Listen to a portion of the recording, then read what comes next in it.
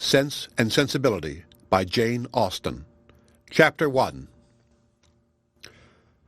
The family of Dashwood had been long settled in Sussex. Their estate was large, and their residence was at Norwood Park in the centre of the property, where for many generations they had lived in so respectable a manner as to engage the general good opinion of their surrounding acquaintance.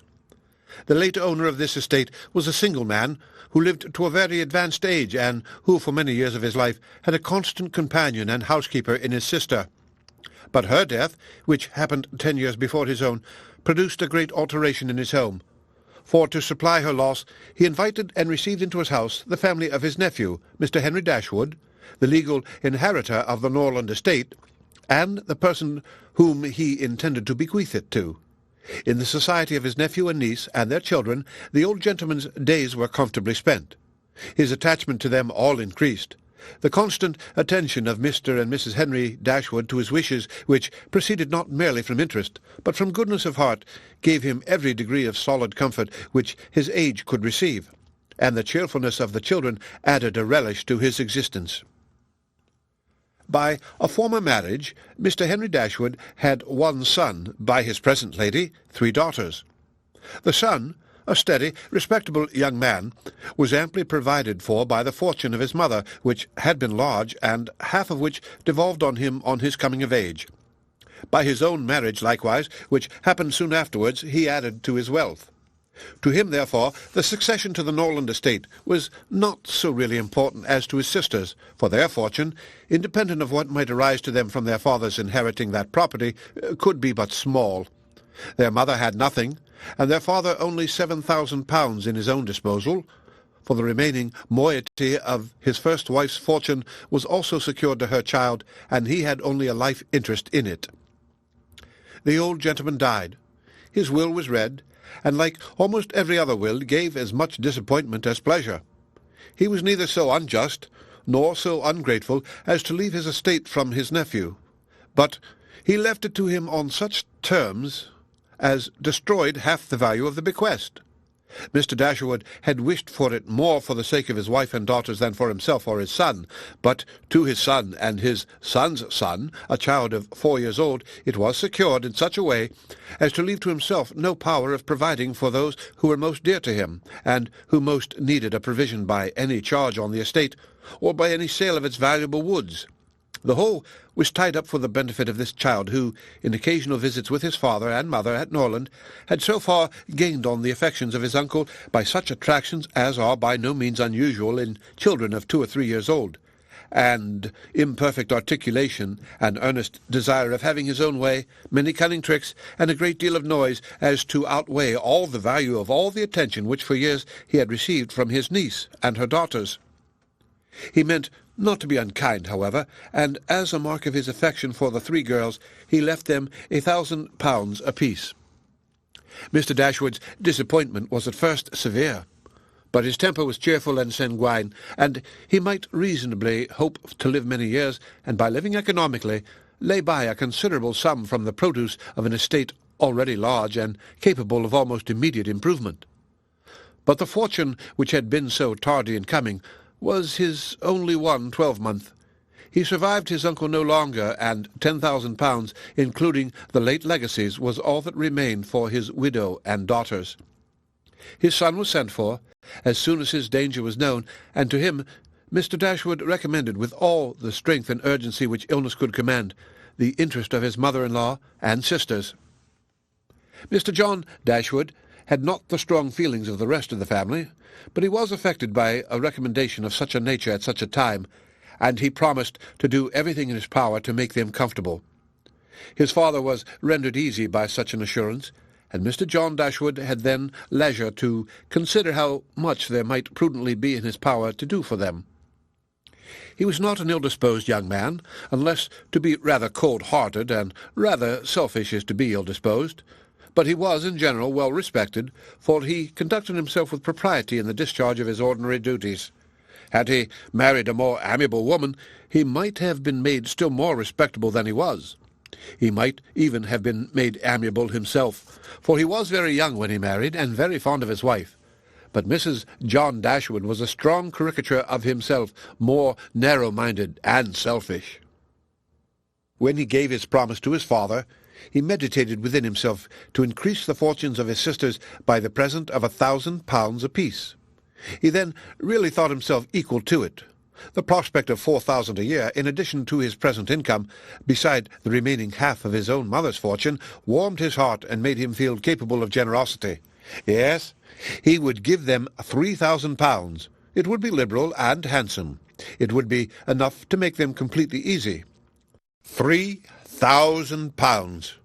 He could spare so considerable a sum with little inconvenience. He thought of it all day long, and for many days successively, and he did not repent. No sooner was his father's funeral over than Mrs. John Dashwood, without sending any notice of her intention to her mother-in-law, arrived with her child and their attendants. No one could dispute her right to come. The house was her husband's from the moment of his father's decease, but the indelicacy of her conduct was so much the greater, and to a woman in Mrs. Dashwood's situation, with only common feelings, must have been highly unpleasing. But in her mind there was a sense of honour so keen, a generosity so romantic, that any offence of the kind by whomsoever given or received was to her a source of immovable disgust. Mrs. John Dashwood had never been a favourite with any of her husband's family, but she had had no opportunity till the present of shewing them with how little attention to the comfort of other people she could act when occasion required it.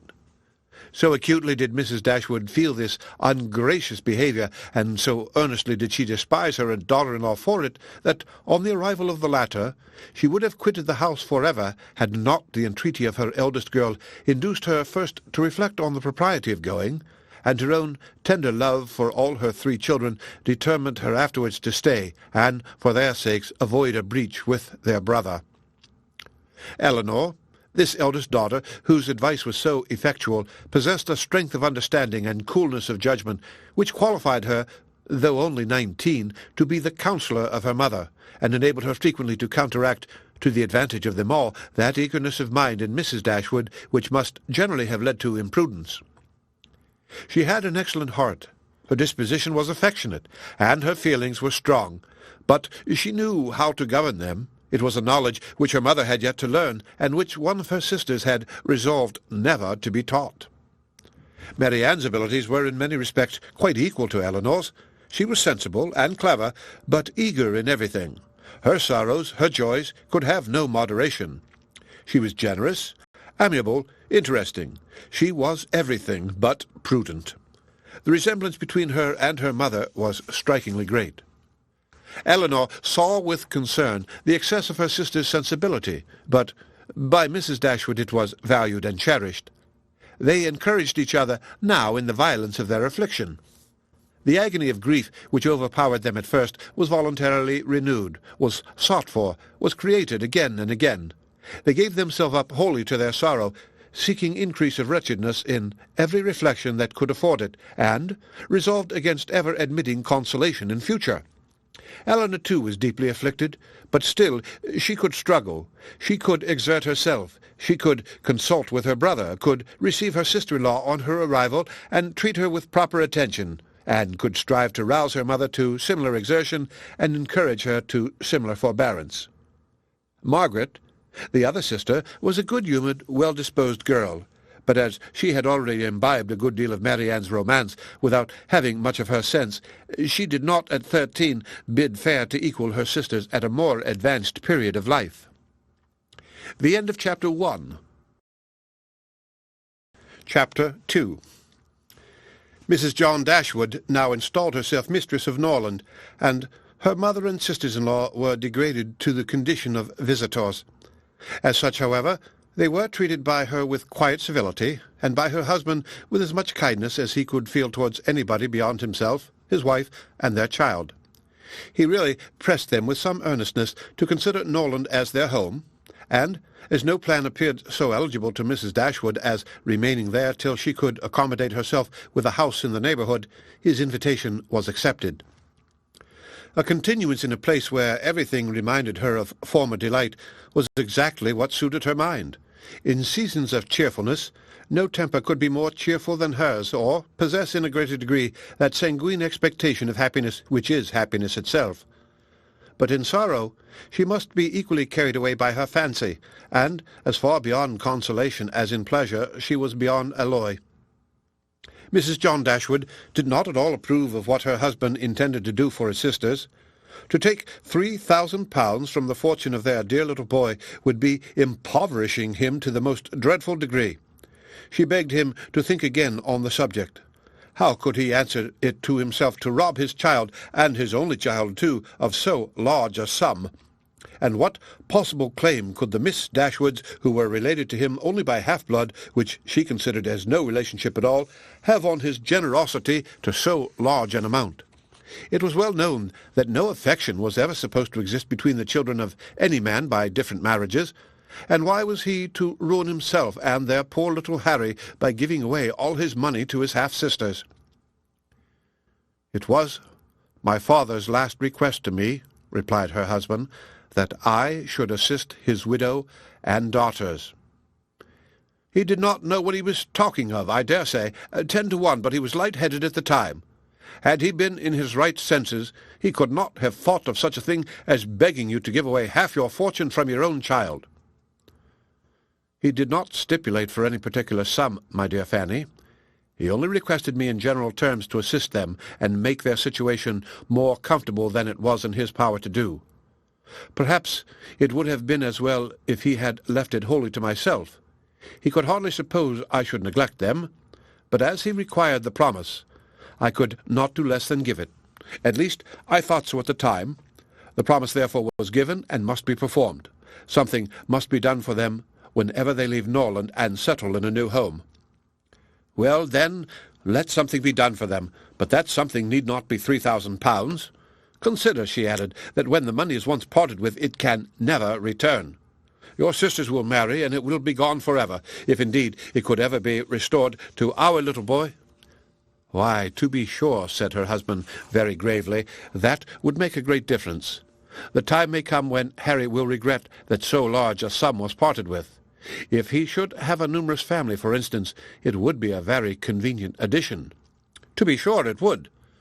"Perhaps, then, it would be better for all parties if the sum were diminished one-half. £500 would be a prodigious increase to their fortunes." "Oh, beyond anything great. What brother on earth would do half so much for his sisters, even if really his sisters, and, as it is, only half-blood? But you have such a generous spirit." "I would not wish to do anything mean," he replied.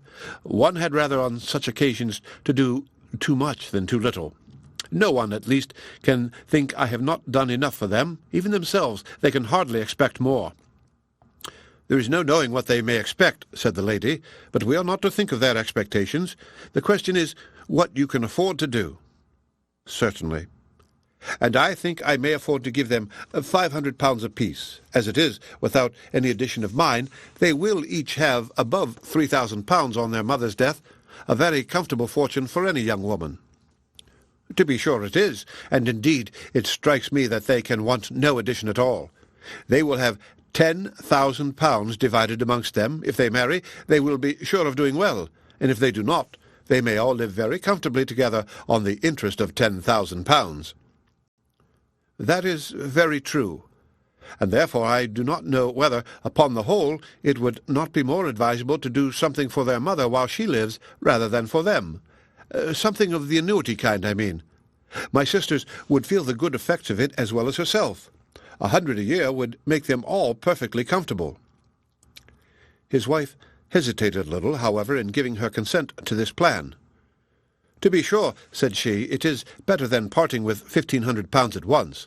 But then, if Mrs. Dashwood should live 15 years, we shall be completely taken in."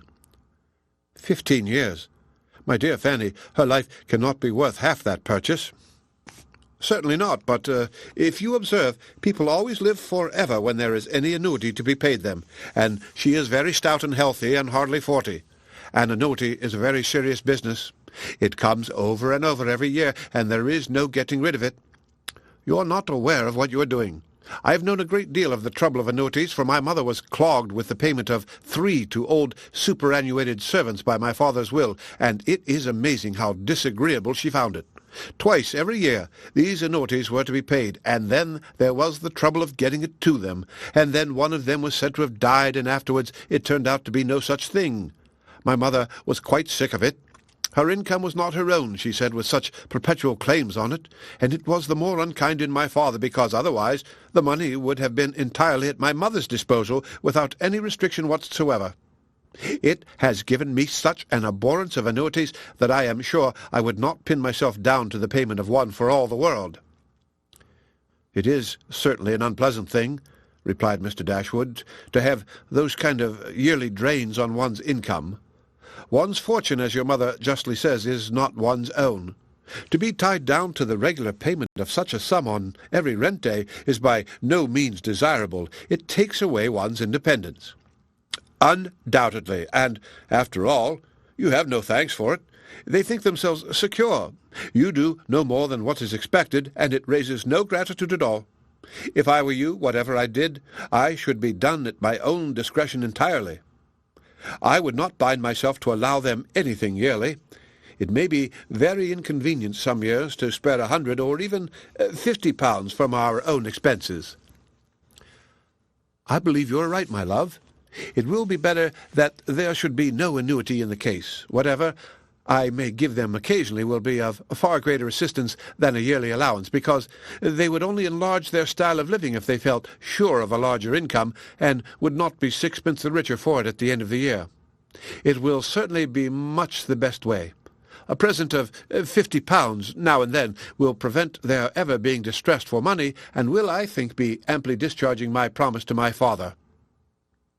"To be sure it will. Indeed, to say the truth, I am convinced within myself that your father had no idea of your giving them any money at all. The assistance he thought of, I dare say, was only such as might be reasonably expected of you. For instance, such as looking out for a comfortable small house for them, helping them to move their things, and sending them presents of fish and game and so forth whenever they are in season. I'll lay my life that he meant nothing farther. Indeed, it would be very strange and unreasonable if he did.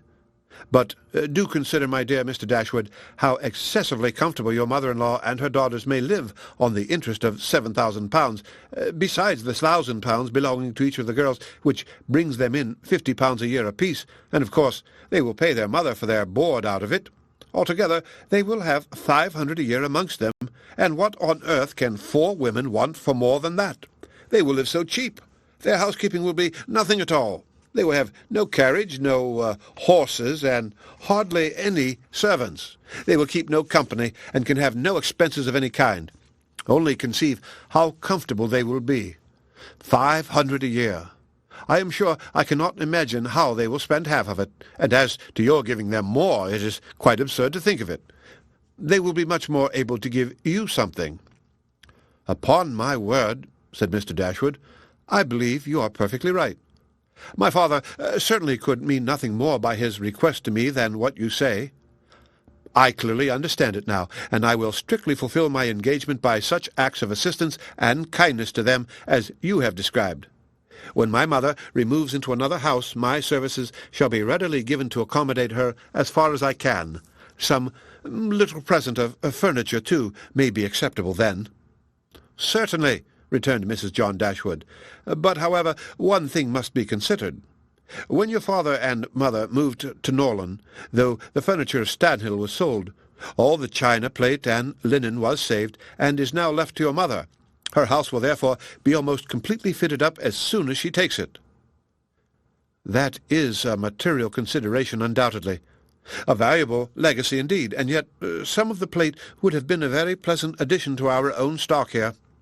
"Yes, and the set of breakfast china is twice as handsome as what belongs to this house. A great deal too handsome, in my opinion, for any place they can ever afford to live in. But, however, so it is. Your father thought only of them, and I must say this, that you owe no particular gratitude to him, nor attention to his wishes, for we very well know that if he could, he would have left almost everything in the world to them." This argument was irresistible.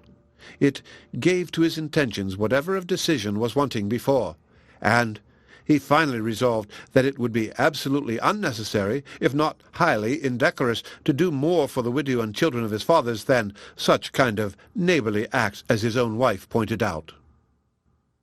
The end of Chapter 2. Chapter 3.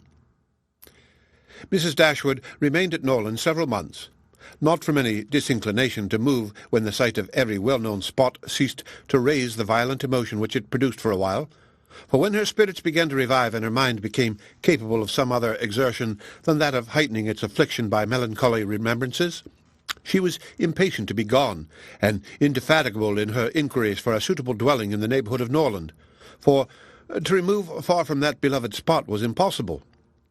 But she could hear of no situation that at once answered her notions of comfort and ease, and suited the prudence of her eldest daughter, whose steadier judgment rejected several houses as too large for their income, which her mother would have approved. Mrs. Dashwood had been informed by her husband of the solemn promise on the part of his son in their favour, which gave comfort to his last earthly reflections. She doubted the sincerity of this assurance no more than he had doubted it himself, and she thought of it for her daughter's sake with satisfaction, though, as for herself, she was persuaded that a much smaller provision than £7,000 would support her in affluence. For their brother's sake, too, for the sake of his own heart, she rejoiced, and she reproached herself for being unjust to his merit before in believing him incapable of generosity. His attentive behaviour to herself and his sisters convinced her that their welfare was dear to him, and for a long time she firmly relied on the liberality of his intentions. The contempt which she had very early in their acquaintance felt for her daughter-in-law was very much increased by the farther knowledge of her character which half a year's residence in her family afforded, and perhaps, in spite of every consideration of politeness or maternal affection on the side of the former, the two ladies might have found it impossible to have lived together so long, had not a particular circumstance occurred to give still greater eligibility, according to the opinions of Mrs. Dashwood, to her daughter's continuance at Norland. This circumstance was a growing attachment between her eldest girl and the brother of Mrs. John Dashwood, a gentlemanlike and pleasing young man who was introduced to their acquaintance soon after his sister's establishment at Norland, and who had since spent the greatest part of his time there. Some mothers might have encouraged the intimacy from motives of interest, for Edward Ferrars was the eldest son of a man who had died very rich, and some might have repressed it from motives of prudence, for, except a trifling sum, the whole of his fortune depended on the will of his mother. But Mrs. Dashwood was alike uninfluenced by either consideration. It was enough for her that he appeared to be amiable, that he loved her daughter, and that Elinor returned the partiality. It was contrary to every doctrine of hers that difference of fortune should keep any couple asunder who were attracted by resemblance of disposition, and that Elinor's merit should not be acknowledged by every one who knew her was, to her comprehension, impossible. Edward Ferrars was not recommended to their good opinion by any peculiar graces of person or address. He was not handsome, and his manners required intimacy to make them pleasing. He was too diffident to do justice to himself, but when his natural shyness was overcome, his behaviour gave every indication of an open, affectionate heart.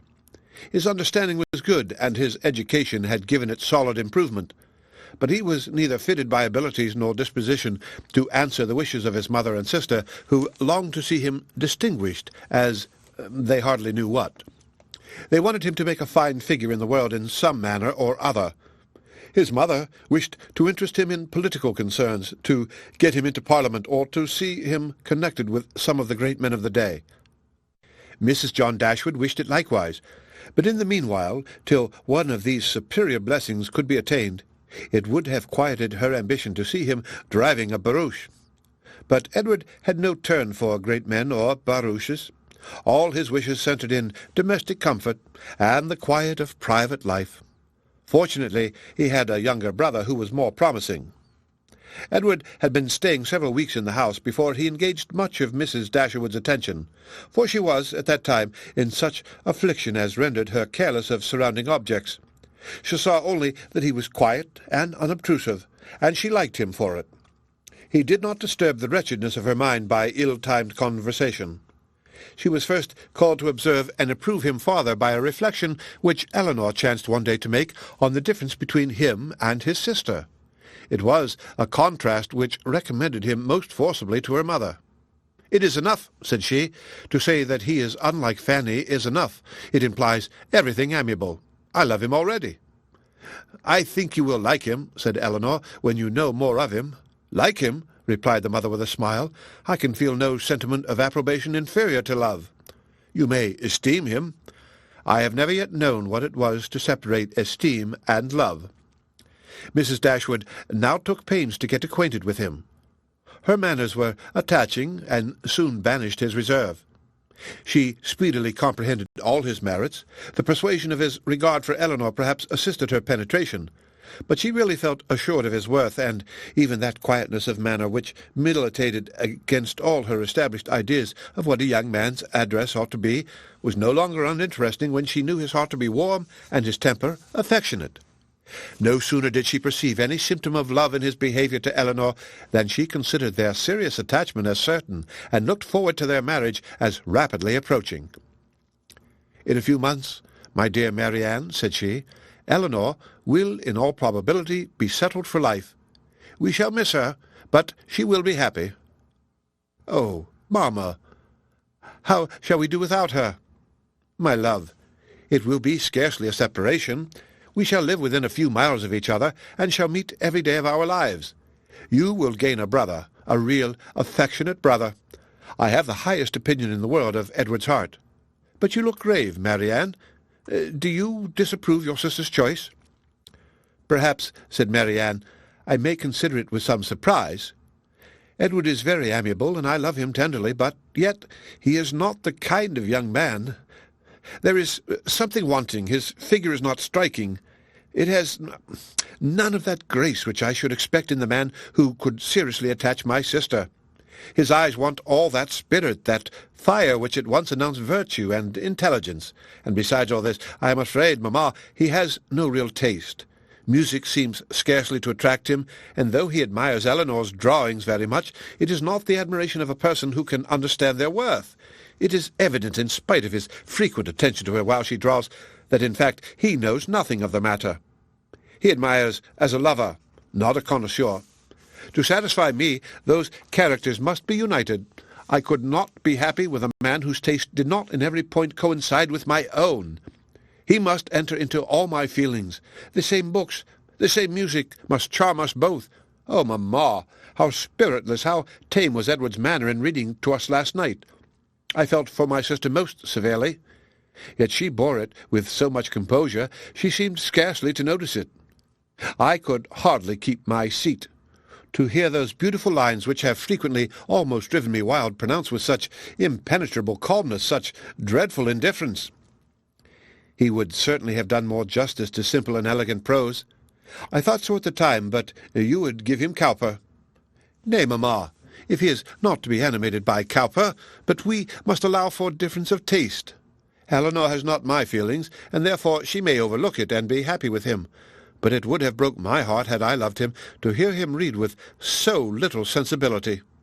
Mamma, the more I know of the world, the more am I convinced that I shall never see a man whom I can really love. I require so much. He must have all Edward's virtues, and his person and manners must ornament his goodness with every possible charm. Remember, my love, that you are not 17. It is yet too early in life to despair of such happiness. Why should you be less fortunate than your mother? In one circumstance only, my Marianne, may your destiny be different from hers. The end of Chapter 3. Chapter 4. What a pity it is, Elinor, said Marianne, that Edward should have no taste for drawing. No taste for drawing, replied Elinor. Why should you think so? He does not draw himself, indeed, but he has great pleasure in seeing the performance of other people, and I assure you he is by no means deficient in natural taste, though he has not had opportunities of improving it. Had he ever been in the way of learning, I think he would have drawn very well. He distrusts his own judgment in such matters so much that he is always unwilling to give his opinions on any picture, but he has an innate propriety and simplicity of taste which in general direct him perfectly right. Marianne was afraid of offending, and said no more on the subject. but the kind of approbation which Elinor described as excited in him by the drawings of other people was very far from that rapturous delight which, in her opinion, could alone be called taste. Yet, though smiling within herself at the mistake, she honoured her sister for that blind partiality to Edward which produced it. "I hope, Marianne," continued Elinor, "you do not consider him as deficient in general taste. Indeed, I think I may say that you cannot, for your behaviour to him is perfectly cordial, and if that were your opinion, I am sure you could never be civil to him." Marianne hardly knew what to say. She would not wound the feelings of her sister on any account, and yet to say what she did not believe was impossible. At length she replied, "Do not be offended, Elinor, if my praise of him is not in everything equal to your sense of his merits. I have not had so many opportunities of estimating the minuter propensities of his mind, his inclinations and tastes, as you have, but I have the highest opinion in the world of his goodness and sense. I think him everything that is worthy and amiable." "I am sure," replied Elinor with a smile, "that his dearest friends could not be dissatisfied with such commendation as that. I do not perceive how you could express yourself more warmly." Marianne was rejoiced to find her sister so easily pleased. "Of his sense and his goodness," continued Elinor, "no one can, I think, be in doubt who has seen him often enough to engage him in unreserved conversation. The excellence of his understanding and his principles can be concealed only by that shyness which too often keeps him silent. You know enough of him to do justice to his solid worth, but of his minuter propensities, as you call them, you have from peculiar circumstances been kept more ignorant than myself. He and I have been at times thrown a good deal together, while you have been wholly engrossed on the most affectionate principle by my mother. I have seen a great deal of him, have studied his sentiments, and heard his opinion on subjects of literature and taste, and upon the whole I venture to pronounce that his mind is well informed, his enjoyment of books exceedingly great, his imagination lively, his observation just and correct, and his taste delicate and pure.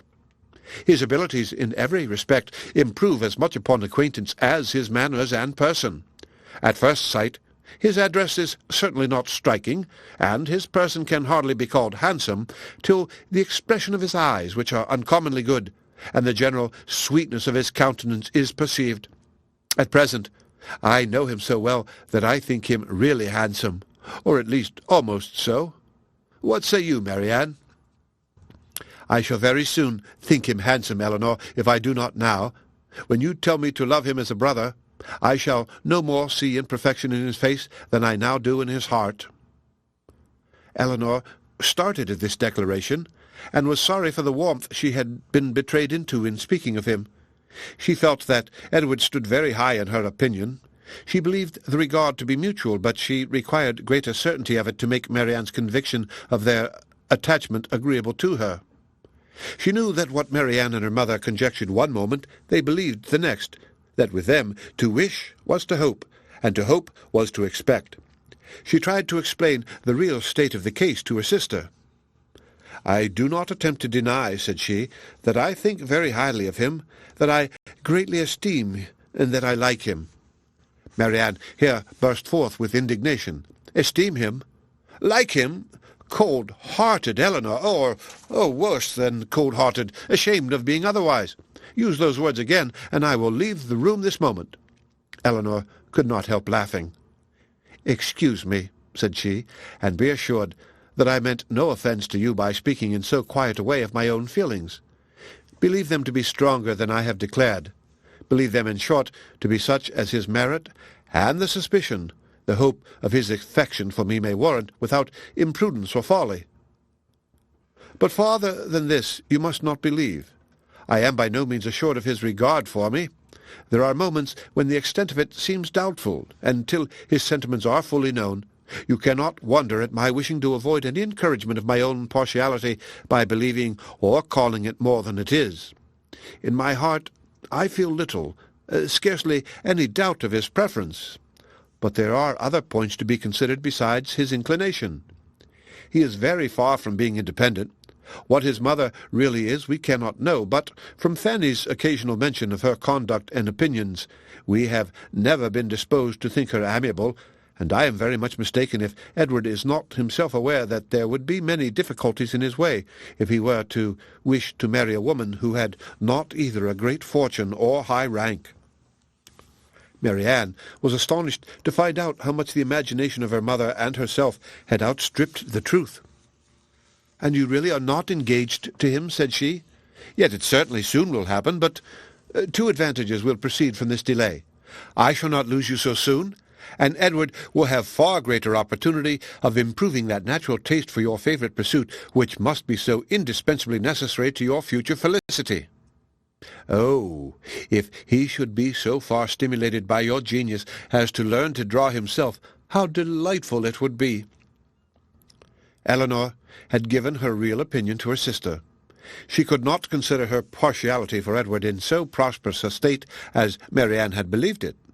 There was, at times, a want of spirits about him which, if it did not denote indifference, spoke of something almost as unpromising.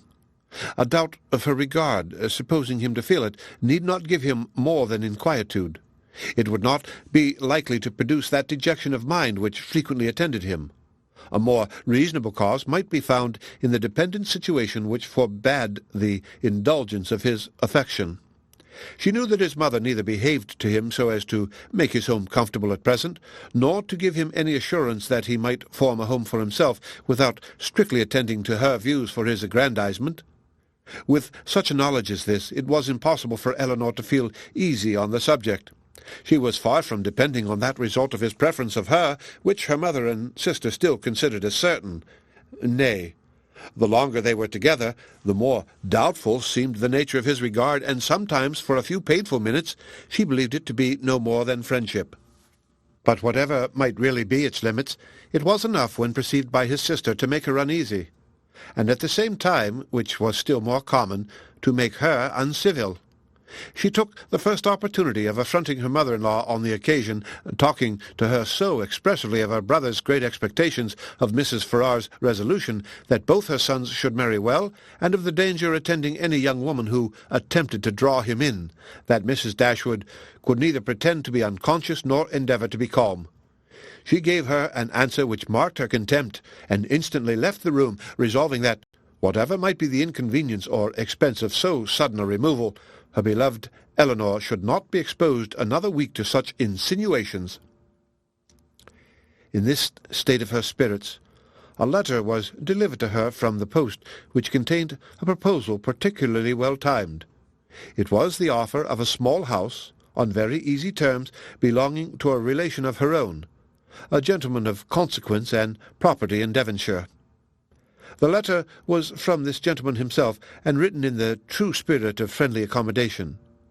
He understood that she was in need of a dwelling, and, though the house he now offered her was merely a cottage, he assured her that everything should be done to it which she might think necessary if the situation pleased her. He earnestly pressed her, after giving the particulars of the house and garden, to come with her daughters to Barton Park, the place of his own residence, from whence she might judge herself whether Barton Cottage, for the houses were in the same parish, could be, by any alteration, be made comfortable to her. He seemed really anxious to accommodate them, and the whole of his letter was written in so friendly a style as could not fail of giving pleasure to his cousin, more especially at a moment when she was suffering under the cold and unfeeling behaviour of her nearer connections. She needed no time for deliberation or inquiry. Her resolution was formed as she read. The situation of Barton, in a county so far distant from Sussex as Devonshire, which, but a few hours before, would have been a sufficient objection to outweigh every possible advantage belonging to the place, was now its first recommendation. To quit the neighbourhood of Norland was no longer an evil, it was an object of desire. It was a blessing in comparison of the misery of continuing her daughter-in-law's guest, and to remove for ever from that beloved place would be less painful than to inhabit or visit it while such a woman was its mistress. She instantly wrote Sir John Middleton her acknowledgment of his kindness, and her acceptance of his proposal, and then hastened to shew both her daughters the letter, that she might be secure of their approbation before her answers were sent. Elinor had always thought it would be more prudent for them to settle at some distance from Norland than immediately amongst their present acquaintance. On that head, therefore, it was not for her to oppose her mother's intention of moving into Devonshire. The house, too, as described by Sir John, was on so simple a scale, and the rent so uncommonly moderate, as to leave her no right of objection on either point, and therefore, though it was not a plan which brought any charm to her fancy, though it was a removal from the vicinity of Norland beyond her wishes, she made no attempt to dissuade her mother from sending her letter of acquiescence. The end of Chapter 4. Chapter 5. No sooner was her answer dispatched than Mrs. Dashwood indulged herself in the pleasure of announcing to her son-in-law and his wife that she was provided with a house, and should incommode them no longer than till everything were ready for her inhabiting it. They heard her with surprise. Mrs. John Dashwood said nothing, but her husband civilly hoped that she would not be settled far from Norland. She had great satisfaction in replying that she was going to Devonshire. Edward turned hastily towards her on hearing this, and in a voice of surprise and concern, which required no explanation to her, repeated, "Devonshire? Are you indeed going there? So far from hence? And to what part of it?" She explained the situation. It was within 4 miles northward of Exeter. "It is but a cottage," she continued, "but I hope to see many of my friends in it. A room or two can easily be added, and if my friends find no difficulty in travelling so far to see me, I am sure I will find none in accommodating them." She concluded with a very kind invitation to Mr. and Mrs. John Dashwood to visit her at Barton, and to Edward she gave one with still greater affection. Though her late conversation with her daughter-in-law had made her resolve on remaining at Norland no longer than was unavoidable, it had not produced the smallest effect on her in that point to which it principally tended. To separate Edward and Elinor was as far from being her object as ever, and she wished to show Mrs. John Dashwood by this pointed invitation to her brother how totally she disregarded her disapprobation of the match. Mr. John Dashwood told his mother again and again how exceedingly sorry he was that she had taken a house at such a distance from Norland as to prevent his being of any service to her in removing her furniture. He really felt conscientiously vexed on the occasion, for the very exertion to which he had limited the performance of his promise to his father was by this arrangement rendered impracticable. The furniture was all sent round by water. It chiefly consisted of household linen, plate, china, and books, and with a handsome pianoforte of Marianne's. Mrs. John Dashwood saw the packages depart with a sigh. She could not help feeling it hard that as Mrs. Dashwood's income would be so trifling in comparison with her own, she should have any handsome article of furniture. Mrs. Dashwood took the house for a 12-month. It was ready furnished, and she might have immediate possession. No difficulty arose on either side in the agreement, and she waited only for the disposal of her effects at Norland, and to determine her future household before she set off for the west.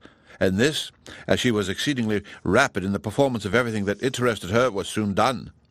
The horses which were left her by her husband had been sold soon after his death, and an opportunity now offering of disposing of her carriage, she agreed to sell that likewise at the earnest advice of her eldest daughter. For the comfort of her children, had she consulted only her own wishes, she would have kept it, but the discretion of Elinor prevailed. Her wisdom, too, limited the number of their servants to 3, 2 maids and a man, with whom they were speedily provided from amongst those who had formed their establishment at Norland. The man and one of the maids were sent off immediately into Devonshire to prepare the house for their mistress's arrival, for as Lady Middleton was entirely unknown to Mrs. Dashwood, she preferred going directly to the cottage to being a visitor at Barton Park, and she relied so undoubtingly on Sir John's description of the house as to feel no curiosity to examine it herself till she entered it as her own. Her eagerness to be gone from Norland was preserved from diminution by the evident satisfaction of her daughter-in-law in the prospect of her removal, a satisfaction which was but feebly attempted to be concealed under a cold invitation to her to defer her departure. Now was the time when her son-in-law's promise to his father might with particular propriety be fulfilled. Since he had neglected to do it on first coming to the estate, their quitting his house might be looked on as the most suitable period for its accomplishment. But Mrs. Dashwood began shortly to give over every hope of the kind, and to be convinced from the general drift of his discourse that his assistance extended no farther than their maintenance for 6 months at Norland. He so frequently talked of the increasing expenses of housekeeping and of the perpetual demands upon his purse which a man of any consequence in the world was beyond calculation exposed to, that he seemed rather to stand in need of more money himself than to have any design of giving money away. In a very few weeks from the day which brought Sir John Middleton's first letter to Norland, everything was so far settled in their future abode as to enable Mrs. Dashwood and her daughters to begin their journey.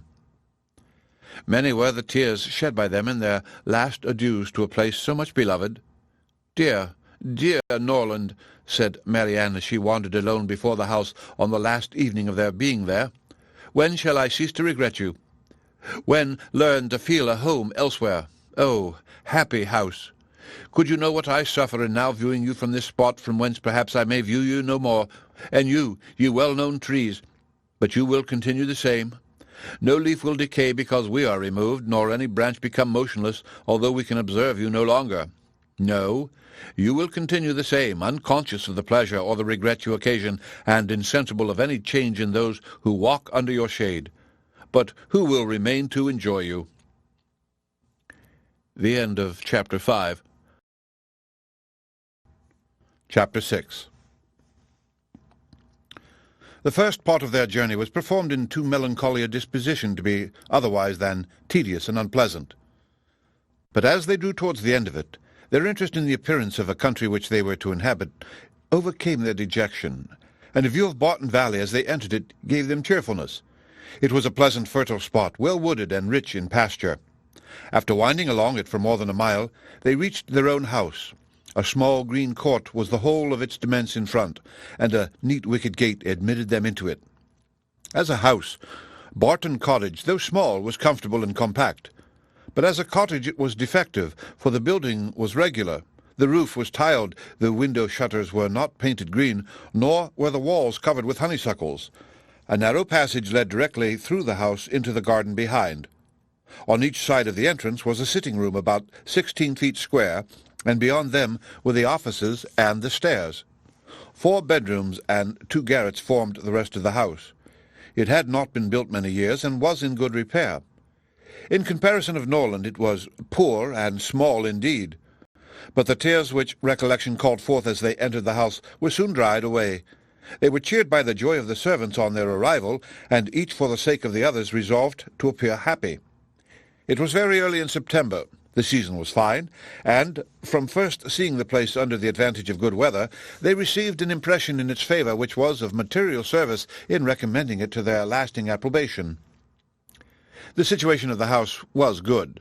High hills rose immediately behind, and at no great distance on each side, some of which were open downs, the others cultivated and woody. The village of Barton was chiefly on one of these hills, and formed a pleasant view from the cottage windows. The prospect in front was more extensive. It commanded the whole of the valley, and reached into the country beyond. The hills which surrounded the cottage terminated the valley in that direction, under another name, and in another course it branched out again between 2 of the steepest of them. With the size and furniture of the house, Mrs. Dashwood was upon the whole well satisfied. For though her former style of life rendered many additions to the latter indispensable, yet to add and improve was a delight to her, and she had at this time ready money enough to supply all that was wanted of greater elegance to the apartments. "As for the house itself, to be sure," said she, "it is too small for our family, but we will make ourselves tolerably comfortable for the present, as it is too late in the year for improvements. Perhaps in the spring, if I have plenty of money, as I dare say I shall, we may think about building. These parlours are both too small for such parties of our friends as I hope to see often collected here, and I have some thoughts of throwing the passage into one of them with perhaps a part of the other, and so leave the remainder of that other for an entrance. This, with a new drawing-room which may be easily added, and a bedchamber and garret above, will make it a very snug little cottage. I could wish the stairs were handsome, but one must not expect everything, though I suppose it would be no difficult matter to widen them. I shall see how much I am beforehand with the world in the spring, and we will plan our improvements accordingly. In the meantime, till all these alterations could be made from the savings of an income of 500 a year by a woman who never saved in her life, they were wise enough to be contented with the house as it was, and each of them was busy in arranging their particular concerns, and endeavouring, by placing around them their books and other possessions, to form themselves a home. Marianne's pianoforte was unpacked and properly disposed of, and Elinor's drawings were affixed to the walls of their sitting-room. In such employments as these they were interrupted soon after breakfast the next day by the entrance of their landlord, who called to welcome them to Barton, and to offer them every accommodation from his own house and garden in which theirs might at present be deficient. Sir John Middleton was a good-looking man, about 40. He had formerly visited at Stanhill, but it was too long ago for his young cousins to remember him. His countenance was thoroughly good-humoured, and his manners were as friendly as the style of his letter. Their arrival seemed to afford him real satisfaction, and their comfort to be an object of real solicitude to him. He said much of his earnest desire of their living in the most sociable terms with his family, and pressed them so cordially to dine at Barton Park every day till they were better settled at home, that, though his entreaties were carried to a point of perseverance beyond civility, they could not give offence. His kindness was not confined to words, for within an hour after he left them, a large basket full of garden stuff and fruit arrived from the park, which was followed before the end of the day by a present of game. He insisted, moreover, on conveying all their letters to and from the post for them, and would not be denied the satisfaction of sending them his newspaper every day. Lady Middleton had sent a very civil message by him, denoting her intention of waiting on Mrs. Dashwood as soon as she could be assured that her visit would be no inconvenience, and as this message was answered by an invitation equally polite, her ladyship was introduced to them the next day. They were, of course, very anxious to see a person on whom so much of their comfort at Barton must depend, and the elegance of her appearance was favourable to their wishes. Lady Middleton was not more than 6 or 7 and 20. Her face was handsome, her figure tall and striking, and her address graceful. Her manners had all the elegance which her husband's wanted, but they would have been improved by some share of his frankness and warmth, and her visit was long enough to detract something from their first admiration by shewing that, though perfectly well-bred, she was reserved, cold, and had nothing to say for herself beyond the most commonplace inquiry or remark. Conversation, however, was not wanted, for Sir John was very chatty, and Lady Middleton had taken the wise precaution of bringing with her their eldest child, a fine little boy about 6 years old, by which means there was one subject always to be recurred to by the ladies in case of extremity, for they had to inquire his name and age, admire his beauty, and ask him questions which his mother answered for him, while he hung about her and held down his head, to the great surprise of her ladyship, who wondered at his being so shy before company, as he could make noise enough at home. On every formal visit, a child ought to be of the party by way of provision for discourse. In the present case, it took up 10 minutes to determine whether the boy were most like his father or mother, and in what particular he resembled either, for of course everybody differed, and everybody was astonished at the opinion of the others. An opportunity was soon to be given to the Dashwoods of debating on the rest of the children, as Sir John would not leave the house without securing their promise of dining at the park the next day. The end of Chapter 6. Chapter 7. Barton Park was about a half-mile from the cottage. The ladies had passed near it in their way along the valley, but it was screened from their view at home by the projection of a hill. The house was large and handsome, and the Middletons lived in a style of equal hospitality and elegance. The former was for Sir John's gratification, the latter for that of his lady. They were scarcely ever without some friend staying with them in the house, and they kept more company of every kind than any other family in the neighbourhood. It was necessary to the happiness of both, for, however dissimilar in temper and outward behaviour, they strongly resembled each other in that total want of talent and taste which confined their employments, unconnected with such as society produced, within a very narrow compass.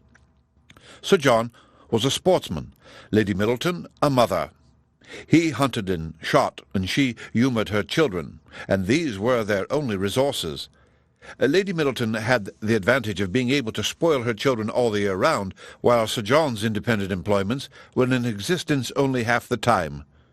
Continual engagements at home and abroad, however, supplied all the deficiencies of nature and education, supported the good spirits of Sir John, and gave exercise to the good breeding of his wife.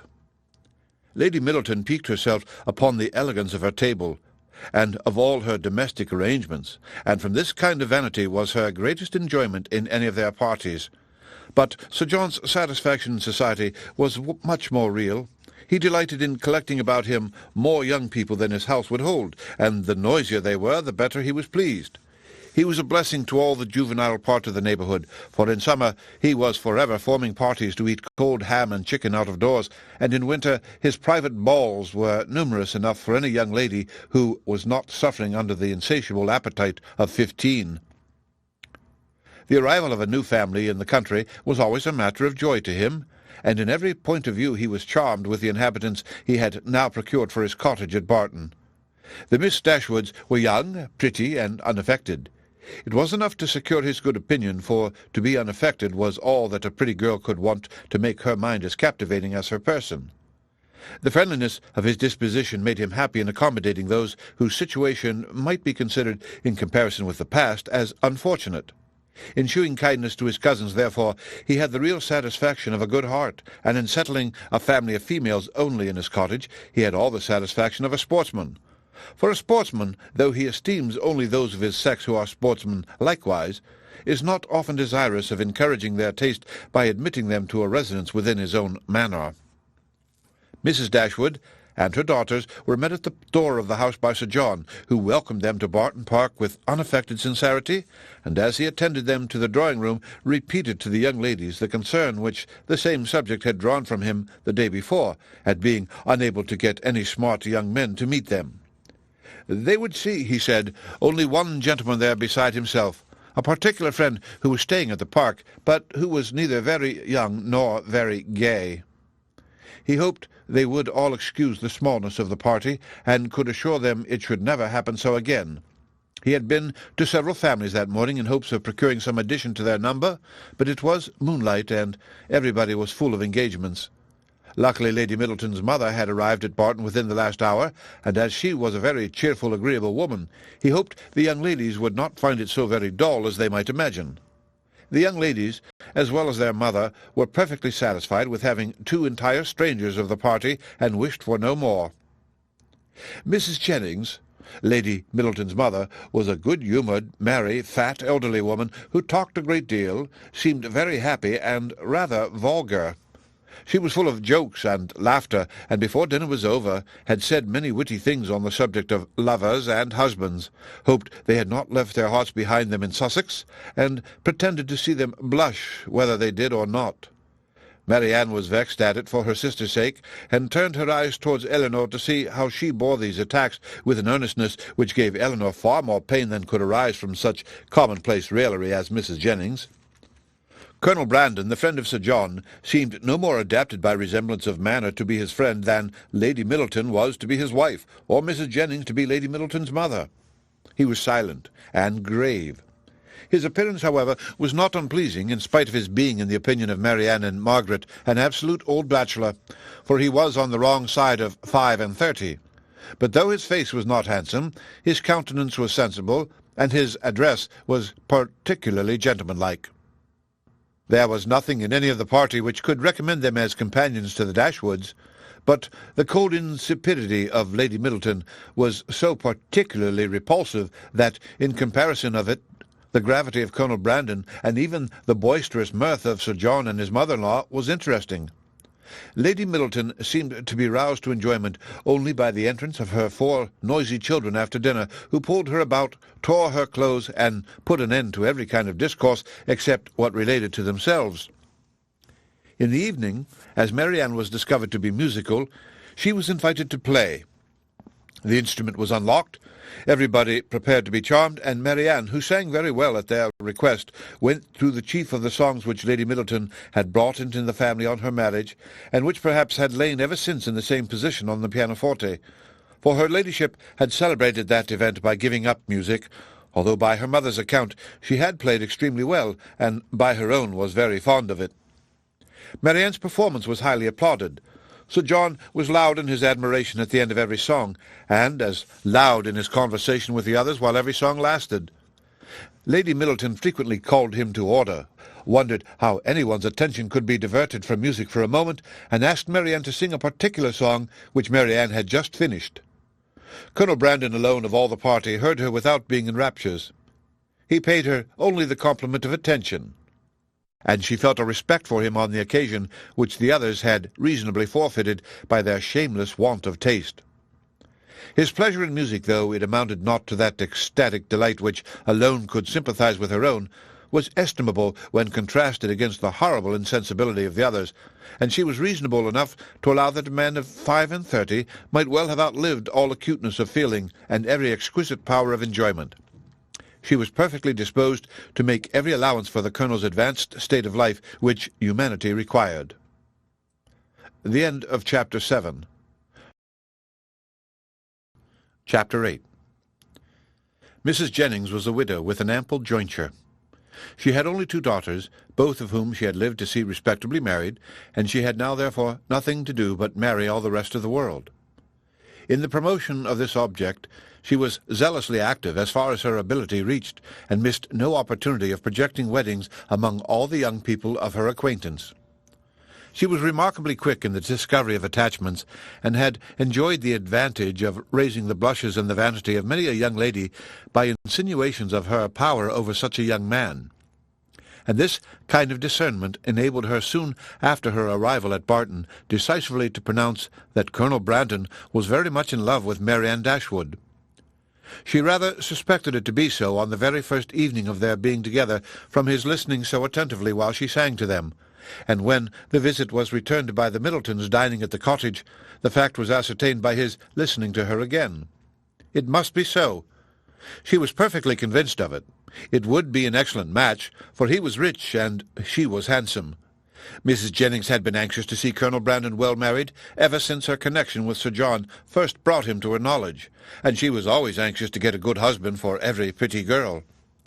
The immediate advantage to herself was by no means inconsiderable, for it supplied her with endless jokes against them both. At the park she laughed at the Colonel, and in the cottage at Marianne. To the former her raillery was probably, as far as it regarded only himself, perfectly indifferent, but to the latter it was at first incomprehensible, and when its object was understood, she hardly knew whether most to laugh at its absurdity or censure its impertinence, for she considered it as unfeeling reflection on the Colonel's advanced years, and on his forlorn condition as an old bachelor.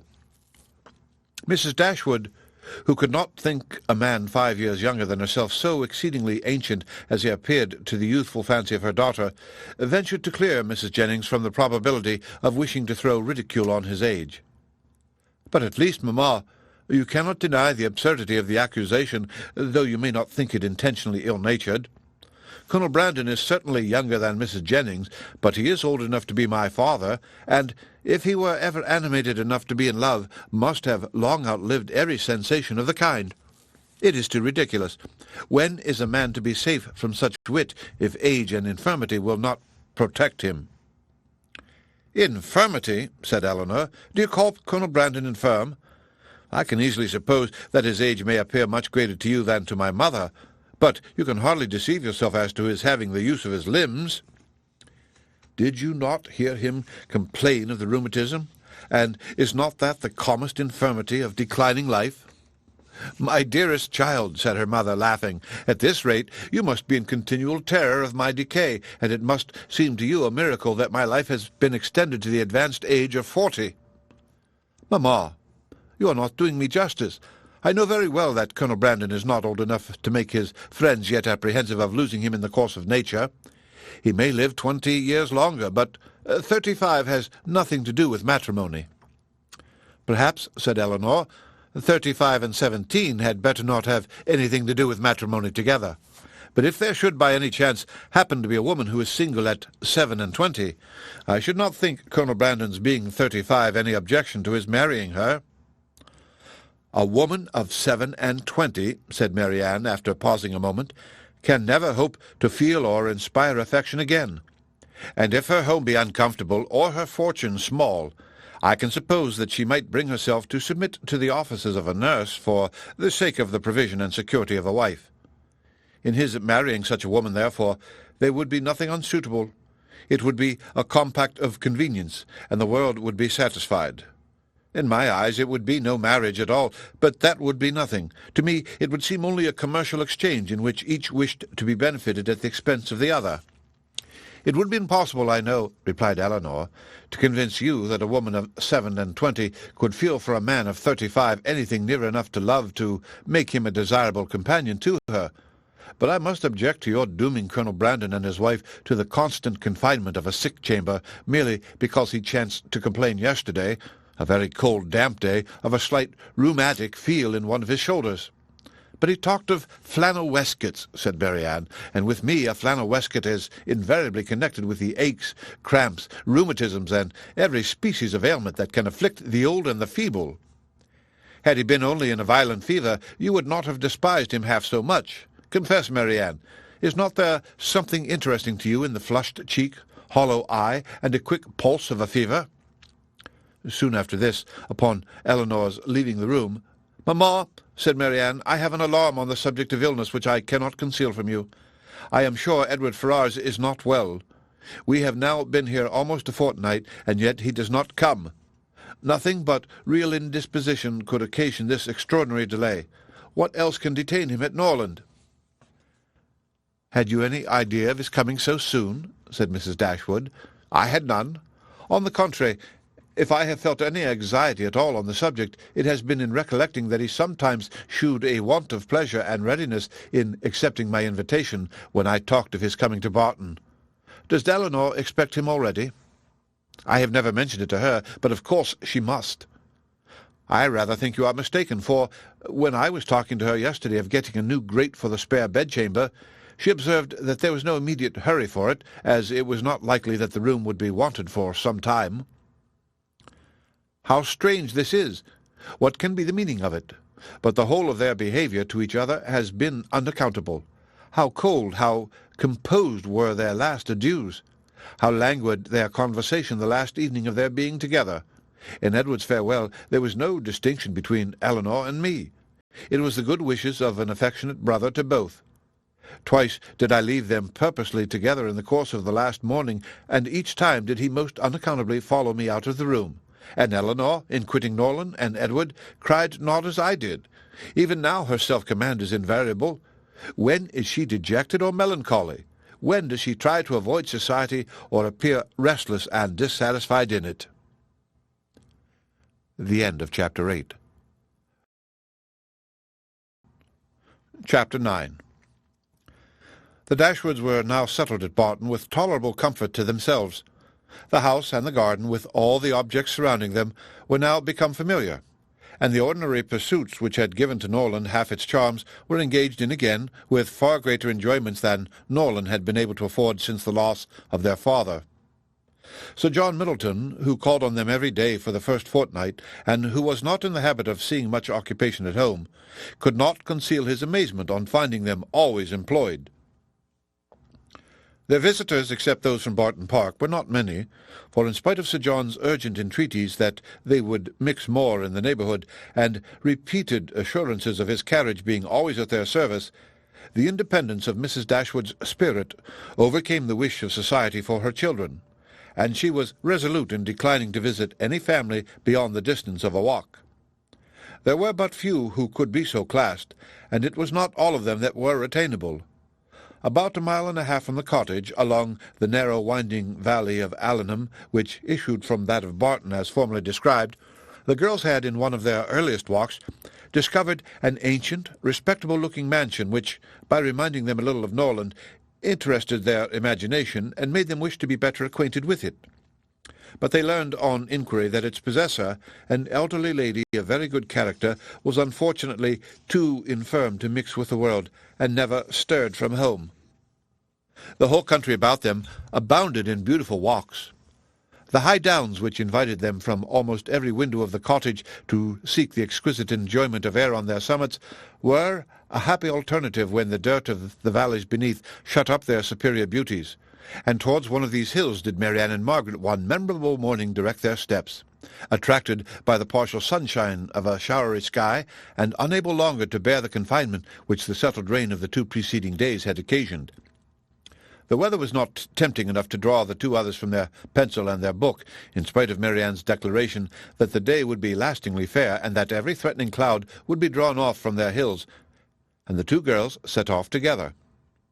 They gaily ascended the downs, rejoicing in their own penetration at every glimpse of blue sky, and when they caught in their faces the animating gales of a high southwesterly wind, they pitied the fears which had prevented their mother and Elinor from sharing such delightful sensations. "Is there a felicity in the world," said Marianne, "superior to this? Margaret, we will walk here at least 2 hours." Margaret agreed, and they pursued their way against the wind, resisting it with laughing delight for about 20 minutes longer, when suddenly the clouds united over their heads, and a driving rain set full in their face. Chagrined and surprised, they were obliged, though unwillingly, to turn back, for no shelter was nearer than their own house. One consolation, however, remained for them, to which the exigence of the moment gave more than usual propriety.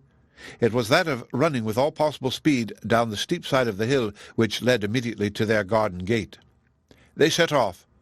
Marianne had at first the advantage, but a false step brought her suddenly to the ground, and Margaret, unable to stop herself to assist her, was involuntarily hurried along, and reached the bottom in safety. A gentleman carrying a gun, with 2 pointers playing round him, was passing up the hill and within a few yards of Marianne when her accident happened. He put down his gun and ran to her assistance. She had raised herself from the ground, but her foot had been twisted in the fall, and she was scarcely able to stand. The gentleman offered his services, and perceiving that her modesty declined what her situation rendered necessary, took her up in his arms without further delay, and carried her down the hill. Then, passing through the garden, the gate of which had been left open by Margaret, he bore her directly into the house whither Margaret had just arrived, and quitted not his hold till he had seated her in a chair in the parlour. Elinor and her mother rose up in amazement at their entrance, and while the eyes of both were fixed on him with an evident wonder and a secret admiration which equally sprung from his appearance, he apologized for his intrusion by relating its cause in a manner so frank and so graceful that his person, which was uncommonly handsome, received additional charms from his voice and expression. Had he been even old, ugly, and vulgar, the gratitude and kindness of Mrs. Dashwood would have been secured by any act of attention to her child. But the influence of youth, beauty, and elegance gave an interest to the action which came home to her feelings. She thanked him again and again, and with a sweetness of address which always attended her, invited him to be seated. But this he declined, as he was dirty and wet. Mrs. Dashwood then begged to know to whom she was obliged. His name, he replied, was Willoughby, and his present home was at Allenham, from whence he hoped she would allow him the honour of calling tomorrow to inquire after Miss Dashwood. The honour was readily granted, and he then departed to make himself still more interesting in the midst of a heavy rain. His manly beauty and more than common gracefulness were instantly the theme of general admiration, and the laugh which his gallantry raised against Marianne received particular spirit from his exterior attractions. Marianne herself had seen less of his person than the rest, for the confusion which crimsoned over her face on his lifting her up had robbed her of the power of regarding him after entering their house.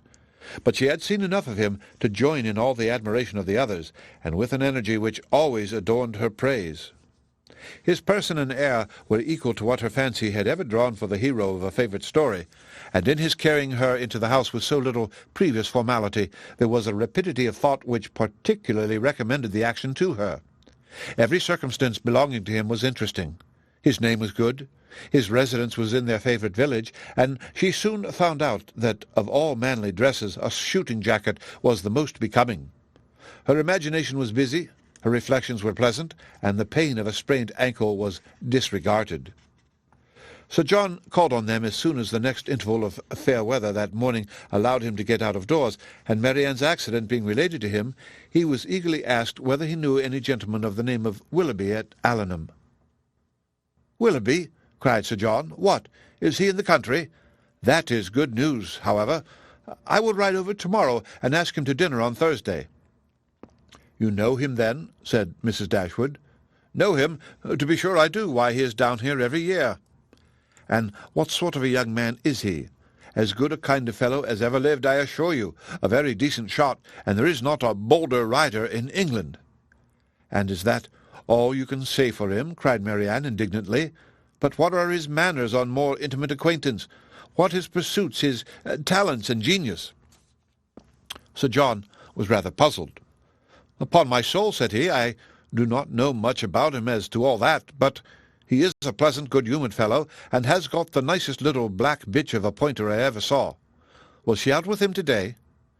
But Marianne could no more satisfy him as to the colour of Mr. Willoughby's pointer than he could describe to her the shades of his mind. "But who is he?" said Elinor. "Where does he come from? Has he a house at Allenham?" On this point Sir John could give more certain intelligence, and he told them that Mr. Willoughby had no property of his own in the country, that he resided there only while he was visiting the old lady at Allenham Court, to whom he was related, and whose possessions he was to inherit, adding, Yes, he is very well worth catching, I can tell you, Miss Dashwood. He has a pretty little estate of his own in Somersetshire besides, and if I were you I would not give him up to my younger sister, in spite of all this tumbling down hills. Miss Marianne must not expect to have all the men to herself. Brandon will be jealous if she does not take care." "I do not believe," said Mrs. Dashwood, with a good-humoured smile, "that Mr. Willoughby will be incommoded by the attempts of either of my daughters towards what you call catching him. It is not very an employment to which they have been brought up. Men are very safe with us, let them be ever so rich. I am glad to find, however, from what you say, that he is a respectable young man, and one whose acquaintance will not be ineligible." "He is as good a sort of fellow, I believe, as ever lived," repeated Sir John. "I remember last Christmas at a little hop at the park, he danced from 8 o'clock till 4, without once sitting down." "Did he indeed?" cried Marianne, with sparkling eyes. "And with elegance, with spirit?" "Yes, and he was up again at 8 to ride to covert." "That is what I like. That is what a young man ought to be. Whatever be his pursuits, his eagerness in them should know no moderation, and leave him no sense of fatigue." "Aye, I see how it will be," said Sir John. "I see how it will be. You will be setting your cap at him now, and never think of poor Brandon." "That is an expression, Sir John," said Marianne warmly, "which I particularly dislike. I abhor every commonplace phrase by which wit is intended, and setting one's cap at a man, or making a conquest, are the most odious of all. Their tendency is gross and illiberal, and if their construction could ever be deemed clever, time has long ago destroyed all its ingenuity." Sir John did not much understand this reproof, but he laughed as heartily as if he did, and then replied, "Aye, you will make conquests enough, I dare say, one way or other. Poor Brandon, he is quite smitten already, and he is very well worth setting your cap at, I can tell you, in spite of all this tumbling about and spraining of ankles." The end of Chapter 9. Chapter 10. Marianne's preserver, as Margaret, with more elegance than precision, styled Willoughby, called at the cottage early the next morning to make his personal inquiries. He was received by Mrs. Dashwood with more than politeness, with a kindness which Sir John's account of him and her own gratitude prompted, and everything that passed during the visit tended to assure him of the sense, elegance, mutual affection, and domestic comfort of the family to whom accident had now introduced him. Of their personal charms he had not required a second interview to be convinced. Miss Dashwood had a delicate complexion, regular features, and a remarkably pretty figure. Marianne was still handsomer. Her form, though not so correct as her sister's in having the advantage of height, was more striking, and her face was so lovely that, when in the common cant of praise she was called a beautiful girl, truth was less violently outraged than usually happens. Her skin was very brown, but from its transparency her complexion was uncommonly brilliant. Her features were all good, her smile was sweet and attractive, and in her eyes, which were very dark, there was a life, a spirit, an eagerness which could hardly be seen without delight. From Willoughby their expression was at first held back by the embarrassment which the remembrance of his assistance created. But when this passed away, when her spirits became collected, when she saw that to the perfect good breeding of the gentleman he united frankness and vivacity, and above all, when she heard him declare that of music and dancing he was passionately fond, she gave him such a look of approbation as secured the largest share of his discourse to herself for the rest of his stay. It was only necessary to mention any favourite amusement to engage her to talk. She could not be silent when such points were introduced, and she had neither shyness nor reserve in their discussion. They speedily discovered that their enjoyment of dancing and music was mutual, and that it arose from a general conformity of judgment in all that related to either. Encouraged by this to a further examination of his opinions, she proceeded to question him on the subject of books. Her favourite authors were brought forward, and dwelt upon with so rapturous a delight that any young man of 25 must have been insensible indeed not to become an immediate convert to the excellence of such works, however disregarded before. Their taste was strikingly alike. The same books, the same passages were idolized by each, or, if any difference appeared, any objection arose, it lasted no longer than till the force of her arguments and the brightness of her eyes could be displayed. He acquiesced in all her decisions, caught all her enthusiasm, and, long before his visit concluded, they conversed with the familiarity of a long-established acquaintance. "Well, Marianne," said Elinor, as soon as he had left them, "for one morning I think you have done pretty well. You have already ascertained Mr. Willoughby's opinion in almost every matter of importance. You know what he thinks of Cowper and Scott. You are certain of his estimating their beauties as he ought, and you have received every assurance of his admiring Pope no more than is proper. But how is your acquaintance to be long supported under such extraordinary dispatch of every subject for discourse? You will soon have exhausted each favourite topic. Another meeting will suffice to explain his sentiments on picturesque beauty and second marriages, and then you can have nothing farther to ask." "Elinor," cried Marianne, "is this fair? Is this just? Are my ideas so scanty? But I see what you mean. I have been too much at my ease, too happy, too frank. I have erred against every commonplace notion of decorum. I have been open and sincere where I ought to have been reserved, spiritless, dull, and deceitful. Had I talked only of the weather and the roads, and I had spoken only once in 10 minutes, this reproach would have been spared." "My love," said her mother, "you must not be offended with Elinor. She was only in jest. I should scold her myself if she were capable of wishing to check the delight of your conversation with our new friend." Marianne was softened in a moment. Willoughby, on his side, gave every proof of his pleasure in their acquaintance which an evident wish of improving it could offer. He came to them every day. To inquire after Marianne was at first his excuse, but the encouragement of his reception, to which every day gave greater kindness, made such an excuse unnecessary before it had ceased to be possible by Marianne's perfect recovery. She was confined for some days to the house, but never had any confinement been less irksome. Willoughby was a young man of good abilities, quick imagination, lively spirits, and open, affectionate manners. He was exactly formed to engage Marianne's heart, for, with all this, he joined not only a captivating person, but a natural ardour of mind, which was now roused and increased by the example of her own, and which recommended him to her affection beyond everything else. His society became gradually her most exquisite enjoyment. They read, they talked, they sang together.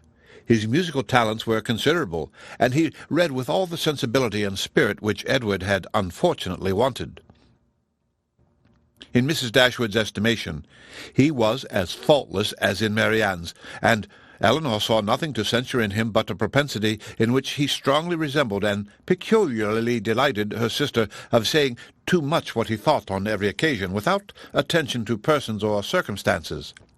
In hastily forming and giving his opinion of other people, in sacrificing general politeness to the enjoyment of undivided attention where his heart was engaged, and in slighting too easily the forms of worldly propriety, he displayed a want of caution which Elinor could not approve, in spite of all that he and Marianne could say in its support. Marianne began now to perceive that the desperation which had seized her at 16 1/2 of ever seeing a man who could satisfy her ideas of perfection had been rash and unjustifiable. Willoughby was all that her fancy had delineated in that unhappy hour, and in every brighter period as capable of attaching her, and his behaviour declared his wishes to be in that respect as earnest as his abilities were strong. Her mother, too, in whose mind not one speculative thought of their marriage had been raised by his prospect of riches, was led before the end of a week to hope and expect it, and secretly to congratulate herself on having gained 2 such sons-in-law as Edward and Willoughby. Colonel Brandon's partiality for Marianne, which had so early been discovered by his friends, now first became perceptible to Elinor when it ceased to be noticed by them. Their attention and wit were drawn off to his more fortunate rival, and the raillery which the other had incurred before any partiality arose was removed when his feelings began really to call for the ridicule so justly annexed to sensibility. Elinor was obliged, though unwillingly, to believe that the sentiments which Mr. Jennings had assigned him for her own satisfaction were now actually excited by her sister, and that however a general resemblance of disposition between the parties might forward the affection of Mr. Willoughby, an equally striking opposition of character was no hindrance to the regard of Colonel Brandon. She sought with concern, for what could a silent man of 35 hope when opposed by a very lively one of 25? And as she could not even wish him successful, she heartily wished him indifferent. She liked him. In spite of his gravity and reserve, she beheld in him an object of interest.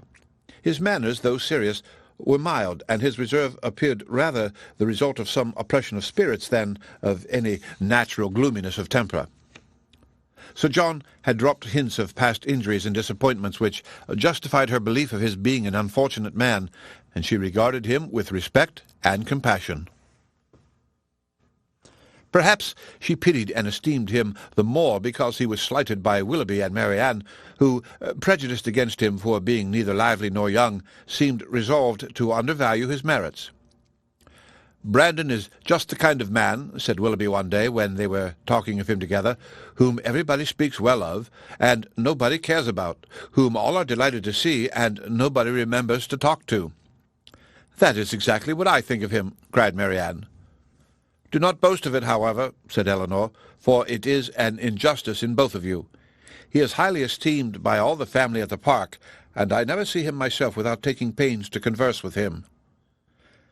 "That he is patronized by you," replied Willoughby, "is certainly in his favour.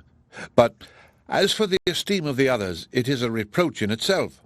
Who would submit to the indignity of being approved by such women as Lady Middleton and Mrs. Jennings that could command the indifference of anybody else? But perhaps the abuse of such people as yourself and Marianne would make amends for the regard of Lady Middleton and her mother. If their praise is censure, your censure must be praise, for they are not more undiscerning than you are prejudiced and unjust." "In defence of your protégé, you can even be saucy." "My protégé, as you call him, is a sensible man, and sense will always have attraction for me. Yes, Marianne, even in a man between 30 and 40. He has seen a great deal of the world, has been abroad, has read, and has a thinking mind. I have found him capable of giving me much information on various subjects, and he has always answered my inquiries with the readiness of good breeding and good nature." "That is to say," cried Marianne contemptuously, "he has told you that in the East Indies the climate is hot, and the mosquitoes are troublesome." "He would have told me so, I doubt not, had I made any such inquiries, but they happen to be points on which I had been previously informed." "Perhaps," said Willoughby, "his observations may have extended to the existence of nabobs, gold Moors, and palanquins." "I may venture to say that his observations have stretched much farther than your candour. But why should you dislike him?" "I do not dislike him. I consider him, on the contrary, as a very respectable man, who has everybody's good word and nobody's notice, who has more money than he can spend, more time than he knows how to employ, and 2 new coats every year." "Add to which," cried Marianne, "that he has neither genius, taste, nor spirit, that his understanding has no brilliancy, his feelings no ardour, and his voice no expression." "You decide on his imperfections so much in the mass," replied Elinor, "and so much on the strength of your own imagination, that the commendation I am able to give him is comparatively cold and insipid. I can only pronounce him to be a sensible man, well-bred, well-informed, of gentle address, and, I believe, possessing an amiable heart." "Miss Dashwood," cried Willoughby, "you are now using me unkindly. You are endeavouring to disarm me by reason, and to convince me against my will, but it will not do.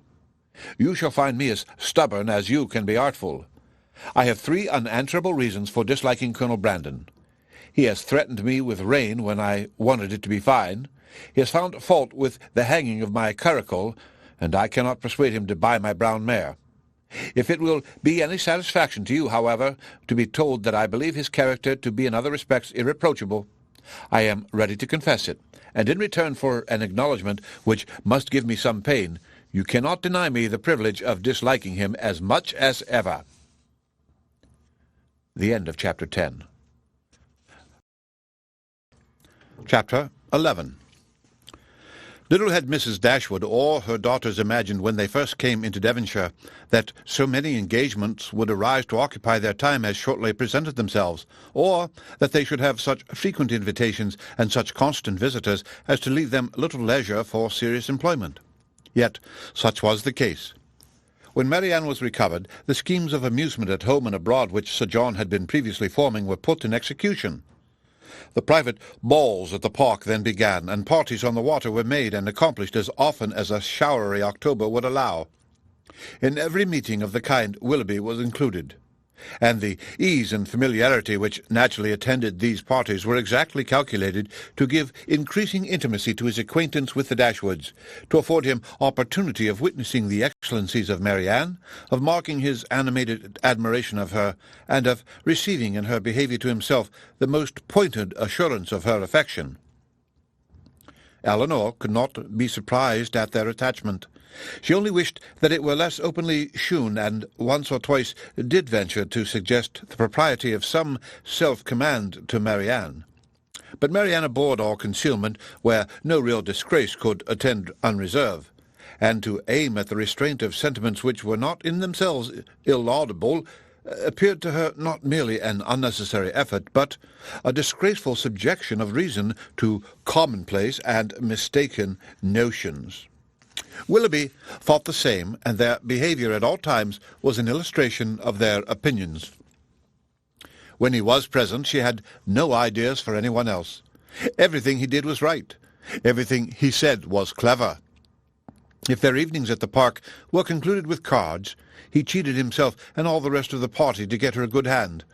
If dancing formed the amusement of the night, they were partners for half the time, and when obliged to separate for a couple of dances, were careful to stand together, and scarcely spoke a word to anybody else. Such conduct made them, of course, most exceedingly laughed at, but ridicule could not shame, and seemed hardly to provoke them. Mrs. Dashwood entered into all their feelings with a warmth which left her no inclination for checking this excessive display of them. To her it was but the natural consequence of a strong affection in a young and ardent mind. This was the season of happiness to Marianne. Her heart was devoted to Willoughby, and the fond attachment to Norwood which she brought with her from Sussex was more likely to be softened than she had thought it possible before by the charms which his society bestowed on her present home. Elinor's happiness was not so great. Her heart was not so much at ease, nor her satisfaction in their amusements so pure. They afforded her no companion that could make amends for what she had left behind, nor that could teach her to think of Norwood with less regret than ever.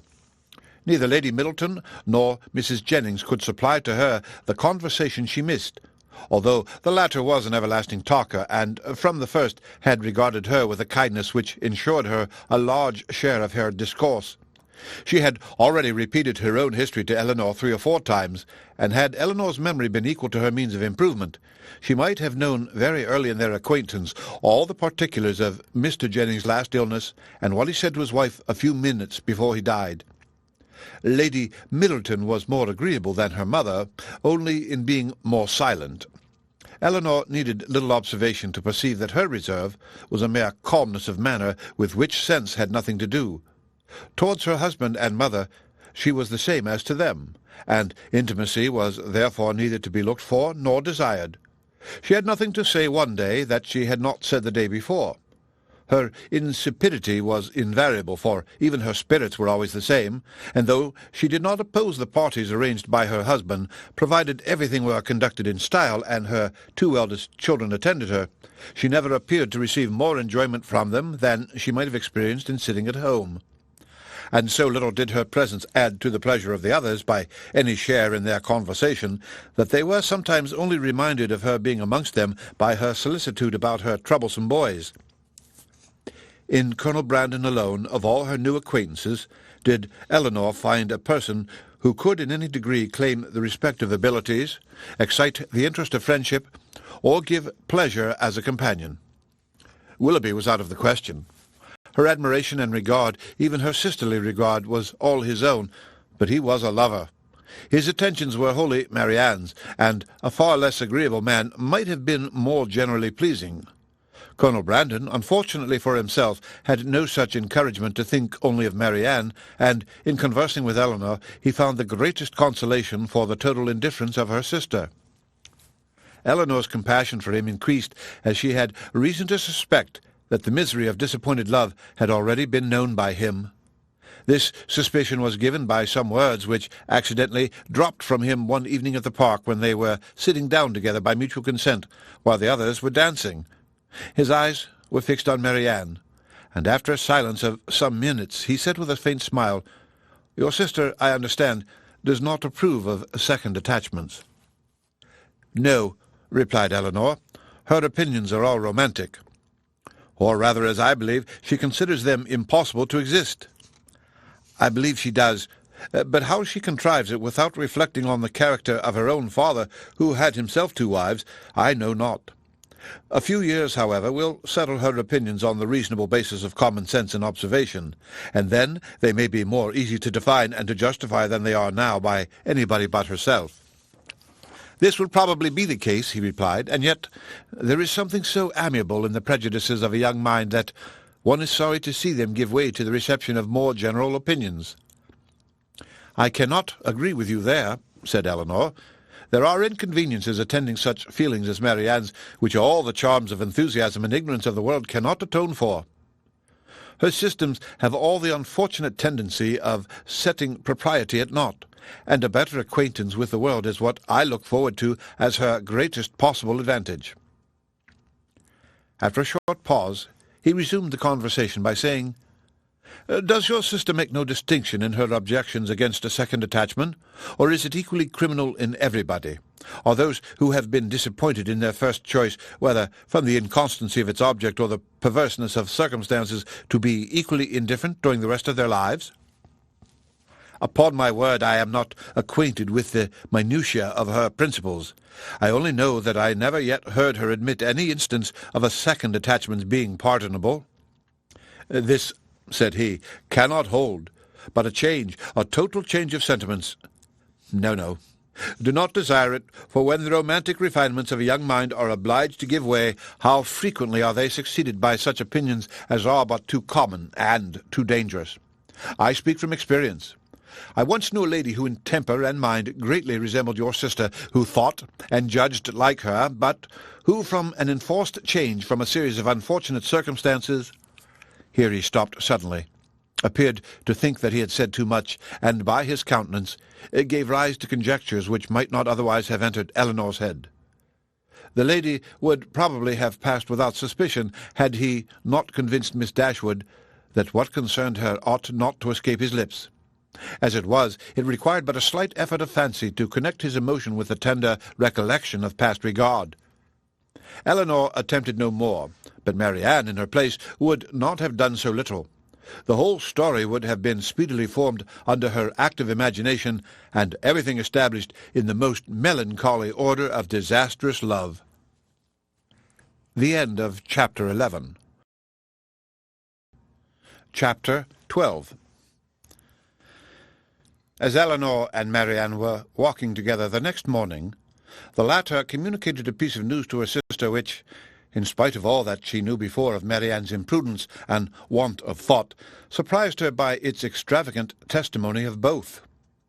Marianne told her with the greatest delight that Willoughby had given her a horse, one that he had bred himself on his estate in Somersetshire, and which was exactly calculated to carry a woman.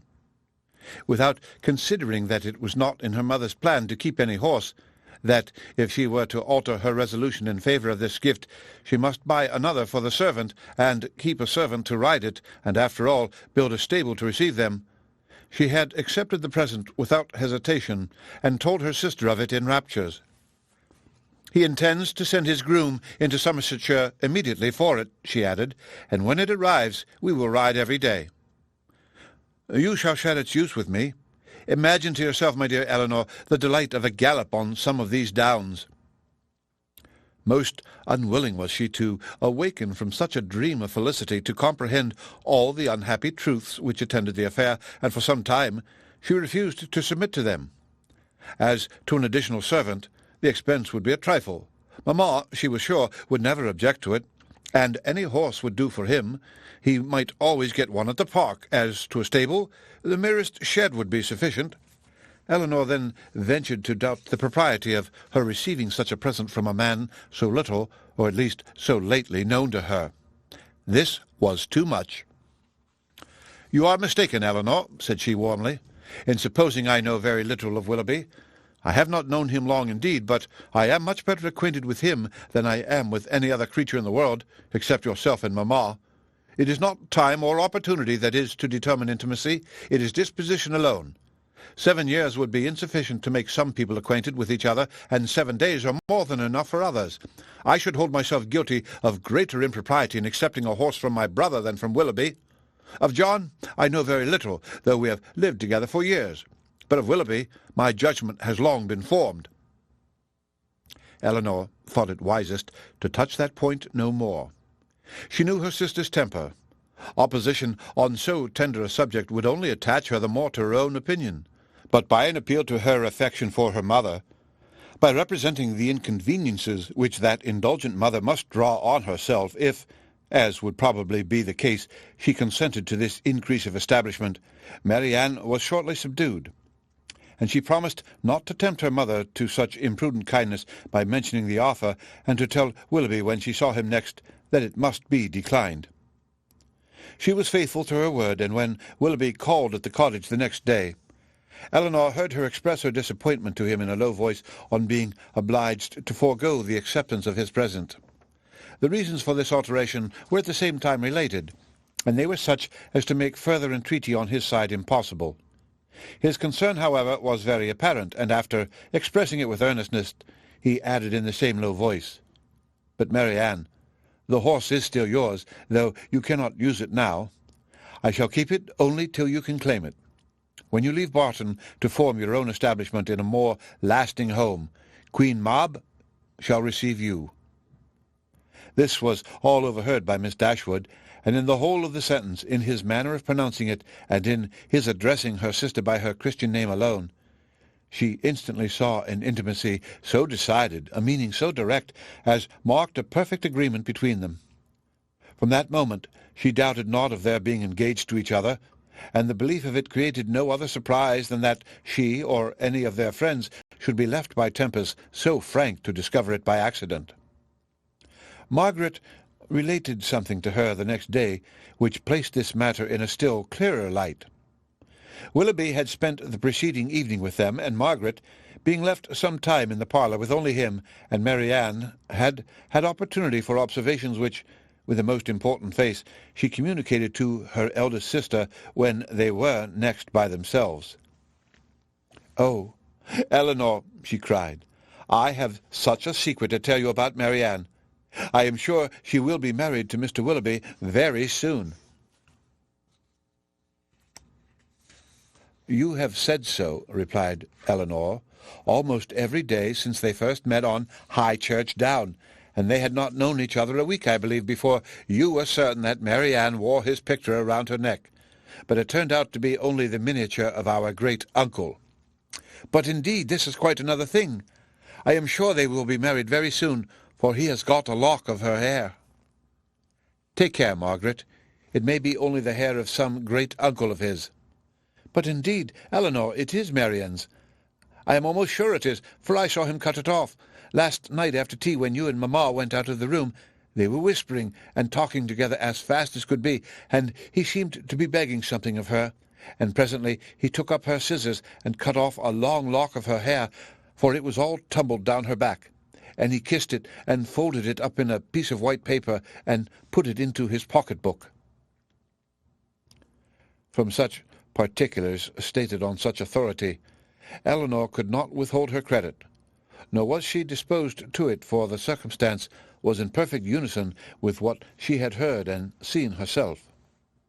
Margaret's sagacity was not always displayed in a way so satisfactory to her sister. When Mrs. Jennings attacked her one evening at the park to give the name of the young man who was Elinor's particular favourite, which had been so long a matter of great curiosity to her, Margaret answered by looking at her sister and saying, "I must not tell, may I, Elinor?" This, of course, made everybody laugh, and Elinor tried to laugh too, but the effort was painful. She was convinced that Margaret had fixed on a person whose name she could not bear with composure to become a standing joke with Mrs. Jennings. Marianne felt for her most sincerely, but she did more harm than good to the cause by turning very red and saying in an angry manner to Margaret, "Remember that whatever your conjectures may be, you have no right to repeat them." "I never had any conjectures about it," replied Margaret. "It was you who told me of it yourself." This increased the mirth of the company, and Margaret was eagerly pressed to say something more. "Oh, pray, Miss Margaret, let us know all about it," said Mrs. Jennings. "What is the gentleman's name?" "I must not tell, ma'am, but I know very well what it is, and I know where he is, too." Yes, we can guess where he is, at his own house at Norwood, to be sure. He is the curate of the parish, I dare say." "No, that he is not. He is of no profession at all." "Margaret," said Marianne, with great warmth, "you know that all this is an invention of your own, and that there is no such person in existence." "Well, then, he is lately dead, Marianne, for I am sure there was such a man once, and his name begins with an F." Most grateful did Elinor feel to Lady Middleton for observing at this moment that it rained very hard, though she believed the interruption to proceed less from any attention to her than from her ladyship's great dislike of all such inelegant subjects of raillery as delighted her husband and mother.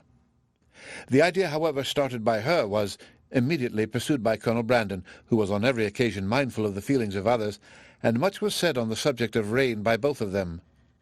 Willoughby opened the pianoforte and asked Marianne to sit down to it, and thus, amidst the various endeavours of different people to quit the topic, it fell to the ground. But not so easily did Elinor recover from the alarm into which it had thrown her. A party was formed this evening for going on the following day to see a very fine place about 12 miles from Barton, belonging to a brother-in-law of Colonel Brandon, without whose interest it could not be seen, as the proprietor, who was then abroad, had left strict orders on that head. The grounds were declared to be highly beautiful, and Sir John, who was particularly warm in their praise, might be allowed to be a tolerable judge, for he had formed parties to visit them at least twice every summer for the last 10 years. They contained a noble piece of water, a sail on which was to form a greater part of the morning's amusement. Cold provisions were to be taken, open carriages only to be employed, and everything conducted in the usual style of a complete party of pleasure. To some few of the company it appeared rather a bold undertaking, considering the time of year, and that it had rained every day for the last fortnight, and Mrs. Dashwood, who had already a cold, was persuaded by Elinor to stay at home. The end of Chapter 12. Chapter 13. Their intended excursion to Whitwell turned out very differently from what Elinor had expected. She was prepared to be wet through, fatigued, and frightened, but the event was still more unfortunate, for they did not go at all. By 10 o'clock the whole party were assembled at the park, where they were to breakfast.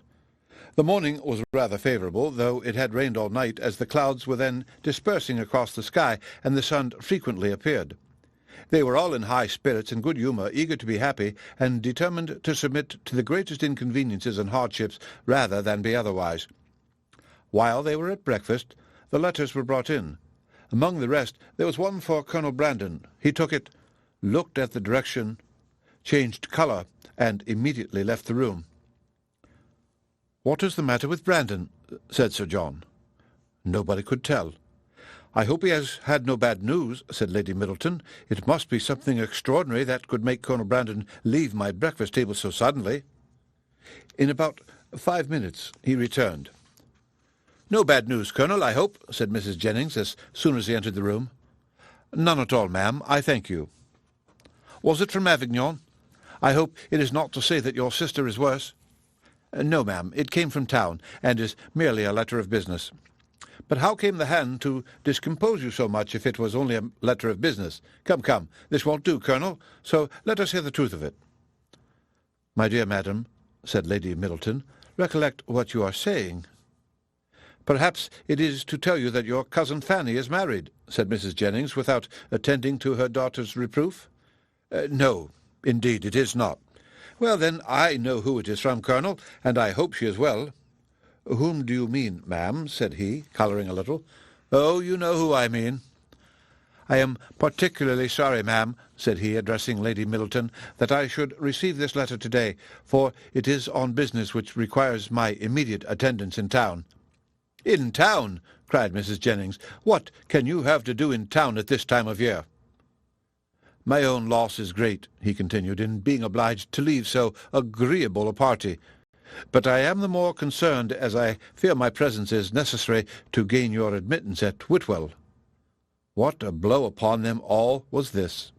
But if you write a note to the housekeeper, Mrs. Brandon, said Marianne eagerly, will it not be sufficient?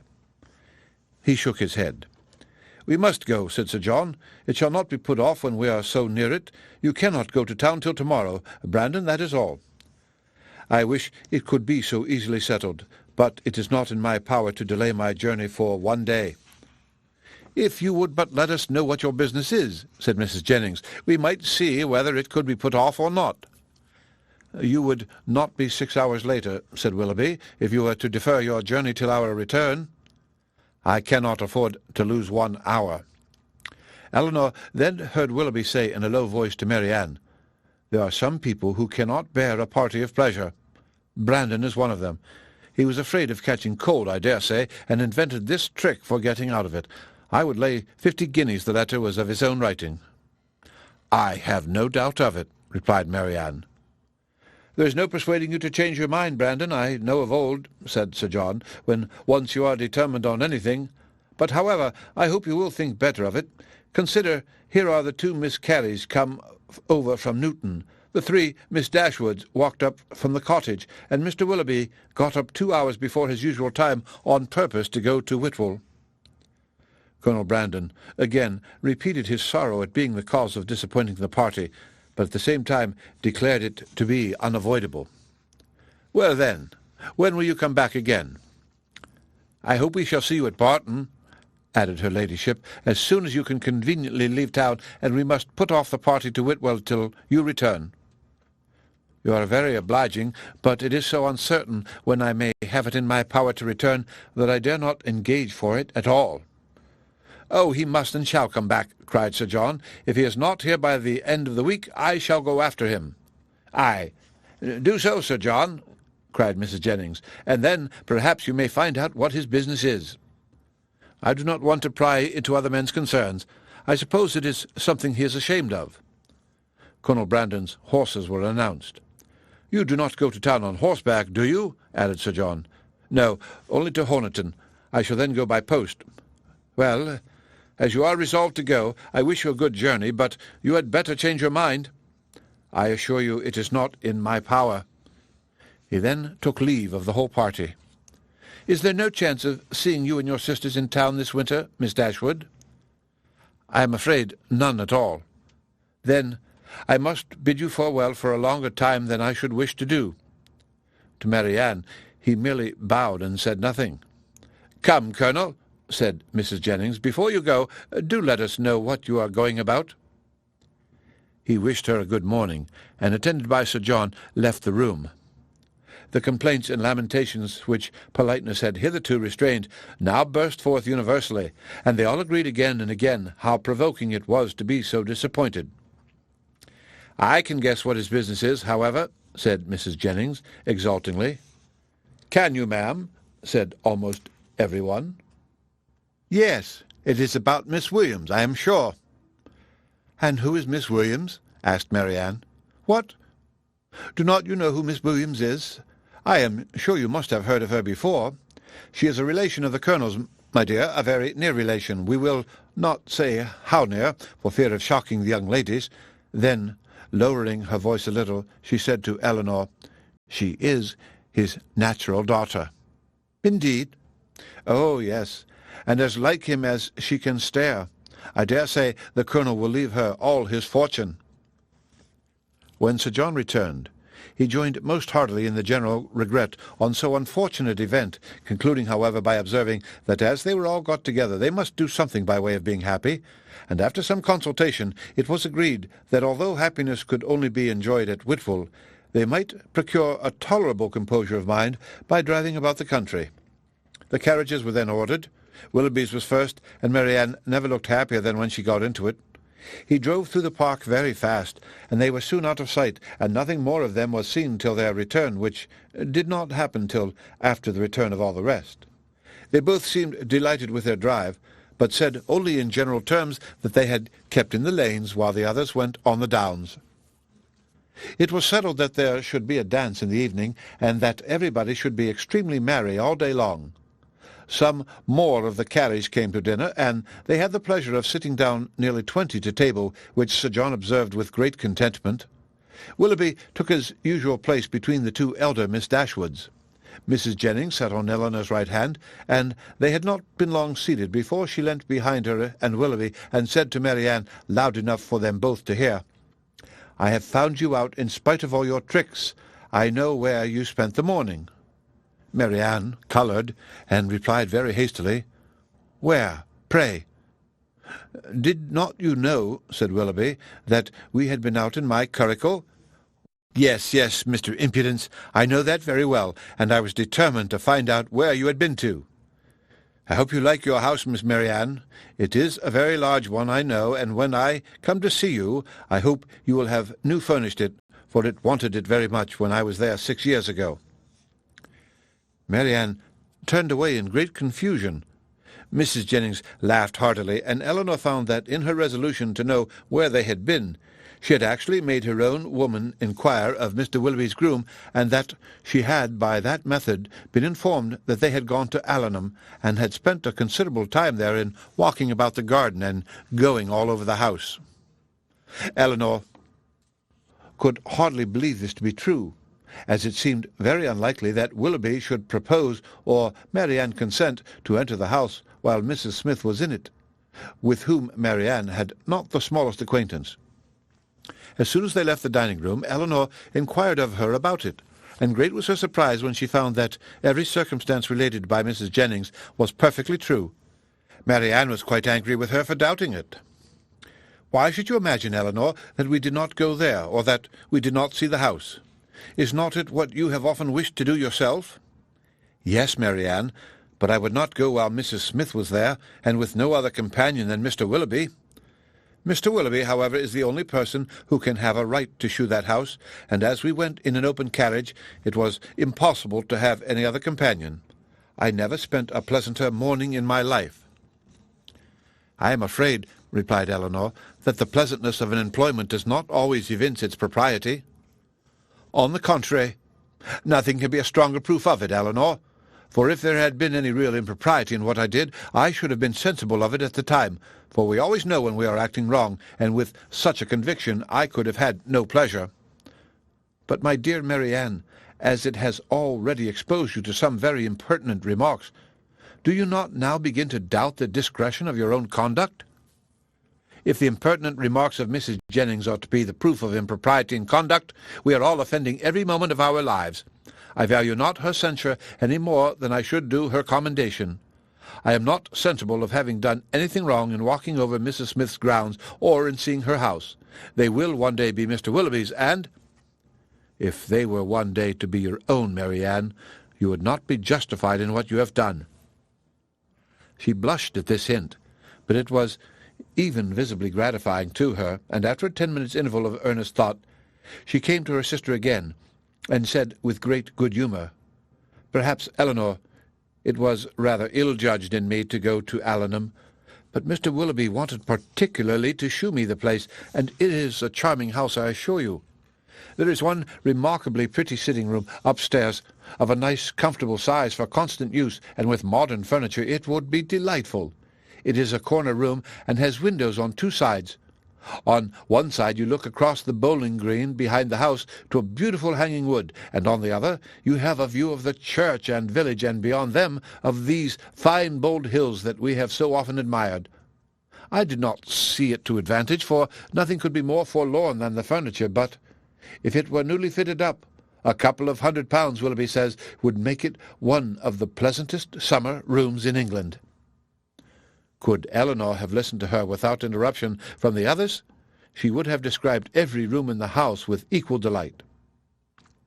The end of Chapter 13. Chapter 14. The sudden termination of Colonel Brandon's visit at the park, with his steadiness in concealing its cause, filled the mind and raised the wonder of Mrs. Jennings for 2 or 3 days. She was a great wonderer, as everyone must be who takes a very lively interest in all the comings and goings of all their acquaintance. She wondered with little intermission what could be the reason of it, was sure there must be some bad news, and thought over every kind of distress that could have befallen him with a fixed determination that he should not escape them all. "Something very melancholy must be the matter, I am sure," said she. "I could see it in his face. Poor man! I am afraid his circumstances may be bad. The estate at Delaford was never reckoned more than 2,000 a year, and his brother left everything sadly involved. I do think he must have been sent for about money matters, for what else can it be? I wonder whether it is so. I would give anything to know the truth of it. Perhaps it is about Miss Williams, and by the by, I dare say it is, because he looked so conscious when I mentioned her. Maybe she is ill in town. Nothing in the world more likely, for I have a notion she is always rather sickly. I would lay any wager it is about Miss Williams. It is not so very likely he should be distressed in his circumstances now, for he is a very prudent man, and to be sure must have cleared the estate by this time. I wonder what it can be. Maybe his sister is worse at Avignon, and has sent for him over. His setting off in such a hurry seems very like it. Well, I wish him out of all his trouble with all my heart, and a good wife into the bargain." So wondered, so talked Mrs. Jennings, her opinion varying with every fresh conjecture, and all seeming equally probable as they arose. Elinor, though she felt really interested in the welfare of Colonel Brandon, could not bestow all the wonder on his going so suddenly away, which Mrs. Jennings was desirous of her feeling. For besides that, the circumstance did not, in her opinion, justify such lasting amazement or variety of speculation, her wonder was otherwise disposed of. It was engrossed by the extraordinary silence of her sister and Willoughby on the subject, which they must know to be particularly interesting to them all. As this silence continued, every day made it appear more strange and more incompatible with the disposition of both. Why they should not openly acknowledge to her mother and herself what their constant behaviour to each other declared to have taken place, Elinor could not imagine. She could not easily conceive that marriage might not be immediately in their power, for though Willoughby was independent, there was no reason to believe him rich. His estate had been rated by Sir John at about 600 or 700 a year, but he lived at an expense to which that income could hardly be equal, and he had himself often complained of his poverty. But for this strange kind of secrecy maintained by them relative to their engagement, which in fact concealed nothing at all, she could not account, and it was so wholly contradictory to their general opinions and practice that a doubt sometimes entered her mind of their being really engaged, and this doubt was enough to prevent her making any inquiry of Marianne. Nothing could be more expressive of attachment to them all than Willoughby's behaviour. To Marianne it had all the distinguishing tenderness which a lover's heart could give, and to the rest of the family it was the affectionate attention of a son and brother. The cottage seemed to be considered and loved by him as his home.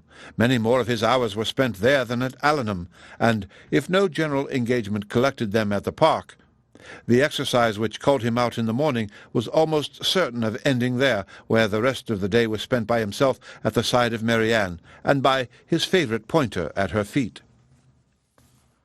One evening in particular, about a week after Colonel Brandon had left the country, his heart seemed more than usually open to every feeling of attachment to the objects around him, and on Mrs. Dashwood's happening to mention her design of improving the cottage in the spring, he warmly opposed every alteration of a place which affection had established as perfect with him. "What?" he exclaimed. "Improve this dear cottage? No, that I will never consent to.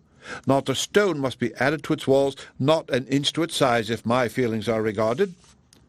"Oh, do not be alarmed," said Miss Dashwood. "Nothing of the kind will be done, for my mother will never have money enough to attempt it." "I am heartily glad of it," he cried. "May she always be poor, if she can employ her riches no better." "Thank you, Willoughby, but you may be assured that I would not sacrifice one sentiment of local attachment of yours, or of any one whom I loved, for all the improvements in the world. Depend upon it that whatever unemployed sum may remain when I make up my accounts in the spring, I would even rather lay it uselessly by than dispose of it in a manner so painful to you. But are you really so attached to this place as to see no defect in it?" "I am," said he. "To me it is faultless. Nay, more, I consider it as the only form of building in which happiness is attainable, and were I rich enough, I would instantly pull comb down and build it up again in the exact plan of this cottage." "With dark, narrow stairs, and a kitchen that smokes, I suppose," said Elinor. "Yes," cried he in the same eager tone, "with all and everything belonging to it. In no one convenience or inconvenience about it should the least variation be perceptible. Then, and then only, under such a roof, I might perhaps be as happy at Combe as I have been at Barton."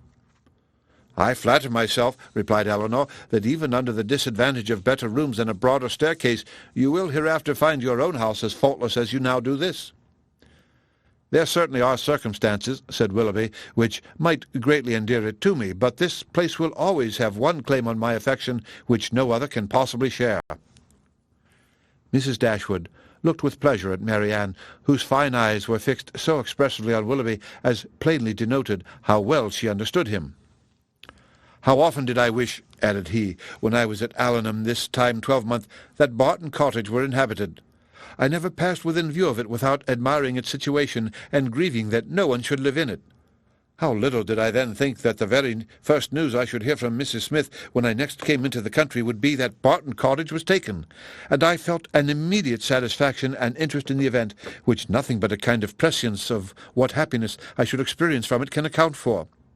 Must it not have been so, Marianne?" speaking to her in a lowered voice. Then, continuing his former tone, he said, "And yet this house you would spoil, Mrs. Dashwood. You would rob it of its simplicity by imagery improvement. And this dear parlour in which our acquaintance first began, and in which so many happy hours have been since spent by us together, you would degrade to the condition of a common entrance, and everybody would be eager to pass through the room which has hitherto contained within itself more real accommodation and comfort than any other apartment of the handsomest dimensions in the world could possibly afford." Mrs. Dashwood again assured him that no alteration of the kind should be attempted. "You are a good woman," he warmly replied. "Your promise makes me easy. Extend it a little farther, and it will make me happy. Tell me that not only your house will remain the same, but that I shall ever find you and yours as unchanged as your dwelling, and that you will always consider me with the kindness which has made everything belonging to you so dear to me." The promise was readily given, and Willoughby's behaviour during the whole of the evening declared at once his affection and happiness. "Shall we see you tomorrow to dinner?" said Mrs. Dashwood, when he was leaving them. "I do not ask you to come in the morning, for we must walk to the park to call on Lady Middleton." He engaged to be with them by 4 o'clock. The end of Chapter 14. Chapter 15.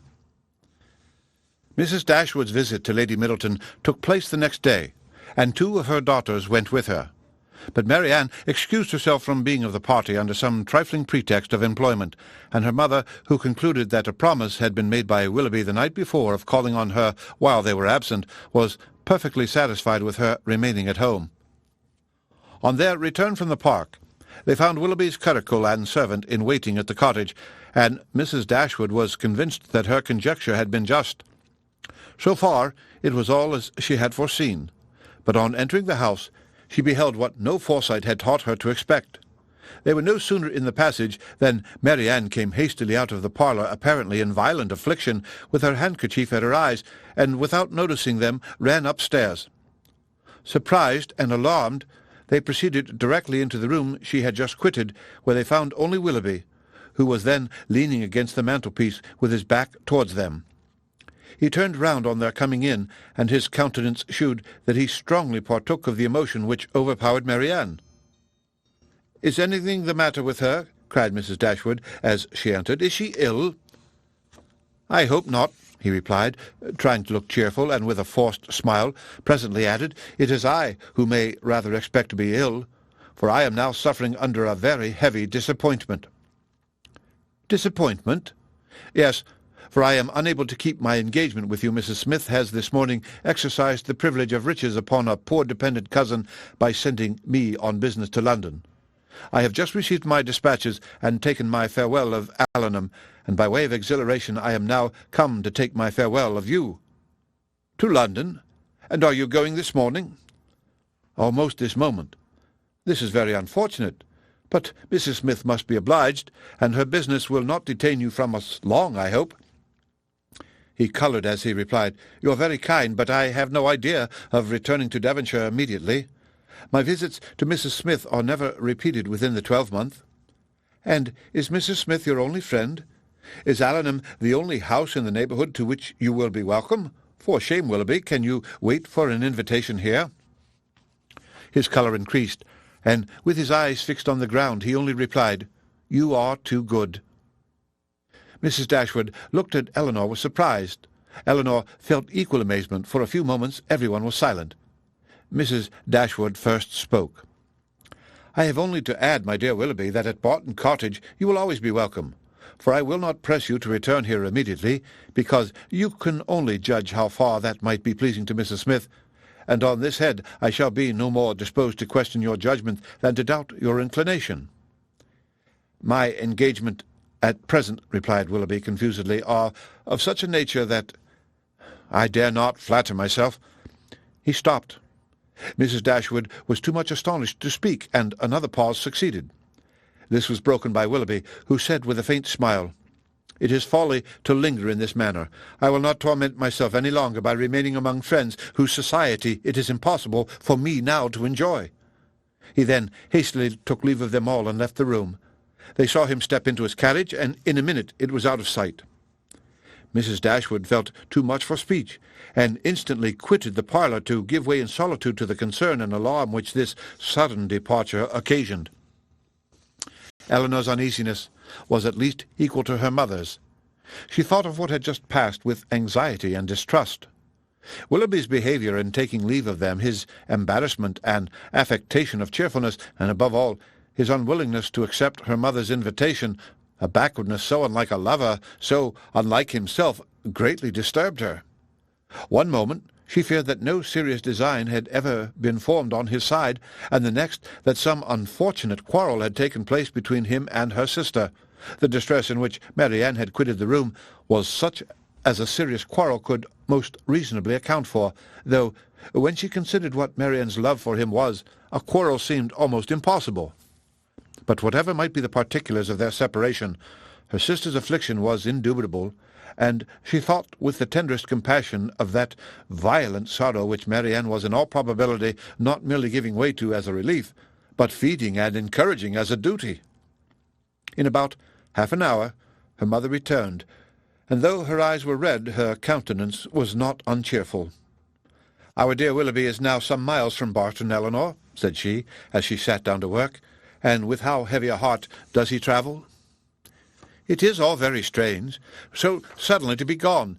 It seems but the work of a moment. And last night he was with us, so happy, so cheerful, so affectionate. And now, after only 10 minutes' notice, gone, too, without intending to return. Something more than what he owed to us must have happened.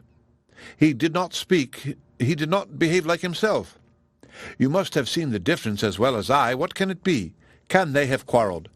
Why else should he have shewn such unwillingness to accept your invitation here?" "It was not inclination that he wanted, Elinor. I could plainly see that. He had not the power of accepting it. I have thought it all over, I assure you, and I can perfectly account for everything that at first seemed strange to me as well as to you." "Can you indeed?" "Yes. I have explained it to myself in the most satisfactory way. But you, Elinor, who love to doubt where you can, it will not satisfy you, I know. But you shall not talk me out of my trust in it. I am persuaded that Mrs. Smith suspects his regard for Marianne, disapproves of it, perhaps because she has other views for him, and on that account is eager to get him away. and that the business which she sends him off to transact is invented as an excuse to dismiss him. This is what I believe to have happened. He is moreover aware that she does not disapprove the connection. He dares not, therefore, at present confess to her his engagement with Marianne, and he feels himself obliged from his dependent situation to give in to her schemes and absent himself from Devonshire for a while. You will tell me, I know, that this may or may not have happened, but I will listen to no cavil unless you can point out any other method of understanding the affair as satisfactory as this. And now, Elinor, what have you to say? Nothing, for you have anticipated my answer. Then you would have told me that it might or might not have happened. Oh, Elinor, how incomprehensible are your feelings! You had rather take evil upon credit than good. You had rather look out for misery for Marianne and guilt for poor Willoughby than an apology for the latter. You are resolved to think him blamable because he took leave of us with less affection than his usual behaviour has shown. And is no allowance to be made for inadvertence, or for spirits depressed by recent disappointment?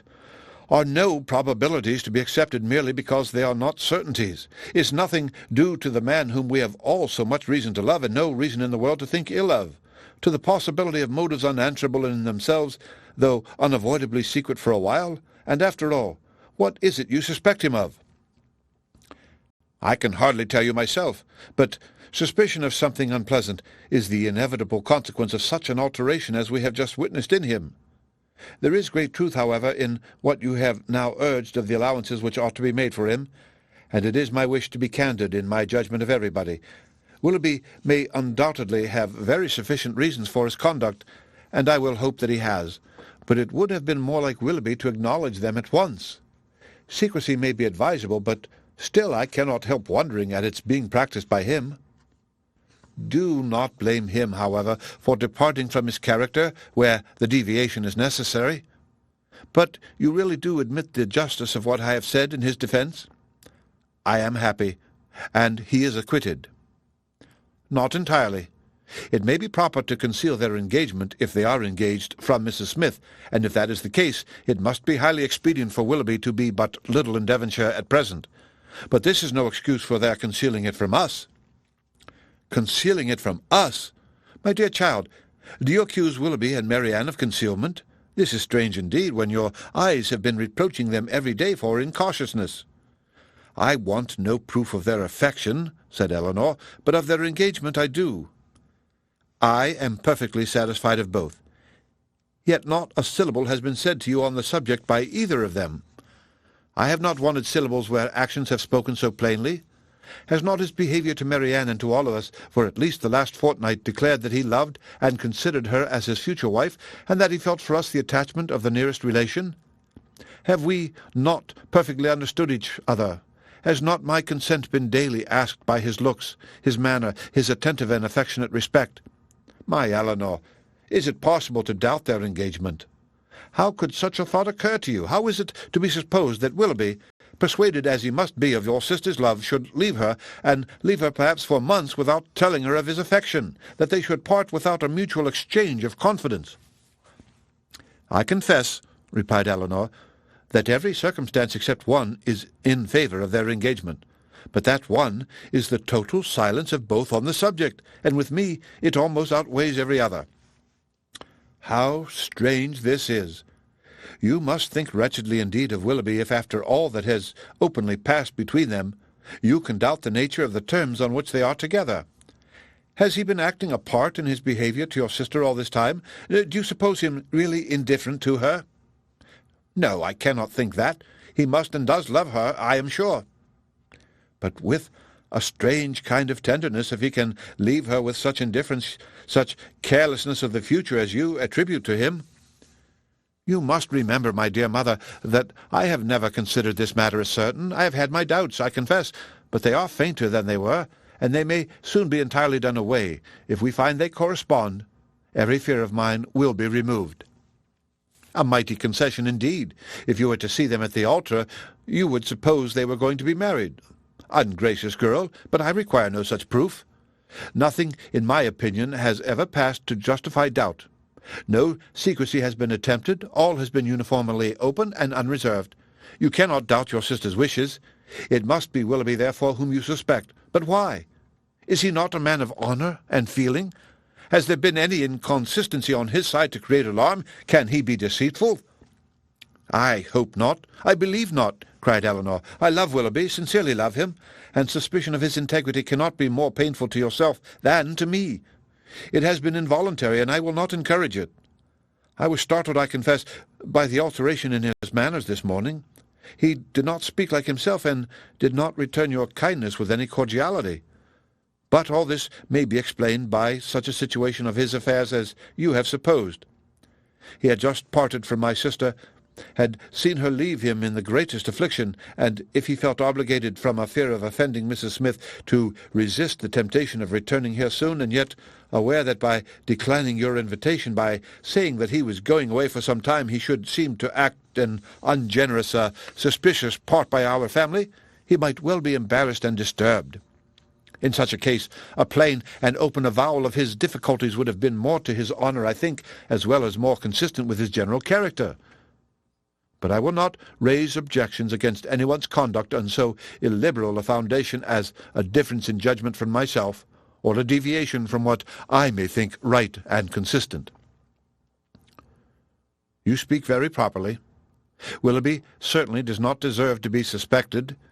Though we have not known him long, he is no stranger in this part of the world, and who has ever spoken to his disadvantage?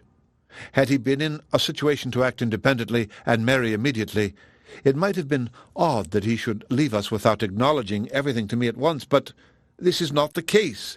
It is an engagement in some respects not prosperously begun, for the marriage must be at a very uncertain distance, and even secrecy, as far as it can be observed, may now be very advisable." They were interrupted by the entrance of Margaret, and Elinor was then at liberty to think over the representation of her mother, to acknowledge the probability of many, and hope for the justice of all. They saw nothing of Marianne till dinner-time, when she entered the room and took her place at the table without saying a word. Her eyes were red and swollen, and it seemed as if her tears were even then restrained with difficulty. She avoided the looks of them all, could neither eat nor speak, and after some time, on her mother's silently pressing her hand with tender compassion, her small degree of fortitude was quite overcome. She burst into tears and left the room. This violent oppression of spirits continued the whole evening. She was without any power, because she was without any desire of command over herself. The slightest mention of anything relative to Willoughby overpowered her in an instant, and though her family were most anxiously attentive to her comfort, it was impossible for them, if they spoke at all, to keep clear of every subject which her feelings connected with him. The end of Chapter 15. Chapter 16. Marianne would have thought herself very inexcusable had she been able to sleep at all the first night after parting from Willoughby. She would have been ashamed to look her family in the face the next morning had she not risen from her bed in more need of repose than when she lay down in it. But the feelings which made such composure a disgrace left her in no danger of incurring it. She was awake the whole night, and she wept the greatest part of it. She got up with a headache, was unable to talk, and unwilling to take any nourishment, giving pain every moment to her mother and sisters, and forbidding all attempt at consolation from either. Her sensibility was potent enough.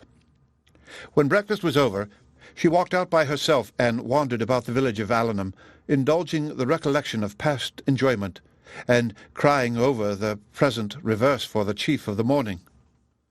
The evening passed off in the equal indulgence of feeling. She played over every favourite song that she had been used to play to Willoughby, every air in which their voices had been oftenest joined, and sat at the instrument, gazing on every line of music that he had written out for her, till her heart was so heavy that no farther sadness could be gained, and this nourishment of grief was every day applied. She spent whole hours at the pianoforte, alternately singing and crying, her voice often totally suspended by her tears. In books, too, as well as in music, she courted the misery which a contrast between past and present was certain of giving. She read nothing but what they had used to read together. Such violence of affliction, indeed, could not be supported forever. It sunk within a few days into a calmer melancholy, but these employments to which she daily recurred, her solitary walks and silent meditations, still produced occasional effusions of sorrow as lively as ever. No letter from Willoughby came, and none seemed expected by Marianne. Her mother was surprised, and Elinor again became uneasy. But Mrs. Dashwood could find explanations whenever she wanted them, which at least satisfied herself. "Remember, Elinor," said she, "how very often Sir John fetches our letters himself from the post, and carries them to it.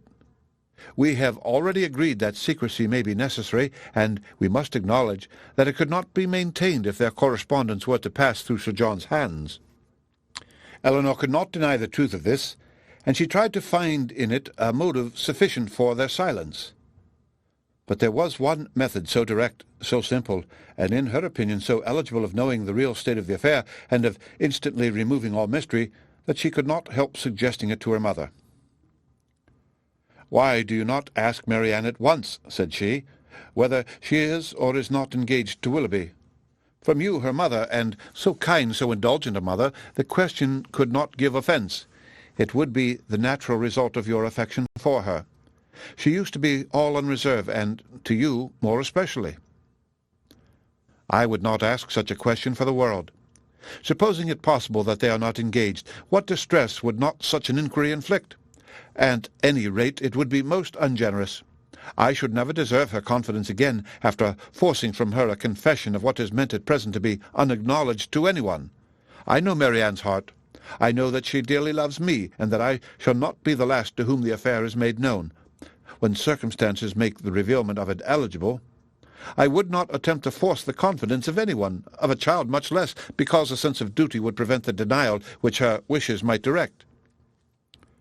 Elinor thought this generosity overstrained, considering her sister's youth, and urged the matter farther, but in vain.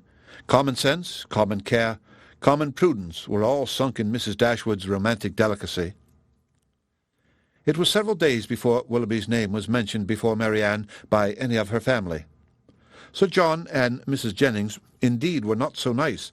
Their witticisms added pain to many a painful hour, but one evening Mrs. Dashwood, accidentally taking up a volume of Shakespeare, exclaimed, "We have never finished Hamlet, Marianne. Our dear Willoughby went away before we could get through it. We will put it by that when he comes again, but it may be months, perhaps, before that happens." "Months!" cried Marianne with strong surprise. "No, nor many weeks." Mrs. Dashwood was sorry for what she had said, but it gave Elinor pleasure, as it produced a reply from Marianne so expressive of confidence in Willoughby and knowledge of his intentions. One morning, about a week after his leaving the country, Marianne was prevailed on to join her sisters in their usual walk, instead of wandering away by herself. Hitherto, she had carefully avoided every companion in her rambles. If her sisters intended to walk on the downs, she directly stole away towards the lanes. If they talked in the valley, she was as speedy in climbing the hills, and could never be found when the others set off.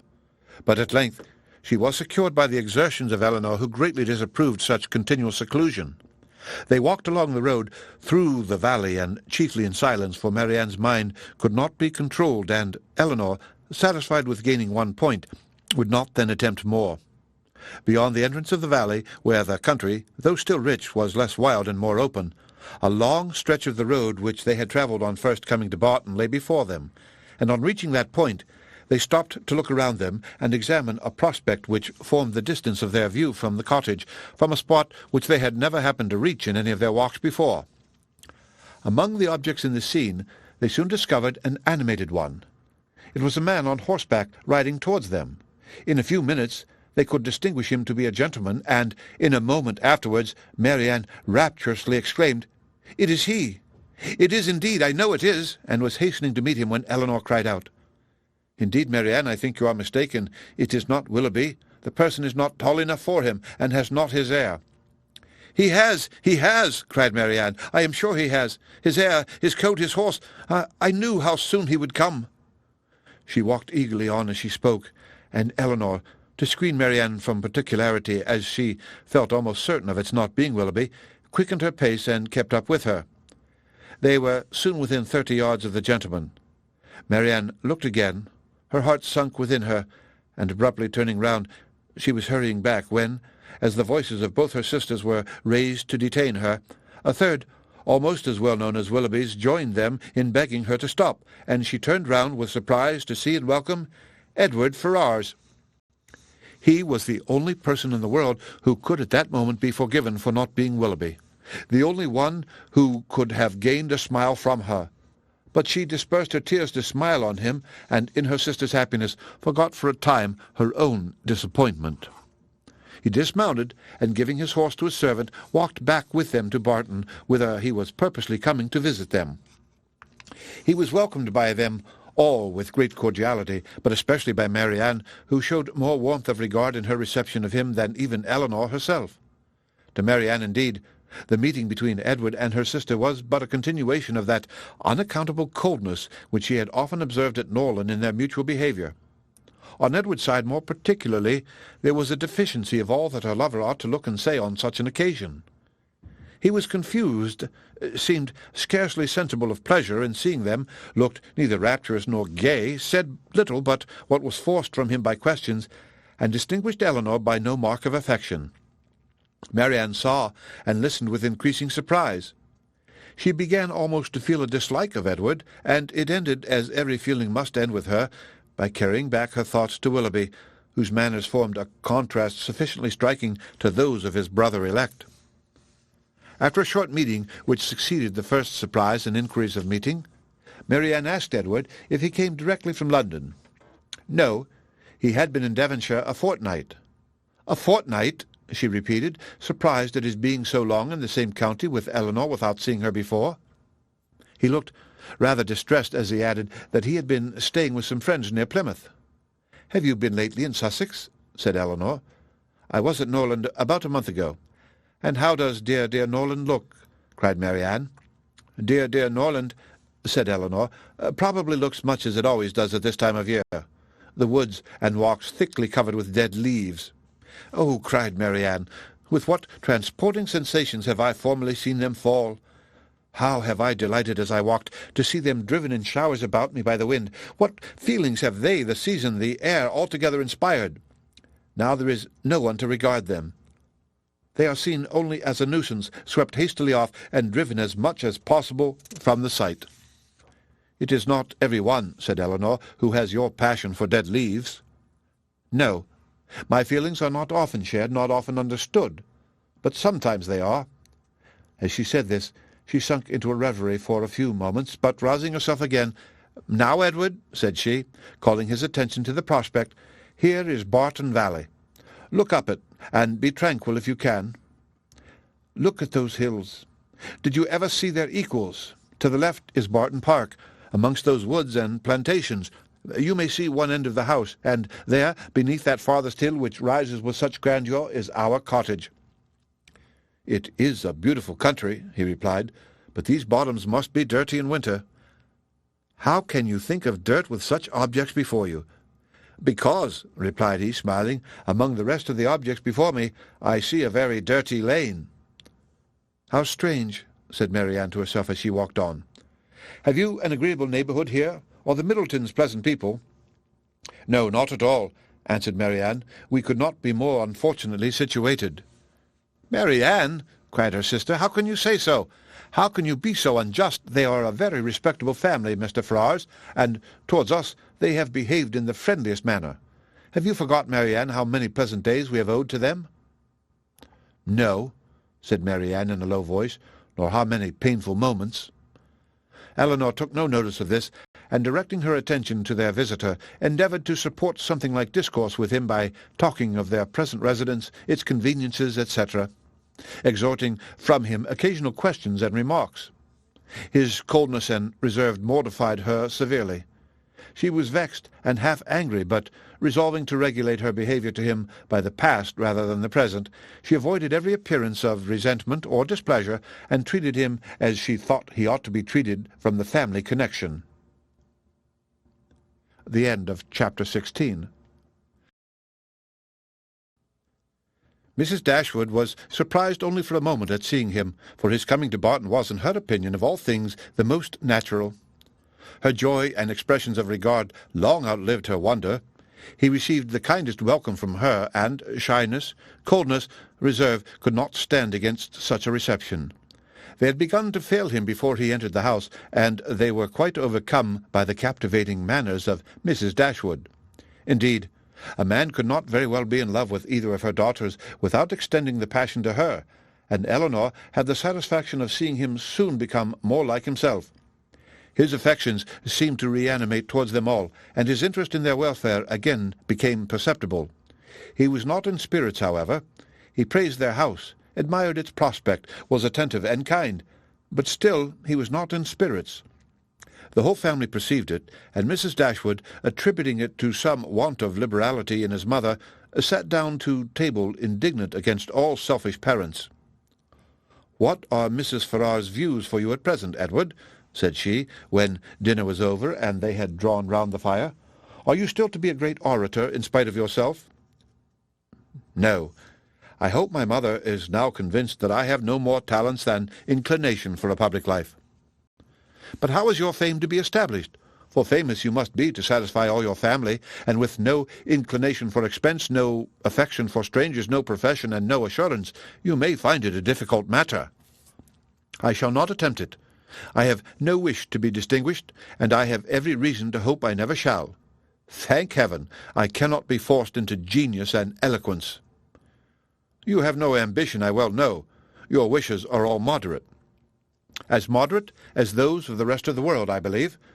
I wish as well as everybody else to be perfectly happy, but, like everybody else, it must be in my own way. Greatness will not make me so." "Strange if it would," cried Marianne. "What have wealth or grandeur to do with happiness?" "Grandeur has but little," said Elinor, "but wealth has much to do with it." "Elinor, for shame," said Marianne. "Money can only give happiness where there is nothing else to give it. Beyond a competence, it can afford no real satisfaction, as far as mere self is concerned." "Perhaps," said Elinor, smiling, "we may come to the same point.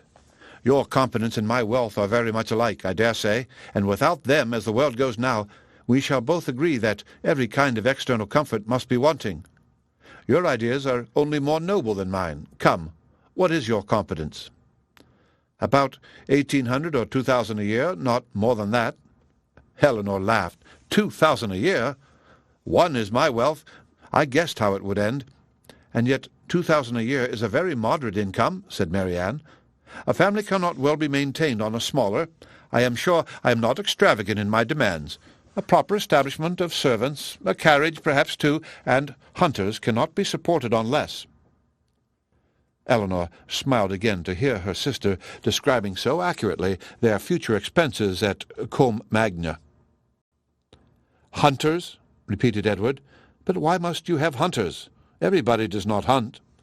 Marianne coloured as she replied, "But most people do." "I wish," said Margaret, striking out a novel thought, "that someone would give us all a large fortune apiece." "Oh, that they would!" cried Marianne, her eyes sparkling with animation, and her cheeks glowing with the delight of such imaginary happiness. "We are all unanimous in that wish, I suppose," said Elinor, "in spite of the insufficiency of wealth." "Oh dear," cried Margaret, "how happy I should be! I wonder what I should do with it." Marianne looked as if she had no doubt on that point. "I should be puzzled to spend a large fortune myself," said Mrs. Dashwood, "if my children were all to be rich without my help." "You must begin your improvements on this house," observed Elinor, "and your difficulties will soon vanish." "What magnificent orders would travel from this family to London," said Edward, "in such an event! What a happy day for booksellers, music-sellers, and print-shops! You, Miss Dashwood, would give a general commission for every new print of merit to be sent you. And as for Marianne, I know her greatness of soul. There would not be music enough in London to content her. And books! Thomson, Cowper, Scott, she would buy them all over and over again. She would buy up every copy, I believe, to prevent their falling into unworthy hands, and she would have every book that tells her how to admire an old twisted tree. Should not you, Marianne? Forgive me if I am very saucy, but I was willing to shew you that I had not forgot our old disputes." "I love to be reminded of the past, Edward, whether it be melancholy or gay. I love to recall it, and you will never offend me by talking of former times." "You are very right in supposing how my money would be spent. Some of it, at least my loose cash, would certainly be employed in improving my collection of music and books. And the bulk of your fortune would be laid out in annuities on the authors or their heirs. No, Edward, I should have something else to do with it. Perhaps, then, you would bestow it as a reward on that person who wrote the ablest defence of your favourite maxim, that no one can ever be in love more than once in their life, for your opinion on that point is unchanged, I presume? Undoubtedly. At any time of life opinions are tolerably fixed. It is not likely that I should now see or hear anything to change them. Marianne is as steadfast as ever, you see, said Elinor. She is not at all altered. She's only grown a little more grave than she was. Nay, Edward, said Marianne, you need not reproach me. You are not very gay yourself. Why should you think so? Replied he, with a sigh. But gaiety never was a part of my character. Nor do I think it is part of Marianne's, said Elinor. I should hardly call her a lively girl. She is very earnest, very eager in all she does, sometimes talks a great deal and always with animation, but she is not often really merry. I believe you are right, he replied, and yet I have always set her down as a lively girl. I have frequently detected myself in such kinds of mistakes, said Elinor, in a total misapprehension of character in some point or other, fancying people so much more gay or grave or ingenious or stupid than they really are, and I can hardly tell why, or in what the deception originated. Sometimes one is guided by what they say of themselves, and very frequently by what other people say of them, without giving oneself time to deliberate and judge. But I thought it was right, Elinor, said Marianne, to be guided wholly by the opinion of other people. I thought our judgments were given us merely to be subservient to those of our neighbours. This has always been your doctrine, I am sure. No, Marianne, never. My doctrine has never aimed at the subject of the understanding. All I ever attempted to influence has been the behaviour. You must not confound my meaning. I am guilty, I confess, of having often wished you to treat our acquaintance in general with greater attention. But when have I advised you to adopt their sentiments or conform to their judgment in serious matters? You have not been able, then, to bring your sister over to your plan of general civility, said Edward to Elinor. Do you gain no ground? Quite the contrary, replied Elinor, looking expressively at Marianne. My judgment, he returned, is all on your side of the question. But I am afraid my practice is much more on your sister's. I never wish to offend, but I am so foolishly shy that I often seem negligent, and when I am only kept back by my natural awkwardness. I have frequently thought that I must have been intended by nature to be fond of low company. I am so little at my ease among strangers of a gentility. Marianne has not shyness to excuse any inattention of hers, said Elinor. She knows her own worth too well for false shame, replied Edward. Shyness is only the effect of a sense of inferiority in some way or other. If I could persuade myself that my manners were perfectly easy and graceful, I should not be shy. But you would still be reserved, said Marianne, and that is worse. Edward stared. Reserved? Am I reserved, Marianne? Yes, very. I do not understand you, replied he, colouring. Reserved? How? In what manner?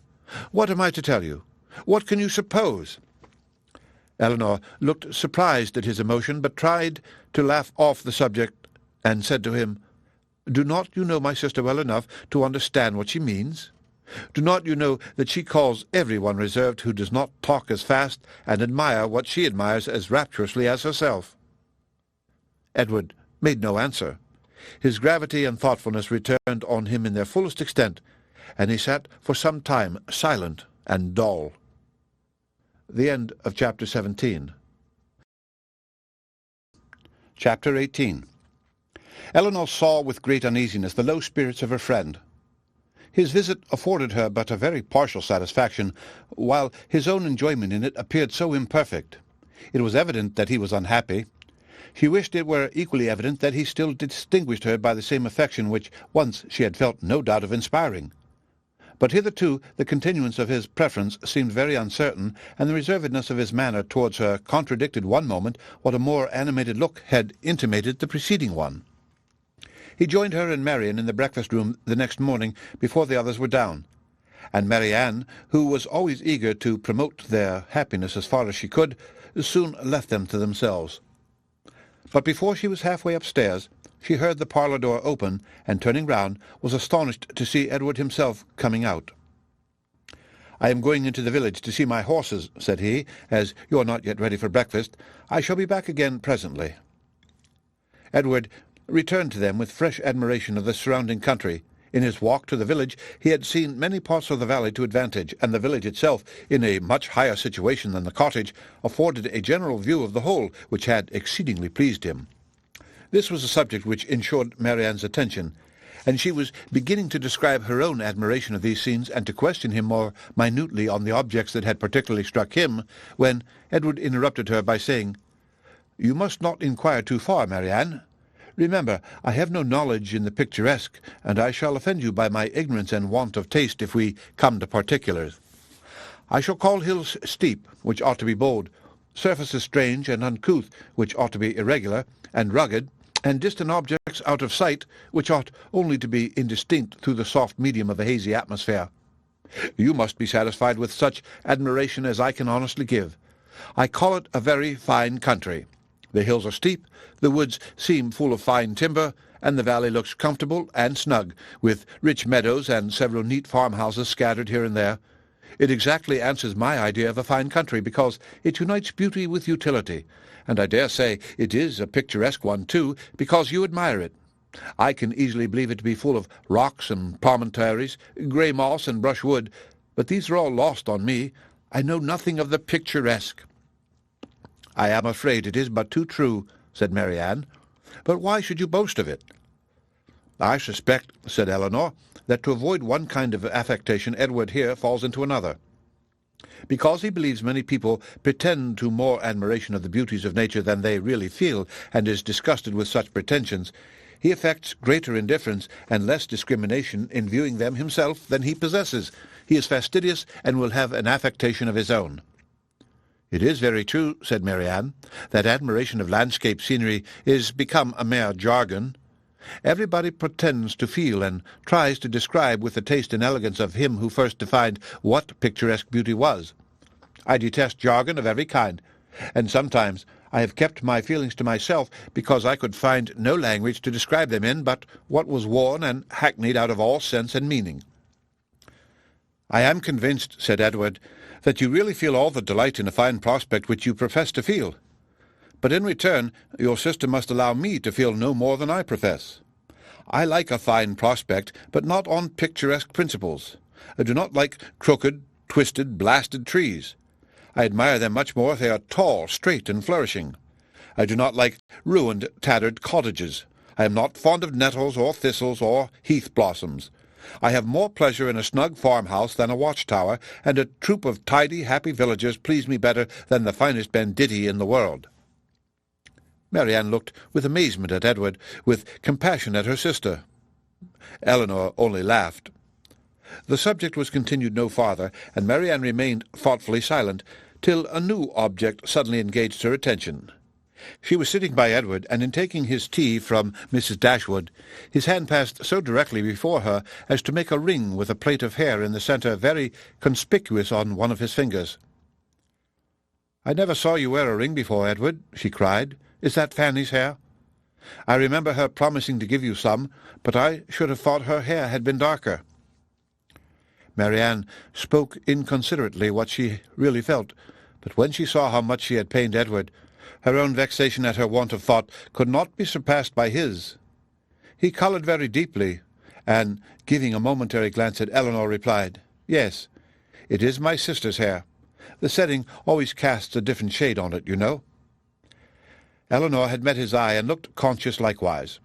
That the hair was her own, she instantaneously felt as well satisfied as Marianne. The only difference in their conclusions was that what Marianne considered as a free gift from her sister, Elinor was conscious must have been procured by some theft or contrivance unknown to herself.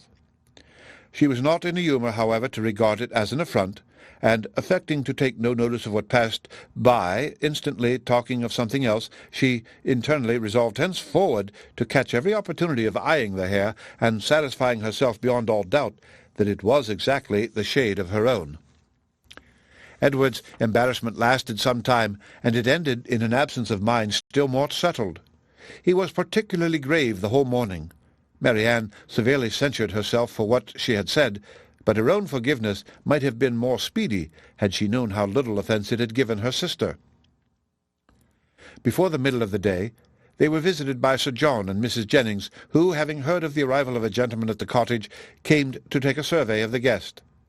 With the assistance of his mother-in-law, Sir John was not long in discovering that the name of Ferrars began with an F, and this prepared a future mine of raillery against the devoted Elinor, which nothing but the newness of their acquaintance with Edward could have prevented from being immediately sprung. But as it was, she only learned from some very significant looks how far their penetration founded on Margaret's instructions extended. Sir John never came to the Dashwoods without either inviting them to dine at the park the next day, or to drink tea with them that evening. On the present occasion, for the better entertainment of their visitor, towards whose amusement he felt himself bound to contribute, he wished to engage them for both.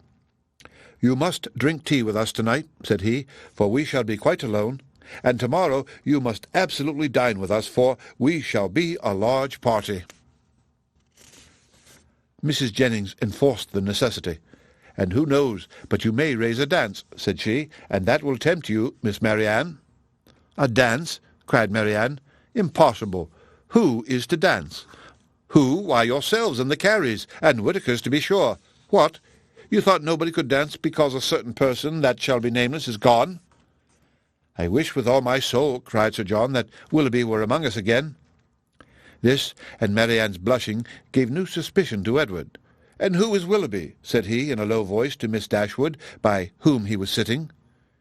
She gave him a brief reply. Marianne's countenance was more communicative. Edward saw enough to comprehend not only the meaning of others, but such of Marianne's expressions as had puzzled him before, and when their visitors left them, he went immediately round to her and said in a whisper, "I have been guessing.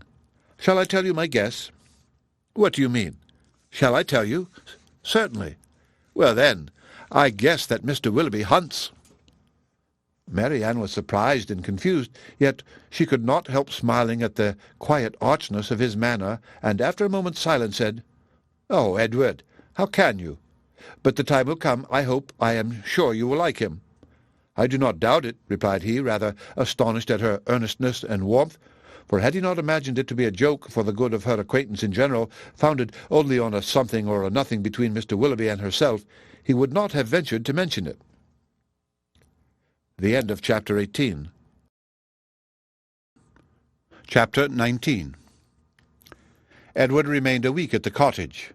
He was earnestly pressed by Mrs. Dashwood to stay longer, but, as if he were bent only on self-mortification, he seemed resolved to be gone when his enjoyment among his friends was at the height. His spirits during the last 2 or 3 days, though still very unequal, were greatly improved. He grew more and more partial to the house and environs, and never spoke of going away without a sigh, and declared his time to be wholly disengaged, even doubting to what place he should go when he left them, but still go he must. Never had any week passed so quickly. He could hardly believe it to be gone. He said so repeatedly. Other things he said too, which marked the turn of his feelings and gave the lie to his actions. He had no pleasure at Norland. He detested being in town, but either to Norland or London he must go. He valued their kindness beyond anything, and his greatest happiness was in being with them. Yet he must leave them at the end of a week, in spite of their wishes and his own, and without any restraint on his time. Elinor placed all that was astonishing in this way of acting to his mother's account, and it was happy for her that he had a mother whose character was so imperfectly known to her as to be the general excuse for everything strange on the part of her son. Disappointed, however, and vexed as she was, and sometimes displeased with his uncertain behaviour to herself, she was very well disposed on the whole to regard his actions with all the candid allowances and generous qualifications which had been rather more painfully extorted from her for Willoughby's service by her mother. His want of spirits, of openness, and of consistency were most usually attributed to his want of independence, and his better knowledge of Mrs. Ferrars' disposition and designs. The shortness of his visit, the steadiness of his purpose in leaving them, originated in the same fettered inclination, the same inevitable necessity of temporizing with his mother. The old, well-established grievance of duty against will, parent against child, was the cause of all. she would have been glad to know when these difficulties were to cease, this opposition was to yield, when Mrs. Ferrars would be reformed, and her son be at liberty to be happy. But from such vain wishes she was forced to turn for comfort to the renewal of her confidence in Edward's affection, to the very remembrance of every mark of regard in look or word which fell from him while at Barton, and, above all, to that flattering proof of it which he constantly wore round his finger. "I think, Edward," said Mrs. Dashwood, as they were at breakfast the last morning, "you would be a happier man if you had any profession to engage your time and give an interest of your plans and actions. Some inconvenience to your friends, indeed, might result from it. You would not be able to give them so much of your time, but," with a smile, "you would be materially benefited in one particular at least. You would know where to go when you left them." "I do assure you," he replied, "that I have long thought on this point as you think now. It has been, and is, and probably will always be a heavy misfortune to me that I have had no necessary business to engage me, no profession to give me employment or afford me anything like independence. But unfortunately my own nicety and the nicety of my friends have made me what I am, an idle, helpless being. We never could agree in our choice of a profession. I always preferred the church, as I still do, but that was not smart enough for my family. They recommended the army. That was a great deal too smart for me. The law was allowed to be genteel enough. Many young men who had chambers in the Temple made a very good appearance in the first circles, and drove about town in very knowing gigs. But I had no inclination for the law, even in this less abstruse study of it which my family approved. As for the navy, it had fashion on its side, but I was too old when the subject was first started to enter it, and, at length, as there was no necessity for me having any profession at all, as I might be dashing and expensive without a red coat on my back as with one, idleness was pronounced on the whole to be the most advantageous and honourable, and a young man of 18 is not in general so earnestly bent on being busy as to resist the solicitations of his friends to do nothing. I was therefore entered at Oxford, and have been properly idle ever since." "The consequence of which I suppose will be," said Mrs. Dashwood, "since leisure has not promoted your own happiness, that your sons will be brought up to as many pursuits, employments, professions, and trades as Columella's." "They will be brought up," said he, in a serious accent, "to be as unlike myself as is possible, in feeling, in action, in condition, in everything." "Come, come. This is all an effusion of immediate want of spirits, Edward. You are in a melancholy humour, and fancy that any one unlike yourself must be happy. But remember that the pain of parting from friends will be felt by everybody at times, whatever be their education or state. Know your own happiness. You want nothing but patience, or, give it a more fascinating name, call it hope. Your mother will secure to you in time that independence you are so anxious for. It is her duty, and it must ere long become her happiness to prevent your whole youth from being wasted in discontent. How much may not a few months do?" "I think," replied Edward, "that I may defy many months to produce any good to me." This desponding turn of mind, though it could not be communicated to Mrs. Dashwood, gave additional pain to them all in the parting which shortly took place, and left an uncomfortable impression on Elinor's feelings especially, which required some trouble and time to subdue. But as it was her determination to subdue it, and to prevent herself from appearing to suffer more than what all her family suffered on his going away, she did not adopt the method so judiciously employed by Marianne on a similar occasion to augment and fix her sorrow by seeking silence, solitude, and idleness. Their means were as different as their objects, and equally suited to the advancement of each. Elinor sat down to her drawing-table as soon as he was out of the house, busily employed herself the whole day, neither sought nor avoided the mention of his name, appeared to interest herself almost as much as ever in the general concerns of the family, and if by this conduct she did not lessen her own grief, it was at least prevented from unnecessary increase, and her mother and sisters were spared much solicitude on her account. Such behaviour as this, so exactly the reverse of her own, appeared no more meritorious to Marianne than her own had seemed faulty to her. The business of self-command she settled very easily. With strong affections it was impossible. With calm ones it could have no merit.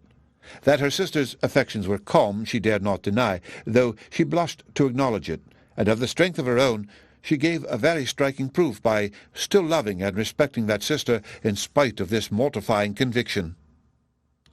Without shutting herself up from her family, or leaving the house in determined solitude to avoid them, or lying awake the whole night to indulge meditation, Elinor found every day afforded her leisure enough to think of Edward, and of Edward's behaviour in every possible variety which the different state of her spirits at different times could produce, with tenderness, pity, approbation, censure, and doubt. There were moments in abundance when, if not by the absence of her mother and sisters, at least by the nature of their employments, conversation was forbidden among them, and every effect of solitude was produced. Her mind was inevitably at liberty. Her thoughts could not be chained elsewhere, and the past and the future on a subject so interesting must be before her, must force her attention and engross her memory, her reflection, and her fancy.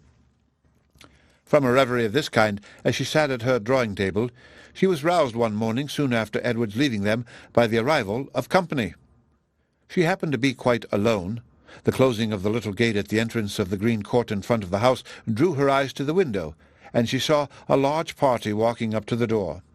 Amongst them were Sir John and Lady Middleton and Mrs. Jennings, but there were two others, a gentleman and lady, who were quite unknown to her. She was sitting near the window, and as soon as Sir John perceived her, he left the rest of the party to the ceremony of knocking at the door, and stepping across the turf, obliged her to open the casement to speak to him, though the space was so short between the door and the window as to make it hardly possible to speak at one without being heard at the other. "Well," said he, "we have brought you some strangers. How do you like them?" "Hush, they will hear you." "Never mind if they do. It's only the Palmers. Charlotte is very pretty, I can tell you. You may see her if you look this way." As Elinor was certain of seeing her in a couple of minutes without taking that liberty, she begged to be excused. "Where is Marianne? Has she run away because we are come? I see her instrument is open." "She is walking, I believe." They were now joined by Mrs. Jennings, who had not patience enough to wait till the door was opened before she told her story. She came hallooing to the window. "How do you do, my dear? How does Mrs. Dashwood do? And where are your sisters? What, all alone? You will be glad of a little company to sit with you. I have brought my other son and daughter to see you. Only think of their coming so suddenly. I thought I heard a carriage last night while we were drinking our tea, but it never entered my head that it could be them. I thought of nothing but whether it might not be Colonel Brandon come back again. So I said to Sir John, 'I do think I hear a carriage. Perhaps it is Colonel Brandon come back again.'" Elinor was obliged to turn from her in the middle of her story to receive the rest of the party. Lady Middleton introduced the two strangers. Mrs. Dashwood and Margaret came downstairs at the same time, and they all sat down to look at one another, while Mrs. Jennings continued her story as she walked through the passage into the parlour, attended by Sir John. Mrs. Palmer was several years younger than Lady Middleton, and totally unlike her in every respect. She was short and plump, had a very pretty face, and the finest expression of good humour in it that could possibly be. Her manners were by no means so elegant as her sister's, but they were much more prepossessing. She came in with a smile, smiled all the time of her visit, except when she laughed, and smiled when she went away. Her husband was a grave-looking young man of 5 or 26, with an air of more fashion and sense than his wife, but of less willingness to please or be pleased. He entered the room with a look of self-consequence, slightly bowed to the ladies without speaking a word, and, after briefly surveying them and their apartments, took up a newspaper from the table and continued to read it as long as he stayed. Mrs. Palmer, on the contrary, who was strongly endowed by nature with a turn for being uniformly civil and happy, was hardly seated before her admiration of the parlour, and everything in it burst forth. "Well, what a delightful room this is! I never saw anything so charming. Only think, mamma, how it is improved since I was here last. I always thought it such a sweet place, ma'am," turning to Mrs. Dashwood, "but you have made it so charming. Only look, sister, how delightful everything is. How I should like such a house for myself. Should not you, Mr. Palmer?" Mr. Palmer made her no answer, and did not even raise his eyes from the newspaper. "Mr. Palmer does not hear me," said she, laughing. "He never does sometimes. It is so ridiculous." This was quite a new idea to Mrs. Dashwood. She had never been used to find wit in the inattention of any one, and could not help looking with surprise at them both. Mrs. Jennings, in the meantime, talked on as loud as she could, and continued her account of their surprise the evening before on seeing their friends, without ceasing till everything was told. Mrs. Palmer laughed heartily at the recollection of their astonishment, and everybody agreed, 2 or 3 times over, that it had been quite an agreeable surprise. "You may believe how glad we all were to see them," added Mrs. Jennings, leaning forwards towards Elinor, and speaking in a low voice as if she meant to be heard by no one else, though they were seated on different sides of the room. "But, however, I can't help wishing they had not travelled quite so fast, nor made such a long journey of it, for they came all round by London upon account of some business, for, you know," nodding significantly and pointing to her daughter, "it was wrong in her situation. I wanted her to stay at home and rest this morning, but she would come with us. She longed so much to see you all." Mrs. Palmer laughed, and said it would not do her any harm. "She expects to be confined in February," continued Mrs. Jennings. Lady Middleton could no longer endure such a conversation, and therefore exerted herself to ask Mr. Palmer if there was any news in the paper. "No, none at all," he replied, and read on. "Here comes Marianne," cried Sir John. "Now, Palmer, you shall see a monstrous pretty girl." He immediately went into the passage, opened the front door, and ushered her in himself. Mrs. Jennings asked her, as soon as she appeared, if she had not been to Allenham, and Mrs. Palmer laughed so heartily at the question as to show she understood it. Mr. Palmer looked up on her entering the room, stared at her some minutes, and then returned to his newspaper. Mrs. Palmer's eye was now caught by the drawings which hung around the room. She got up to examine them. "Oh, dear, how beautiful these are! Well, how delightful! Do but look, mamma, how sweet! I declare they are quite charming. I could look at them forever." And then, sitting down again, she very soon forgot that there were any such things in the room. When Lady Middleton rose to go away, Mr. Palmer rose also, laid down the newspaper, stretched himself, and looked at them all round. "My love, have you been asleep?" said his wife, laughing. He made her no answer, and only observed, after again examining the room, that it was very low-pitched, and that the ceiling was crooked. He then made his bow, and departed with the rest. Sir John had been very urgent with them all to spend the next day at the park. Mrs. Dashwood, who did not choose to dine with them oftener than they had dined at the cottage, absolutely refused on her own account. Her daughters might do as they pleased, but they had no curiosity to see how Mr. and Mrs. Palmer ate their dinner, and no expectation of pleasure from them in any other way. They attempted therefore likewise to excuse themselves. The weather was uncertain, and not likely to be good. But Sir John would not be satisfied. The carriage should be sent for them, and they must come. Lady Middleton, too, though she did not press their mother, pressed them. Mrs. Jennings and Mrs. Palmer joined their entreaties.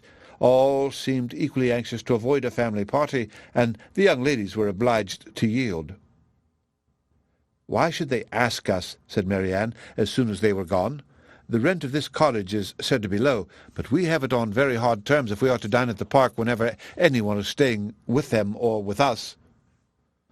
"They mean no less to be civil and kind to us now," said Elinor, "by these frequent invitations than by those which we received from them a few weeks ago.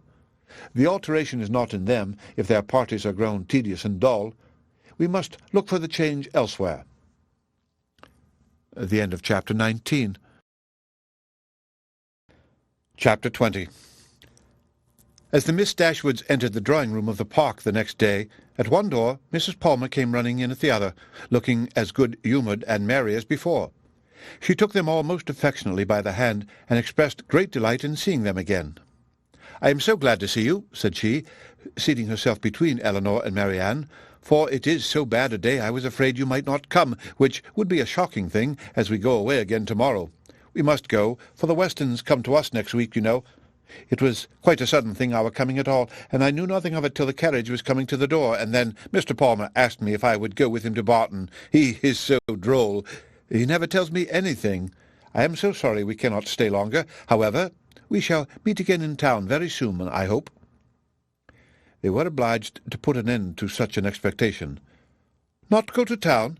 cried Mrs. Palmer with a laugh. "I shall be quite disappointed if you do not.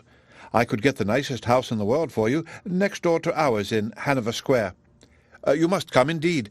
I am sure I shall be very happy to chaperone you at any time till I am confined, if Mrs. Dashwood should not like to go into public."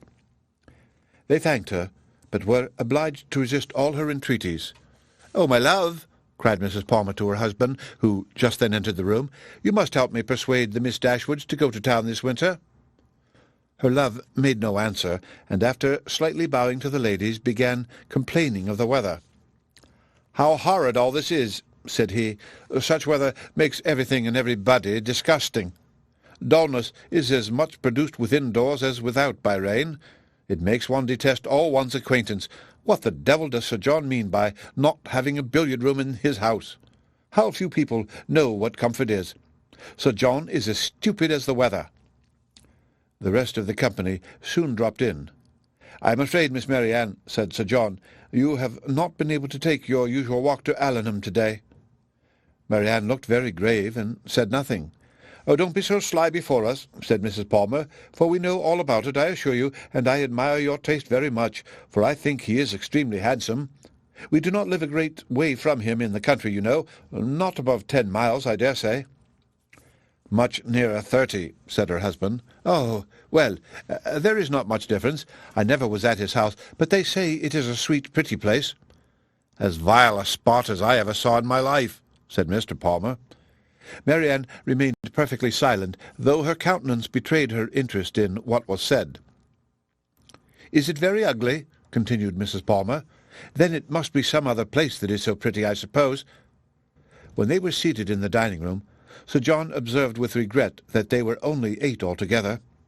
"My dear," said he to his lady, "it is very provoking that we should be so few. Why did you not ask the Gilberts to come to us to-day?" "Did not I tell you, Sir John, when you spoke to me about it before, that it could not be done? They dined with us last." "You and I, Sir John," said Mrs. Jennings, "should not stand upon such ceremony." "Then you would be very ill-bred," cried Mr. Palmer. "My love, you contradict everybody," said his wife, with her usual laugh. "Do you know that you are quite rude?" "I did not know I contradicted anybody in calling your mother ill-bred." "Aye, you may abuse me as you please," said the good-natured old lady. "You have taken Charlotte off my hands, and cannot give her back again, so there I have the whip-hand of you." Charlotte laughed heartily to think that her husband could not get rid of her, and exultingly said she did not care how cross he was to her, as they must live together. It was impossible for any one to be more thoroughly good-natured or more determined to be happy than Mrs. Palmer. The studied indifference, insolence, and discontent of her husband gave her no pain, and when he scolded or abused her, she was highly diverted. "Mr. Palmer is so droll," said she in a whisper to Elinor. "He is always out of humour." Elinor was not inclined, after a little observation, to give him credit for being so genuinely and unaffectedly ill-natured or ill-bred as he wished to appear.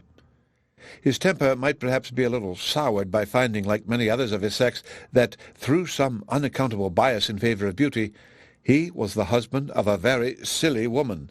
But she knew that this kind of blunder was too common for any sensible man to be lastingly hurt by it. It was rather a wish of distinction, she believed, which produced his contemptuous treatment of everybody, and his general abuse of everything before him. It was the desire of appearing superior to other people. The motive was too common to be wondered at, but the means, however they might succeed by establishing his superiority and ill-breeding, were not likely to attach any one to him except his wife.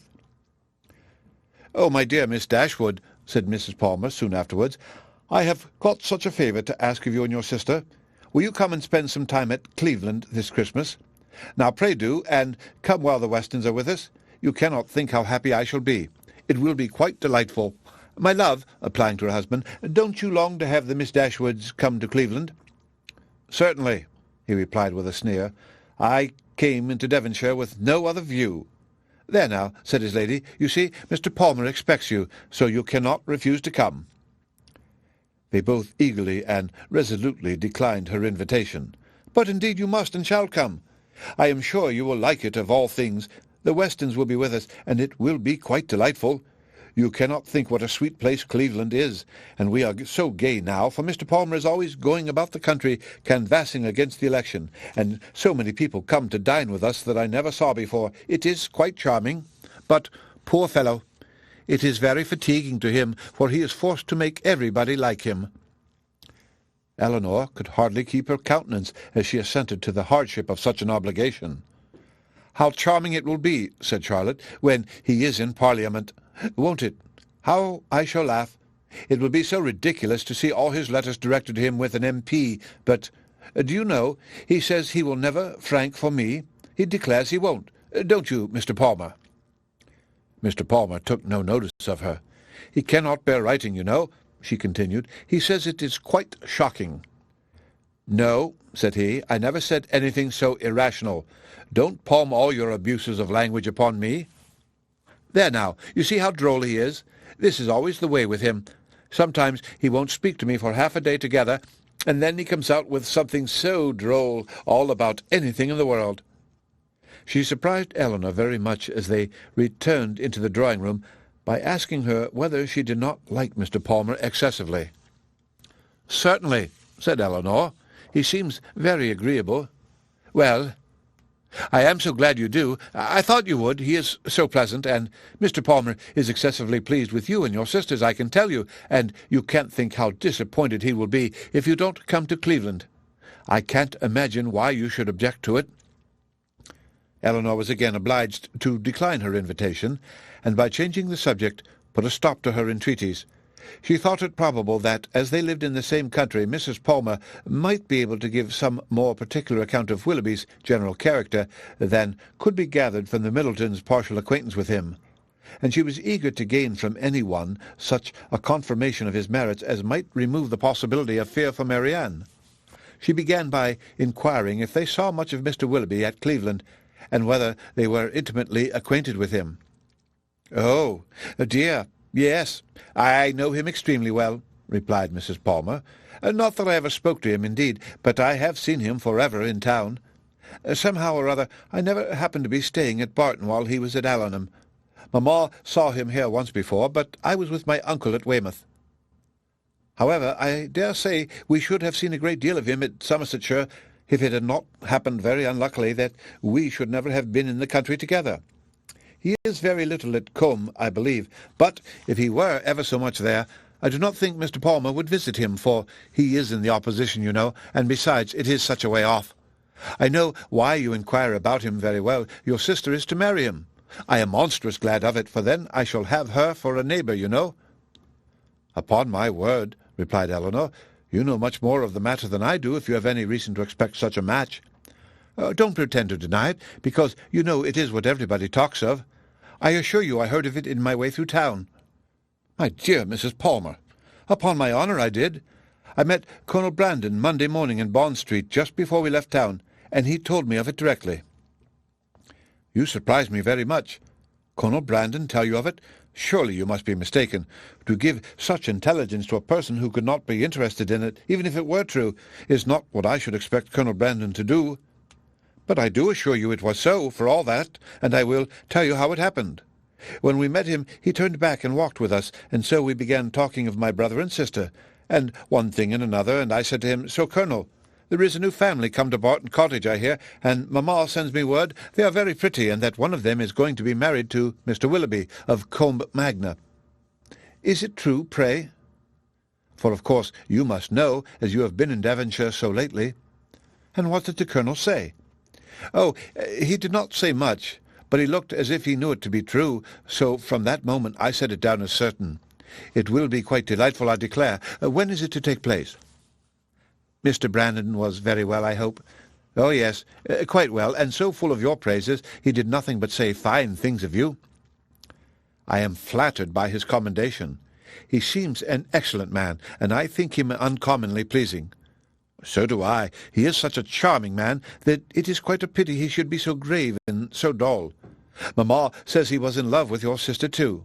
I assure you it was a great compliment if he was, for he hardly ever falls in love with anybody."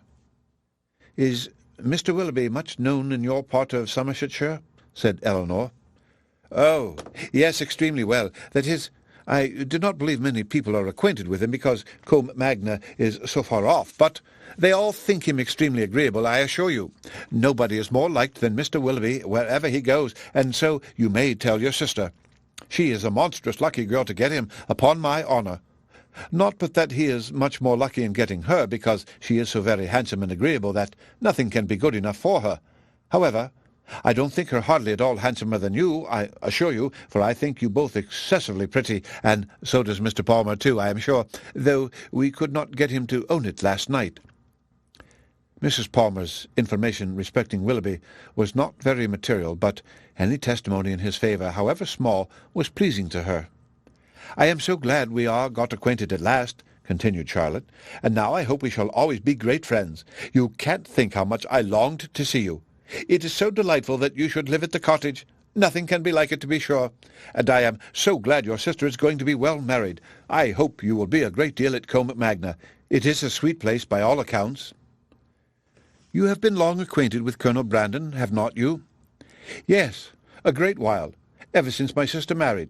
He was a particular friend of Sir John's, I believe," she added in a low voice. "He would have been very glad to have had me if he could. Sir John and Lady Middleton wished it very much, but mamma did not think the match good enough for me. Otherwise Sir John would have mentioned it to the Colonel, and we should have been married immediately." "Did not Colonel Brandon know of Sir John's proposal to your mother before it was made? Had he never owned his affection to yourself?" "Oh, no. But if mamma had not objected to it, I dare say he would have liked it of all things. He had not seen me then above twice, for it was before I left school. However, I am much happier as I am. Mr. Palmer is just the kind of man I like." The end of Chapter 20. Chapter 21. The Palmers returned to Cleveland the next day, and the two families at Barton were again left to entertain each other. But this did not last long. Elinor had hardly got their last visitors out of her head, had hardly done wondering at Charlotte's being so happy without a cause, at Mr. Palmer's acting so simply with good abilities, and at the strange unsuitableness which often existed between husband and wife, before Sir John and Mrs. Jennings' active zeal in the cause of society procured her some other new acquaintance to see and observe. In a morning's excursion to Exeter, they had met with two young ladies whom Mrs. Jennings had the satisfaction of discovering to be her relations, and this was enough for Sir John to invite them directly to the park as soon as their present engagements at Exeter were over. Their engagements at Exeter instantly gave way before such an invitation, and Lady Middleton was thrown into no little alarm on the return of Sir John by hearing that she was very soon to receive a visit from two girls whom she had never seen in her life, and of whose elegance, whose tolerable gentility even, she could have no proof, for the assurances of her husband and mother on that subject went for nothing at all. Their being her relations too made it so much the worse, and Mrs. Jennings' attempts at consolation were therefore unfortunately founded when she advised her daughter not to care about their being so fashionable, because they were all cousins and must put up with one another. As it was impossible, however, now to prevent their coming, Lady Middleton resigned herself to the idea of it with all the philosophy of a well-bred woman, contenting herself with merely giving her husband a gentle reprimand on the subject 5 or 6 times every day. The young ladies arrived. Their appearance was by no means ungenteel or unfashionable. Their dress was very smart, their manners very civil. They were delighted with the house, and in raptures with the furniture, and they happened to be so dotingly fond of children that Lady Middleton's good opinion was engaged in their favour before they had been an hour at the park. She declared them to be very agreeable girls indeed, which, for her ladyship, was enthusiastic admiration. Sir John's confidence in his own judgment rose with this animated praise, and he set off directly for the cottage to tell the Miss Dashwoods of the Miss Steele's arrival, and to assure them of their being the sweetest girls in the world. From such commendation as this, however, there was not much to be learned. Elinor well knew that the sweetest girls in the world were to be met with in every part of England, under every possible variation of form, face, temper, and understanding. Sir John wanted the whole family to walk to the park directly and look at his guests. Benevolent, philanthropic man, it was painful to him even to keep a third cousin to himself. "Do come now," said he. "Pray come, you must come. I declare you shall come. You can't think how you will like them. Lucy is monstrous pretty, and so good-humoured and agreeable. The children are all hanging about her already as if she was an old acquaintance, and they both long to see you of all things, for they have heard at Exeter that you are the most beautiful creatures in the world. And I have told them it is all very true, and a great deal more. You will be delighted with them, I am sure. They have brought the whole coach full of playthings for the children. How can you be so cross as not to come? Why, they are your cousins, you know, after a fashion. You are my cousins, and they are my wife's, so you must be related. But Sir John could not prevail. He could only obtain a promise of their calling at the park within a day or two, and then left them in amazement at their indifference to walk home and boast anew of their attractions to the Miss Steeles, as he had been already boasting of the Miss Steeles to them. When their promised visit to the park and consequent introduction to these young ladies took place, they found in the appearance of the eldest, who was nearly 30, with a very plain and not a sensible face, nothing to admire, but in the other, who was not more than 2 or 3 and 20, they acknowledged considerable beauty. Her features were pretty, and she had a sharp, quick eye, and a smartness of air, which, though it did not give actual elegance or grace, gave distinction to her person. Their manners were particularly civil, and Elinor soon allowed them credit for some kind of sense when she saw with what constant and judicious attentions they were making themselves agreeable to Lady Middleton. With her children, they were in continual raptures, extolling their beauty, courting their notice, and humouring all their whims, and such of their time as could be spared from the importunate demands which this politeness made on it was spent in admiration of whatever her ladyship was doing, if she happened to be doing anything, or in taking patterns of some elegant new dress in which her appearance the day before had thrown them into unceasing delight. Fortunately, for those who pay their court through such foibles, a fond mother, though in pursuit of praise for her children the most rapacious of human beings, is likewise the most credulous. Her demands are exorbitant, but she will swallow anything. And the excessive affection and endurance of the Miss Steeles towards her offspring were viewed, therefore, by Lady Middleton without the smallest surprise or distrust. She saw with maternal complacency all the impertinent encroachments and mischievous tricks to which her cousin submitted. She saw their sashes untied, their hair pulled about their ears, their work-bags searched, and their knives and scissors stolen away, and felt no doubt of its being a reciprocal enjoyment.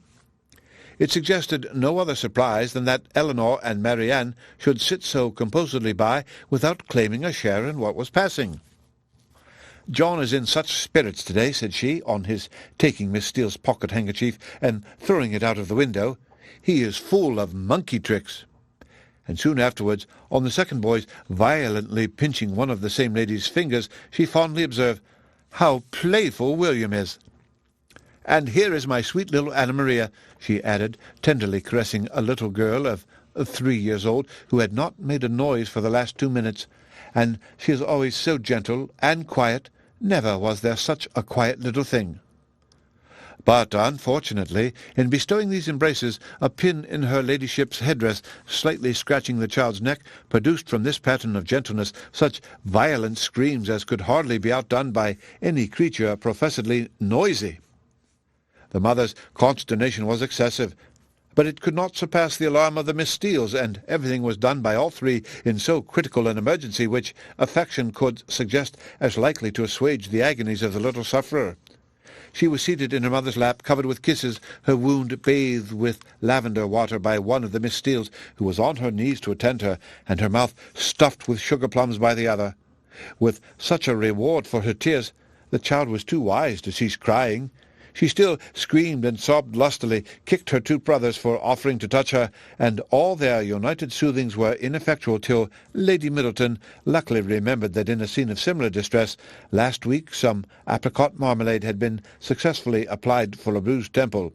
The same remedy was eagerly proposed for this unfortunate scratch, and a slight intermission of screams in the young lady on hearing it gave them reason to hope that it would not be rejected. She was carried out of the room, therefore, in her mother's arms, in quest of this medicine, and as the 2 boys chose to follow, though earnestly entreated by their mother to stay behind, the 4 young ladies were left in a quietness which the room had not known for many hours. "Poor little creature," said Miss Steele, as soon as they were gone. "It might have been a very sad accident." "Yet I hardly know how," cried Marianne, "unless it had been under totally different circumstances. But this is the usual way of heightening alarm when there is nothing to be alarmed at in reality." "What a sweet woman Lady Middleton is," said Lucy Steele. Marianne was silent. It was impossible for her to say what she did not feel, however trivial the occasion, and upon Elinor, therefore, the whole task of telling lies when politeness required it always fell. She did her best when thus called on, by speaking of Lady Middleton with more warmth than she felt, though with far less than Miss Lucy. "And Sir John, too," cried the elder sister. "What a charming man he is!" Here, too, Miss Dashwood's commendation, being only simple and just, came in without any éclat. She merely observed that he was perfectly good-humoured and friendly. "And what a charming little family they have!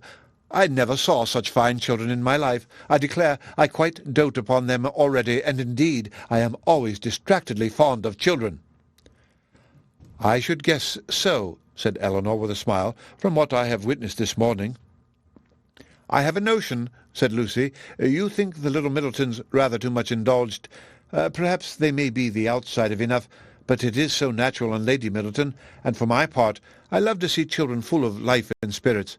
I cannot bear them if they are tame and quiet." "I confess," replied Elinor, "that while I am at Barton Park, I never think of tame and quiet children with any abhorrence."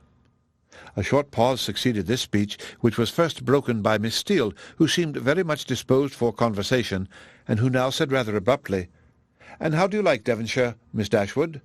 I suppose you are very sorry to leave Sussex?" In some surprise at the familiarity of this question, or at least of the manner in which it was spoken, Elinor replied that she was. "Norland is a prodigious beautiful place, is not it?" asked Miss Steele. "We have heard Sir John admiring it excessively," said Lucy, who seemed to think some apology necessary for the freedom of her sister. "I think everyone must admire it," replied Elinor, "who ever saw the place, though it is not to be supposed that anyone can estimate its beauties as we do. And had you a great many smart beaux there? I suppose you have not so many in this part of the world. For my part, I think they are a vast addition always." "But why should you think," said Lucy, looking ashamed of her sister, "that there are not as many genteel young men in Devonshire as Sussex?" "Nay, my dear, I'm sure I don't pretend to say that there aren't. I'm sure there's a vast many smart beaux in Exeter. But you know, how could I tell what smart beau there might be about Norland?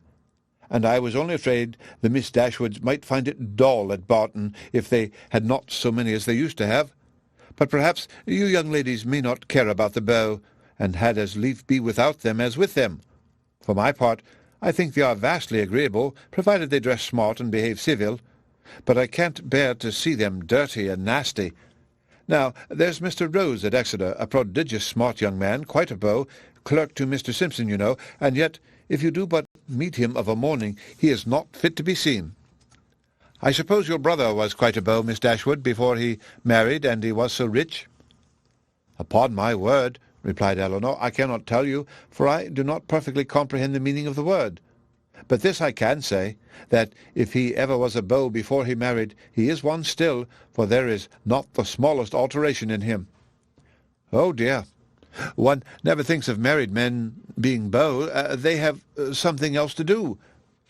"Lord, Anne," cried her sister, "you can talk of nothing but beaux. You will make Miss Dashwood believe you think of nothing else." And then, to turn the discourse, she began admiring the house and the furniture. This specimen of the Miss Steeles was enough.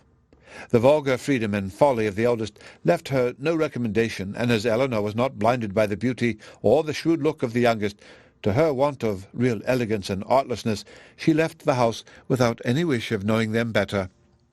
Not so the Miss Steeles. They came from Exeter, well provided with admiration for the use of Sir John Middleton, his family, and all his relations, and no niggardly proportion was now dealt out to his fair cousins, whom they declared to be the most beautiful, elegant, accomplished, and agreeable girls they had ever beheld, and with whom they were particularly anxious to be better acquainted. and to be better acquainted therefore, Elinor soon found was their inevitable lot, for as Sir John was entirely on the side of the Miss Steeles, their party would be too strong for opposition, and that kind of intimacy must be submitted to, which consists of sitting an hour or two together in the same room almost every day. Sir John could do not more, but he did not know that any more was required. To be together was, in his opinion, to be intimate, and while his continual schemes for their meeting were effectual, he had not a doubt of their being established friends. To do him justice, he did everything in his power to promote their unreserve by making the Miss Steeles acquainted with whatever he knew or supposed of his cousin's situations in the most delicate particulars, and Elinor had not seen them more than twice, before the eldest of them wished her joy on her sister's having been so lucky as to make a conquest of a very smart beau since she came to Barton. "'Twill be a fine thing to have her married so young, to be sure," said she, "and I hear he is quite a beau, and prodigious handsome, and I hope you may have as good a luck yourself soon, but perhaps you may have a friend in the corner already." Elinor could not suppose that Sir John would be more nice in proclaiming his suspicion of her regard for Edward than he had been with respect to Marianne. Indeed, it was rather his favourite joke of the two, as being somewhat newer and more conjectural, and since Edward's visit they had never dined together without his drinking to her best affections with so much significancy and so many nods and winks as to excite general attention. The letter F had been likewise invariably brought forward, and found productive of such countless jokes that its character as the wittiest letter in the alphabet had been long established with Elinor. The Miss Steeles, as she expected, had now all the benefit of these jokes, and in the eldest of them they raised a curiosity to know the name of the gentleman alluded to, which, though often impertinently expressed, was perfectly of a piece with her general inquisitiveness into the concerns of their family. But Sir John did not sport long with the curiosity which he delighted to raise, for he had at least as much pleasure in telling the name as Miss Steele had in hearing it. "His name is Ferrars," said he, in a very audible whisper, "but pray do not tell it, for it's a great secret." "Ferrars?" repeated Miss Steele. "Mr. Ferrars is the happy man, is he?" "What?" "Your sister-in-law's brother, Miss Dashwood." "A very agreeable young man, to be sure. I know him very well." "How can you say so, Anne?" cried Lucy, who generally made an amendment to all her sister's assertions. "Though we have seen him once or twice at my uncle's, it is rather too much to pretend to know him very well." Elinor heard all this with attention and surprise. And who was this uncle? Where did he live? How came they acquainted? She wished very much to have the subject continued, though she did not choose to join in it herself, but nothing more of it was said, and for the first time in her life she thought Mrs. Jennings deficient either in curiosity after petty information, or in a disposition to communicate it. The manner in which Miss Steele had spoken of Edward increased her curiosity, for it struck her as being rather ill-natured, and suggested the suspicion of that lady's knowing, or fancying herself to know, something to his disadvantage. But her curiosity was unavailing, for no further notice was taken of Mr. Ferrars' name by Miss Steele when alluded to, or even openly mentioned by Sir John. The end of Chapter 21. Chapter 22.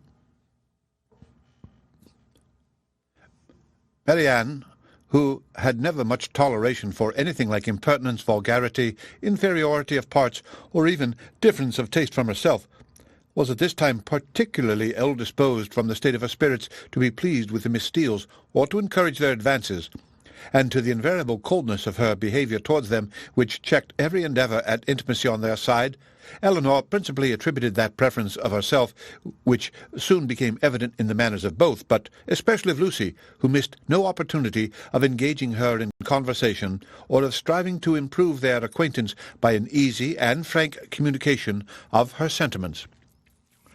Lucy was naturally clever. Her remarks were often just and amusing, and as a companion for half an hour Elinor frequently found her agreeable. But her powers had received no aid from education, She was ignorant and illiterate, and her deficiency of all mental improvement, her want of information in the most common particulars, could not be concealed from Miss Dashwood, in spite of her constant endeavour to appear to advantage.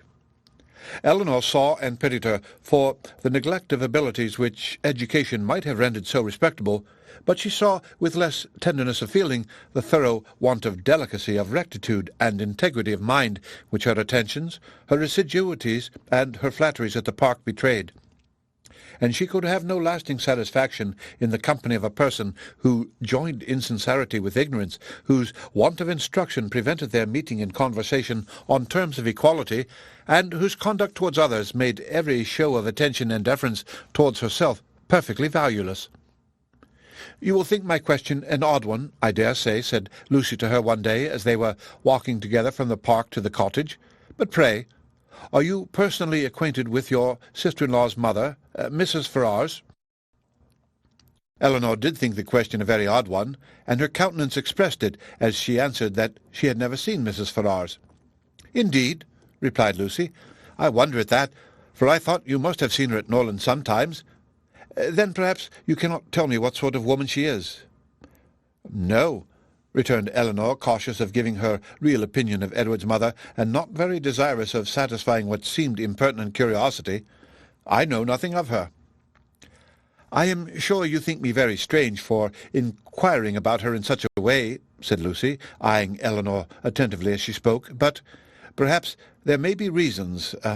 I wish I might venture, but, however, I hope you will do me the justice of believing that I do not mean to be impertinent."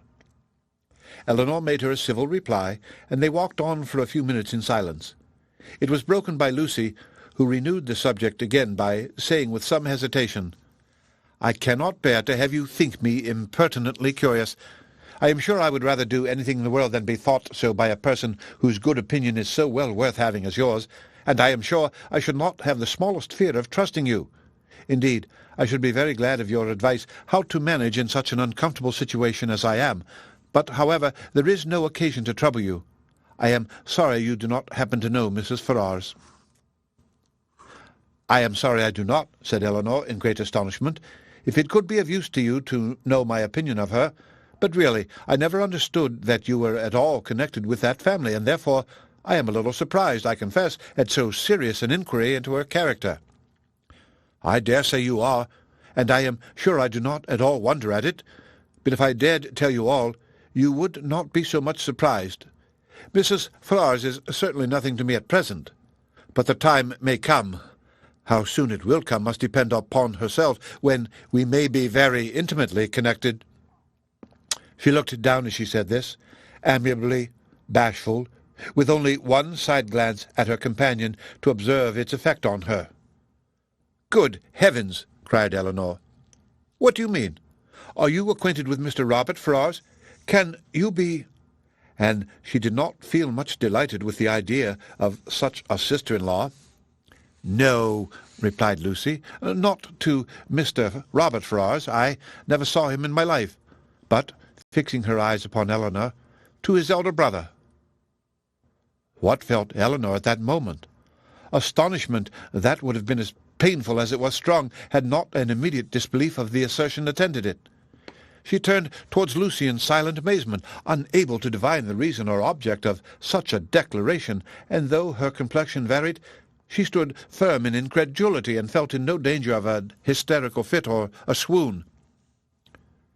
"You may well be surprised," continued Lucy, "for to be sure you could have had no idea of it before, for I dare say he never dropped the smallest hint of it to you or any of your family, because it was always meant to be a great secret, and I am sure has been faithfully kept so by me to this hour. Not a soul of all my relations know of it but Anne, and I never should have mentioned it to you if I had not felt the greatest dependence in the world upon your secrecy. And I really thought my behaviour in asking so many questions about Mrs. Ferrars must seem so odd that it ought to be explained. And I do not think Mr. Ferrars can be displeased when he knows I have trusted you, because I know he has the highest opinion in the world of all your family, and looks upon yourself and the other Miss Dashwoods quite as his own sisters." She paused. Elinor, for a few moments, remained silent. Her astonishment at what she heard was at first too great for words, but at length, forcing herself to speak, and to speak cautiously, she said, with a calmness of manner which tolerably well concealed her surprise and solicitude, "May I ask if your engagement is of long standing?" "We have been engaged these 4 years." 4 years? "Yes." Elinor, though greatly shocked, still felt unable to believe it. "I did not know," said she, "that you were even acquainted till the other day." "Our acquaintance, however, is of many years' date. He was under my uncle's care, you know, a considerable while." "Your uncle?" "Yes, Mr. Pratt. Did you never hear him talk of Mr. Pratt?" "I think I have," replied Elinor, with an exertion of spirits which increased with her increase of emotion. "He was 4 years with my uncle, who lives at Longstaple, near Plymouth. It was there our acquaintance began, for my sister and me was often staying with my uncle, and it was there our engagement was formed, though not till a year after he had quitted as a pupil. But he was almost always with us afterwards.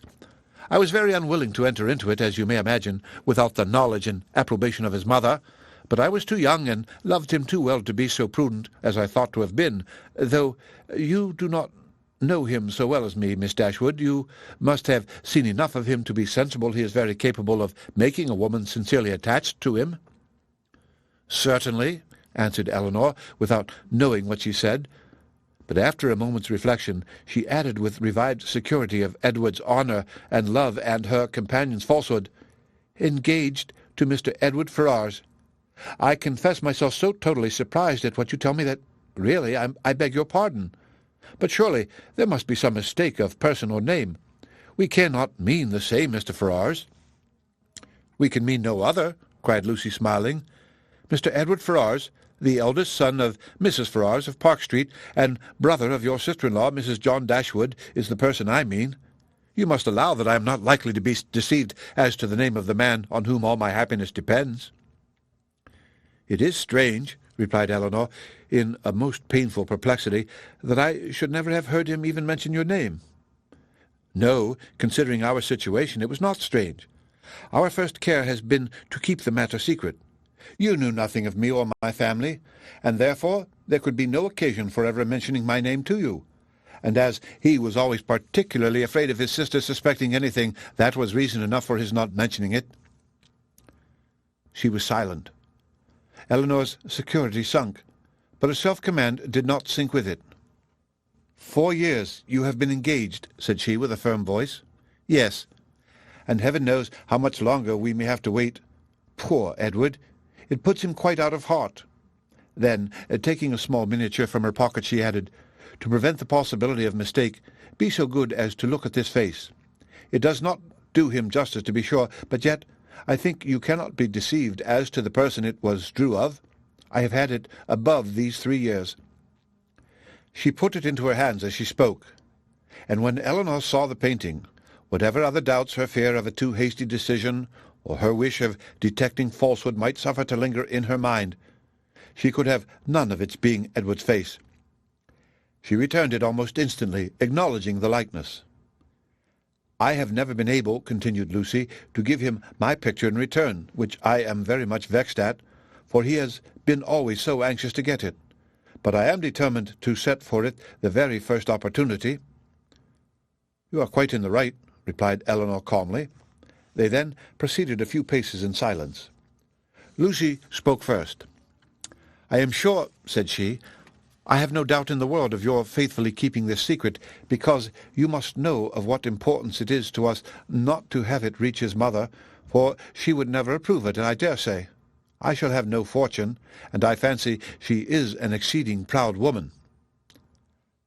"I certainly did not seek your confidence," said Elinor, "but you do me no more than justice in imagining that I may be depended on. Your secret is safe with me, but pardon me if I express some surprise at so unnecessary a communication. You must at least have felt that my being acquainted with it could not add to its safety." As she said this, she looked earnestly at Lucy, hoping to discover something in her countenance, perhaps the falsehood of the greatest part of what she had been saying. But Lucy's countenance suffered no change. "I was afraid you would think I was taking a great liberty with you," said she, "in telling you all this. I have not known you long, to be sure, personally at least, but I have known you and all your family by description a great while, and as soon as I saw you, I felt almost as if you were an old acquaintance. Besides, in the present case, I really thought some explanation was due to you after my making such particular inquiries about Edward's mother. And I am so unfortunate that I have not a creature whose advice I can ask. Anne is the only person that knows of it, and she has no judgment at all. Indeed, she does me a great deal more harm than good, for I am in constant fear of her betraying me. She does not know how to hold her tongue, as you must perceive, and I am sure I was in the greatest fright in the world the other day when Edward's name was mentioned by Sir John, lest she should out with it all. You can't think how much I go through in my mind from it altogether. I only wonder that I am alive after what I have suffered for Edward's sake these last 4 years. Everything in such suspense and uncertainty, and seeing him so seldom. We can hardly meet about twice a year. I am sure I wonder my heart is not quite broke. Here she took out her handkerchief, but Elinor did not feel very compassionate. "Sometimes," continued Lucy, after wiping her eyes, "I think whether it would not be better for us both to break off the matter entirely." As she said this, she looked directly at her companion. "But then, at other times, I have not resolution enough for it. I cannot bear the thought of making him so miserable, as I know the very mention of such a thing would do, and on my own account, too, so dear as he is to me. I don't think I could be equal to it. What would you advise me to do in such a case, Miss Dashwood? What would you do yourself?" "Pardon me," replied Elinor, startled by the question, "but I can give you no advice under such circumstances. Your own judgment must direct you." "To be sure," continued Lucy, after a few minutes' silence on both sides. "His mother must provide for him some time or other, but poor Edward is so cast down about it. Did not you think him dreadful low-spirited when he was at Barton? He was so miserable when he left us at Longstaple to go with you that I was afraid you would think him quite ill." "Did he come from your uncle's, then, when he visited us?" "Oh, yes. He had been staying a fortnight with us. Did you think he came directly from town?" "No," replied Elinor, most feelingly sensible of every fresh circumstance in favour of Lucy's veracity. "I remember he told us that he had been staying a fortnight with some friends near Plymouth." She remembered, too, her own surprise at the time at his mentioning nothing farther of those friends, at his total silence with respect even to their names. "Did not you think him sadly out of spirits?" repeated Lucy. "We did indeed, particularly so when he first arrived. I begged him to exert himself for fear you should suspect what was the matter, but it made him so melancholy, not being able to stay more than a fortnight with us, and seeing me so much affected. Poor fellow! I am afraid it is just the same with him now, for he writes in wretched spirits. I have heard from him just before I left Exeter," taking a letter from her pocket, and carelessly showing the direction to Elinor. "You know his hand, I dare say.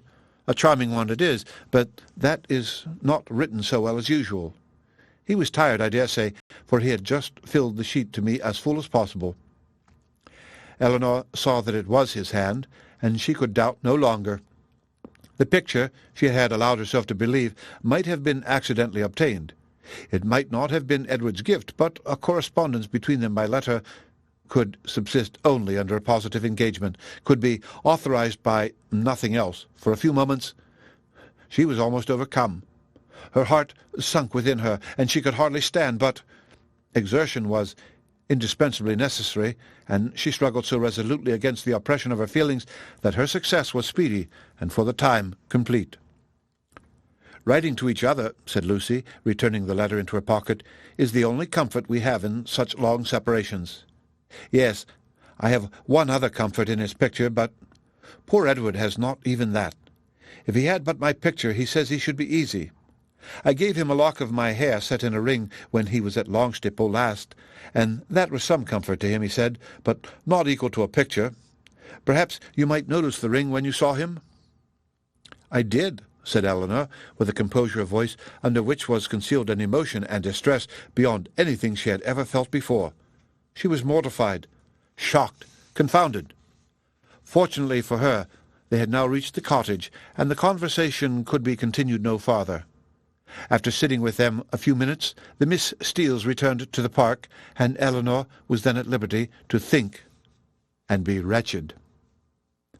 The end of Chapter 22. Chapter 23. However small Elinor's general dependence on Lucy's veracity might be, it was impossible for her, on serious reflection, to suspect it in the present case, where no temptation could be answerable to the folly of inventing a falsehood of such a description. What Lucy had asserted to be true, therefore, Elinor could not, dared not longer doubt, supported as it was too on every side by such probabilities and proofs, and contradicted by nothing but her own wishes. Their opportunity of acquaintance in the house of Mr. Pratt was a foundation for the rest, at once indisputable and alarming. And Edward's visit near Plymouth, his melancholy state of mind, his dissatisfaction at his own prospects, his uncertain behaviour towards herself, the intimate knowledge of the Miss Steeles as to Norland and their family connections, which had often surprised her, the picture, the letter, the ring, formed altogether such a body of evidence as overcame every fear of condemning him unfairly, and established as a fact which no partiality could set aside, his ill treatment of herself. Her resentment of such behaviour, her indignation at having been its dupe for a short time, made her feel only for herself. But other ideas, other considerations soon arose. Had Edward been intentionally deceiving her? Had he feigned a regard for her which he did not feel? Was his engagement to Lucy an engagement of the heart? No. Whatever it might once have been, she could not believe it at such as present. His affection was all her own. She could not be deceived in that. Her mother, sisters, Fanny, all had been conscious of his regard for her at Norland. It was not an illusion of her own vanity. He certainly loved her. What a softener of the heart was this persuasion! How much could it not tempt her to forgive? He had been blamable, highly blamable, in remaining at Norland after he felt her influence over him to be more than it ought to be. In that he could not be defended. But if he had injured her, how much more had he injured himself? If her case were pitiable, his was hopeless. His imprudence had made her miserable for a while, but it seemed to have deprived himself of all chance of ever being otherwise. She might in time regain tranquillity, but he, what had he to look forward to? Could he ever be tolerably happy with Lucy Steele? Could he, were his affection for herself out of the question, with his integrity, his delicacy, and well-informed mind, be satisfied with a wife like her, illiterate, artful, and selfish? The youthful infatuation of 19 would naturally blind him to everything but her beauty and good nature, but the 4 succeeding years, years which, if rationally spent, give such improvement to the understanding, must have opened his eyes to her defects of education, while the same period of time spent on her side in inferior society and more frivolous pursuits had perhaps robbed her of that simplicity which might once have given an interesting character to her beauty. If, in the supposition of his seeking to marry herself, his difficulties from his mother had seemed great, how much greater were they now likely to be when the object of his engagement was undoubtedly inferior in connections, and probably inferior in fortune to herself. These difficulties, indeed, with a heart so alienated from Lucy, might not press very hard upon his patience, but melancholy was the state of the person by whom the expectation of family opposition and unkindness could be felt as a relief. As these considerations occurred to her in painful succession, she wept for him more than for herself. Supported by the conviction of having done nothing to merit her present unhappiness, and consoled by the belief that Edward had done nothing to forfeit her esteem, she thought she could even now, under the first smart of the heavy blow, command herself enough to guard every suspicion of the truth from her mother and sisters. And so well was she able to answer her own expectations, that when she joined them at dinner only 2 hours after she had first suffered the extinction of all her dearest hopes, no one would have supposed from the appearance of the sisters that Elinor was mourning in secret over obstacles which must divide her forever from the object of her love, and that Marianne was internally dwelling on the perfections of a man of whose whole heart she felt thoroughly possessed, and whom she expected to see in every carriage which drove near the house. The necessity of concealing from her mother and Marianne what had been entrusted in confidence to herself though it obliged her to unceasing exertion, was no aggravation of Elinor's distress. On the contrary, it was a relief to her to be spared the communication of what would give such affliction to them, and to be saved likewise from hearing that condemnation of Edward which would probably flow from the excess of their partial affection for himself, and which was more than she felt equal to support. From their counsel or their conversation she knew she could receive no assistance. Their tenderness and sorrow must add to her distress, while her self-command would neither receive encouragement from their example nor from their praise. She was stronger alone, and her own good sense so well supported her that her firmness was as unshaken, her appearance of cheerfulness as invariable as, with regrets so poignant and so fresh, it was possible for them to be. Much as she had suffered from her first conversation with Lucy on the subject, she soon felt an earnest wish of renewing it, and this for more reasons than one. She wanted to hear many particulars of their engagement repeated again. She wanted more clearly to understand what Lucy really felt for Edward, whether there were any sincerity in her declaration of tender regard for him, and she particularly wanted to convince Lucy, by her readiness to enter on the matter again, and her calmness in conversing on it, that she was no otherwise interested in it than as a friend, which she very much feared her involuntary agitation in their morning discourse must have left at least doubtful. That Lucy was disposed to be jealous of her appeared very probable. It was plain that Edward had always spoken highly in her praise, not merely from Lucy's assertion, but from her venturing to trust her on so short a personal acquaintance with a secret so confessedly and evidently important, and even Sir John's joking intelligence must have had some weight. But indeed, while Elinor remained so well assured within herself of being really beloved by Edward, it required no other consideration of probabilities to make it natural that Lucy should be jealous, and that she was so, her very confidence was a proof. What other reason for the disclosure of the affair could there be, but that Elinor might be informed by it of Lucy's superior claims on Edward, and be taught to avoid him in the future?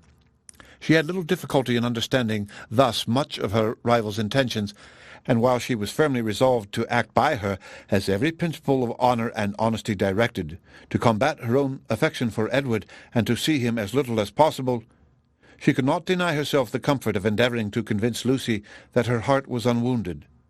And as she could now have nothing more painful to hear on the subject than had already been told, she did not mistrust her own ability of going through a repetition of particulars with composure. But it was not immediately that an opportunity of doing so would be commanded, though Lucy was as well disposed as herself to take advantage of any that occurred, for the weather was not often fine enough to allow of their joining in a walk where they might most easily separate themselves from the others, and though they met at least every other evening either at the park or cottage, and chiefly at the former, they could not be supposed to meet for the sake of conversation. Such a thought would never enter either Sir John or Lady Middleton's head, and therefore very little leisure was ever given for general chat, and none at all for particular discourse. They met for the sake of eating, drinking, and laughing together, playing at cards or consequences, or any other game that was sufficiently noisy. One or two meetings of this kind had taken place without affording Elinor any chance of engaging Lucy in private, when Sir John called at the cottage one morning to beg in the name of charity that they would all dine with Lady Middleton that day, as he was obliged to attend the club at Exeter, and she would otherwise be quite alone, except her mother and the two Miss Steeles. Elinor, who foresaw a fair opening for the point she had in view in such a party as this was likely to be, more at liberty among themselves under the tranquil and well-bred direction of Lady Middleton than when her husband united them together in one noisy purpose, immediately accepted the invitation. Margaret, with her mother's permission, was equally compliant, and Marianne, though always unwilling to join any of their parties, was persuaded by her mother, who could not bear to have her seclude herself from any chance of amusement, to go likewise. The young ladies went, and Lady Middleton was happily preserved from the frightful solitude which had threatened her. The insipidity of the meeting was exactly such as Elinor had expected. It produced not one novelty of thought or expression, and nothing could be less interesting than the whole of their discourse, both in the dining-parlour and drawing-room. To the latter the children accompanied them, and while they remained there, she was too well convinced of the impossibility of engaging Lucy's attention to attempt it. They quitted it only with the removal of the tea-things. The card-table was then placed, and Elinor began to wonder at herself for having ever entertained a hope of finding time for conversation at the park. They all rose up in preparation for a round game. "I am glad," said Lady Middleton to Lucy, "you are not going to finish poor little Anna Maria's basket this evening, for I am sure it must hurt your eyes to work filigree by candlelight, and we will make the dear little love some amends for her disappointment tomorrow, and then I hope she will not much mind it." This hint was enough. Lucy recollected herself instantly, and replied, "Indeed, you are very much mistaken, Lady Middleton. I am only waiting to know whether you can make your party without me, or I should have been at my filigree already. I would not disappoint the little angel for all the world, and if you want me at the card-table now, I am resolved to finish the basket after supper." "You are very good. I hope it won't hurt your eyes. Will you ring the bell for some working candles? My poor little girl would be sadly disappointed, I know, if the basket was not finished tomorrow, for though I told her it certainly would not, I am sure she depends upon having it done." Lucy directly drew her work-table near her, and reseated herself with an alacrity and cheerfulness which seemed to infer that she could taste no greater delight than in making a filigree basket for a spoiled child. Lady Middleton proposed a rubber of casino to the others. No one made any objection but Marianne, who, with her usual inattention to the forms of general civility, exclaimed, "Your ladyship will have the goodness to excuse me. You know I detest cards. I shall go to the pianoforte. I have not touched it since it was tuned." And without further ceremony, she turned away and walked to the instrument. Lady Middleton looked as if she thanked heaven that she had never made so rude a speech. "Marianne can never keep long from that instrument, you know, ma'am," said Elinor, endeavouring to smooth away the offence, "and I do not much wonder at it, for it is the very best toned pianoforte I ever heard." The remaining 5 were now to draw their cards. "Perhaps," continued Elinor, "if I should happen to cut out, I may be of some use to Miss Lucy Steele in rolling her papers for her, and there is so much still to be done to the basket, that it must be impossible, I think, for her labour singly to finish it this evening. I should like the work exceedingly, if she would allow me a share in it." "Indeed, I shall be very much obliged to you for your help," cried Lucy, "for I find there is more to be done to it than I thought there was, and it would be a shocking thing to disappoint dear Anna Maria after all." "Oh, that would be terrible indeed," said Miss Steele. "Dear little soul, how I do love her." "You are very kind," said Lady Middleton to Elinor, "and as you really like the work, perhaps you will be as pleased not to cut in till another rubber, or will you take your chance now?" Elinor joyfully profited by the first of these proposals, and thus, by a little of that address which Marianne could never condescend to practice, gained her own end, and pleased Lady Middleton at the same time. Lucy made room for her with ready attention, and the 2 fair rivals were thus seated side by side at the same table, and with the utmost harmony engaged in forwarding the same work. The pianoforte, at which Marianne, wrapped up in her own music and her own thoughts, had by this time forgotten that anybody was in the room beside herself, was luckily so near them that Miss Dashwood now judged she might safely, under the shelter of its noise, introduce the interesting subject without any risk of being heard at the card-table. The end of Chapter 23. Chapter 24. In a firm though cautious tone, Elinor thus began. "I should be undeserving of the confidence you have honoured me with, if I felt no desire for its continuance, or no farther curiosity on its subject. I will not apologize, therefore, for bringing it forward again." "Thank you," cried Lucy warmly, "for breaking the ice. You have set my heart at ease by it, for I was somehow or other afraid I had offended you by what I told you that Monday." "Offended me? How could you suppose so? Believe me," and Elinor spoke it with the truest sincerity, "nothing could be farther from my intention than to give you such an idea. Could you have a motive for the trust that was not honourable and flattering to me?" "And yet I do assure you," replied Lucy, her little sharp eyes full of meaning, "there seemed to me to be a coldness and displeasure in your manner that made me quite uncomfortable. I felt sure that you were angry with me, and have been quarrelling with myself ever since for having took such a liberty as to trouble you with my affairs. But I am very glad to find it was only my own fancy, and that you do not really blame me. If you knew what a consolation it was to me to relieve my heart by speaking to you of what I am always thinking of every moment of my life, your compassion would make you overlook everything else, I am sure. Indeed, I can easily believe that it was a very great relief to you to acknowledge your situation to me, and be assured that you shall never have reason to repent it. Your case is a very unfortunate one. You seem to me to be surrounded with difficulties, and you will have need of all your mutual affection to support you under them. Mr. Ferrars, I believe, is entirely dependent on his mother. He has only £2,000 of his own. It would be madness to marry upon that, though, for my part, I could give up every prospect of more without a sigh. I have been always used to a very small income, and could struggle with any poverty for him. But I love him too well to be the selfish means of robbing him, perhaps, of all that his mother might give him if he married to please her. We must wait. It may be for many years. With almost every other man in the world, it would be an alarming prospect, but Edward's affection and constancy nothing can deprive me of, I know." "That conviction must be everything to you, and he is undoubtedly supported by the same trust in yours. If the strength of your reciprocal attachment had failed, as between many people and under many circumstances, it naturally would, during a 4 years' engagement, your situation would have been pitiable indeed." Lucy here looked up, but Elinor was careful in guarding her countenance from every expression that could give her words a suspicious tendency. "Edward's love for me," said Lucy, "has been pretty well put to the test by our long, very long absence since we were first engaged, and it has stood the trial so well that I should be unpardonable to doubt it now. I can safely say that he has never gave me one moment's alarm on that account from the first." Elinor hardly knew whether to smile or sigh at this assertion. Lucy went on.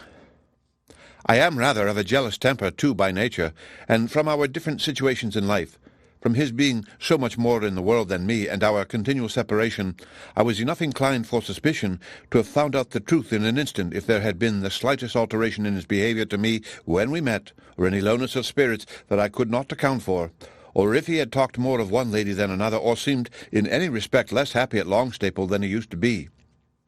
I do not mean to say that I am particularly observant or quick-sighted in general, but in such a case I am sure I could not be deceived." "All this," thought Elinor, "is very pretty, but it can impose upon neither of us."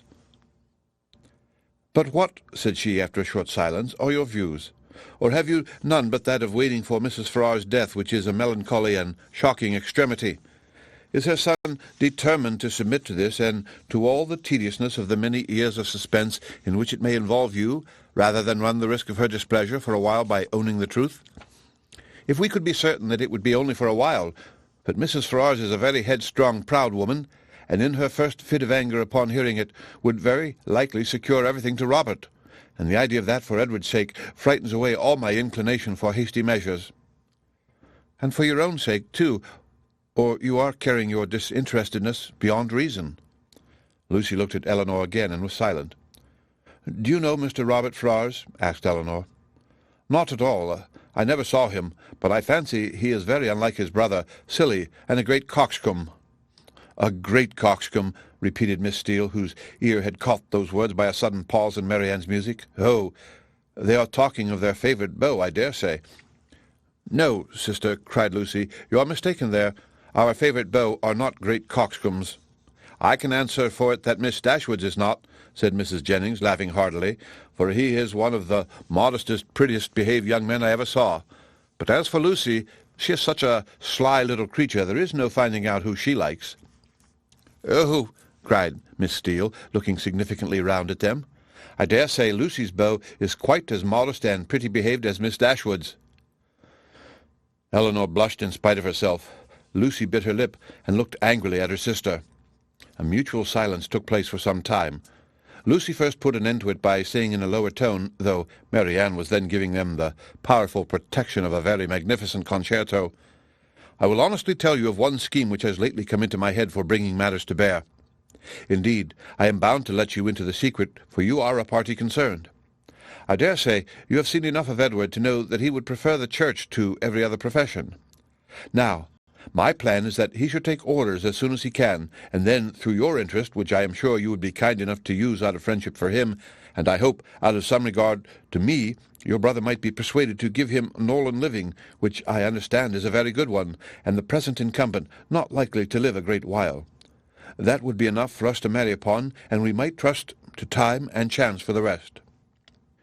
"I should be always happy," replied Elinor, "to shew any mark of my esteem and friendship for Mr. Ferrars, but do not you perceive that my interest on such an occasion would be perfectly unnecessary? He is brother to Mrs. John Dashwood. That must be recommendation enough to her husband." "But Mrs. John Dashwood would not much approve of Edward's going into orders." "Then I rather suspect that my interest would do very little."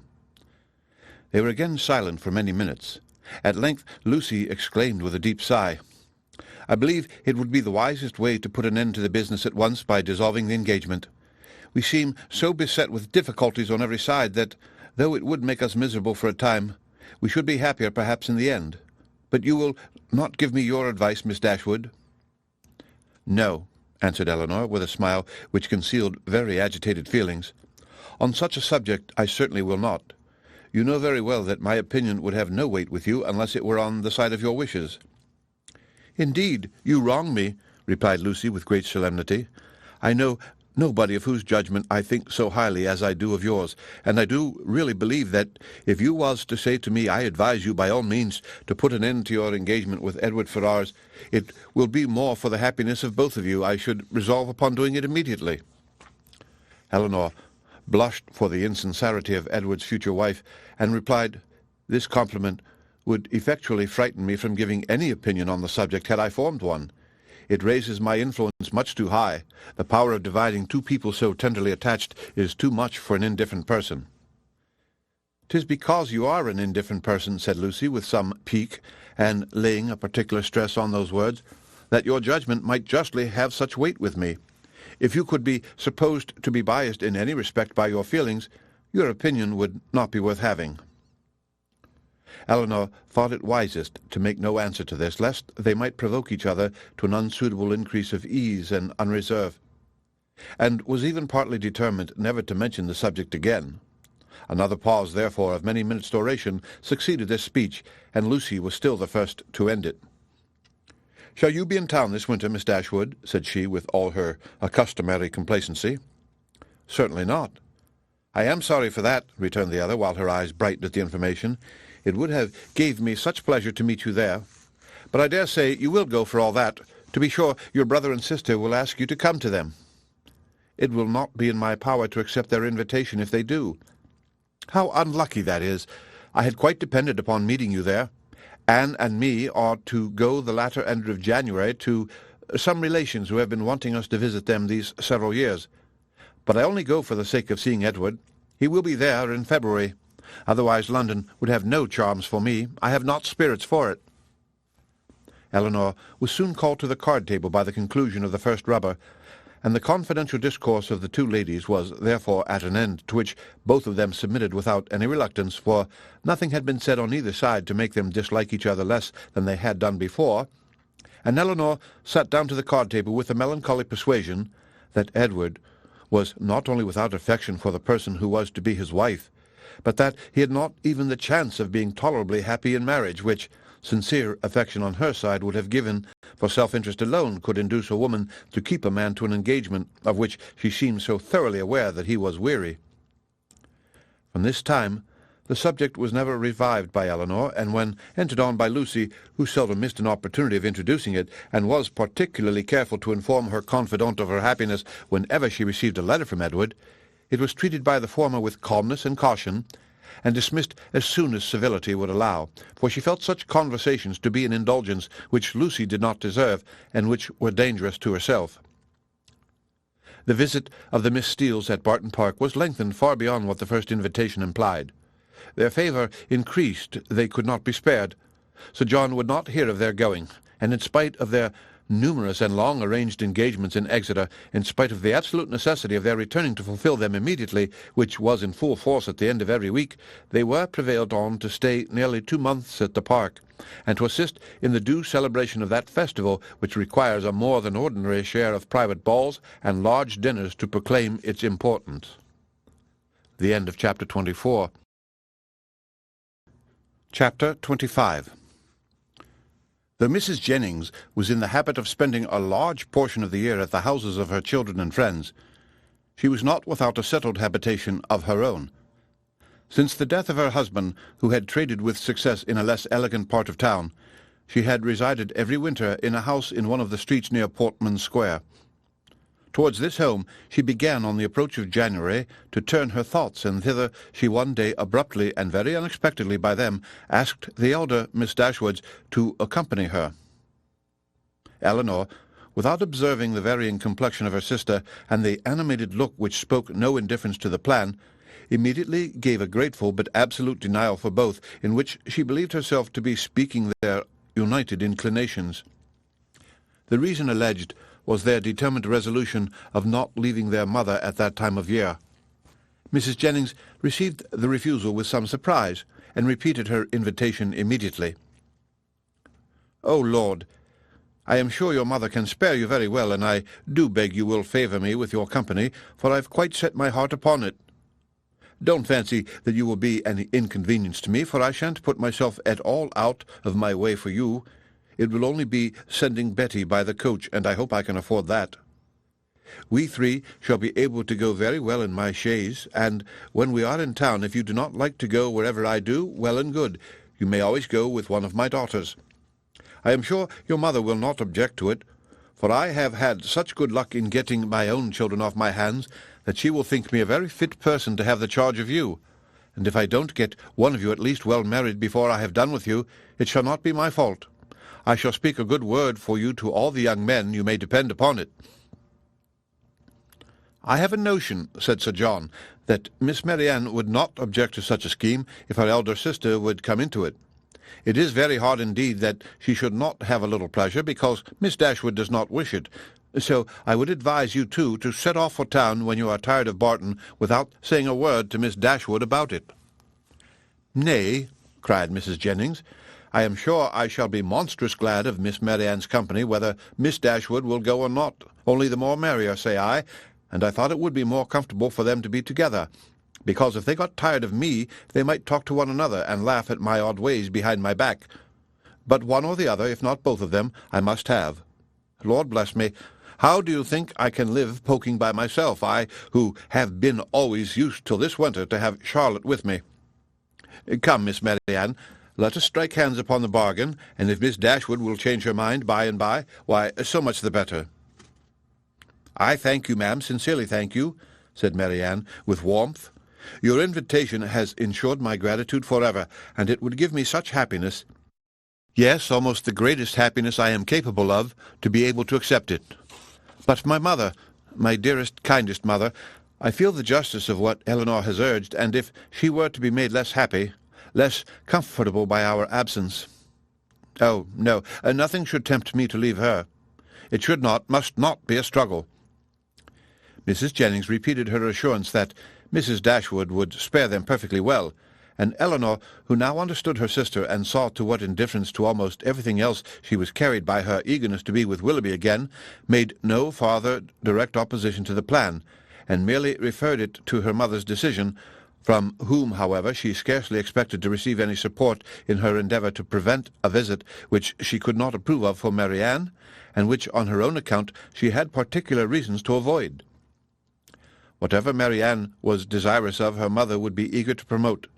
She could not expect to influence the latter to cautiousness of conduct in an affair respecting which she had never been able to inspire her with distrust, and she dared not explain the motive of her own inclination for going to London. That Marianne, fastidious as she was, thoroughly acquainted with Mrs. Jennings' manners, and invariably disgusted by them, should overlook every inconvenience of that kind, should disregard whatever must be most wounding to her irritable feelings in her pursuit of one object, was such a proof, so strong, so full of the importance of that object to her, as Elinor, in spite of all that had passed, was not prepared to witness. On being informed of the invitation, Mrs. Dashwood, persuaded that such an excursion would be productive of much amusement to both her daughters, and perceiving, through all her affectionate attention to herself, how much the heart of Marianne was in it, would not hear of their declining the offer upon her account, insisted on their both accepting it directly, and then began to foresee with her usual cheerfulness a variety of advantages that would accrue to them all from this separation. "I am delighted with the plan," she cried. "It is exactly what I could wish. Margaret and I shall be as much benefited by it as yourselves. When you and the Middletons are gone, we shall go on so quietly and happily together with our books and our music. You will find Margaret so improved when you come back again. And I have a little plan of alteration for your bedrooms, too, which may now be performed without inconvenience to any one. It is very right that you should go to town. I would have every young woman of your condition in life acquainted with the manners and amusements of London. You will be under the care of a motherly, good sort of woman, of whose kindness to you I can have no doubt, and in all probability you will see your brother, and whatever may be his faults or the faults of his wife, when I consider whose son he is, I cannot bear to have you so wholly estranged from each other." "Though, with your usual anxiety for our happiness," said Elinor, "you have been obviating every impediment to the present scheme which occurred to you, there is still one objection, which, in my opinion, cannot be so easily removed." Marianne's countenance sunk. "And what," said Mrs. Dashwood, "is my dear prudent Elinor going to suggest? What formidable obstacle is she now to bring forward? Do not let me hear a word about the expense of it." "My objection is this. Though I think very well of Mrs. Jennings' heart, she is not a woman whose society can afford us pleasure, or whose protection will give us consequence." "That is very true," replied her mother, "but of her society, separately from that of other people, you will scarcely have anything at all, and you will almost always appear in public with Lady Middleton." "If Elinor is frightened away by her very dislike of Mrs. Jennings," said Marianne, "at least it need not prevent my accepting her invitation. I have no such scruples, and I am sure I could put up with every unpleasantness of that kind with very little effort." Elinor could not help smiling at this display of indifference towards the manners of a person to whom she had often had difficulty in persuading Marianne to behave with tolerable politeness, and resolved within herself that if her sister persisted in going, she would go likewise, as she did not think it proper that Marianne should be left to the sole guidance of her own judgment, or that Mrs. Jennings should be abandoned to the mercy of Marianne for all the comfort of her domestic hours.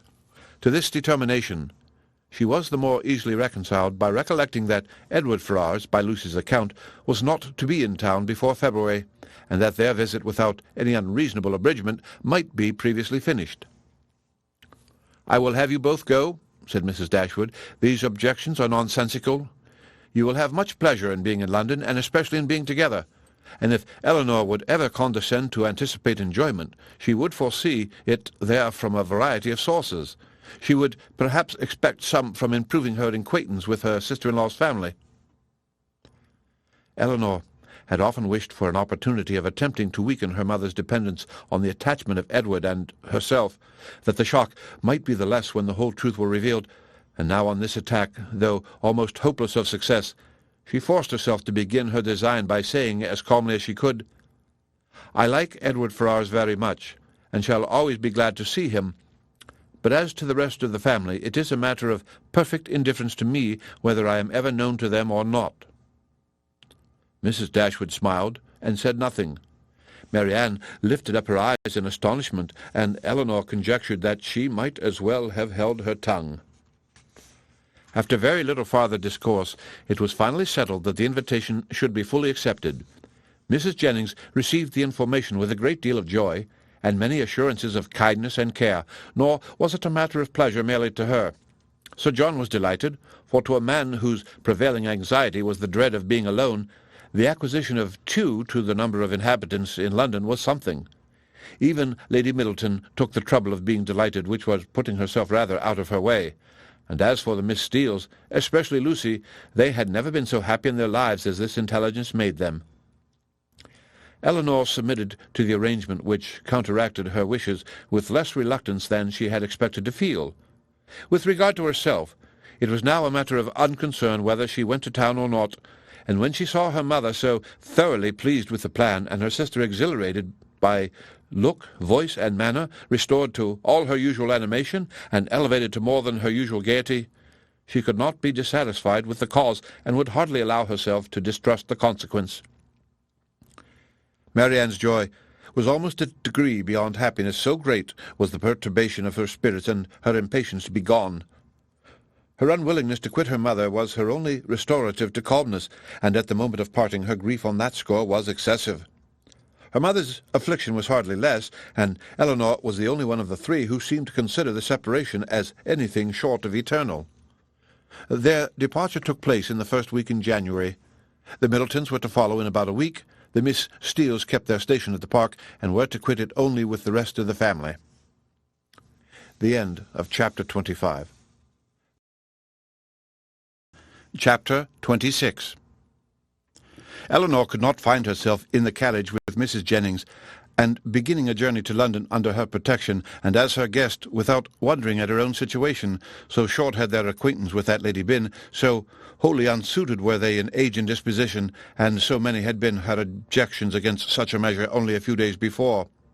But these objections had all, with that happy ardour of youth which Marianne and her mother equally shared, been overcome or overlooked, and Elinor, in spite of every occasional doubt of Willoughby's constancy, could not witness the rapture of delightful expectation which filled the whole soul and beamed in the eyes of Marianne, without feeling how blank was her own prospect, how cheerless her own state of mind in the comparison, and how gladly she would engage in the solicitude of Marianne's situation to have the same animating object in view, the same possibility of hope. A very short time, however, must now decide what Willoughby's intentions were. In all probability, he was already in town. Marianne's eagerness to be gone declared her dependence on finding him there, and Elinor was resolved not only upon gaining every new light as to his character which her own observation or the intelligence of others could give her, but likewise upon watching his behaviour to her sister with such zealous attention as to ascertain what he was and what he meant before many meetings had taken place. Should the result of her observations be unfavourable, she was determined at all events to open the eyes of her sister. Should it be otherwise, her exertions would be of a different nature. She must then learn to avoid every selfish comparison, and banish every regret which might lessen her satisfaction in the happiness of Marianne. They were 3 days on their journey, and Marianne's behaviour as they travelled was a happy specimen of what her future complaisance and companionableness to Mrs. Jennings might be expected to be. She sat in silence almost all the way, wrapped in her own meditations, and scarcely ever voluntarily speaking, except when any object of picturesque beauty within their view drew from her an exclamation of delight, exclusively addressed to her sister. To atone for this conduct, therefore, Elinor took immediate possession of the post of civility which she had assigned herself, behaved with the greatest attention to Mrs. Jennings, talked with her, laughed with her, and listened to her whenever she could. And Mrs. Jennings, on her side, treated them both with all possible kindness, was solicitous on every occasion for their ease and enjoyment, and only disturbed that she could not make them choose their own dinners at the inn, nor extort a confession of their preferring salmon to cod or boiled fowls to veal cutlets. They reached town by 3 o'clock the third day, glad to be released after such a journey from the confinement of a carriage, and ready to enjoy all the luxury of a good fire. The house was handsome and handsomely fitted up, and the young ladies were immediately put in possession of a very comfortable apartment. It had formerly been Charlotte's, and over the mantelpiece still hung a landscape in coloured silks of her performance, in proof of her having spent 7 years at a great school in town to some effect. As dinner was not to be ready in less than 2 hours from their arrival, Elinor determined to employ the interval in writing to her mother, and sat down for that purpose. In a few moments Marianne did the same. "I am writing home, Marianne," said Elinor. "Had not you better defer your letter for a day or two?" "I am not going to write to my mother," replied Marianne hastily, and as if wishing to avoid any farther inquiry. Elinor said no more. It immediately struck her that she must then be writing to Willoughby, and the conclusion which as instantly followed was, that however mysteriously they might wish to conduct the affair, they must be engaged. This conviction, though not entirely satisfactory, gave her pleasure, and she continued her letter with greater alacrity. Marianne's was finished in a very few minutes. In length it could be no more than a note. It was then folded up, sealed, and directed with eager rapidity. Elinor thought she could distinguish a large W in the direction, and no sooner was it complete than Marianne, ringing the bell, requested the footman who answered it to get that letter conveyed for her to the twopenny post. This decided the matter at once. Her spirits still continued very high, but there was a flutter in them which prevented their giving much pleasure to her sister, and this agitation increased as the evening drew on. She could scarcely eat any dinner, and when they afterwards returned to the drawing-room, seemed anxiously listening to the sound of every carriage. It was a great satisfaction to Elinor that Mrs. Jennings, by being much engaged in her own room, could see little of what was passing. The tea-things were brought in, and already had Marianne been disappointed more than once by a rap at a neighbouring door, when a loud one was suddenly heard, which could not be mistaken for one at any other house. Elinor felt secure of its announcing Willoughby's approach, and Marianne, starting up, moved towards the door. Everything was silent. This could not be borne many seconds. She opened the door, advanced a few steps towards the stairs, and after listening half a minute, returned into the room in all the agitation which conviction of having heard him would naturally produce. In the ecstasy of her feelings at that instant, she could not help exclaiming, "Oh, Elinor, it is Willoughby, indeed it is!" and seemed almost ready to throw herself into his arms when Colonel Brandon appeared. It was too great a shock to be borne with calmness, and she immediately left the room. Elinor was disappointed too, but at the same time her regard for Colonel Brandon ensured his welcome with her, and she felt particularly hurt that a man so partial to her sister should perceive that she experienced nothing but grief and disappointment in seeing him. She instantly saw that it was not unnoticed by him, that he even observed Marianne as she quitted this room with such astonishment and concern as hardly left him the recollection of what civility demanded towards herself. "Is your sister ill?" said he. Elinor answered in some distress that she was, and then talked of headaches and low spirits and over-fatigues, and of everything to which she could decently attribute her sister's behaviour. He heard her with the most earnest attention, but seeming to recollect himself, said no more on the subject, and began directly to speak of his pleasure at seeing them in London, making the usual inquiries about their journey and the friends they had left behind. In this calm kind of way, with very little interest on either side, they continued to talk, both of them out of spirits, and the thoughts of both engaged elsewhere. Elinor wished very much to ask whether Willoughby were then in town, but she was afraid of giving him pain by any inquiry after his arrival, and at length, by way of saying something, she asked if he had been in London ever since she had seen him last. "Yes," he replied with some embarrassment, "almost ever since. I have been once or twice at Delaford for a few days, but it has never been in my power to return to Barton." This, and the manner in which it was said, immediately brought back to her remembrance all the circumstances of his quitting that place with the uneasiness and suspicions they had caused to Mrs. Jennings, and she was fearful that her question had implied much more curiosity on the subject than she had ever felt. Mrs. Jennings soon came in. "Oh, Colonel," said she, with her usual noisy cheerfulness, "I am monstrous glad to see you. Sorry I could not come before, beg your pardon, but I have been forced to look about me a little and settle my matters, for it is a long while since I have been at home, and you know one has always a world of little odd things to do after one has been away for any time. And then I have had Cartwright to settle with. Lord, I have been as busy as a bee ever since dinner. But pray, Colonel, how came you to conjure out that I should be in town to-day?" "I had the pleasure of hearing it at Mr. Palmer's, where I have been dining." "Oh, you did? Well, and how do they all do at their house? How does Charlotte do? I warrant you she is a fine size by this time." "Mrs. Palmer appeared quite well, and I am commissioned to tell you that you will certainly see her tomorrow." "Aye, to be sure, I thought as much. Well, Colonel, I have brought 2 young ladies with me, you see. That is, you see but one of them now, but there is another somewhere. Your friend Miss Marianne, too, which you will not be sorry to hear. I do not know what you and Mr. Willoughby will do between you about her. Aye, it is a fine thing to be young and handsome. Well, I was young once, but I never was very handsome. Worse luck for me. However, I got a very good husband, and I don't know what the greatest beauty can do more. Ah, Poor man, he has been dead these 8 years and better. But, Colonel, where have you been to since we parted, and how does your business go on? Come, come, let's have no secrets among friends." He replied with his accustomary mildness to all her inquiries, but without satisfying her in any. Elinor now began to make the tea, and Marianne was obliged to appear again. After her entrance, Colonel Brandon became more thoughtful and silent than he had been before, and Mrs. Jennings could not prevail on him to stay long. No other visitor appeared that evening, and the ladies were unanimous in agreeing to go early to bed.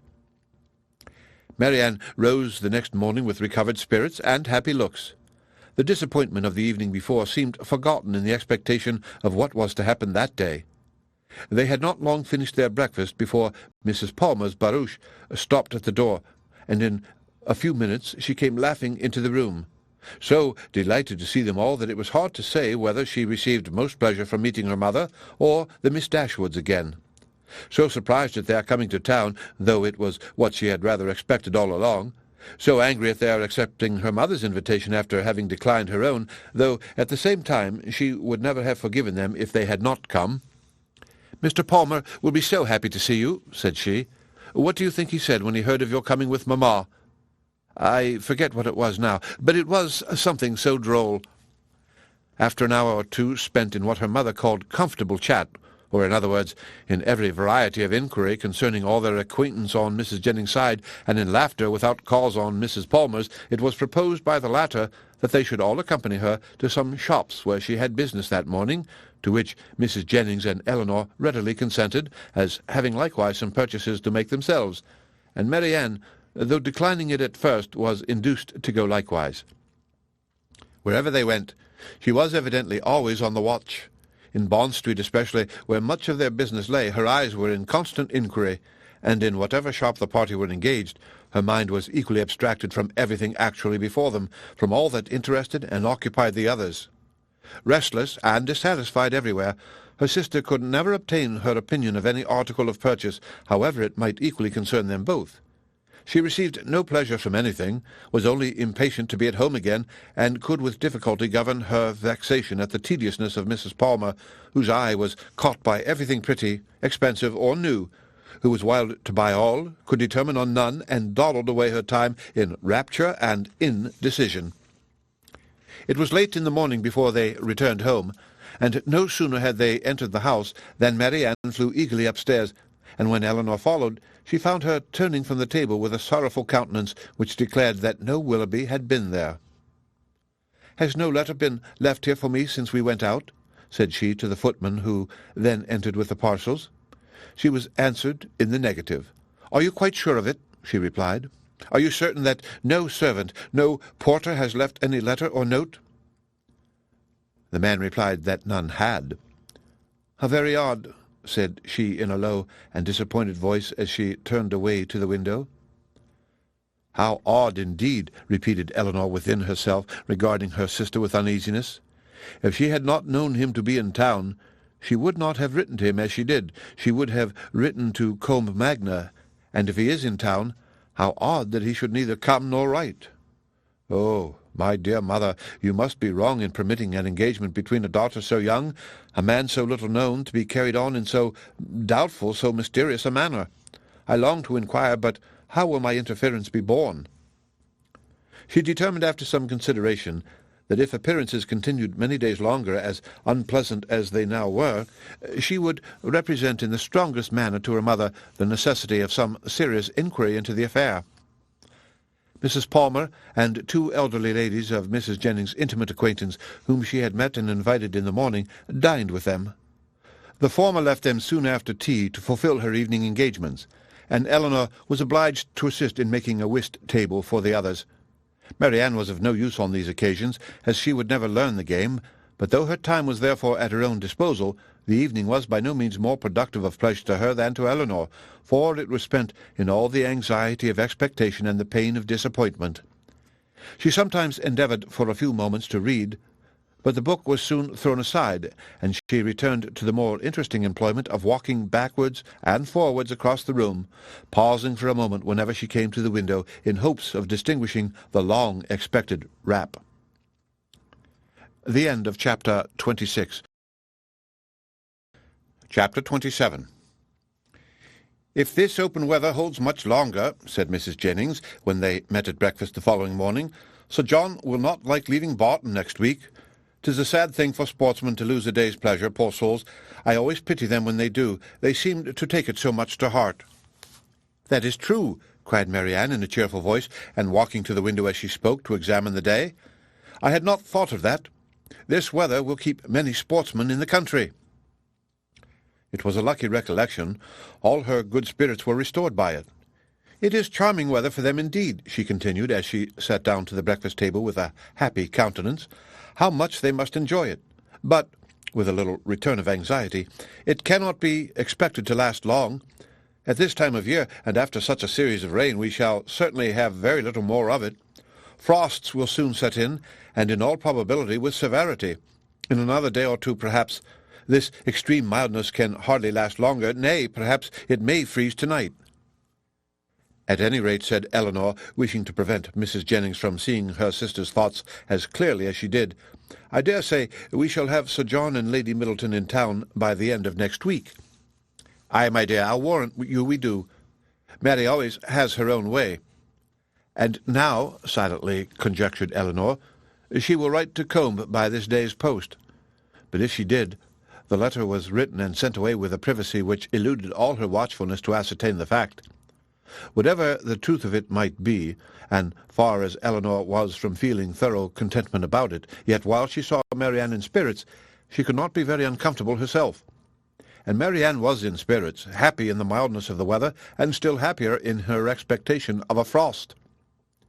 The morning was chiefly spent in leaving cards at the houses of Mrs. Jennings' acquaintance, to inform them of her being in town, and Marianne was all the time busy in observing the direction of the wind, watching the variations of the sky, and imagining an alteration in the air. "Don't you find it colder than it was in the morning, Elinor? There seems to me a very decided difference. I can hardly keep my hands warm even in my muff. It was not so yesterday, I think. The clouds seem parting too. The sun will be out in a moment, and we shall have a clear afternoon." Elinor was alternately diverted and pained, but Marianne persevered, and saw every night in the brightness of the fire, and every morning in the appearance of the atmosphere, the certain symptoms of approaching frost. The Miss Dashwoods had no greater reason to be dissatisfied with Mrs. Jennings' style of living and set of acquaintance than with her behaviour to themselves, which was invariably kind. Everything in her household arrangements was conducted on the most liberal plan, and, excepting a few old city friends whom, to Lady Middleton's regret, she had never dropped, she visited no one to whom an introduction could at all discompose the feelings of her young companions. Pleased to find herself more comfortably situated in that particular than she had expected, Elinor was very willing to compound for the want of much real enjoyment from any of their evening parties, which, whether at home or abroad, formed only for cards, could have little to amuse her. Colonel Brandon, who had a general invitation to the house, was with them almost every day. He came to look at Marianne and talk to Elinor, who often derived more satisfaction from conversing with him than from any other daily occurrence, but who saw at the same time with much concern his continued regard for her sister. She feared it was a strengthening regard. It grieved her to see the earnestness with which he often watched Marianne, and his spirits were certainly worse than when at Barton. About a week after their arrival, it became certain that Willoughby was also arrived. His card was on the table when they came in from the morning's drive. "Good God!" cried Marianne. "He has been here while we were out." Elinor, rejoiced to be assured of his being in London, now ventured to say, "Depend upon it, he will call again tomorrow." But Marianne seemed hardly to hear her, and on Mrs. Jennings' entrance escaped with the precious card. This event, while it raised the spirits of Elinor, restored to those of her sister all, and more than all, their former agitation. From this moment her mind was never quiet. The expectation of seeing him every hour of the day made her unfit for anything. She insisted on being left behind the next morning when the others went out. Elinor's thoughts were full of what might be passing in Berkeley Street during their absence, but a moment's glance at her sister when they returned was enough to inform her that Willoughby had paid no second visit there. A note was just then brought in and laid on the table. "For me?" cried Marianne, stepping hastily forward. "No, ma'am, for my mistress. but Marianne, not convinced, took it instantly up. "It is indeed for Mrs. Jennings. How provoking!" "You are expecting a letter, then?" said Elinor, unable to be longer silent. "Yes, a little. Not much." After a short pause, "You have no confidence in me, Marianne." "Nay, Elinor, this reproach from you. You, who have confidence in no one." "Me?" returned Elinor in some confusion. "Indeed, Marianne, I have nothing to tell." "Nor I," answered Marianne with energy. "Our situations, then, are alike. We have neither of us anything to tell. You, because you communicate, and I, because I conceal nothing." Elinor, distressed by this charge of reserve in herself, which she was not at liberty to do away, knew not how, under such circumstances, to press for greater openness in Marianne. Mrs. Jennings soon appeared, and the note being given her, she read it aloud. It was from Lady Middleton, announcing their arrival in Conduit Street the night before, and requesting the company of her mother and cousins the following evening. Business on Sir John's part, and a violent cold on her own, prevented their calling in Berkeley Street.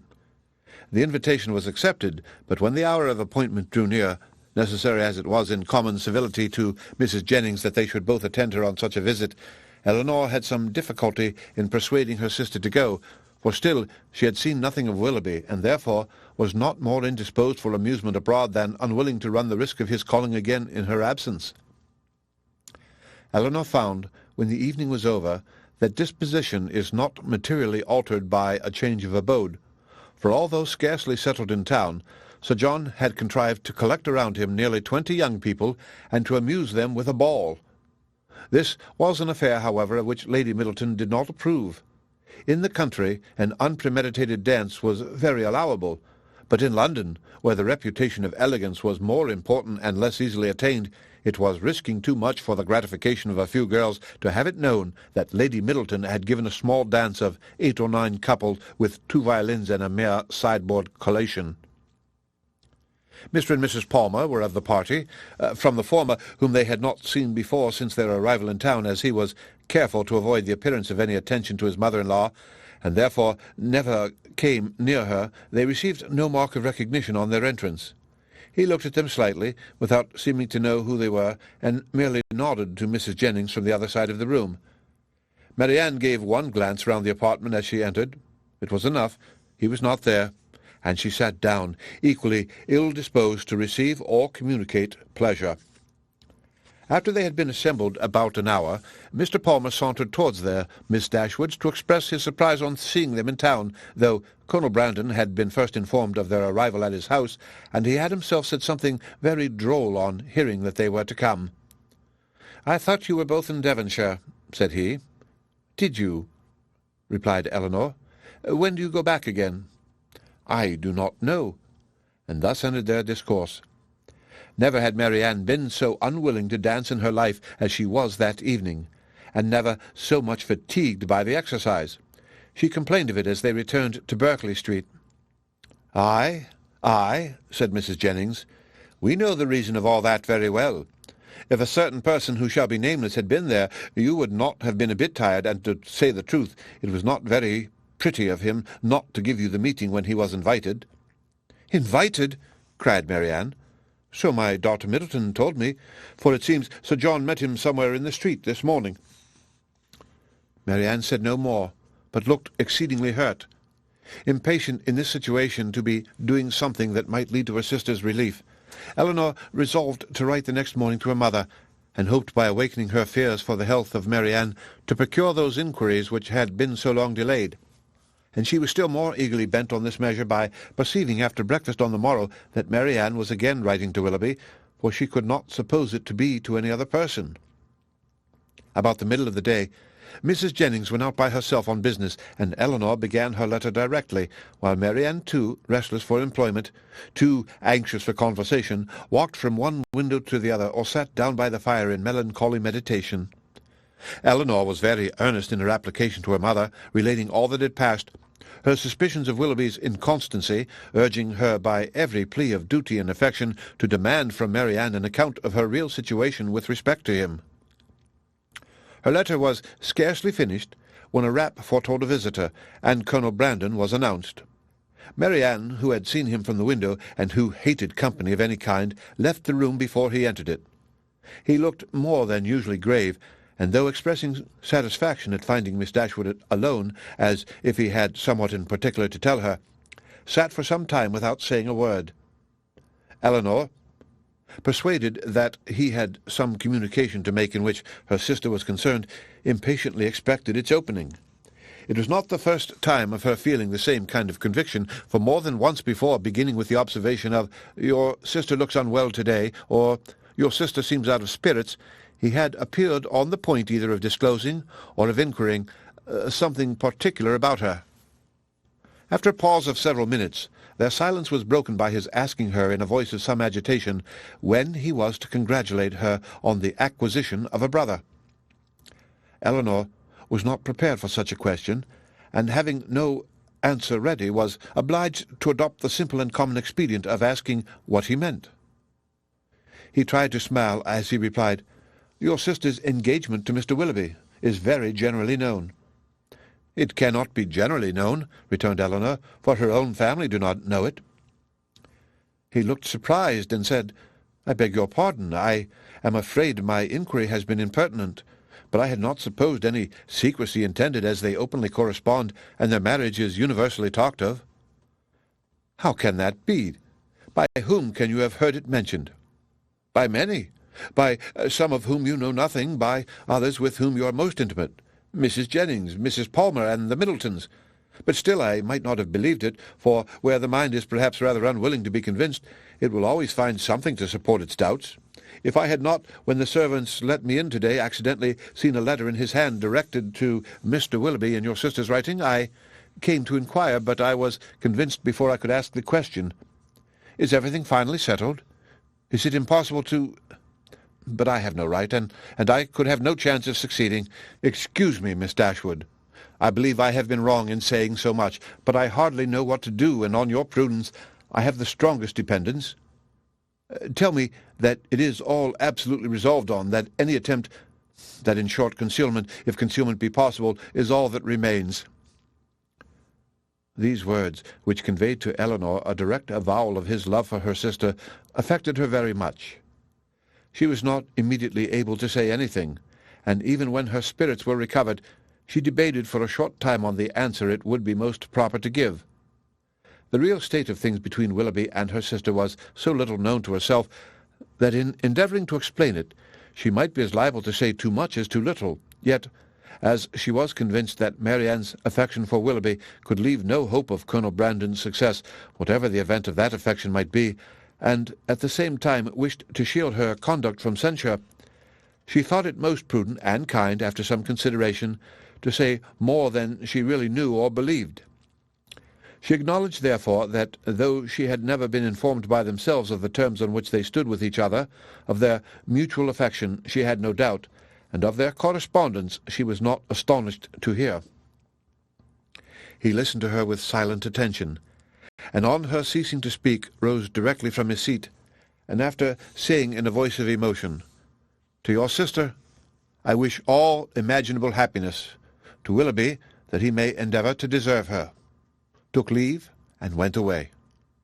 Elinor derived no comfortable feelings from this conversation to lessen the uneasiness of her mind on other points.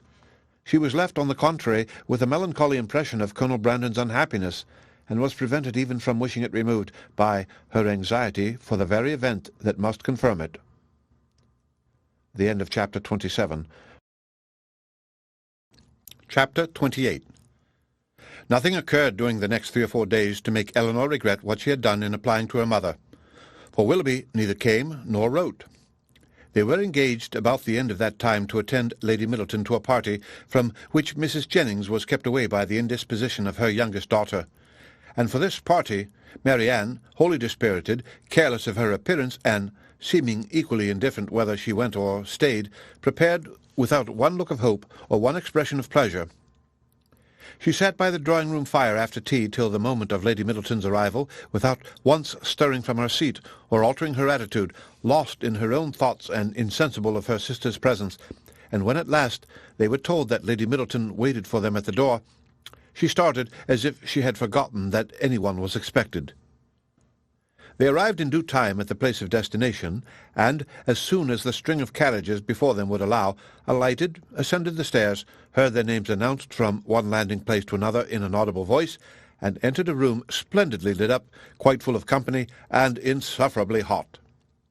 When they had paid their tribute of politeness by curtsying to the lady of the house, they were permitted to mingle in the crowd and take their share of the heat and inconvenience to which their arrival must necessarily add. After some time spent in saying little and doing less, Lady Middleton sat down to casino, and as Marianne was not in spirits for moving about, she and Elinor, luckily succeeding to chairs, placed themselves at no great distance from the table. They had not remained in this manner long before Elinor perceived Willoughby standing within a few yards of them in earnest conversation with a very fashionable-looking young woman. She soon caught his eye, and he immediately bowed, but without attempting to speak to her or to approach Marianne, though he could not but see her, and then continued his discourse with the same lady. Elinor turned involuntarily to Marianne to see whether it could be unobserved by her. At that moment she first perceived him, and her whole countenance glowing with sudden delight, she would have moved towards him instantly had not her sister caught hold of her. "Good heavens!" she exclaimed. "He is there! He is there! Oh, why does he not look at me? Why cannot I speak to him?" "Pray, pray, be composed," cried Elinor, "and do not betray what you feel to everybody present. Perhaps he has not observed you yet." This, however, was more than she could believe herself, and to be composed at such a moment was not only beyond the reach of Marianne, it was beyond her wish. She sat in an agony of impatience which affected every feature. At last he turned round again, and regarded them both. She started up, and, pronouncing his name in a tone of affection, held out her hand to him. He approached, and, addressing himself rather to Elinor than Marianne, as if wishing to avoid her eye, and determined not to observe her attitude, inquired in a hurried manner after Mrs. Dashwood, and asked how long they had been in town. Elinor was robbed of all presence of mind by such an address, and was unable to say a word. But the feelings of her sister were instantly expressed. Her face was crimsoned over, and she exclaimed in a voice of the greatest emotion, "Good God, Willoughby, what is the meaning of this? Have you not received my letters? Will you not shake hands with me?" He could not then avoid it, but her touch seemed painful to him, and he held her hand only for a moment. During all this time he was evidently struggling for composure. Elinor watched his countenance, and saw its expression becoming more tranquil. After a moment's pause, he spoke with calmness. "I did myself the honour of calling in Berkeley Street last Tuesday, and very much regretted that I was not fortunate enough to find yourselves and Mrs. Jennings at home. My card was not lost, I hope?" "But have you not received my notes?" cried Marianne in the wildest anxiety. "Here is some mistake, I am sure, some dreadful mistake. What can be the meaning of it? Tell me, Willoughby, for heaven's sake, tell me what is the matter." He made no reply. His complexion changed, and all his embarrassment returned. But, as if on catching the eye of the young lady with whom he had been previously talking, he felt the necessity of instant exertion, he recovered himself again, and after saying, "Yes, I had the pleasure of receiving the information of your arrival in town, which you were so good as to send me," turned hastily away with a slight bow, and joined his friend. Marianne, now looking dreadfully white and unable to stand, sunk into her chair, and Elinor, expecting every moment to see her faint, tried to screen her from the observation of others while reviving her with lavender water. "Go to him, Elinor," she cried, as soon as she could speak, "and force him to come to me. Tell him I must see him again, must speak to him instantly. I cannot rest. I shall not have a moment's peace till this is explained. Some dreadful misapprehension or other. Oh, go to him this moment." "How can that be done?" "No, my dearest Marianne, you must wait. This is not a place for explanations. Wait only till tomorrow." With difficulty, however, could she prevent her from following him herself, and to persuade her to check her agitation, to wait at least with the appearance of composure till she might speak to him with more privacy and more effect was impossible, for Marianne continued incessantly to give way in a low voice to the misery of her feelings by exclamations of wretchedness. In a short time Elinor saw Willoughby quit the room by the door towards the staircase, and telling Marianne that he was gone, urged the impossibility of speaking to him again that evening as a fresh argument for her to be calm. She instantly begged her sister would entreat Lady Middleton to take them home, as she was too miserable to stay a moment longer. Lady Middleton, though in the middle of a rubber on being informed that Marianne was unwell, was too polite to object for a moment to her wish of going away, and making over her cards to a friend, they departed as soon as the carriage could be found. Scarcely a word was spoken during their return to Berkeley Street. Marianne was in a silent agony, too much oppressed even for tears, but as Mrs. Jennings was luckily not come home, they could go directly to their own room, where Hartshorn restored her a little to herself. She was soon undressed and in bed, and as she seemed desirous of being alone, her sister then left her, and while she waited the return of Mrs. Jennings, had leisure enough for thinking over the past. That some kind of engagement had subsisted between Willoughby and Marianne she could not doubt, and that Willoughby was weary of it seemed equally clear, for however Marianne might still feed her own wishes, she could not attribute such behaviour to mistake or misapprehension of any kind. Nothing but a thorough change of sentiment could account for it.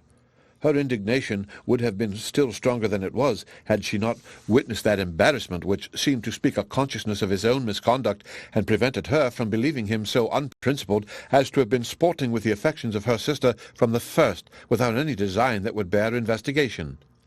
Absence might have weakened his regard, and convenience might have determined him to overcome it, but that such a regard had formerly existed, she could not bring herself to doubt. As for Marianne, on the pangs which so unhappy a meeting must already have given her, and on those still more severe which might await her in its probable consequence, she could not reflect without the deepest concern. Her own situation gained in the comparison, for while she could esteem Edward as much as ever, however they might be divided in future, her mind might be always supported. But every circumstance that could embitter such an evil seemed uniting to heighten the misery of Marianne in a final separation from Willoughby, in an immediate, irreconcilable rupture with him. The end of Chapter 28. Chapter 29. Before the housemaid had lit their fire the next day, or the sun gained any power over a cold, gloomy morning in January, Marianne, only half-dressed, was kneeling against one of the window-seats for the sake of all the little light she could command from it, and writing as fast as a continual flow of tears would permit her. In this situation, Elinor, roused from sleep by her agitation and sobs, first perceived her, and after observing her for a few moments with silent anxiety, said, in a tone of the most considerate gentleness, "Marianne, may I ask—" "No, Elinor," she replied, "ask nothing. You will soon know all." The sort of desperate calmness with which this was said lasted no longer than while she spoke, and was immediately followed by a return of the same excessive affliction. It was some minutes before she could go on with her letter, and the frequent bursts of grief which still obliged her at intervals to withhold her pen were proofs enough of her feeling how more than probable it was that she was writing for the last time to Willoughby. Elinor paid her every quiet and unobtrusive attention in her power, and she would have tried to soothe and tranquilize her still more had not Marianne entreated her, with all the eagerness of the most nervous irritability, not to speak to her for the world. In such circumstances it was better for both that they should not be long together, and the restless state of Marianne's mind not only prevented her from remaining in the room a moment after she was dressed, but requiring at once solitude and continual change of place, made her wander about the house till breakfast-time, avoiding the sight of everybody. At breakfast she neither ate nor attempted to eat anything, and Elinor's attention was then all employed, not in urging her, not in pitying her, nor in appearing to regard her, but in endeavouring to engage Mrs. Jennings' notice entirely to herself. As this was a favourite meal with Mrs. Jennings, it lasted a considerable time, and they were just setting themselves after it round the common work-table when a letter was delivered to Marianne, which she eagerly caught from the servant, and turning of a death-like paleness, instantly ran out of the room. Elinor, who saw as plainly by this as if she had seen the direction that it must come from Willoughby, felt immediately such a sickness at heart as made her hardly able to hold up her head, and sat in such a general tremor as made her fear it impossible to escape Mrs. Jennings' notice. That good lady, however, saw only that Marianne had received a letter from Willoughby which appeared to her a very good joke, and which she treated accordingly by hoping, with a laugh, that she would find it to her liking. Of Elinor's distress, she was too busily employed in measuring lengths of worsted for her rug to see anything at all, and calmly continuing her talk as soon as Marianne disappeared, she said, "Upon my word, I never saw a young woman so desperately in love in my life. My girls were nothing to her, and yet they used to be foolish enough. But as for Miss Marianne, she is quite an altered creature. I hope from the bottom of my heart he won't keep her waiting much longer, for it is quite grievous to see her look so ill and forlorn. Pray, when are they to be married?" Elinor, though never less disposed to speak than at this moment, obliged herself to answer such an attack as this, and therefore, trying to smile, replied, "And have you really, ma'am, talked yourself into a persuasion of my sister's being engaged to Mr. Willoughby? I thought it had been only a joke, but so serious a question seems to imply more, and I must beg, therefore, that you will not deceive yourself any longer. I do assure you that nothing would surprise me more than to hear of their going to be married." For shame, Miss Dashwood! How can you talk so? Don't we all know that it must be a match? That they were over head and ears in love with each other from the first moment they met? Did not I see them together in Devonshire every day, and all day long, and did not I know that your sister came to town with me on purpose to buy wedding clothes? Come, this won't do. Because you are so sly about it yourself, you think nobody else has any senses, but it is no such thing, I can tell you, for it has been known all over town this ever so long. I tell everybody of it, and so does Charlotte." "Indeed, ma'am," said Elinor very seriously, "you are mistaken. Indeed, you are doing a very unkind thing in spreading the report, and you will find that you have, though you will not believe me now." Mrs. Jennings laughed again, but Elinor had not spirits to say more, and eager at all events to know what Willoughby had written, hurried away to their room, where, on opening the door, she saw Marianne stretched on the bed, almost choked by grief, one letter in her hand, and 2 or 3 others lying by her.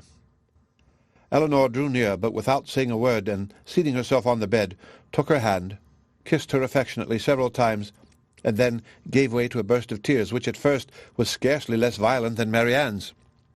The latter, though unable to speak, seemed to feel all the tenderness of this behaviour, and after some time thus spent in joint affliction, she put all the letters into Elinor's hands, and then, covering her face with her handkerchief, almost screamed with agony.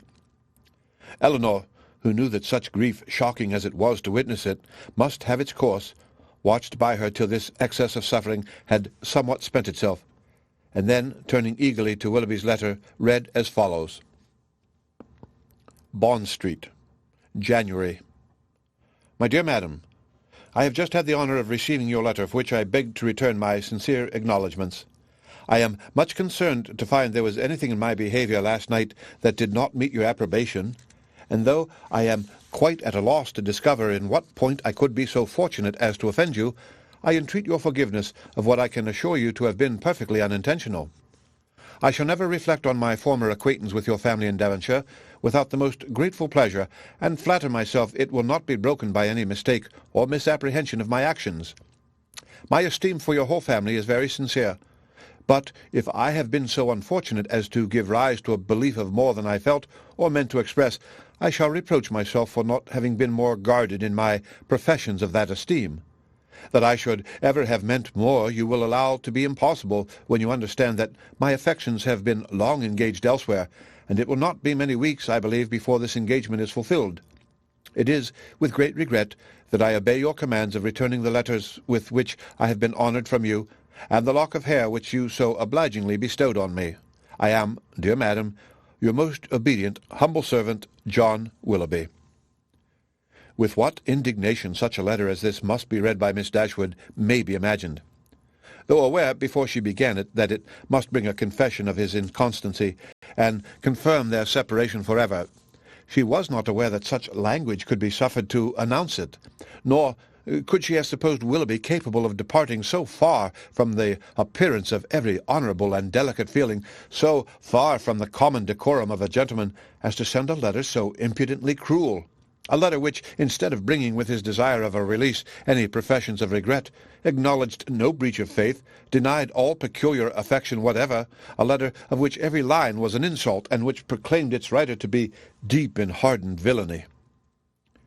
She paused over it for some time with indignant astonishment, then read it again and again, but every perusal only served to increase her abhorrence of the man, and so bitter were her feelings against him that she dared not trust herself to speak, lest she might wound Marianne still deeper by treating their disengagement not as a loss to her of any possible good, but as an escape from the worst and most irremediable of all evils, a connection for life with an unprincipled man as a deliverance the most real, a blessing the most important.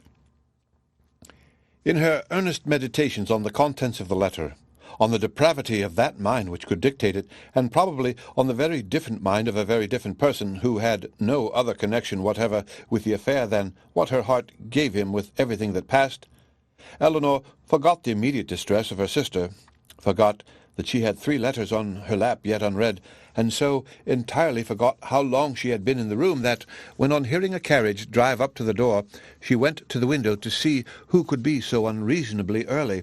She was all astonishment to perceive Mrs. Jennings's chariot, which she knew had not been ordered till 1. Determined not to quit Marianne, though hopeless of contributing at present to her ease, she hurried away to excuse herself from attending Mrs. Jennings on account of her sister being indisposed. Mrs. Jennings, with a thoroughly good-humoured concern for its cause, admitted the excuse most readily, and Elinor, after seeing her safe off, returned to Marianne, whom she found attempting to rise from the bed, and whom she reached just in time to prevent her from falling on the floor, faint and giddy from a long want of proper rest and food. For it was many days since she had any appetite, and many nights since she had really slept. And now, when her mind was no longer supported by the fever of suspense, the consequence of all this was felt in an aching head, a weakened stomach, and a general nervous faintness. A glass of wine, which Elinor procured for her directly, made her more comfortable, and she was at last able to express some sense of her kindness by saying, "Poor Elinor, how unhappy I make you." "I only wish," replied her sister, "there were anything I could do which might be of comfort to you." This, as everything else would have been, was too much for Marianne, who could only exclaim in the anguish of her heart, "Oh, Elinor, I am miserable indeed," before her voice was entirely lost in sobs. Elinor could no longer witness this torrent of unresisted grief in silence. "Exert yourself, dear Marianne," she cried, "if you would not kill yourself and all who love you. Think of your mother. Think of her misery while you suffer. For her sake you must exert yourself." "I cannot. I cannot," cried Marianne. "Leave me. Leave me. If I distress you, leave me. Hate me, forget me, but do not torture me so. Oh, how easy for those who have no sorrow of their own to talk of exertion." "Happy, happy Elinor. You cannot have an idea of what I suffer."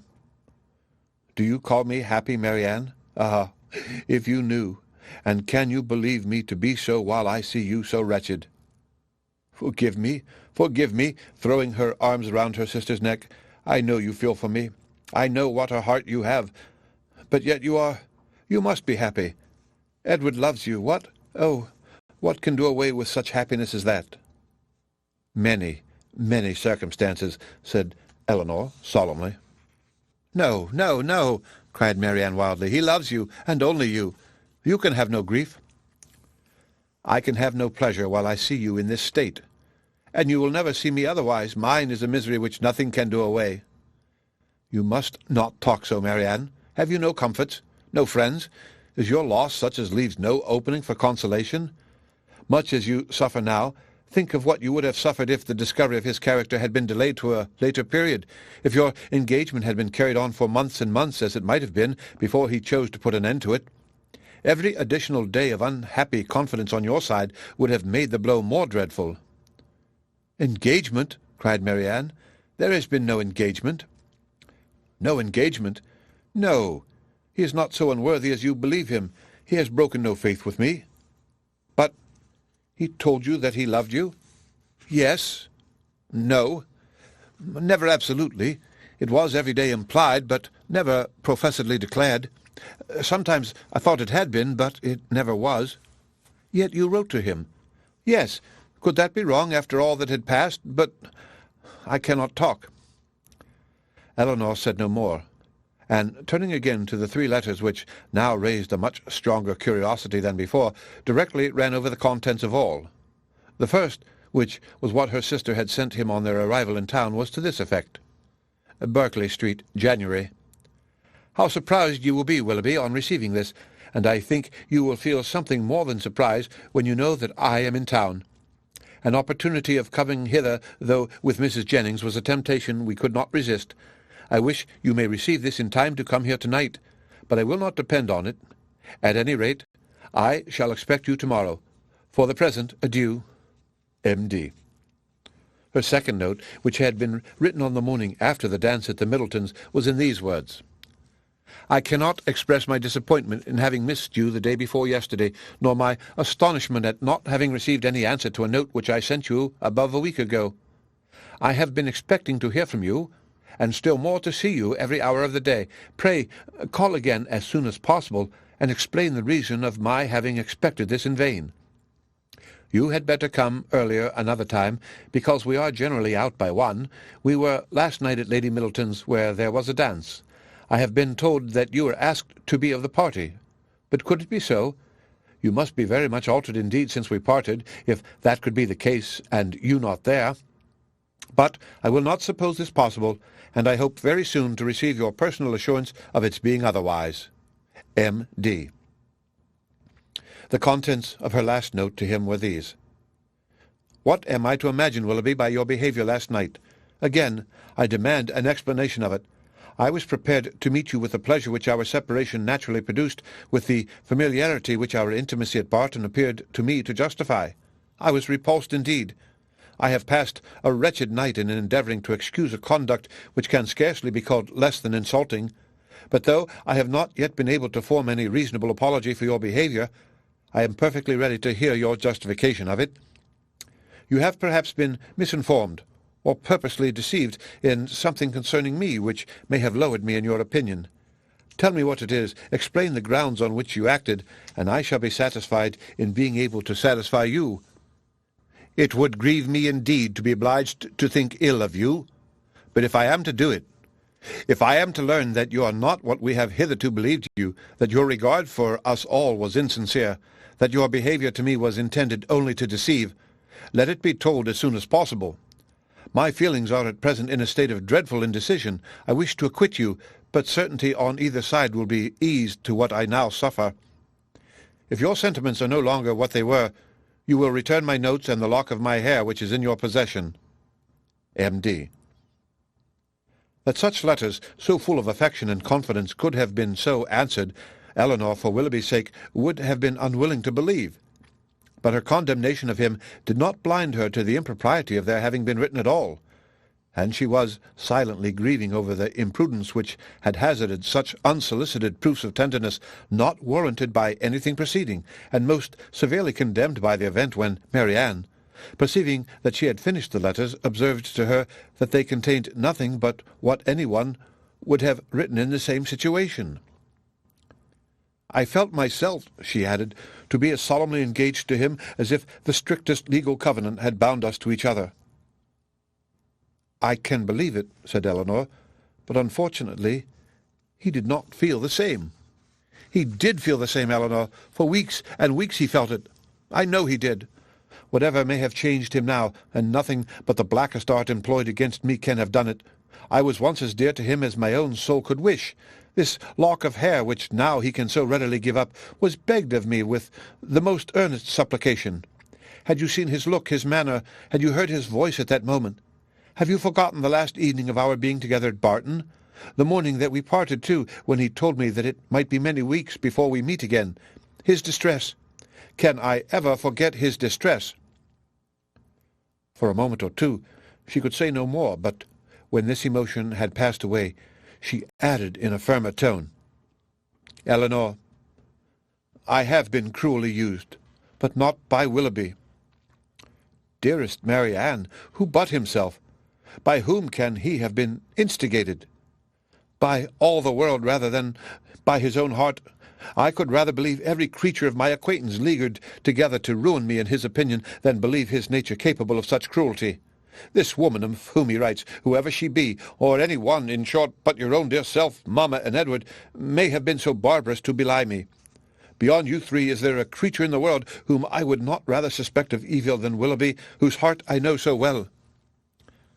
Elinor would not contend, and only replied, Whoever may have been so detestably your enemy, let them be cheated of their malignant triumph, my dear sister, by seeing how nobly the consciousness of your own innocence and good intentions supports your spirits. It is a reasonable and laudable pride which resists such malevolence." "No, no," cried Marianne. "Misery such as mine has no pride. I care not who knows that I am wretched. The triumph of seeing me so may be open to all the world. Elinor, Elinor, they who suffer little may be proud and independent as they like, may resist insult or return mortification, but I cannot. I must feel, I must be wretched, and they are welcome to enjoy the consciousness of it that they can. But for my mother's sake and mine, I would do more than for my own, but to appear happy when I am so miserable? Oh, who can require it?" Again they were both silent. Elinor was employed in walking thoughtfully from the fire to the window, from the window to the fire, without knowing that she received warmth from one or discerning objects through the other. And Marianne, seated at the foot of the bed with her head leaning against one of its posts, again took up Willoughby's letter, and after shuddering over every sentence, exclaimed, "It is too much. Oh, Willoughby, Willoughby, could this be yours? Cruel, cruel, nothing can acquit you. Elinor, nothing can. Whatever he might have heard against me, ought he not to have suspended his belief? Ought he not to have told me of it, to have given me the power of clearing myself? This lock of hair," repeating it from the letter, "which you so obligingly bestowed on me, that is unpardonable. Willoughby, where was your heart when you wrote these words? Oh, barbarously insolent! Elinor, can he be justified?" "No, Marianne, in no possible way. And yet this woman, who knows what her art may have been, how long it may have been premeditated, and how deeply contrived by her? Who is she? Who can she be? Whom did I ever hear him talk of as young and attractive among his female acquaintance? Oh, no one, no one. He talked to me only of myself." Another pause ensued. Marianne was greatly agitated, and it ended thus. "Elinor, I must go home. I must go and comfort mamma. Cannot we be gone tomorrow?" "Tomorrow, Marianne?" "Yes, why should I stay here? I came only for Willoughby's sake, and now who cares for me? Who regards me?" "It would be impossible to go tomorrow. We owe Mrs. Jennings much more than civility, and civility of the commonest kind must prevent such a hasty removal as that." "Well, then, perhaps another day or two, perhaps. But I cannot stay here long. I cannot stay to endure the questions and remarks of all these people. The Middletons and Palmers, how am I to bear their pity? The pity of such a woman as Lady Middleton. Oh, what would he say to that?" Elinor advised her to lie down again, and for a moment she did so, but no attitude could give her ease, and in restless pain of mind and body she moved from one posture to another, till, growing more and more hysterical, her sister could with difficulty keep her on the bed at all, and for some time was fearful of being constrained to call for assistance. Some lavender drops, however, which she was at length persuaded to take, were of use, and from that time till Mrs. Jennings returned, she continued on the bed, quiet and motionless. The end of Chapter 29. Chapter 30. Mrs. Jennings came immediately to their room on her return, and without waiting to have her request of admittance answered, opened the door, and walked in with a look of real concern. "How do you do, my dear?" said she, in a voice of great compassion to Marianne, who turned away her face without attempting to answer. "How is she, Miss Dashwood? Poor thing! She looks very bad. No wonder. Aye, it is but too true. He is to be married very soon, a good-for-nothing fellow. I have no patience with him. Mrs. Taylor told me of it half an hour ago, and she was told it by a particular friend of Miss Grey herself, else I am sure I should not have believed it, and I was almost ready to sink as it was. Well, said I, all I can say is that if it is true he has used a young lady of my acquaintance abominably ill, and I wish with all my soul his wife may plague his heart out. And so I shall always say, my dear, you may depend on it. I have no notion of men's going on in this way, and if ever I meet him again, I will give him such a dressing as he has not had this many a day. But there is one comfort, my dear Miss Marianne. He is not the only young man in the world worth having, and with your pretty face, you will never want admirers. Well, poor thing, I won't disturb her any longer, for she had better have her cry out at once and have done with it. The Parrys and Sandersons, luckily, are coming tonight, you know, and that will amuse her." She then went away, walking on tiptoe out of the room, as if she had supposed her young friend's affliction could be increased by noise. Marianne, to the surprise of her sister, determined on dining with them.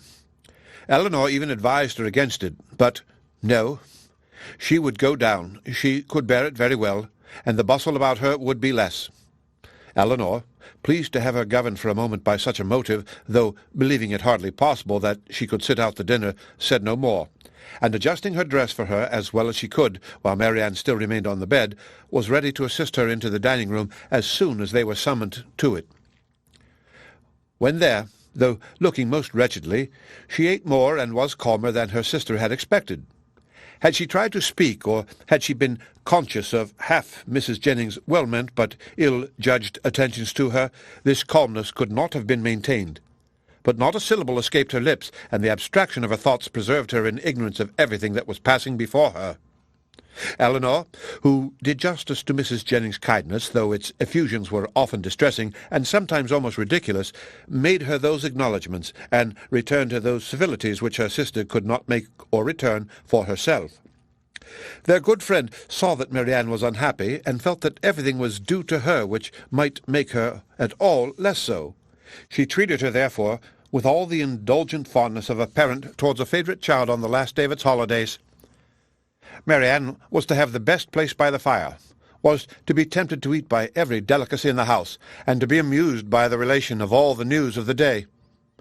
Had not Elinor, in the sad countenance of her sister, seen a check to all mirth, she could have been entertained by Mrs. Jennings' endeavours to cure a disappointment in love by a variety of sweetmeats and olives and a good fire. As soon, however, as the consciousness of all this was forced by continual repetition on Marianne, she could stay no longer. With a hasty exclamation of misery, and a sign to her sister not to follow her, she directly got up and hurried out of the room. "Poor soul!" cried Mrs. Jennings as soon as she was gone. "How it grieves me to see her! And I declare, if she is not gone away without finishing her wine, and the dried cherries, too, Lord, nothing seems to do her any good. I am sure if I knew anything she would like, I would send all over the town for it. Well, it is the oddest thing to me that a man should use such a pretty girl so ill. But when there is plenty of money on one side, and next to none on the other, oh, Lord bless you, they care no more about such things. The lady, then, Miss Grey, I think you called her, is very rich?" £50,000, my dear. "Did you ever see her? A smart, stylish girl, they say, but not handsome. I remember her aunt very well, Biddy Henshaw. She married a very wealthy man, but the family are all rich together. £50,000, and, by all accounts, it won't come before it's wanted, for they say he is all to pieces. No wonder, dashing about with his curricle and hunters. Well, it don't signify talking, but when a young man, be he who he will, comes and makes love to a pretty girl, and promises marriage, he has no business to fly off from his word only because he grows poor, and a richer girl is ready to have him. Why don't he in such a case sell his horses, let his house, turn off his servants, and make a thorough reform at once? I warrant you, Miss Marianne would have been ready to wait till matters came round. But that won't do nowadays. Nothing in the way of pleasure can ever be given up by the young men of this age. Do you know what kind of girl Miss Grey is? Is she said to be amiable?" "I never heard any harm of her. Indeed, I hardly ever heard her mentioned, except that Mrs. Taylor did say this morning that one day Miss Walker hinted to her that she believed Mr. and Mrs. Ellison would not be sorry to have Miss Grey married, for she and Mrs. Ellison could never agree." "And who are the Ellisons?" "Her guardians, my dear. But now she is of age and may choose for herself, and a pretty choice she has made. What now?" After pausing a moment, "your poor sister is gone to her own room, I suppose, to moan by herself. Is there nothing one can get to comfort her? Poor dear, it seems quite cruel to let her be alone. Well, by and by we shall have a few friends, and that will amuse her a little. What shall we play at? She hates whist, I know, but is there no round game she cares for?" "Dear ma'am, this kindness is quite unnecessary. Marianne, I dare say, will not leave her room again this evening. I shall persuade her, if I can, to go early to bed, for I am sure she wants rest. Ay, I believe that will be best for her. Let her name her own supper and go to bed. Lord, no wonder she has been looking so bad and so cast down this last week or two, for this matter, I suppose, has been hanging over her head as long as that. And so the letter that came to-day finished it. Poor soul! I am sure if I had had a notion of it, I would not have joked her about it for all my money. But then, you know, how should I guess such a thing? I made sure of its being nothing but a common love letter, and you know young people like to be laughed at about them. Lord, how concerned Sir John and my daughters will be when they hear it. If I had had my senses about me, I might have called in Conduit Street on my way home and told them of it. But I shall see them tomorrow. It would be unnecessary, I am sure, for you to caution Mrs. Palmer and Sir John against ever naming Mr. Willoughby, or making the slightest allusion to what has happened before my sister. Their own good nature must point out to them the real cruelty of appearing to know anything about it when she is present, and the less that may ever be said to myself on the subject, the more my feelings will be spared, as you, my dear madam, will easily believe. Oh, Lord, yes, that I do indeed. It must be terrible for you to hear it talked of, and as for your sister, I am sure I would not mention a word about it to her for the world. You saw I did not all dinner-time. No more would Sir John nor my daughters, for they are all very thoughtful and considerate, especially if I give them a hint, as I certainly will. For my part, I think the less that is said about such things, the better. The sooner 'tis blown over and forgot, and what good does talking ever do, you know? In this affair it can only do harm, perhaps more so than in many cases of a similar kind, for it has been attended by circumstance which, for the sake of every one concerned in it, make it unfit to become the public conversation. I must do this justice to Mr. Willoughby. He has broken no positive engagement with my sister. Law, my dear, don't pretend to defend him. No positive engagement indeed, after taking her all over Allenham House and fixing on the very rooms they were to live in hereafter. Elinor, for her sister's sake, could not press the subject farther, and she hoped it was not required of her for Willoughby's, since, though Marianne might lose much, he could gain very little by the enforcement of the real truth. After a short silence on both sides, Mrs. Jennings, with all her natural hilarity, burst forth again. "Well, my dear, 'tis a true saying about an ill wind, for it will be all the better for Colonel Brandon. He will have her at last. Ay, that he will. Mind me now, if they ain't married by midsummer. Oh, Lord, how he'll chuckle over this news. I hope he will come tonight. It will be all to one a better match for your sister. 2,000 a year without debt or drawback, except the little love-child, indeed. I had forgot her, but she may be prenticed out at small cost, and then what does it signify? Delaford is a nice place, I can tell you. Exactly what I call a nice old-fashioned place, full of comforts and conveniences, quite shut in with great garden walls that are covered with the best fruit trees in the country. And such a mulberry tree in one corner. Lord, how Charlotte and I did stuff the only time we were there. Then there is a dovecote, some delightful stew-ponds, and a very pretty canal, and everything, in short, that one could wish for, and moreover it is close to the church, and only a quarter of a mile from the turnpike road. So 'tis never dull, for if you only go and sit up in an old yew arbour behind the house, you may see all the carriages that pass along. Oh, 'tis a nice place. A butcher hard by in the village, and the parsonage house within a stone's throw. To my fancy, 1,000 times prettier than Barton Park, where they are forced to send 3 miles for their meat, and have not a neighbour nearer than your mother. Well, I shall spirit up the Colonel as soon as I can. One shoulder of mutton, you know, drives down another. If we can but put Willoughby out of her head." "Ay, if we can but do that, ma'am," said Elinor, "we shall do very well with or without Colonel Brandon."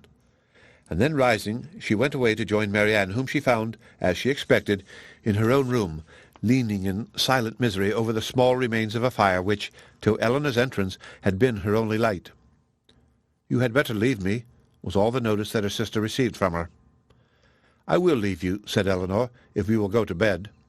But this, from the momentary perverseness of impatient suffering, she at first refused to do. Her sister's earnest, though gentle persuasion, however, soon softened her to compliance, and Elinor saw her lay her aching head on the pillow, and saw her, as she hoped, in a way to get some quiet rest before she left her. In the drawing-room, whither she then repaired, She was soon joined by Mrs. Jennings with a wine-glass full of something in her hand. "My dear," said she, entering, "I have just recollected that I have some of the finest old Constantia wine in the house that ever was tasted. So I have brought a glass of it for your sister. My poor husband, how fond he was of it! Whenever he had a touch of his old colicky gout, he said it did him more good than anything else in the world. Do take it to your sister." "Dear ma'am," replied Elinor, smiling at the difference of the complaints for which it was recommended, "how good you are! But I have just left Marianne in bed, and, I hope, almost asleep. And as I think nothing will be of so much service to her as rest, if you will give me leave, I will drink the wine myself." Mrs. Jennings, though regretting that she had not been 5 minutes earlier, was satisfied with the compromise, and Elinor, as she swallowed the chief of it, reflected that, though its good effects on a colicky gout were at present of little importance to her, its healing powers on a disappointed heart might be as reasonably tried on herself as on her sister.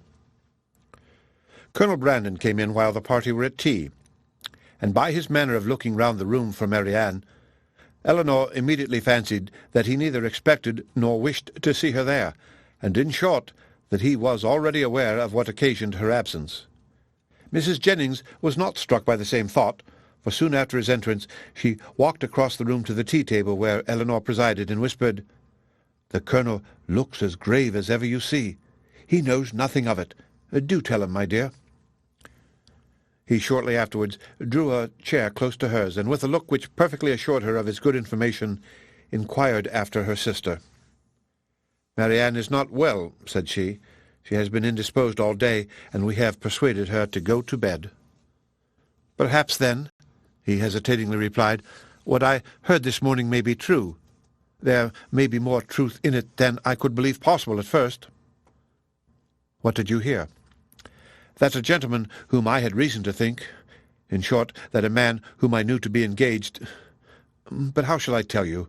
If you know it already, as surely you must, I may be spared." "You mean," answered Elinor, with forced calmness, "Mr. Willoughby's marriage with Miss Grey." "Yes, we do know it all. This seems to have been a day of general elucidation, for this very morning first unfolded it to us. Mr. Willoughby is unfathomable. Where did you hear it?" "In a stationer's shop in Pall Mall, where I had business. 2 ladies were waiting for their carriage, and one of them was giving the other an account of the intended match in a voice so little attempting concealment that it was impossible for me not to hear it all. The name of Willoughby, John Willoughby, frequently repeated, first caught my attention, and what followed was a positive assertion that everything was now finally settled respecting his marriage with Miss Grey. It was no longer to be a secret. It would take place even within a few weeks, with many particulars of preparations and other matters. One thing especially I remember, because it served to identify the man still more. As soon as the ceremony was over, they were to go to Combe Magna, his seat in Somersetshire. My astonishment— but it would be impossible to describe what I felt. The communicative lady, I learnt on inquiry, for I stayed in the shop till they were gone, was a Mrs. Ellison, and that, as I have been since informed, is the name of Miss Grey's guardian." "It is. But have you likewise heard that Miss Grey has £50,000? In that, if in anything, we may find an explanation." "It may be so, but Willoughby is capable— at least, I think—" He stopped a moment, and then added, in a voice which seemed to distrust itself, "And your sister, how did she—" "Her sufferings have been very severe. I have only to hope that they may be proportionately short. It is a most cruel affliction.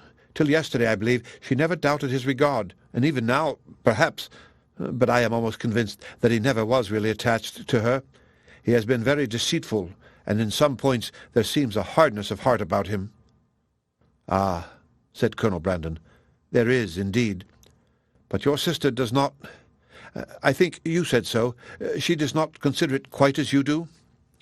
You know her disposition, and may believe how eagerly she would still justify him if she could." He made no answer, and soon afterwards, by the removal of the tea-things and the arrangement of the card-parties, the subject was necessarily dropped.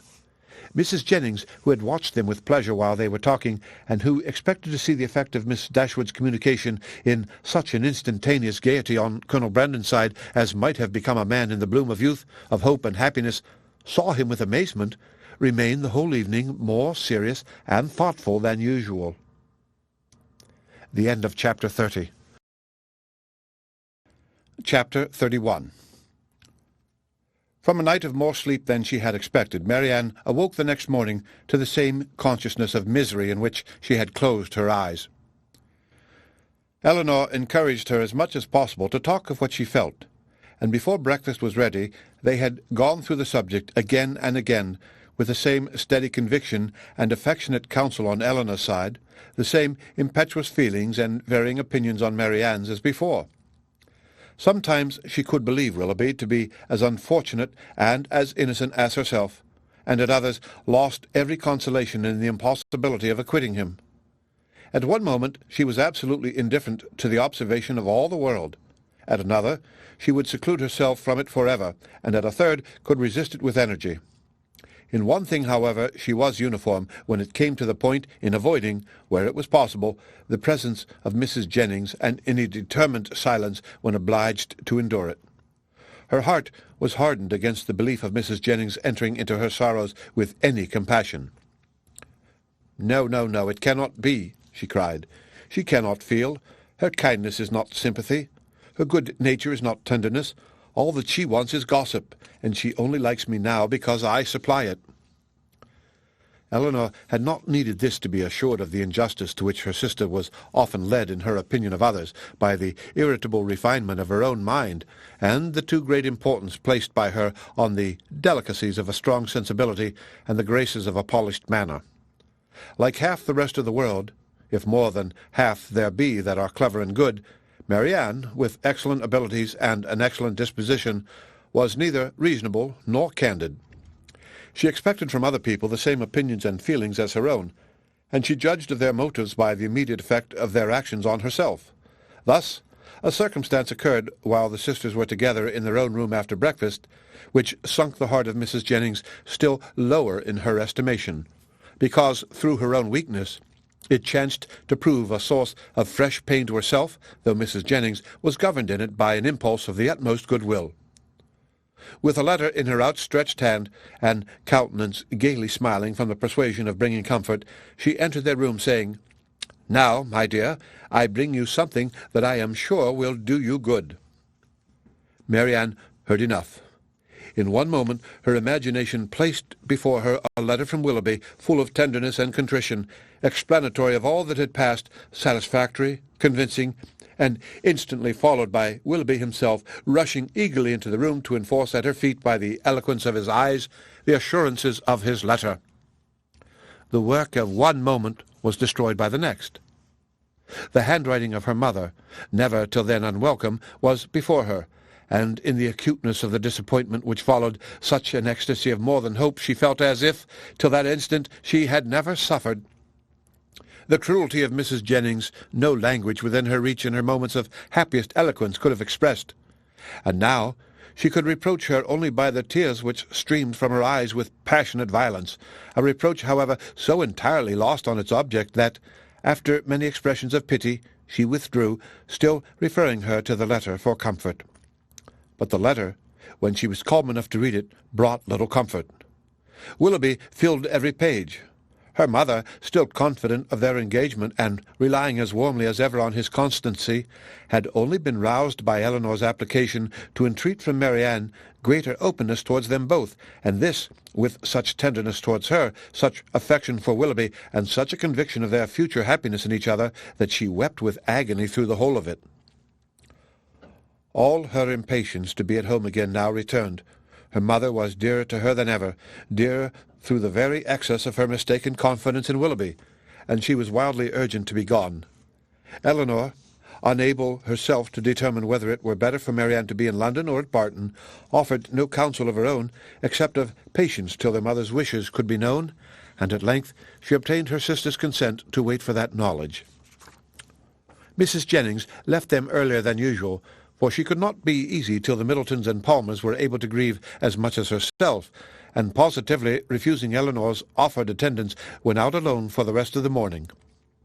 Elinor, with a very heavy heart, aware of the pain she was going to communicate, and perceiving by Marianne's letter how ill she had succeeded in laying any foundation for it, then sat down to write her mother an account of what had passed, and entreat her directions for the future, while Marianne, who came into the drawing-room on Mrs. Jennings going away, remained fixed at the table where Elinor wrote, watching the advancement of her pen, grieving over her for the hardship of such a task, and grieving still more fondly over its effect on her mother. In this manner they had continued about a quarter of an hour, when Marianne, whose nerves could not then bear any sudden noise, was startled by a rap at the door. "Who can this be?" cried Elinor. "So early, too. I thought we had been safe." Marianne moved to the window. "It is Colonel Brandon," said she, with vexation. "We are never safe from him. He will not come in, as Mrs. Jennings is from home." "I will not trust to that," retreating to her own room. "A man who has nothing to do with his own time has no conscience in his intrusion on that of others." The event proved her conjecture right, though it was founded on injustice and error, for Colonel Brandon did come in, and Elinor, who was convinced that solicitude for Marianne brought him thither, and who saw that solicitude in his disturbed and melancholy look, and in his anxious though brief inquiry after her, could not forgive her sister for esteeming him so lightly. "I met Mrs. Jennings in Bond Street," said he, after the first salutation, "and she encouraged me to come on, and I was the more easily encouraged because I thought it probable that I might find you alone, which I was very desirous of doing. My object, my wish, my sole wish in desiring it, I believe it is to be a means of giving comfort. No, I must not say comfort, not a present comfort, but conviction, lasting conviction to your sister's mind.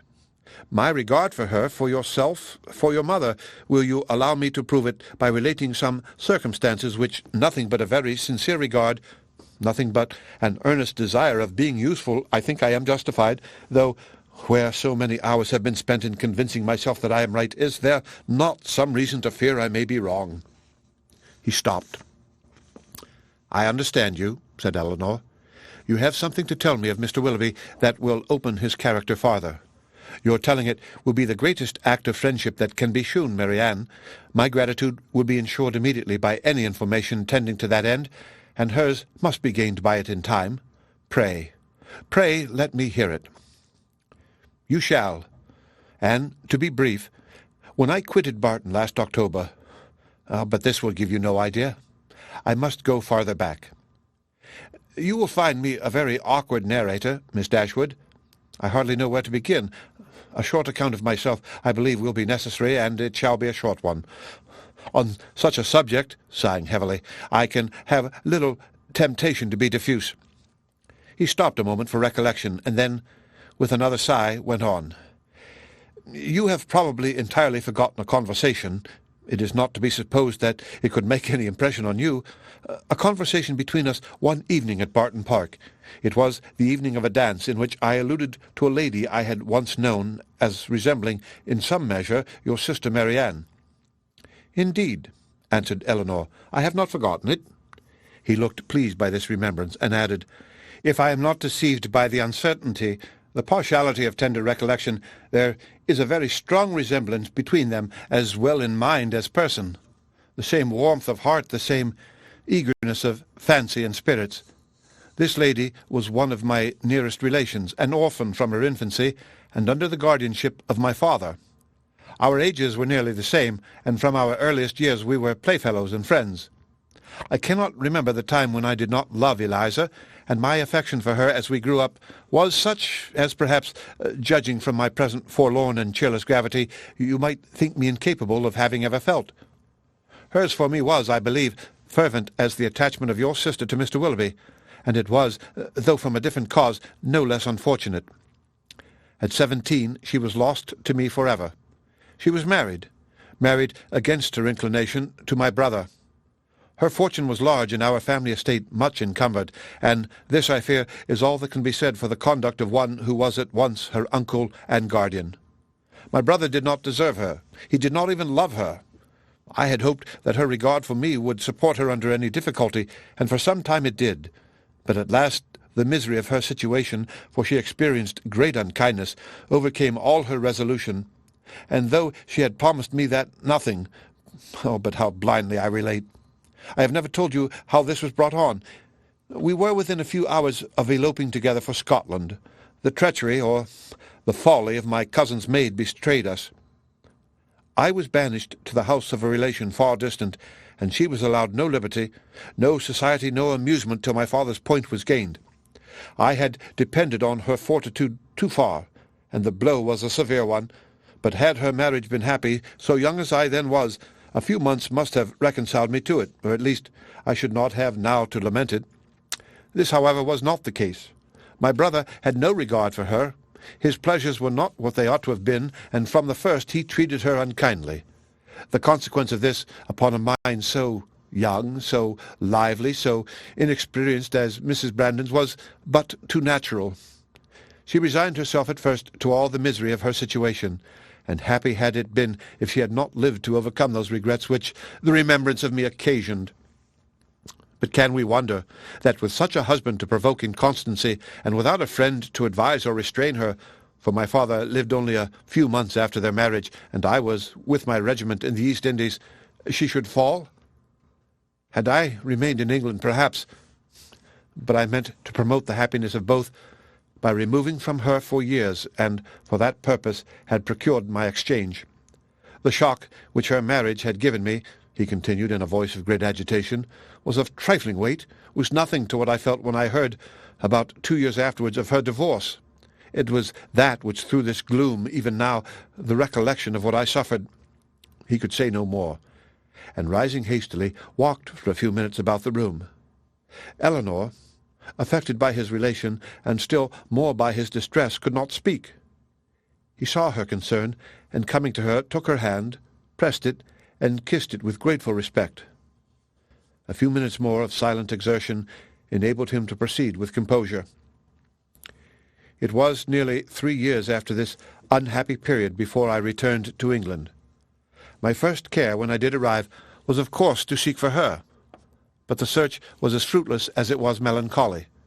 I could not trace her beyond her first seducer, and there was every reason to fear that she had removed from him only to sink deeper in a life of sin. Her legal allowance was not adequate to her fortune, nor sufficient for her comfortable maintenance, and I learnt from my brother that the power of receiving it had been made over some months before to another person. He imagined, and calmly could he imagine it, that her extravagance and consequent distress had obliged her to dispose of it for some immediate relief. At last, however, and after I had been 6 months in England, I did find her. Regard for a former servant of my own, who had since fallen into misfortune, carried me to visit him in a sponging-house where he was confined for debt. And there, in the same house, under a similar confinement, was my unfortunate sister, so altered, so faded, worn down by acute suffering of every kind. Hardly could I believe the melancholy and sickly figure before me to be the remains of the lovely, blooming, healthful girl on whom I had once doted. What I endured in so beholding her— but I have no right to wound your feelings by attempting to describe it. I have pained you too much already. That she was, to all appearance, in the last stage of a consumption was— yes, in a situation it was my greatest comfort. Life could do nothing for her beyond giving time for a better preparation for death, and that was given. I saw her placed in comfortable lodgings and under proper attendance. I visited her every day during the rest of her short life. I was with her in her last moments. Again he stopped to recover himself, and Elinor spoke her feelings in an exclamation of tender concern at the fate of his unfortunate friend. "Your sister, I hope, cannot be offended," said he, "by the resemblance I have fancied between her and my poor disgraced relation. Their fates, their fortunes cannot be the same, and had the natural sweet disposition of the one been guarded by a firmer mind or an happier marriage, she might have been all that you will live to see the other be. But to what does all this lead? I seem to have been distressing you for nothing. Ah, Miss Dashwood, a subject such as this, untouched for 14 years, it is dangerous to handle it at all. I will be more collected, more concise. She left to my care her only child, a little girl, the offspring of her first guilty connection, who was then about 3 years old. She loved the child, and had always kept it with her. It was a precious trust to me, and gladly would I have discharged it in the strictest sense by watching over her education myself, had the nature of our situations allowed it. But I had no family, no home, and my little Eliza was therefore placed at school. I saw her there whenever I could, and after the death of my brother, which happened about 5 years ago, and which left to me the possession of the family property, she frequently visited me at Delaford. I called her a distant relation, but I am well aware that I have been in general suspected of a much nearer connection with her. It is now 3 years ago, she had just reached her 14th year, that I removed her from school to place her under the care of a very respectable woman residing in Dorsetshire, who had the charge of 4 or 5 other young girls of about the same time of life, and for 2 years I had every reason to be pleased with her situation. But last February, about 12 months ago, she suddenly disappeared. I had allowed her, imprudently as it has since turned out, at her earnest desire to go to Bath with one of her young friends who was attending her father there for his health. I knew him to be a very good sort of man, and I thought well of his daughter, better than she deserved, for, with a most obstinate and ill-judged secrecy, she would tell nothing, would give no clue, though she certainly knew all. He, her father, a well-meaning but not a quick-sighted man, could really, I believe, give no information, for he had been generally confined to the house while the girls were ranging over the town and making what acquaintance they chose, and he tried to convince me, as thoroughly as he was convinced himself, of his daughter's being entirely unconcerned in the business. In short, I could learn nothing but that she was gone. All the rest, for 8 long months, was left to conjecture. What I thought, what I feared, may be imagined, and what I suffered too. "Good heavens!" cried Elinor. "Could it be? Could Willoughby—" "The first news that reached me of her," he continued, "came in a letter from herself last October. It was forwarded to me from Delaford, and I received it on the very morning of our intended party to Whitwell, and this was the reason of my leaving Barton so suddenly, which I am sure must at the time have appeared strange to everybody, and which, I believe, gave offence to some. Little did Mr. Willoughby imagine, I suppose, when his looks censured me for incivility in breaking up the party, that I was called away to the relief of one whom he had made poor and miserable. But had he known it, what would it have availed? Would he have been less gay, or less happy in the smiles of your sister? No. He had already done that, which no man who can feel for another would do. He had left the girl whose youth and innocence he had seduced in a situation of the utmost distress, with no creditable home, no help, no friends, ignorant of his address. He had left her, promising to return. He neither returned, nor wrote, nor relieved her. "This is beyond everything!" exclaimed Elinor. "His character is now before you. Expensive, dissipated, and worse than both. Knowing all this, as I have now known for many weeks, guess what I must have felt on seeing your sister as fond of him as ever, and on being assured that she was to marry him. Guess what I must have felt for all your sakes when I came to you last week and found you alone. I came determined to know the truth, though irresolute what to do when it was known. My behaviour must have seemed strange to you then, but now you will comprehend it. To suffer you all to be so deceived, to see your sister— but what could I do? I had no hope of interfering with success, and sometimes I thought your sister's influence might yet reclaim him, but now, after such dishonourable usage, who can tell what were his designs on her? Whatever they may have been, however she may now and hereafter doubtless will turn with gratitude towards her own condition when she compares it with that of my poor Eliza, when she considers the wretched and hopeless situation of this poor girl, and pictures her to herself with an affection for him as strong, still as strong as her own, and with a mind tormented by self-reproach which must attend her through life. Surely this comparison must have its use with her. She will feel her own sufferings to be nothing. They proceed from no misconduct and can bring no disgrace. On the contrary, every friend must be made still more her friend by them.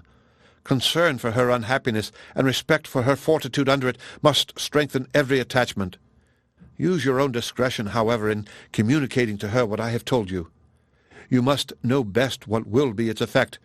But had I not seriously and from my heart believed it might be of service, might lessen her regrets, I would not have suffered myself to trouble you with this account of my family afflictions, with a recital which may seem to have been intended to raise myself at the expense of others."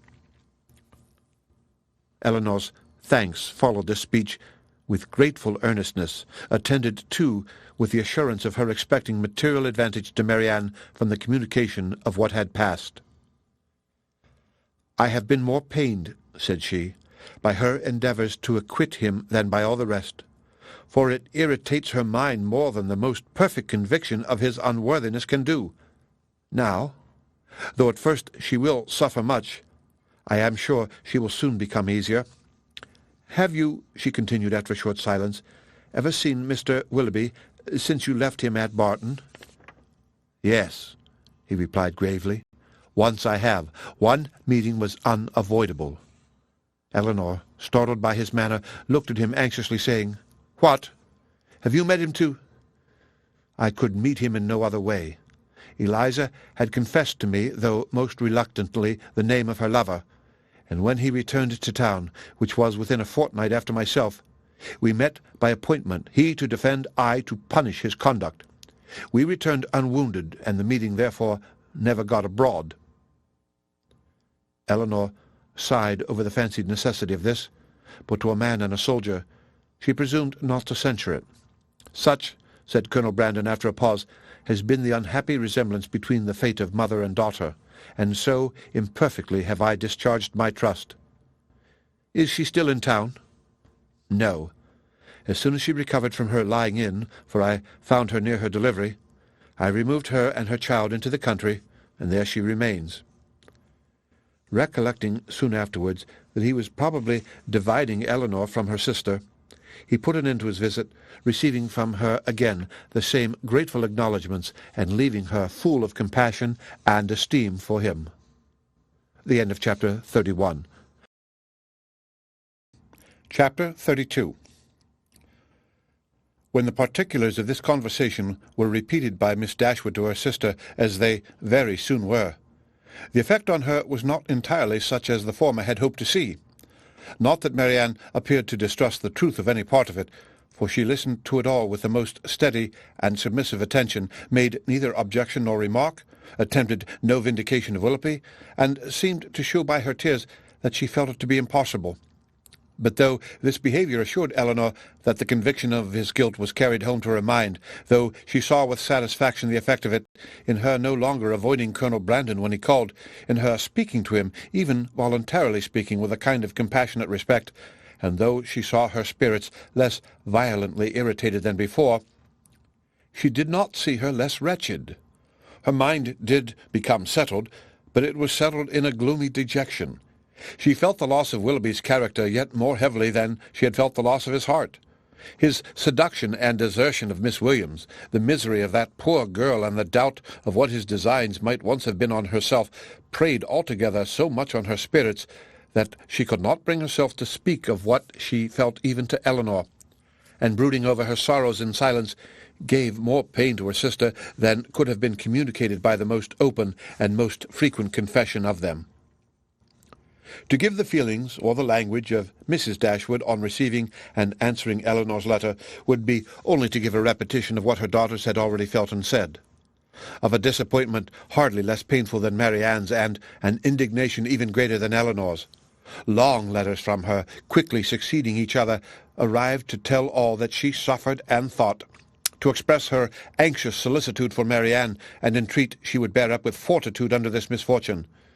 Bad indeed must the nature of Marianne's affliction be when her mother could talk of fortitude. Mortifying and humiliating must be the origin of those regrets which she could wish her not to indulge. Against the interest of her own individual comfort, Mrs. Dashwood had determined that it would be better for Marianne to be anywhere at that time than at Barton, where everything within her view would be bringing back the past in the strongest and most afflicting manner by constantly placing Willoughby before her, such as she had always seen him there. She recommended it to her daughters, therefore, by all means not to shorten their visit to Mrs. Jennings, the length of which, though never exactly fixed, had been expected by all to comprise at least 5 or 6 weeks. A variety of occupations, of objects, and of company which could not be procured at Barton would be inevitable there, and might yet, she hoped, cheat Marianne at times into some interest beyond herself, and even into some amusement, much as the idea of both might now be spurned by her. From all danger of seeing Willoughby again, her mother considered her to be at least equally safe in town as in the country, since his acquaintance must now be dropped by all who called themselves her friends. Design could never bring them in each other's way. Negligence could never leave them exposed to a surprise, and chance had less in its favour in the crowd of London than even in the retirement of Barton, where it might force him before her while paying that visit at Allenham on his marriage which Mrs. Dashwood, from foreseeing at first as a probable event, had brought herself to expect as a certain one. She had yet another reason for wishing her children to remain where they were. A letter from her son-in-law had told her that he and his wife were to be in town before the middle of February, and she judged it right that they should sometimes see their brother. Marianne had promised to be guided by her mother's opinion, and she submitted to it therefore without opposition, though it proved perfectly different from what she wished and expected, though she felt it to be entirely wrong, formed on mistaken grounds, and that by requiring her longer continuance in London it deprived her of the only possible alleviation of her wretchedness, the personal sympathy of her mother, and doomed her to such society and such scenes as must prevent her ever knowing a moment's rest. But it was a matter of great consolation to her that what brought evil to herself would bring good to her sister, and Elinor, on the other hand, suspecting that it would not be in her power to avoid Edward entirely, comforted herself by thinking that, though their longer stay would therefore mitigate against her own happiness, it would be better for Marianne than an immediate return into Devonshire. Her carefulness in guarding her sister from ever hearing Willoughby's name mentioned was not thrown away. Marianne, though without knowing it herself, reaped all its advantage, for neither Mrs. Jennings, nor Sir John, nor even Mrs. Palmer herself ever spoke of him before her. Elinor wished that the same forbearance could have extended towards herself, but that was impossible, and she was obliged to listen day after day to the indignation of them all. Sir John could not have thought it possible. A man of whom he had always had such reason to think well, such a good-natured fellow. He did not believe there was a bolder rider in England. It was an unaccountable business. He wished him at the devil with all his heart. He would not speak another word to him, meet him where he might for all the world. No, not if it were to be by the side of Barton Covert, and they were kept waiting for 2 hours together. Such a scoundrel of a fellow, such a deceitful dog! It was only the last time they met that he had offered him one of Folly's puppies, and this was the end of it. Mrs. Palmer, in her way, was equally angry. She was determined to drop his acquaintance immediately, and she was very thankful that she had never been acquainted with him at all. She wished with all her heart Combe Magna was not so near Cleveland, but it did not signify, for it was a great deal too far off to visit. She hated him so much that she was resolved never to mention his name again, and she should tell anybody she saw how good-for-nothing he was. The rest of Mrs. Palmer's sympathy was shown in procuring all the particulars in her power of the approaching marriage, and communicating them to Elinor. She could soon tell at what coachmakers the new carriage was building, by what painter Mr. Willoughby's portrait was drawn, and at what warehouse Miss Grey's clothes might be seen. The calm and polite unconcern of Lady Middleton on the occasion was an happy relief to Elinor's spirits, oppressed as they often were by the clamorous kindness of the others. It was a great comfort to her to be sure of exciting no interest in one person at least among their circle of friends, a great comfort to know that there was one who would meet her without feeling any curiosity after particulars, or any anxiety for her sister's health. Every qualification is raised at times by the circumstances of the moment to more than its real value, and she was sometimes worried down by officious condolence to rate good breeding as more indispensable to comfort than good nature. Lady Middleton expressed her sense of the affair about once every day or twice, if the subject occurred very often, by saying, "It is very shocking indeed," and by the means of this continual, though gentle vent, was able not only to see the Miss Dashwoods from the first without the smallest emotion, but very soon to see them without recollecting a word of the matter, and having thus supported the dignity of her own sex, and spoken her decided censure of what was wrong in the other, she thought herself at liberty to attend to the interest of her own assemblies, and therefore determined, though rather against the opinion of Sir John, that as Mrs. Willoughby would at once be a woman of elegance and fortune, to leave her card with her as soon as she married. Colonel Brandon's delicate, unobtrusive inquiries were never unwelcome to Miss Dashwood. He had abundantly earned the privilege of intimate discussion of her sister's disappointment by the friendly zeal with which he had endeavoured to soften it, and they always conversed with confidence. His chief reward for the painful exertion of disclosing past sorrows and present humiliations was given in the pitying eye with which Marianne sometimes observed him, and the gentleness of her voice whenever, though it did not often happen, she was obliged, or could oblige herself, to speak to him. These assured him that his exertion had produced an increase of good-will towards himself, and these gave Elinor hopes of its being farther augmented hereafter. But Mrs. Jennings, who knew nothing of all this, who knew only that the colonel continued as grave as ever, and that she could neither prevail on him to make the offer himself, nor commission her to make it for him, began at the end of 2 days to think that, instead of midsummer, they would not be married till Michaelmas, and by the end of a week that it would not be a match at all. The good understanding between the colonel and Miss Dashwood seemed rather to declare that the honours of the mulberry tree, the canal, and the yew arbour would all be made over to her, and Mrs. Jennings had for some time ceased to think at all of Mr. Ferrars. Early in February, within a fortnight from the receipt of Willoughby's letter, Elinor had the painful office of informing her sister that he was married. She had taken care to have the intelligence conveyed to herself as soon as it was known that the ceremony was over, as she was desirous that Marianne should not receive the first notice of it from the public papers, which she saw her eagerly examining every morning. She received the news with resolute composure, made no observation on it, and at first shed no tears.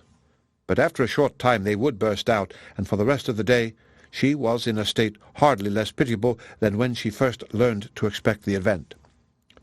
The Willoughbys left town as soon as they were married, and Elinor now hoped, as there could be no danger of her seeing either of them, to prevail on her sister, who had never yet left the house since the blow first fell, to go out again by degrees as she had done before. About this time the two Miss Steeles, lately arrived at their cousin's house in Bartlett's Buildings, Holborn, presented themselves again before their more grand relations in Conduit and Berkeley Street, and were welcomed by them all with great cordiality. Elinor only was sorry to see them. Their presence always gave her pain, and she hardly knew how to make a very gracious return to the overpowering delight of Lucy in finding her still in town. "I should have been quite disappointed if I had not found you here still," said she repeatedly, with a strong emphasis on the word. "But I always thought I should. I was almost sure you would not leave London yet awhile, though you told me, at Barton, that you should not stay above a month. But I thought at the time that you would most likely change your mind when it came to the point.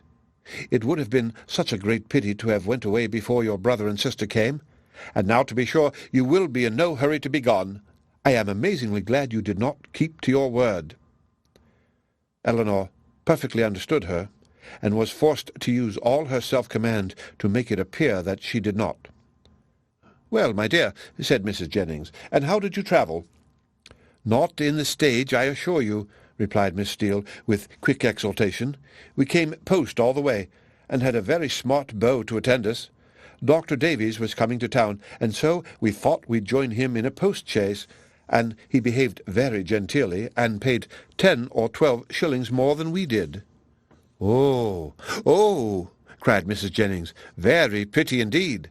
And the doctor is a single man, I warrant you." "There now," said Miss Steele, affectedly simpering. "Everybody laughs at me so about the doctor, and I cannot think why. My cousins say they are sure I have made a conquest, but for my part I declare I never think about him from one hour's end to another. Lord, here comes your beau, Nancy, my cousin said the other day, when she saw him crossing the street to the house. My beau, indeed, said I. I cannot think who you mean. The doctor is no beau of mine. Aye, that is very pretty talking, but it won't do. The doctor is the man I see. No, indeed, replied her cousin with affected earnestness, and I beg you will contradict it if you ever hear it talked of. Mrs. Jennings directly gave her the gratifying assurance that she certainly would not, and Miss Steele was made completely happy.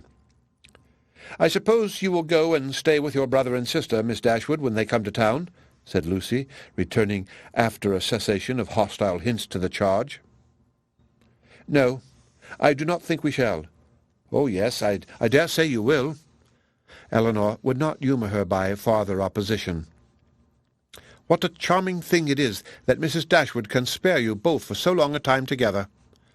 "Long a time indeed," interposed Mrs. Jennings. "Why, their visit is but just begun." Lucy was silenced.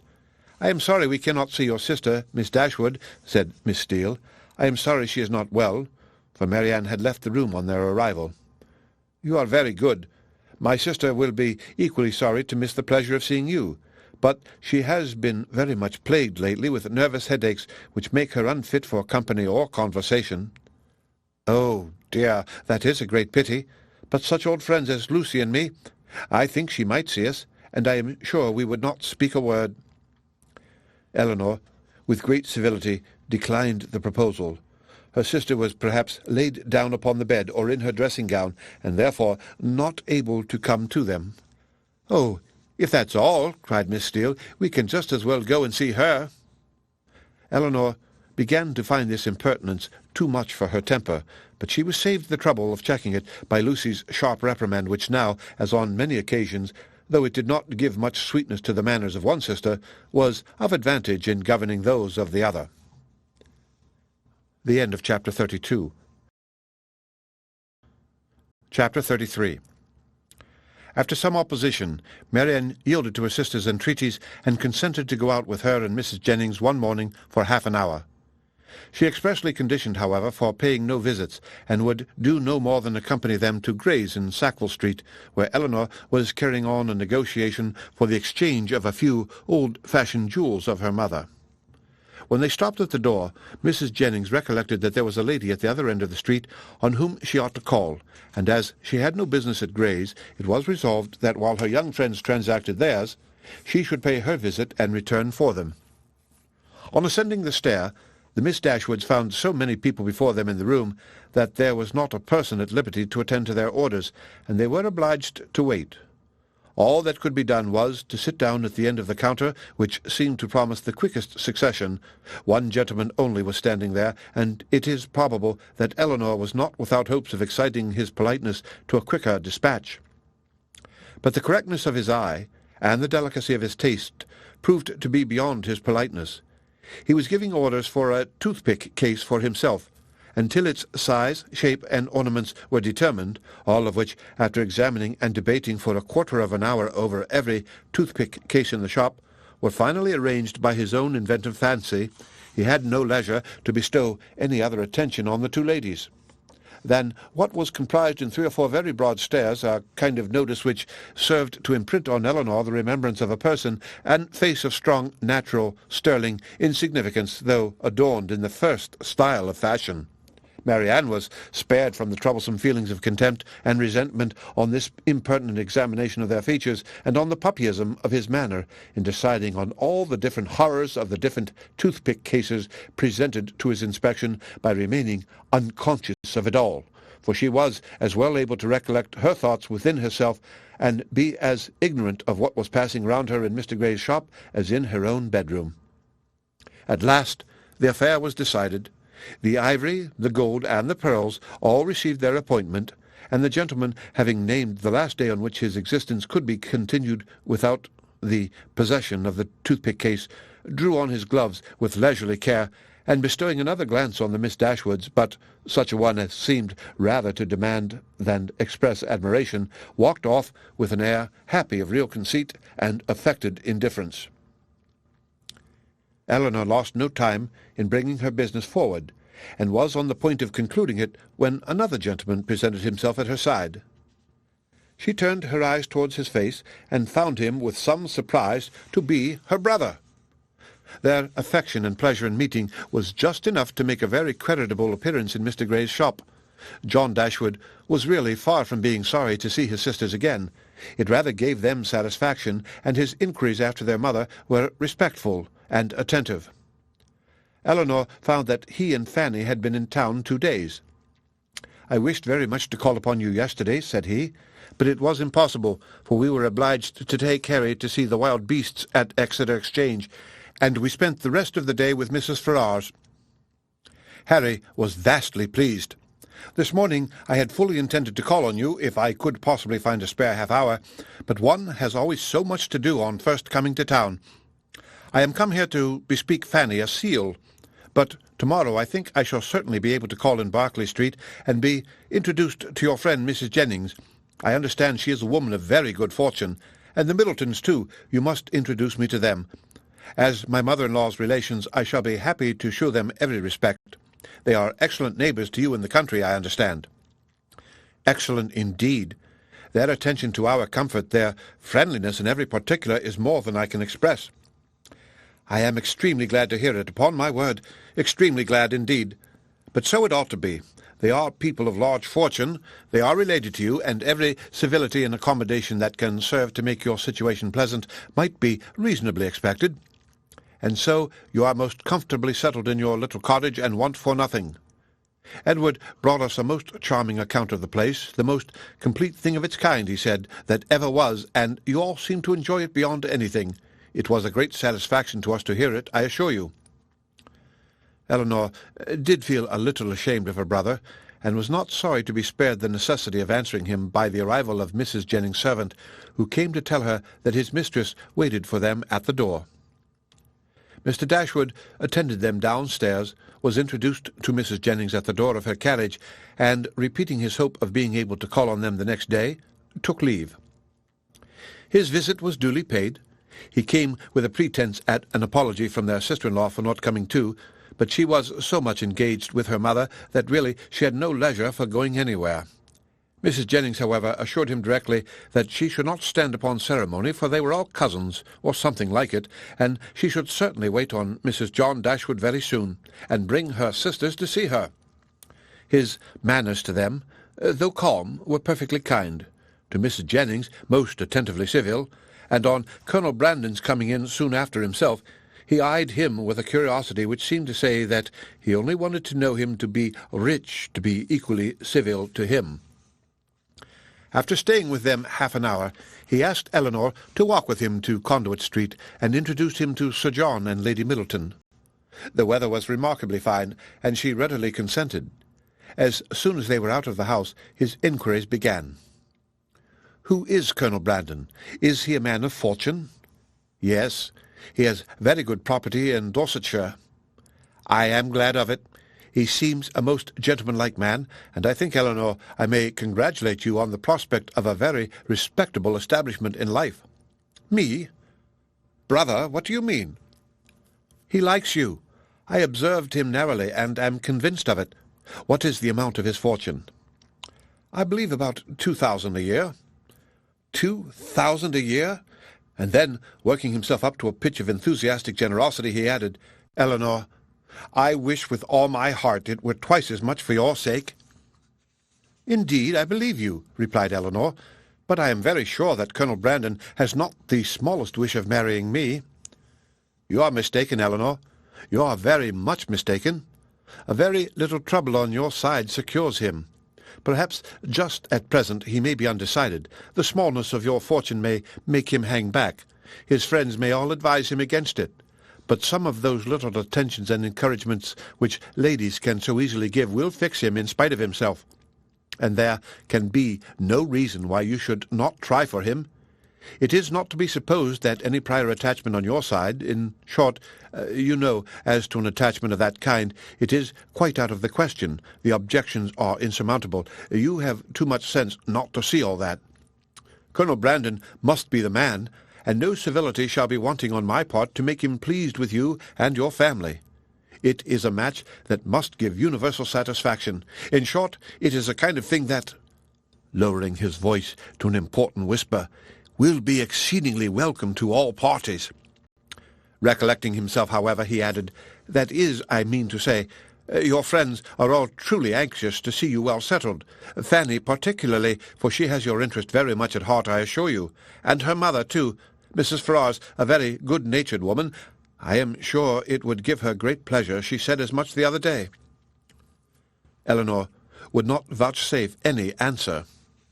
"It would be something remarkable now," he continued, "something droll, if Fanny should have a brother and I a sister settling at the same time, and yet it is not very likely." "Is Mr. Edward Ferrars," said Elinor with resolution, "going to be married?" "It is not actually settled, but there is such a thing in agitation. He has a most excellent mother. Mrs. Ferrars, with the utmost liberality, will come forward and settle on him 1,000 a year if the match takes place. The lady is the Honourable Miss Morton, only daughter of the late Lord Morton, with 30,000 pounds. A very desirable connection on both sides, and I have not a doubt of its taking place in time. 1,000 a year is a great deal for a mother to give away to make over for ever, but Mrs. Ferrars has a noble spirit.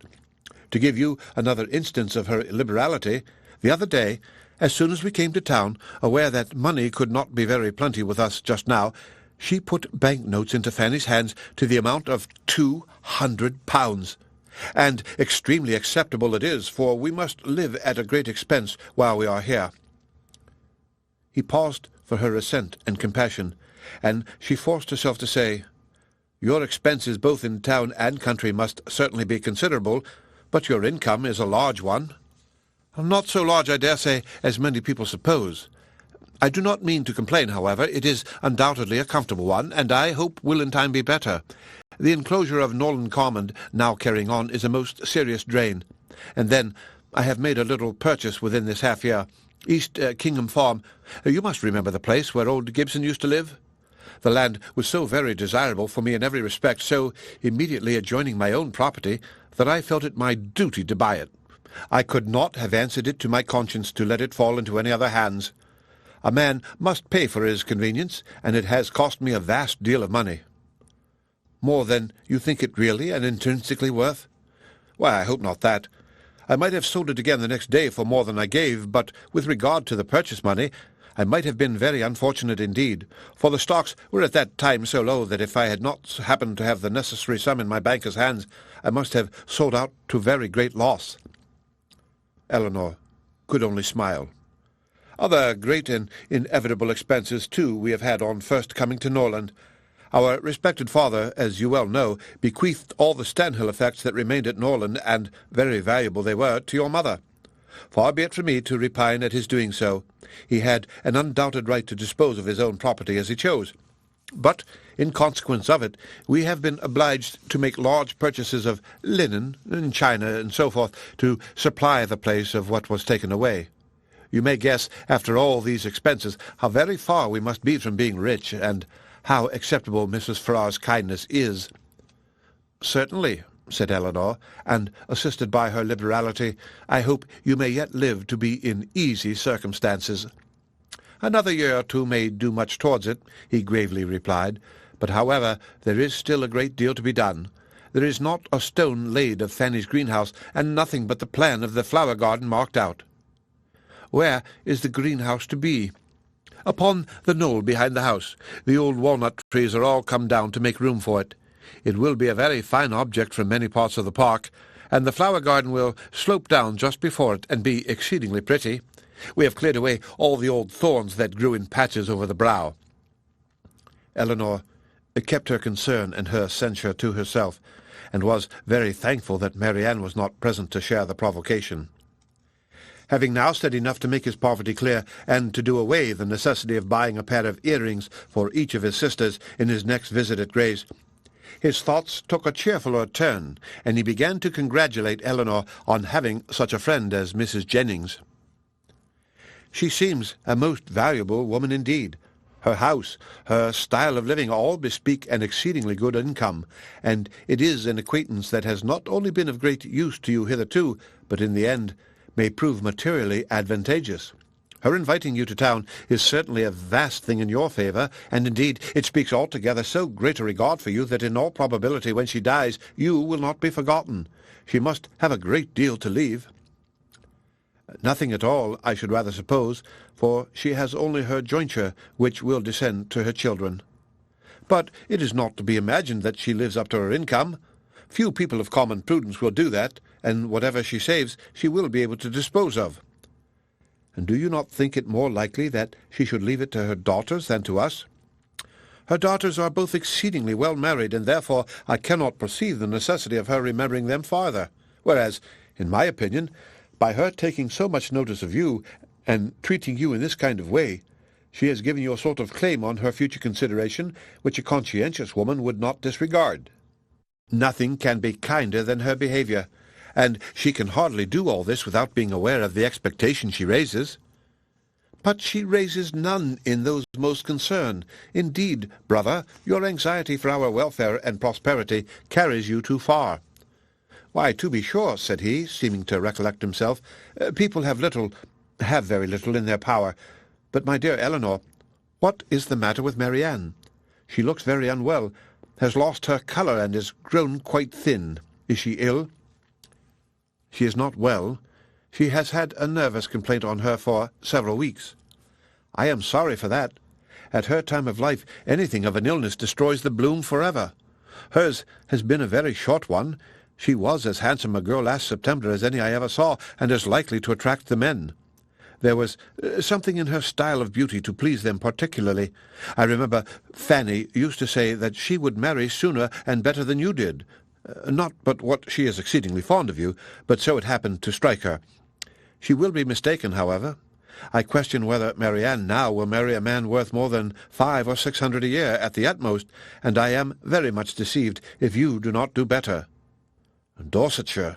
I know very little of Dorsetshire, but, my dear Elinor, I shall be exceedingly glad to know more of it, and I think I can answer for your having Fanny and myself among the earliest and best pleased of your visitors.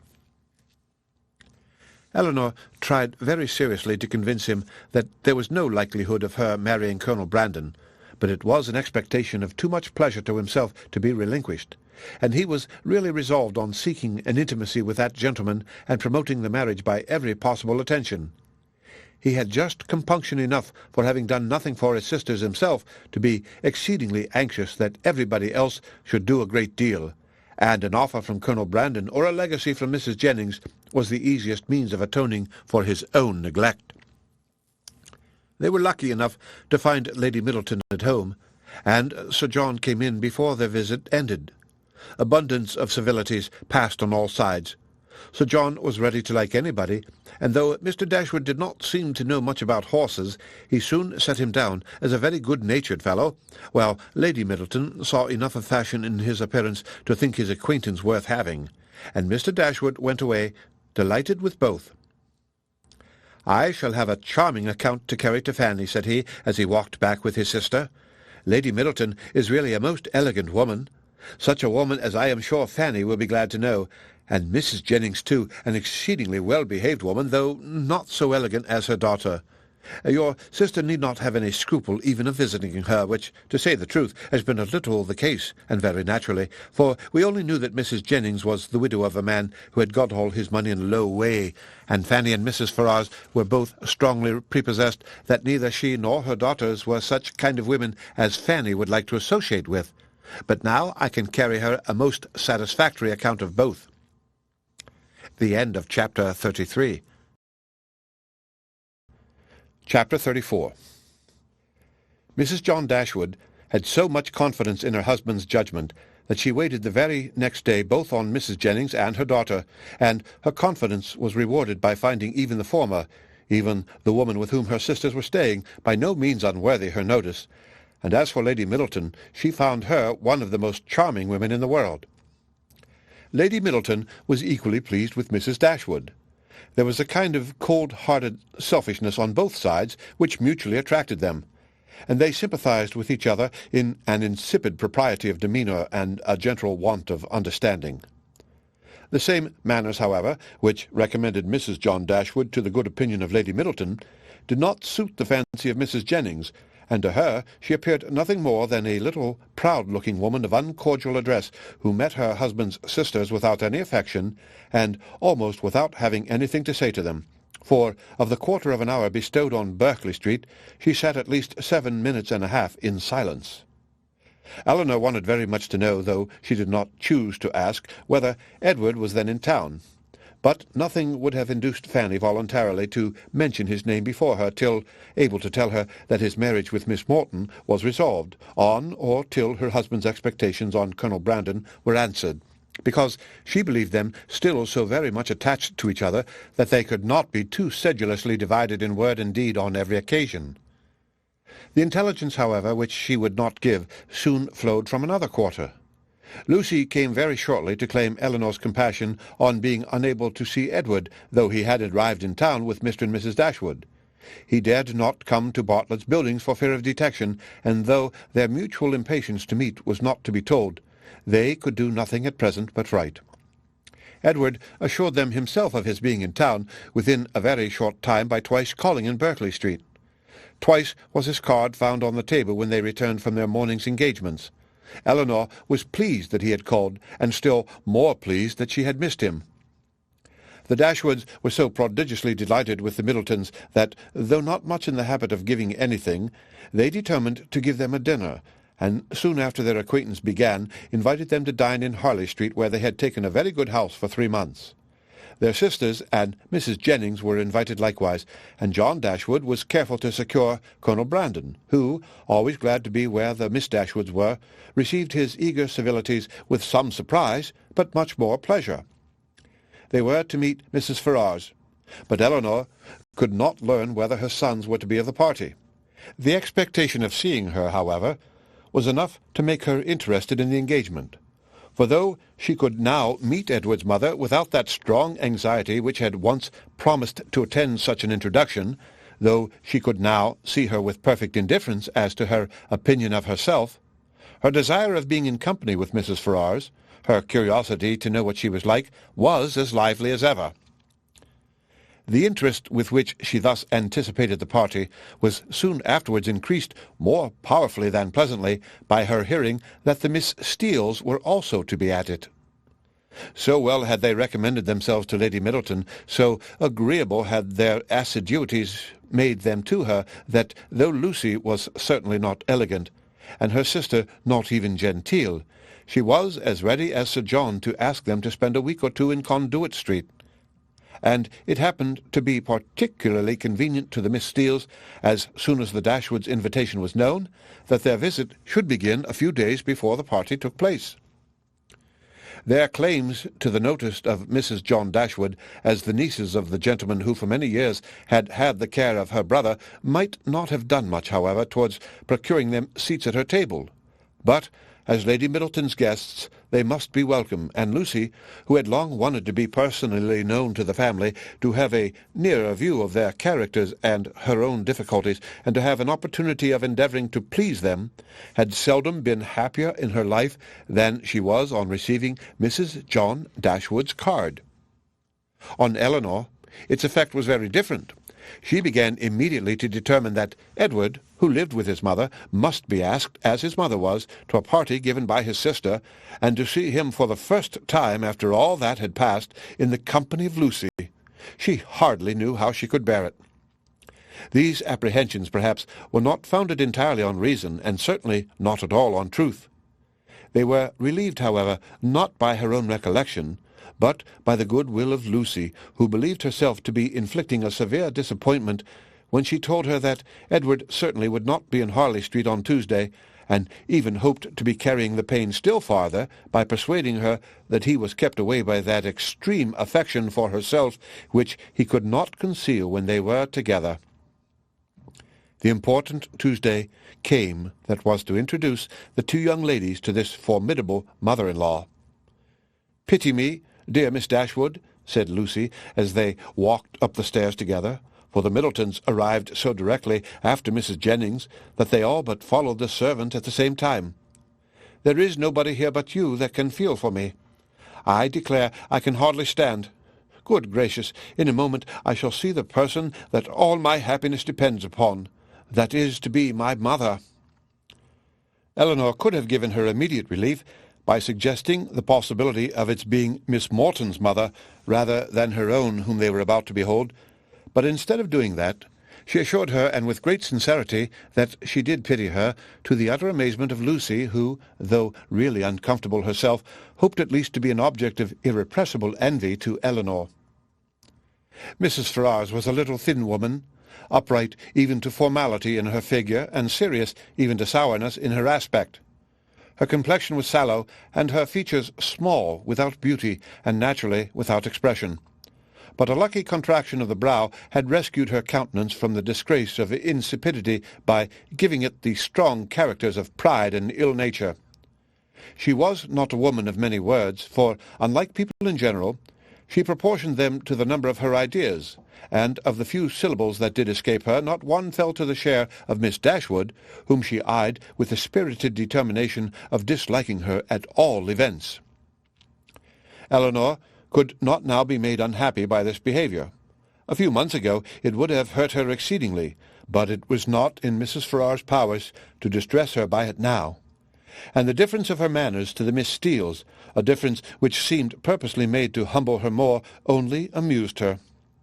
She could not but smile to see the graciousness of both mother and daughter towards the very person, for Lucy was particularly distinguished, whom, of all others, had they known as much as she did, they would have been most anxious to mortify, while she herself, who had comparatively no power to wound them, sat pointedly slighted by both. But while she smiled at a graciousness so misapplied, she could not reflect on the mean-spirited folly from which it sprung, nor observe the studied attentions with which the Miss Steeles courted its continuance, without thoroughly despising them all four. Lucy was all exultation on being so honourably distinguished, and Miss Steele wanted only to be teased about Dr. Davies to be perfectly happy. The dinner was a grand one, the servants were numerous, and everything bespoke the mistress's inclination for show and the master's ability to support it.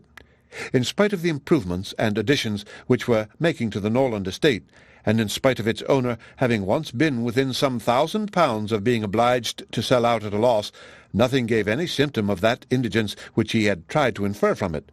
No poverty of any kind except of conversation appeared, but there the deficiency was considerable. John Dashwood had not much to say for himself that was worth hearing, and his wife had still less. But there was no peculiar disgrace in this, for it was very much the case with the chief of their visitors, who almost all laboured under one or other of these disqualifications for being agreeable: want of sense, either natural or improved, want of elegance, want of spirits, or want of temper. When the ladies withdrew to the drawing-room after dinner, this poverty was particularly evident, for the gentlemen had supplied the discourse with some variety, the variety of politics, enclosing land and breaking horses. But then it was all over, and one subject only engaged the ladies till coffee came in, which was the comparative heights of Harry Dashwood and Lady Middleton's second son William, who were nearly of the same age. Had both the children been there, the affair might have been determined too easily by measuring them at once. But as Harry only was present, it was all conjectural assertion on both sides, and everybody had a right to be equally positive in their opinion, and to repeat it over and over again as often as they liked. The parties stood thus. The two mothers, though each really convinced that her own son was the tallest, politely decided in favour of the other. The two grandmothers, with not less partiality but more sincerity, were equally earnest in support of their own descendant. Lucy, who was hardly less anxious to please one parent than the other, thought the boys were both remarkably tall for their age, and could not conceive that there could be the smallest difference in the world between them. And Miss Steele, with yet greater address, gave it as fast as she could in favour of each. Elinor, having once delivered her opinion on William's side, by which she offended Mrs. Ferrars and Fanny still more, did not see the necessity of enforcing it by any farther assertion, and Marianne, when called on for hers, offended them all by declaring that she had no opinion to give, as she had never thought about it. Before her removing from Norland, Elinor had painted a very pretty pair of screens for her sister-in-law, which, being now just mounted and brought home, ornamented her present drawing-room. And these screens, catching the eye of John Dashwood on his following the other gentleman into the room, were officiously handed by him to Colonel Brandon for his admiration.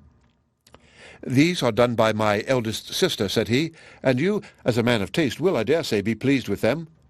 I do not know whether you ever happened to see any of her performances before, but she is in general reckoned to draw extremely well." The Colonel, though disclaiming all pretensions to connoisseurship, warmly admired the screens as he would have done anything painted by Miss Dashwood, and the curiosity of the others being of course excited, they were handed round for general inspection. Mrs. Ferrars, not aware of their being Elinor's work, particularly requested to look at them, and after they had received the gratifying testimony of Lady Middleton's approbation, Fanny presented them to her mother, considerately informing her at the same time that they were done by Miss Dashwood. "Hum," said Mrs. Ferrars. "Very pretty," and without regarding them at all, returned them to her daughter. Perhaps Fanny thought for a moment that her mother had been quite rude enough, for, colouring a little, she immediately said, "They are very pretty, ma'am, ain't they?" But then again, the dread of having been too civil, too encouraging herself, probably came over her, for she presently added, "Do you not think they are something in Miss Morton's style of painting, ma'am? She does paint most delightfully. How beautifully her last landscape is done." "Beautifully indeed, but she does everything well." Marianne could not bear this. She was already greatly displeased with Mrs. Ferrars, and such ill-timed praise of another at Elinor's expense, though she had not any notion of what was principally meant by it, provoked her immediately to say with warmth, "This is admiration of a very particular kind. What is Miss Morton to us? Who knows or who cares for her? It is Elinor of whom we think and speak." And so saying, she took the screens out of her sister-in-law's hands to admire them herself as they ought to be admired. Miss Ferrars looked exceedingly angry, and drawing herself up more stiffly than ever, pronounced in retort this bitter philippic, "Miss Morton is Lord Morton's daughter." Fanny looked very angry too, and her husband was all in a fright at his sister's audacity. Elinor was much more hurt by Marianne's warmth than she had been by what produced it, but Colonel Brandon's eyes, as they were fixed on Marianne, declared that he noticed only what was amiable in it, the affectionate heart which could not bear to see a sister slighted in the smallest point. Marianne's feelings did not stop there. The cold insolence of Mrs. Ferrars' gentle behaviour to her sister seemed to her to foretell such difficulties and distresses to Elinor as her own wounded heart taught her to think of with horror, and urged by a strong impulse of affectionate sensibility, she moved after a moment to her sister's chair, and, putting one arm round her neck and one cheek close to hers, said in a low but eager voice, "Dear, dear Elinor, don't mind them. Don't let them make you unhappy." She could say no more. Her spirits were quite overcome, and hiding her face on Elinor's shoulder, she burst into tears. Everybody's attention was called, and almost everybody was concerned. Colonel Brandon rose up and went to them without knowing what he did. Mrs. Jennings, with a very intelligent "Ah, poor dear," immediately gave her salts, and Sir John felt so desperately enraged against the author of this nervous distress that he instantly changed his seat to one close by Lucy Steele, and gave her in a whisper a brief account of the whole shocking affair. In a few minutes, however, Marianne was recovered enough to put an end to the bustle, and sit down among the rest, though her spirits retained the impression of what had passed the whole evening. "Poor Marianne," said her brother to Colonel Brandon in a low voice, as soon as he could secure his attention. "She has not such good health as her sister. She is very nervous. She has not Elinor's constitution, and one must allow that there is something very trying to a young woman who has been a beauty in the loss of her personal attractions. You would not think it, perhaps, but Marianne was remarkably handsome a few months ago, quite as handsome as Elinor. Now, you see, it is all gone." The end of Chapter 34. Chapter 35. Elinor's curiosity to see Mrs. Ferrars was satisfied. She had found in her everything that could tend to make a farther connection between the families undesirable. She had seen enough of her pride, her meanness, and her determined prejudice against herself to comprehend all the difficulties that must have perplexed the engagement, and retarded the marriage of Edward and herself, had he been otherwise free, and she had seen almost enough to be thankful for her own sake. That one greater obstacle preserved her from suffering under any other of Mrs. Ferrars' creation, preserved her from all dependence upon her caprice, or any solicitude for her good opinion, or at least, if she did not bring herself quite to rejoice in Edward's being fettered to Lucy, she determined that, had Lucy been more amiable, she ought to have rejoiced. She wondered that Lucy's spirits could be so very much elevated by the civility of Mrs. Ferrars, That her interest and her vanity should so very much blind her as to make the attention which seemed only paid her because she was not Elinor appear a compliment to herself, or to allow her to derive encouragement from a preference only given her because her real situation was unknown. But that it was so had not only been declared by Lucy's eyes at the time, but was declared over again the next morning more openly, for at her particular desire Lady Middleton set her down in Berkeley Street on the chance of seeing Elinor alone to tell her how happy she was. The chance proved a lucky one, for a message from Mrs. Palmer soon after she arrived carried Mrs. Jennings away. "My dear friend," cried Lucy, as soon as they were by themselves, "I come to talk to you of my happiness. Could anything be so flattering as Mrs. Ferrars' way of treating me yesterday? So exceedingly affable as she was, you know how I dreaded the thoughts of seeing her, but the very moment I was introduced there was such an affability in her behaviour as really should seem to say she had quite took a fancy to me. Now, was not it so? You saw it all, and was not you quite struck with it?" "She was certainly very civil to you." "Civil? Did you see nothing but only civility? I saw a vast deal more, such kindness as fell to the share of nobody but me. No pride, no hauteur, and your sister just the same, all sweetness and affability." Elinor wished to talk of something else, but Lucy still pressed her to own that she had reason for her happiness, and Elinor was obliged to go on. "Undoubtedly, if they had known your engagement," said she, "nothing could be more flattering than their treatment of you. But as that was not the case—" "I guessed you would say so," replied Lucy quickly.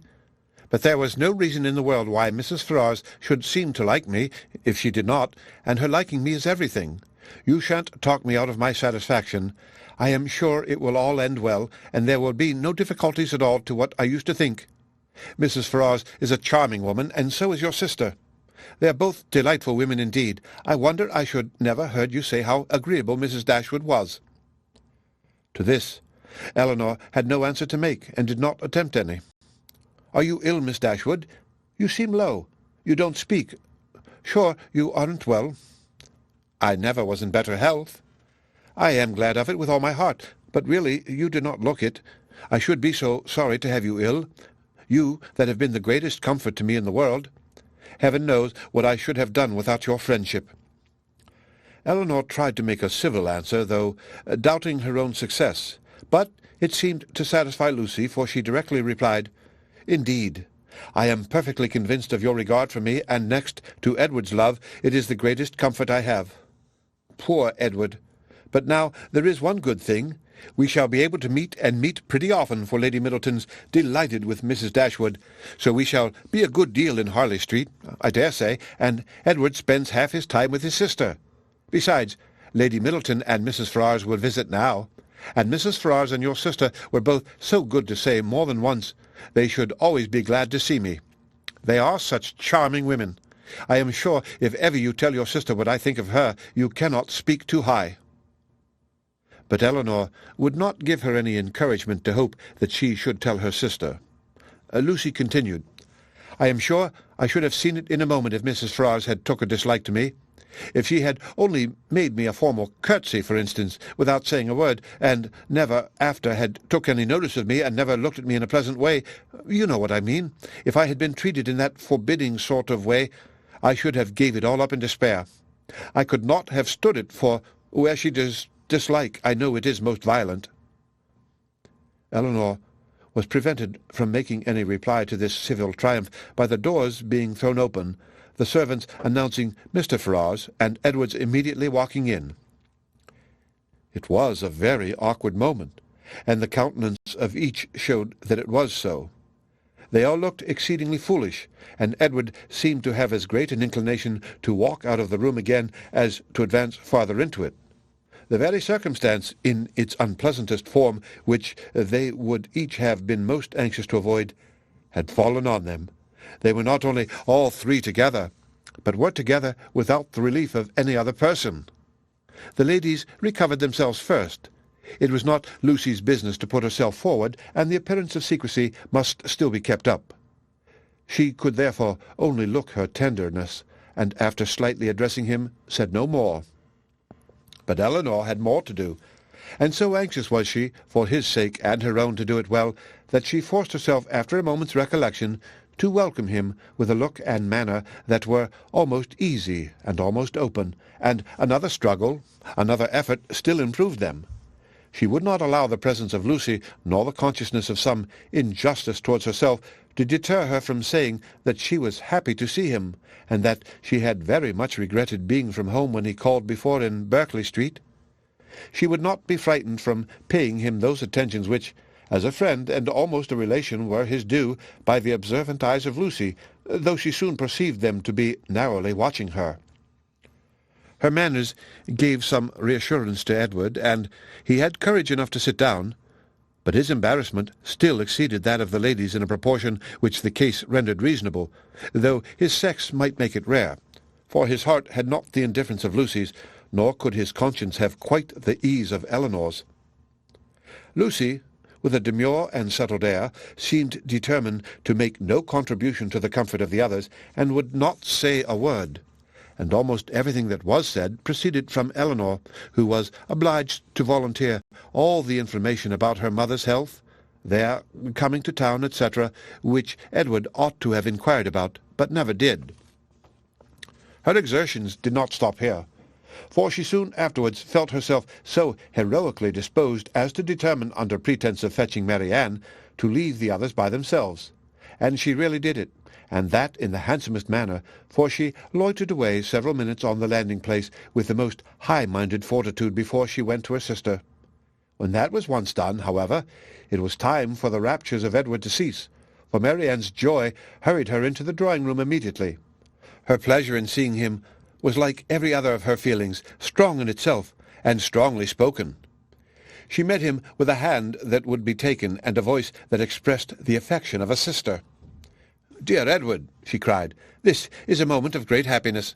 This would almost make amends for everything."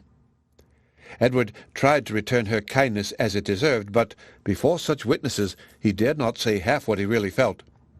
Again they all sat down, and for a moment or two all were silent, while Marianne was looking with the most speaking tenderness, sometimes at Edward, and sometimes at Elinor, regretting only that their delight in each other should be checked by Lucy's unwelcome presence. Edward was the first to speak, and it was to notice Marianne's altered looks, and express his fear of her not finding London agree with her. "Oh, don't think of me," she replied, with spirited earnestness, though her eyes were filled with tears as she spoke. "Don't think of my health. Elinor is well, you see. That must be enough for us both." This remark was not calculated to make Edward or Elinor more easy, nor to conciliate the goodwill of Lucy, who looked up at Marianne with no very benignant expression. "Do you like London?" said Edward, willing to say anything that might introduce another subject. "Not at all. I expected much pleasure in it, but I have found none. The sight of you, Edward, is the only comfort it has afforded, and, thank heaven, you are what you always were." She paused. No one spoke. "I think, Elinor," she presently added, "we must employ Edward to take care of us in our return to Barton. In a week or two, I suppose, we shall be going, and I trust Edward will not be very unwilling to accept the charge."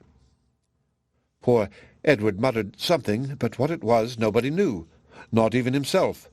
But Marianne, who saw his agitation, and could easily trace it to whatever cause best pleased herself, was perfectly satisfied, and soon talked of something else. "We spent such a day, Edward, in Harley Street yesterday, so dull, so wretchedly dull. But I have much to say to you on that head, which cannot be said now." And with this admirable discretion did she defer the assurance of her finding their mutual relatives more disagreeable than ever, and of her being particularly disgusted with his mother till they were more in private. "But why were you not there, Edward? Why did you not come?"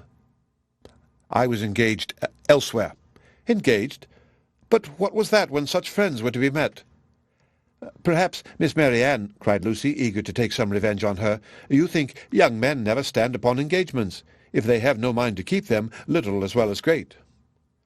Elinor was very angry, but Marianne seemed entirely insensible of the sting, for she calmly replied, "Not so, indeed. For, seriously speaking, I am very sure that conscience only kept Edward from Harley Street, and I really believe he has the most delicate conscience in the world, the most scrupulous in performing every engagement, however minute, and however it may make against it his interest or pleasure.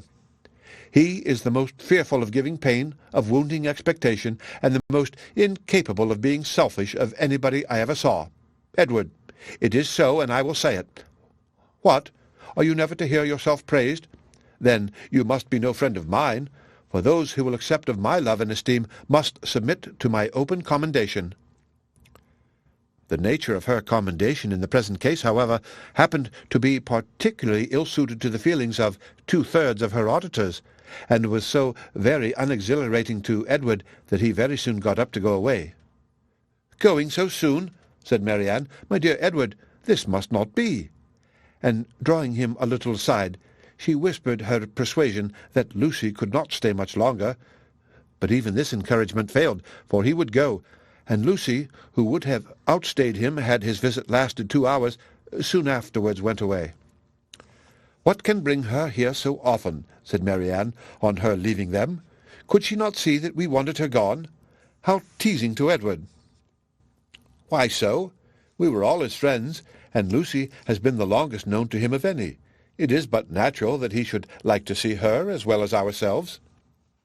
Marianne looked at her steadily, and said, "You know, Elinor, that this is a kind of talking which I cannot bear. If you only hope to have your assertion contradicted, as I must suppose to be the case, you ought to recollect that I am the last person in the world to do it. I cannot descend to be tricked out of assurances that are not really wanted." She then left the room, and Elinor dared not follow her to say more, for, bound as she was by her promise of secrecy to Lucy, she could give no information that would convince Marianne, and painful as the consequences of her still continuing in an error might be, she was obliged to submit to it. All that she could hope was that Edward would not often expose her or himself to the distress of hearing Marianne's mistaken warmth, nor to the repetition of any other part of the pain that had attended their recent meeting, and this she had every reason to expect. The end of Chapter 35.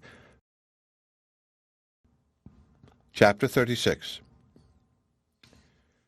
Within a few days after this meeting, the newspapers announced to the world that the lady of Thomas Palmer, Esquire, was safely delivered of a son and heir, a very interesting and satisfactory paragraph, at least to all those intimate connections who knew it before.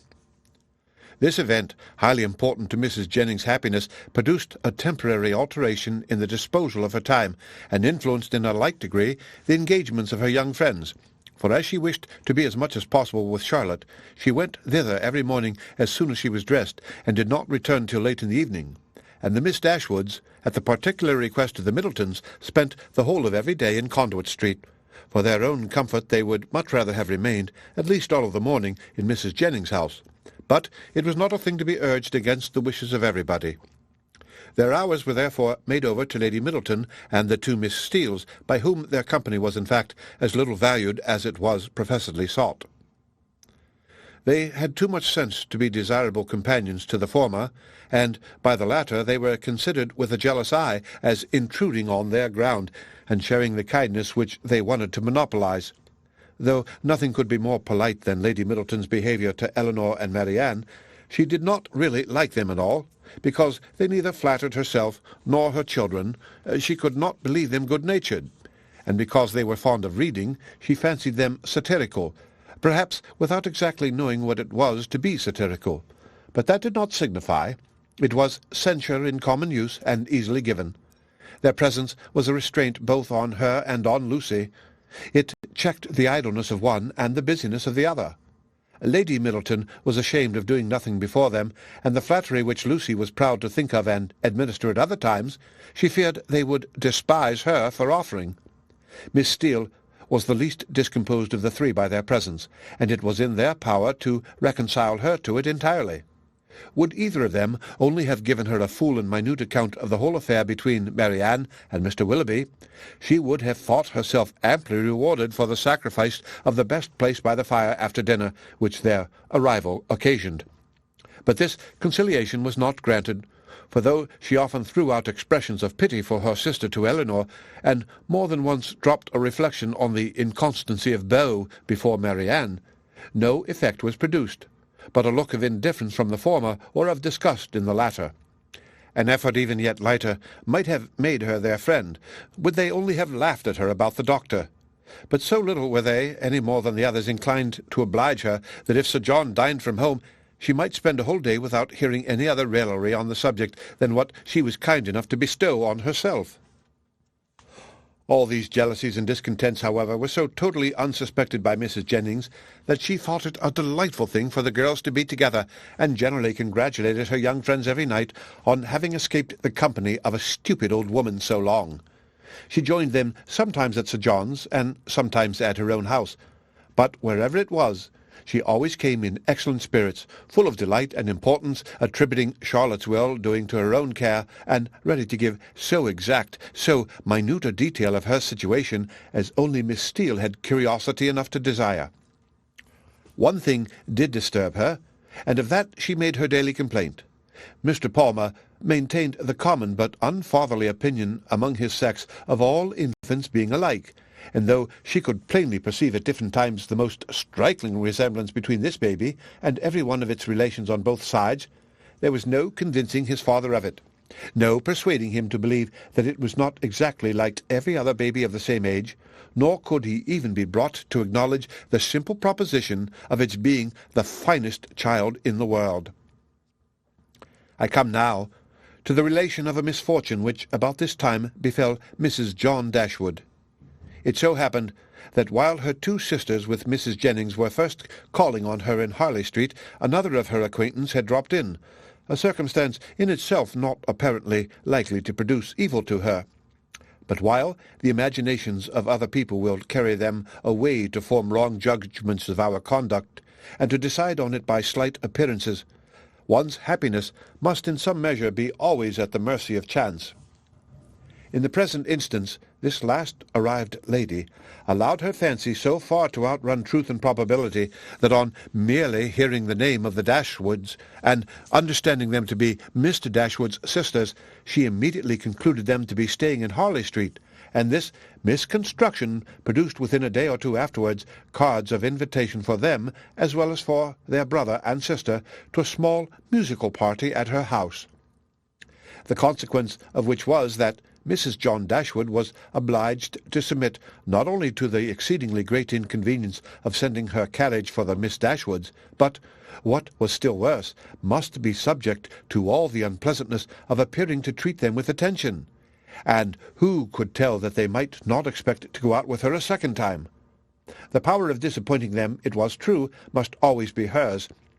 But that was not enough, for when people are determined on a mode of conduct which they know to be wrong, they feel injured by the expectation of anything better from them. Marianne had now been brought by degrees so much into the habit of going out every day that it was become a matter of indifference to her whether she went or not, and she prepared quietly and mechanically for every evening's engagement, though without expecting the smallest amusement from any, and very often without knowing till the last moment where it was to take her. To her dress and appearance she was grown so perfectly indifferent as not to bestow half the consideration on it during the whole of her toilette which it received from Miss Steele in the first 5 minutes of their being together when it was finished. Nothing escaped her minute observation and general curiosity. She saw everything, and asked everything, was never easy till she knew the price of every part of Marianne's dress, could have guessed the number of her gowns altogether with better judgment than Marianne herself, and was not without hopes of finding out before they parted how much her washing cost per week, and how much she had every year to spend on herself. The impertinence of these kind of scrutinies, moreover, was generally concluded with a compliment, which, though meant as its douceur, was considered by Marianne as the greatest impertinence of all. For after undergoing an examination into the value and make of her gown, the colour of her shoes, and the arrangement of her hair, she was almost sure of being told that upon her word she looked vastly smart, and she dared to say would make a great many conquests. With such encouragement as this was she dismissed on the present occasion to her brother's carriage, which they were ready to enter 5 minutes after it stopped at the door, a punctuality not very agreeable to their sister-in-law, who had preceded them to the house of her acquaintance, and was there hoping for some delay on their part that might inconvenience either herself or her coachman. The events of the evening were not very remarkable. The party, like other musical parties, comprehended a great many people who had real taste for the performance, and a great many more who had none at all, and the performers themselves were, as usual, in their own estimation and that of their immediate friends, the first private performers in England.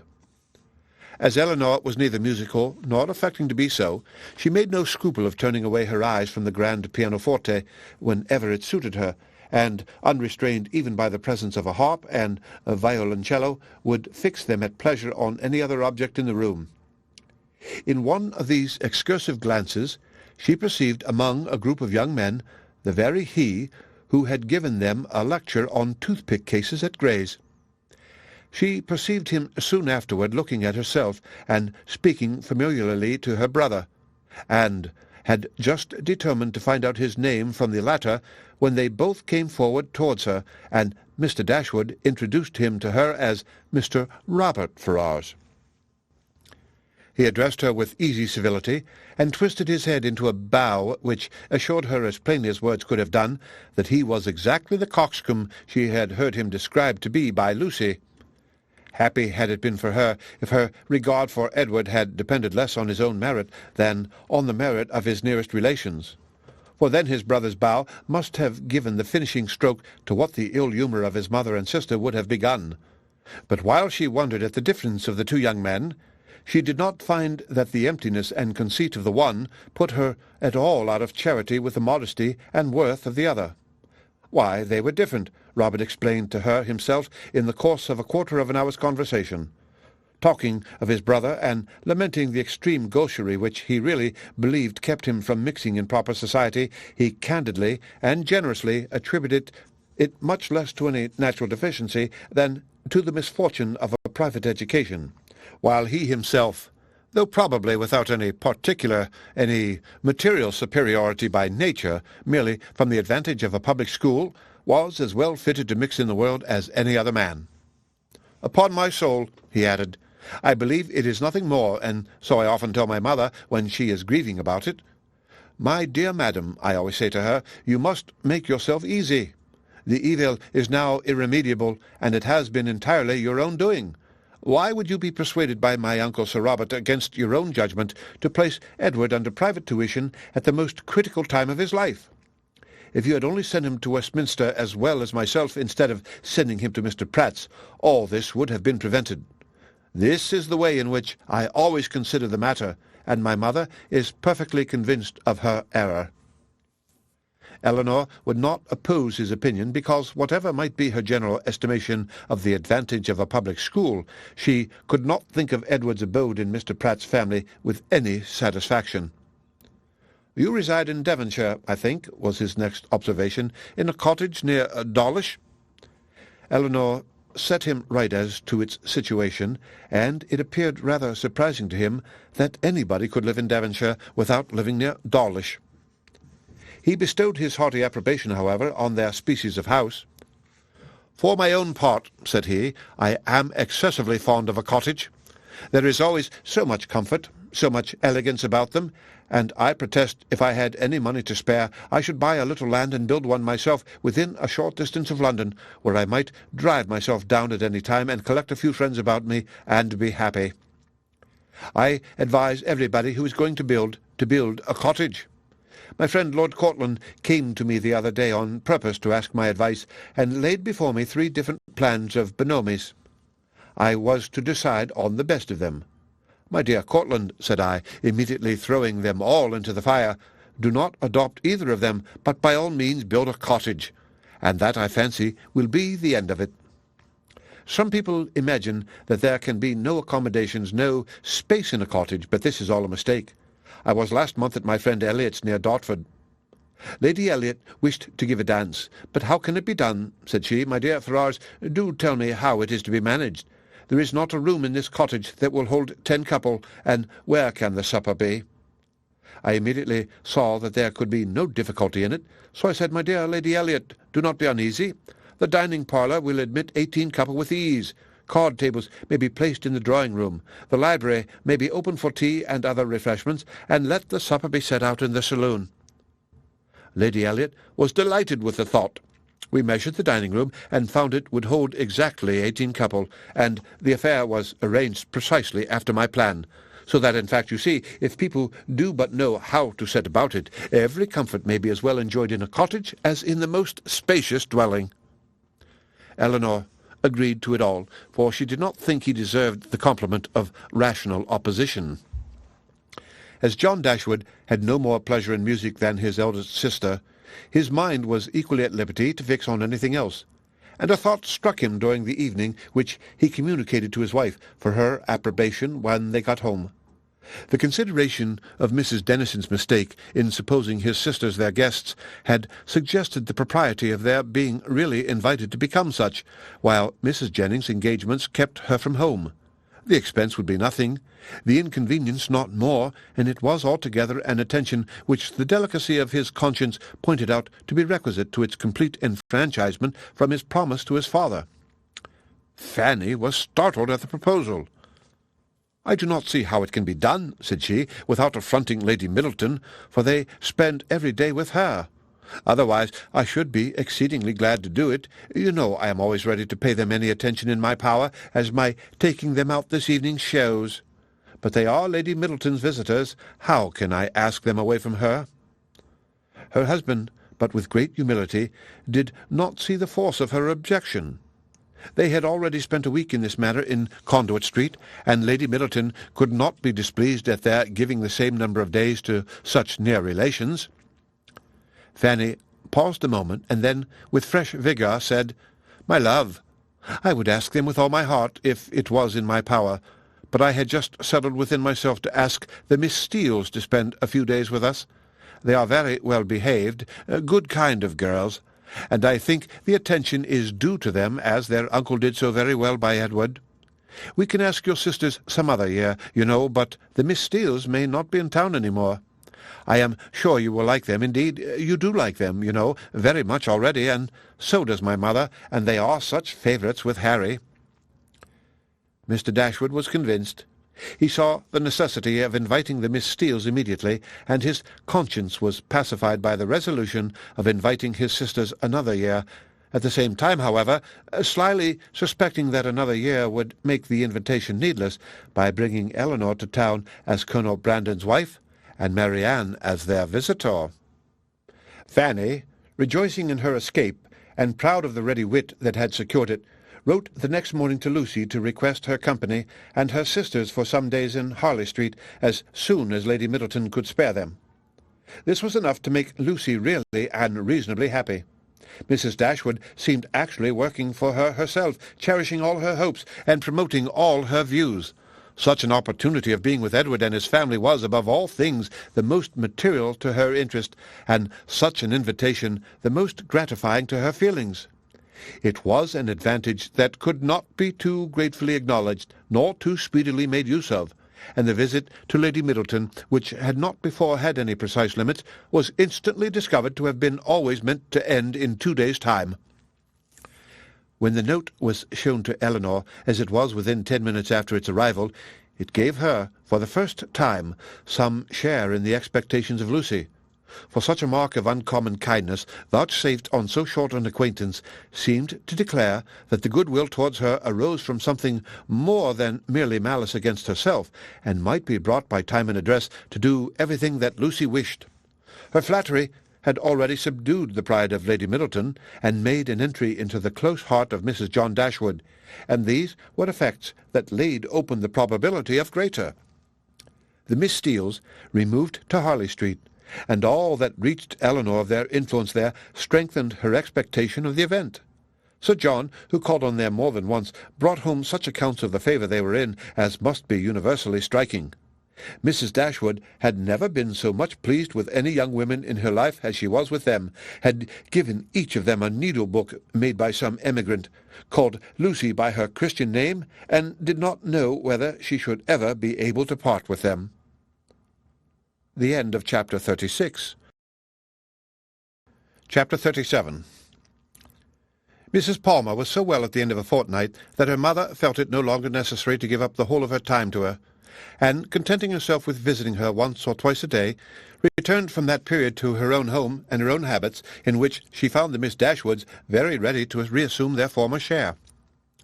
About the third or fourth morning after their being thus resettled in Berkeley Street, Mrs. Jennings, on returning from her ordinary visit to Mrs. Palmer, entered the drawing-room, where Elinor was sitting by herself with an air of such hurrying importance as prepared her to hear something wonderful, and, giving her time only to form that idea, began directly to justify it by saying, "Lord, my dear Miss Dashwood, have you heard the news?"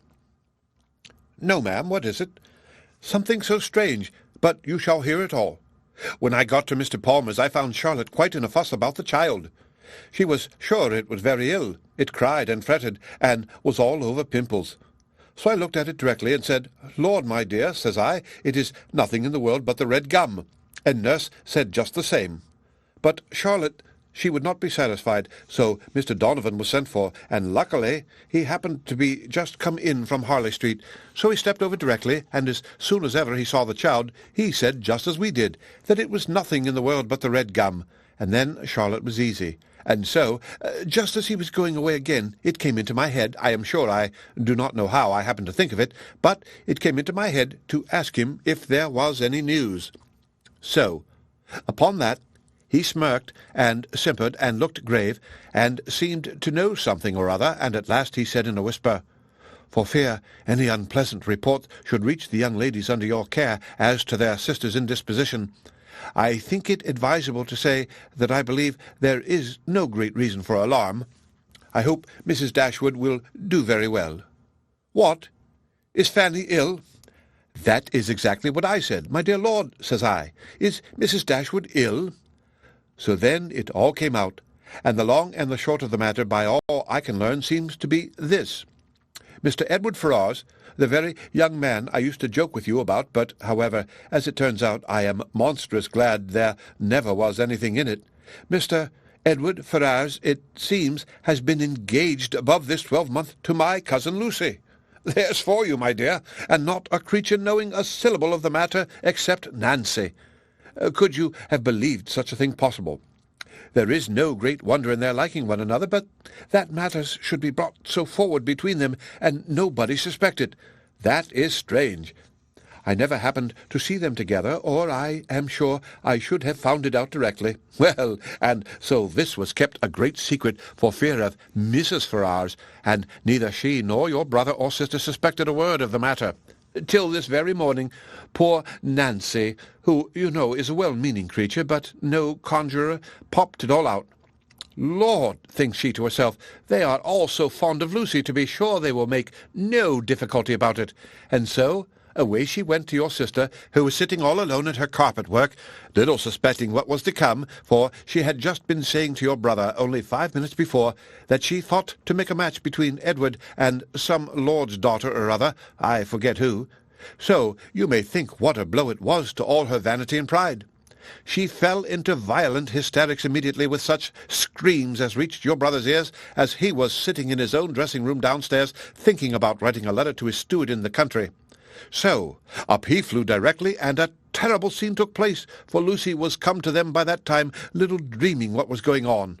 Poor soul, I pity her, and I must say, I think she was used very hardly, for your sister scolded like any fury, and soon drove her into a fainting fit. Nancy, she fell upon her knees and cried bitterly, and your brother, he walked about the room and said he did not know what to do.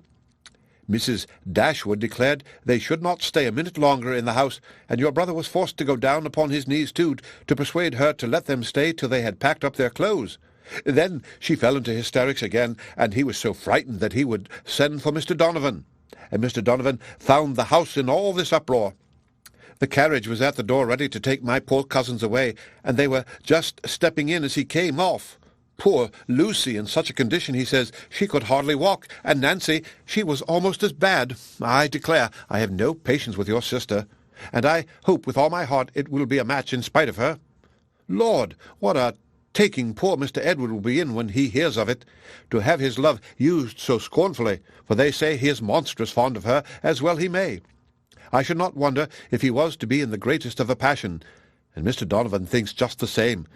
He and I had a great deal of talk about it, and the best of all is that he has gone back again to Harley Street, that he may be within call when Mrs. Ferrars is told of it, for she was sent for as soon as ever my cousins left the house, for your sister was sure she would be in hysterics too, and so she may for what I care. I have no pity for either of them. I have no notion of people's making such a to-do about money and greatness.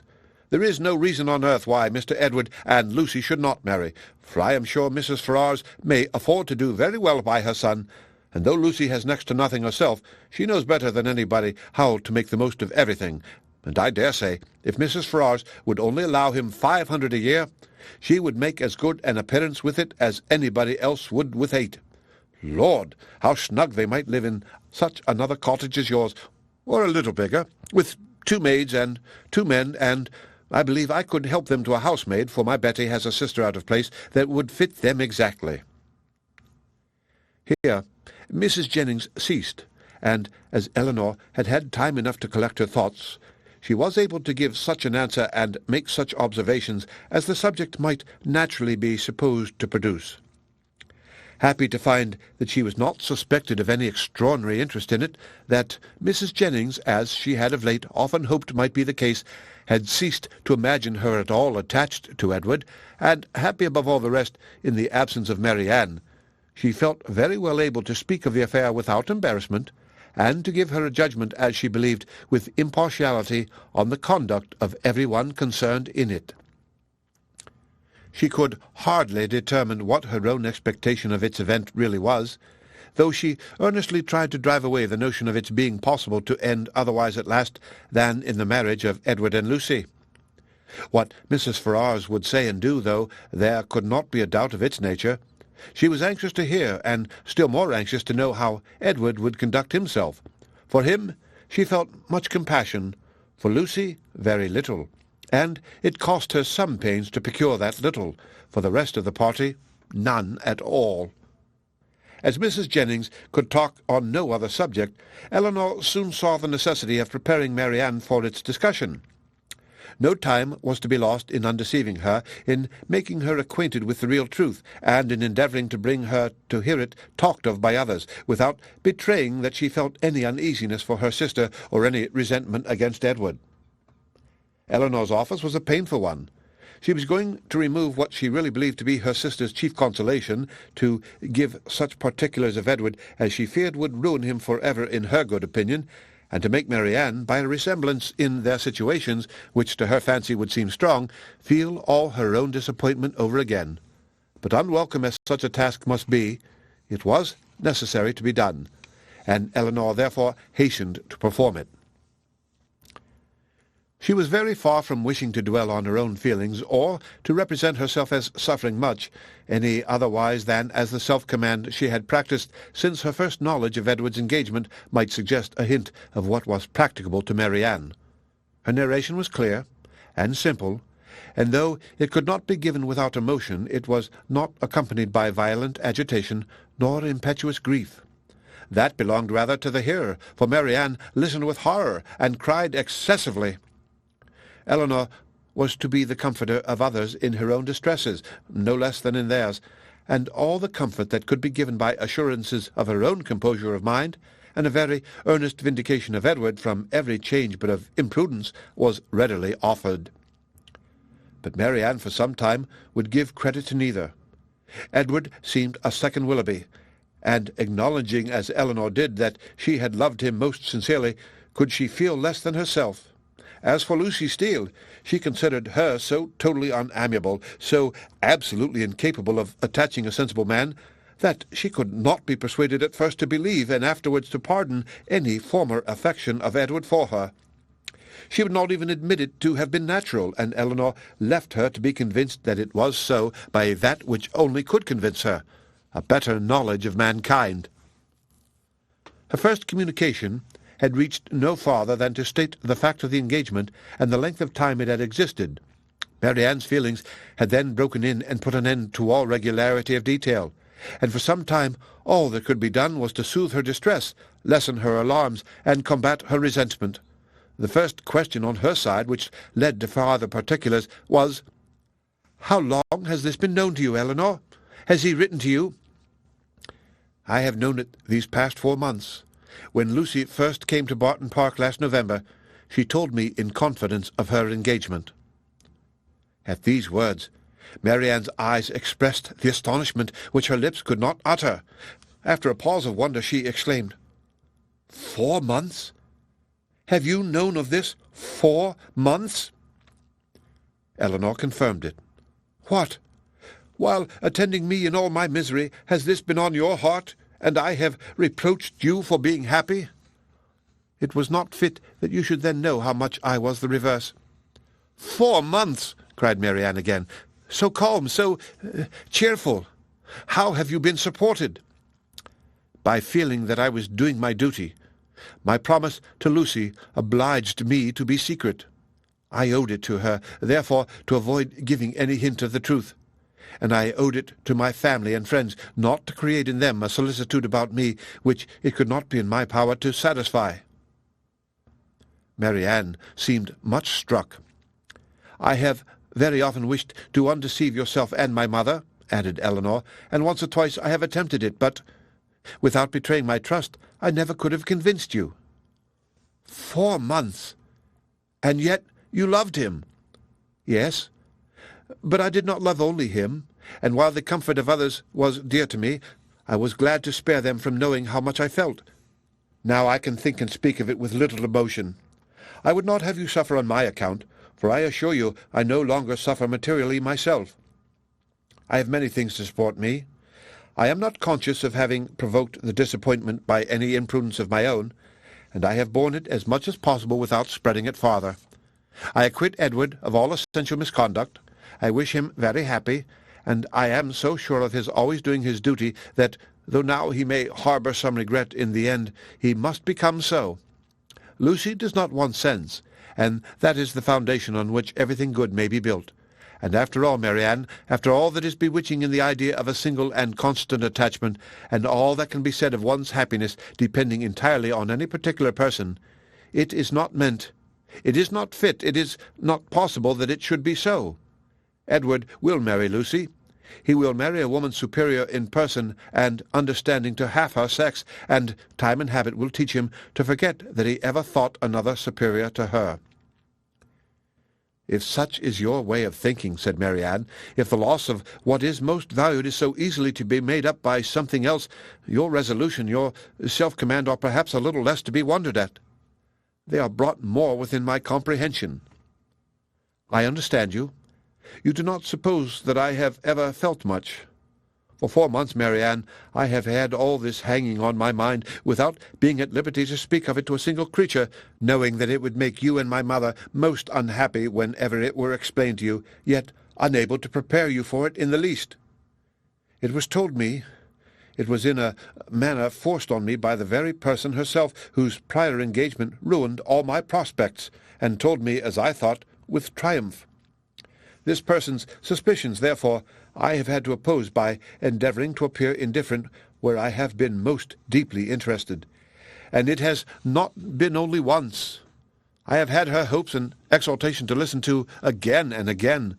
I have known myself to be divided from Edward for ever without hearing one circumstance that could make me less desire the connection. Nothing has proved him unworthy, nor has anything declared him indifferent to me. I have had to contend against the unkindness of his sister and the insolence of his mother, and have suffered the punishment of an attachment without enjoying its advantages. And all this has been going on at a time when, as you too well know, it has not been my only unhappiness. If you can think me capable of ever feeling, surely you may suppose that I have suffered now. The composure of mind with which I have brought myself at present to consider the matter, the consolation that I have been willing to admit, have been the effect of constant and painful exertion. They did not spring up of themselves. They did not occur to relieve my spirits at first. No, Marianne. Then, if I had not been bound to silence, perhaps nothing could have kept me entirely, not even what I owed to my dearest friends, from openly showing that I was very unhappy." Marianne was quite subdued. "Oh, Elinor," she cried, "you have made me hate myself forever. How barbarous have I been to you, you who have been my only comfort, who have borne with me in all my misery, who have seemed to be only suffering for me. Is this my gratitude? Is this the only return I can make you? Because your merit cries out upon myself, I have been trying to do it away." The tenderest caresses followed this confession. In such a frame of mind as she was now in, Elinor had no difficulty in obtaining from her whatever promise she required, and, at her request, Marianne engaged never to speak of the affair to anyone with the least appearance of bitterness, to meet Lucy without betraying the smallest increase of dislike to her, and even to see Edward himself, if chance should bring them together, without any diminution of her usual cordiality. These were great concessions, but where Marianne felt that she had injured, no reparation could be too much for her to make. She performed her promise of being discreet to admiration. She attended to all that Mrs. Jennings had to say upon the subject with an unchanging complexion, descended from her in nothing, and was heard 3 times to say, "Yes, ma'am." She listened to her praise of Lucy with only moving from one chair to another, and when Mrs. Jennings talked of Edward's affection, it cost her only a spasm in her throat. Such advances towards heroism in her sister made Elinor feel equal to anything herself. The next morning brought a farther trial of it in a visit from their brother, who came with a most serious aspect to talk over the dreadful affair and bring them news of his wife. "You have heard, I suppose," said he with great solemnity, as soon as he was seated, "of the very shocking discovery that took place under our roof yesterday." They all looked their assent. It seemed too awful a moment for speech. "Your sister," he continued, "has suffered dreadfully. Mrs. Ferrars, too. In short, it has been a scene of such complicated distress, but I will hope that the storm may be weathered without our being any of us quite overcome." Poor Fanny! She was in hysterics all yesterday, but I would not alarm you too much. Donovan says there is nothing materially to be apprehended. Her constitution is a good one, and her resolution equal to anything. She has borne it all with the fortitude of an angel. She says she never shall think well of anybody again, and one cannot wonder at it after being so deceived, meeting with such ingratitude where so much kindness had been shown, so much confidence had been placed. It was quite out of the benevolence of her heart that she had asked these young women to her house, merely because she thought they deserved some attention, were harmless, well-behaved girls, and would be pleasant companions, for otherwise we both wished very much to have invited you and Marianne to be with us while your kind friend there was attending her daughter. And now, to be so rewarded, I wish with all my heart, says poor Fanny in her affectionate way, that we had asked your sisters instead of them." Here he stopped to be thanked, which being done, he went on. What poor Mrs. Ferrars suffered when first Fanny broke it to her is not to be described. While she, with the truest affection, had been planning a most eligible connection for him, was it to be supposed that he could be all the time secretly engaged to another person? Such a suspicion could never have entered her head. If she suspected any prepossession elsewhere, it could not be in that quarter. "There, to be sure," said she, "I might have thought myself safe."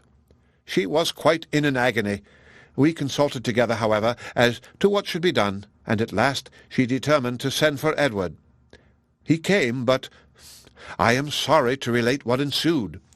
All that Mrs. Ferrars could say to make him put an end to the engagement, assisted too, as you may well suppose, by my arguments and Fanny's entreaties, was of no avail. Duty, affection, everything was disregarded. I never thought Edward so stubborn, so unfeeling before. His mother explained to him her liberal designs in case of his marrying Miss Morton, told him that she would settle on him the Norfolk estate, which, clear of land tax, brings in a good 1,000 a year, offered even when matters grew desperate to make it 1,200, and in opposition to this, if he still persisted in this low connection, represented to him the certain penury that must attend the match. His own £2,000 she protested should be his all. She would never see him again, and so far would she be from affording him the smallest assistance, that if he were to enter into any profession with a view of better support, she would do all in her power to prevent his advancing in it. Here Marianne, in an ecstasy of indignation, clapped her hands together and cried, "Gracious God! Can this be possible?" "Well may you wonder, Marianne," replied her brother, "at the obstinacy which could resist such arguments as these. Your exclamation is very natural." Marianne was going to retort, but she remembered her promises and forbore. All this, however, he continued, was urged in vain. Edward said very little, but what he did say was in the most determined manner. Nothing should prevail on him to give up his engagement. He would stand to it, cost him what it might. "Then," cried Mrs. Jennings with blunt sincerity, no longer able to be silent, "he has acted like an honest man. I beg your pardon, Mr. Dashwood, but if he had done otherwise, I should have thought him a rascal. I have some little concern in the business, as well as yourself, for Lucy Steele is my cousin, and I believe there is not a better kind of girl in the world, nor one who more deserves a good husband."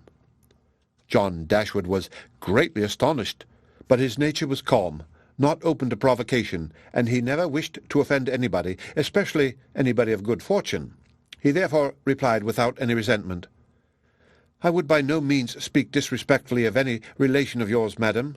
Miss Lucy Steele is, I dare say, a very deserving young woman, but in the present case, you know, the connection must be impossible, and to have entered into a secret engagement with a young man under her uncle's care, the son of a woman especially of such very large fortune as Mrs. Ferrars, is perhaps altogether a little extraordinary. In short, I do not mean to reflect upon the behaviour of any person whom you have a regard for, Mrs. Jennings. We all wish her extremely happy, and Mrs. Ferrars' conduct throughout the whole has been such as every conscientious, good mother in like circumstances would adopt. It has been dignified and liberal. Edward has drawn his own lot, and I fear it will be a bad one." Marianne sighed out her similar apprehension, and Elinor's heart wrung for the feelings of Edward while braving his mother's threats for a woman who could not reward him. "Well, sir," said Mrs. Jennings, "and how did it end?" "I am sorry to say, ma'am, in a most unhappy rupture. Edward is dismissed forever from his mother's notice. He left her house yesterday, but where he is gone, or whether he is still in town, I do not know, for we of course can make no inquiry." "Poor young man! And what is to become of him?" "What indeed, ma'am? It is a melancholy consideration, born to the prospect of such affluence. I cannot conceive a situation more deplorable. The interest of £2,000, how can a man live on it? And when to that is added the recollection that he might, but for his own folly, within 3 months have been in the receipt of 2,500 a year, for Miss Morton has £30,000, I cannot picture to myself a more wretched condition. We must all feel for him, and the more so because it is totally out of our power to assist him." "Poor young man!" cried Mrs. Jennings. "I am sure he should be very welcome to bed and board at my house, and so I would tell him if I could see him. It is not fit that he should be living about at his own charge now, at lodgings and taverns." Elinor's heart thanked her for such kindness towards Edward, though she could not forbear smiling at the form of it. "If he would only have done as well by himself," said John Dashwood, "as all his friends were disposed to do by him, he might now have been in his proper situation, and would have wanted for nothing. But as it is, it must be out of anybody's power to assist him.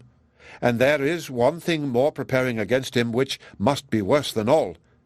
His mother has determined, with a very natural kind of spirit, to settle that estate upon Robert immediately, which might have been Edward's on proper conditions. I left her this morning with her lawyer, talking over the business."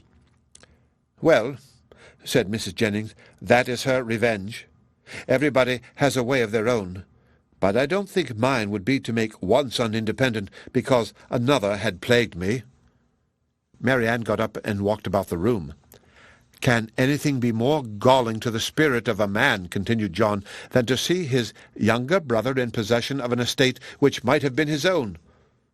Poor Edward! I feel for him sincerely."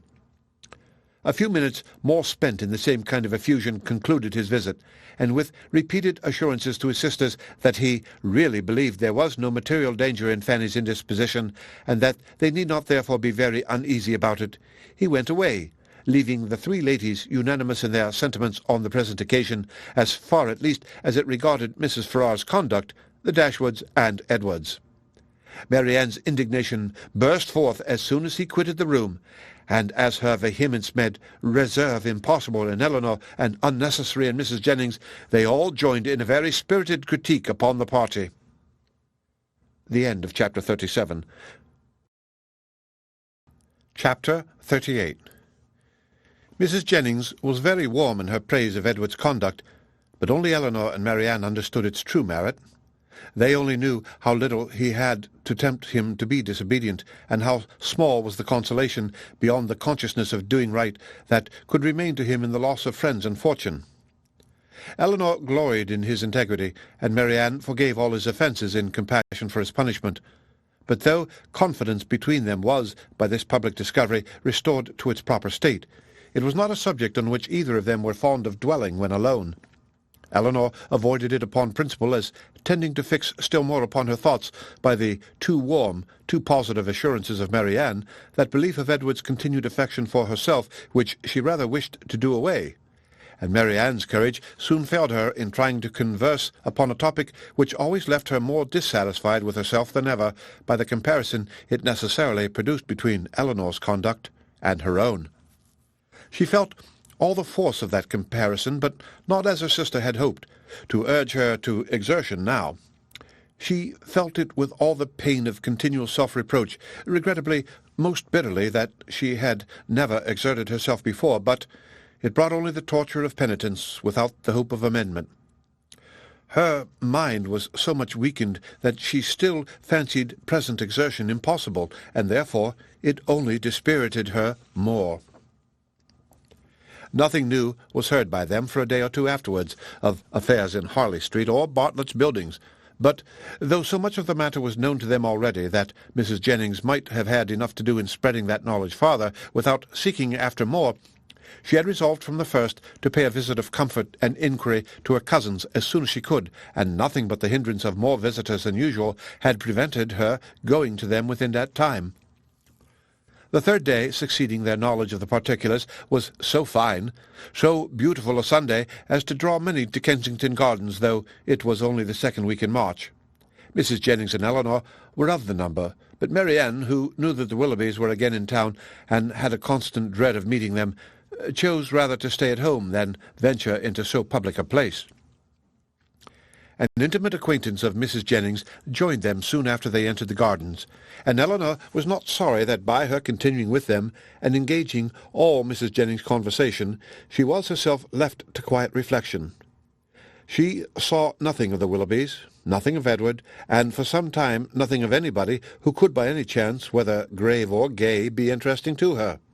But at last she found herself with some surprise accosted by Miss Steele, who, though looking rather shy, expressed great satisfaction in meeting them, and on receiving encouragement from the particular kindness of Mrs. Jennings, left her own party for a short time to join theirs.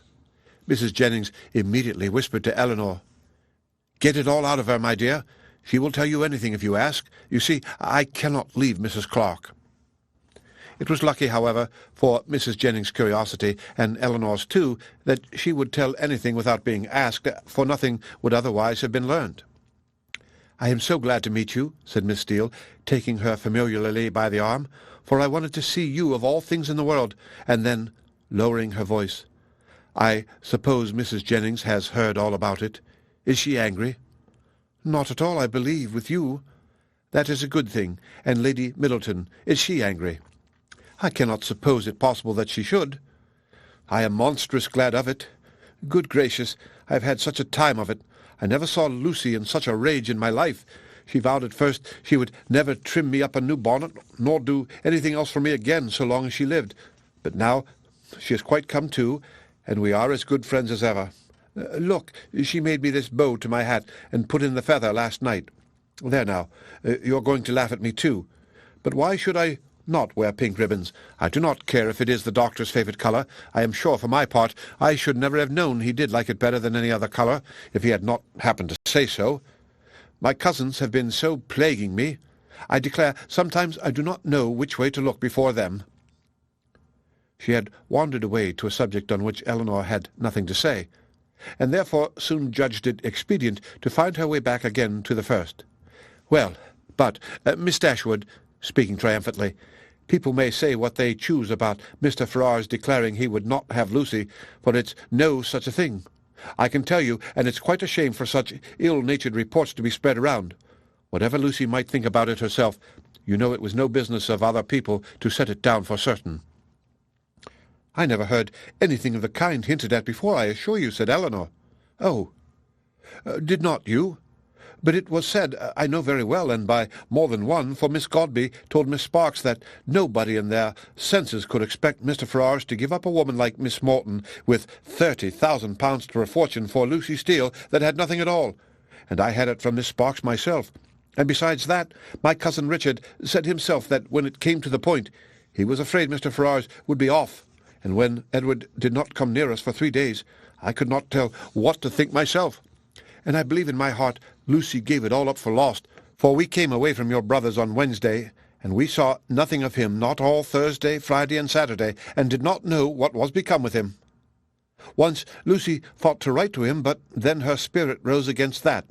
However, this morning he came, just as we came home from church, and then it all came out, how he had been sent for Wednesday to Harley Street, and been talked to by his mother and all of them, and how he had declared before them all that he loved nobody but Lucy, and nobody but Lucy would he have, and how he had been so worried by what passed that as soon as he went away from his mother's house he had got upon his horse and rid into the country somewhere or other, and how he had stayed about an inn all Thursday and Friday on purpose to get the better of it. And after thinking it all over, and over again, he said it seemed to him as if, now he had no fortune, and no nothing at all, it would be quite unkind to keep her on to the engagement, because it must be for her loss, for he had nothing but £2,000, and no hope of anything else. And if he was to go into orders, as he had some thoughts, he could get nothing but a curacy, and how was they to live upon that?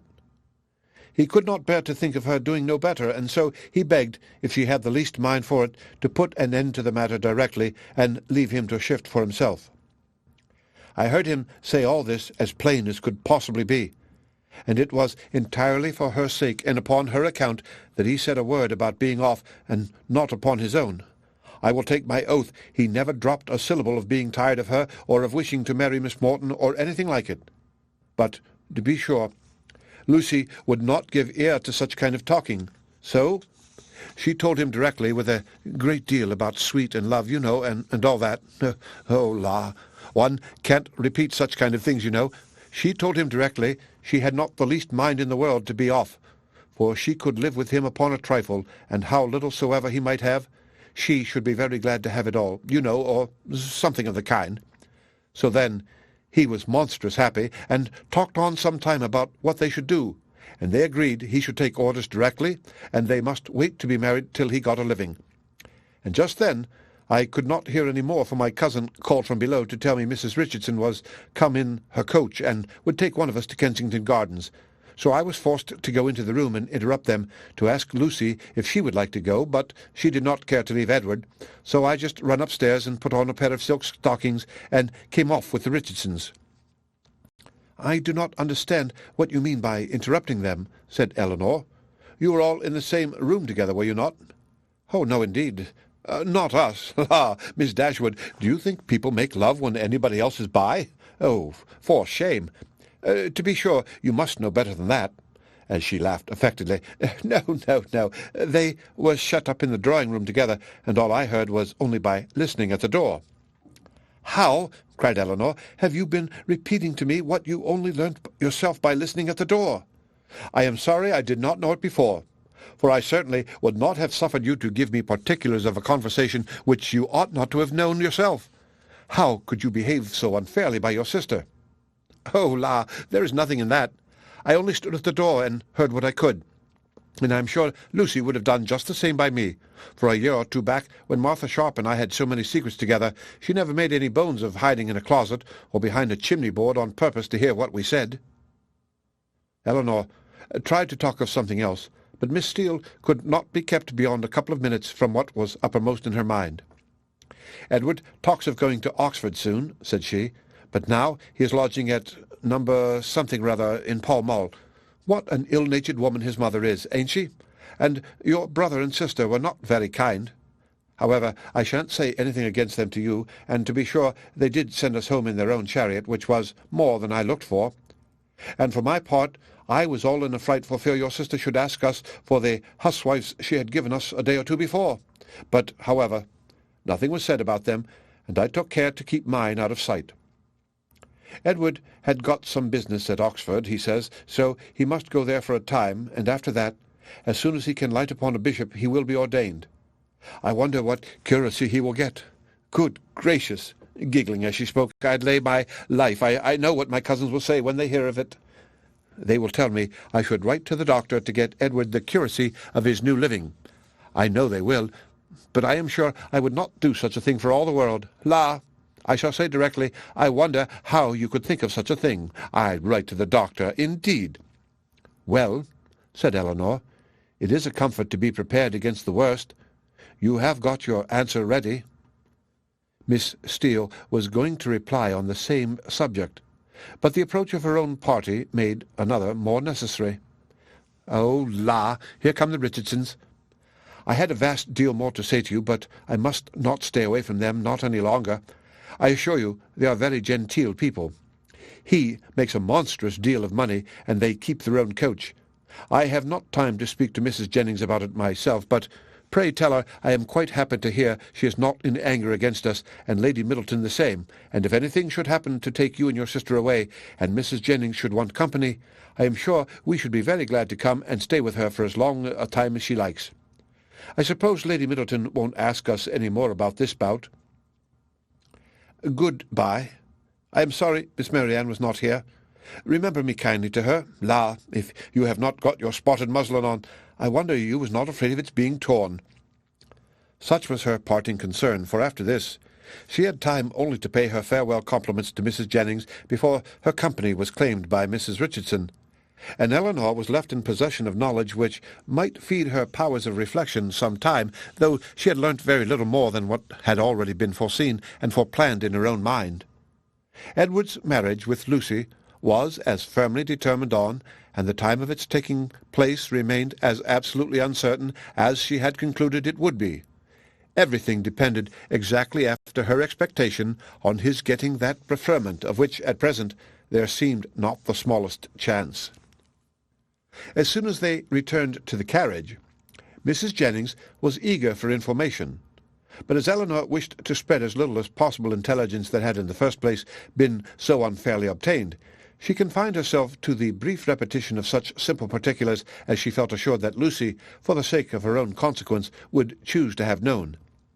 The continuance of their engagement, and the means that were to be taken for promoting its end, was all her communication, and this produced from Mrs. Jennings the following natural remark.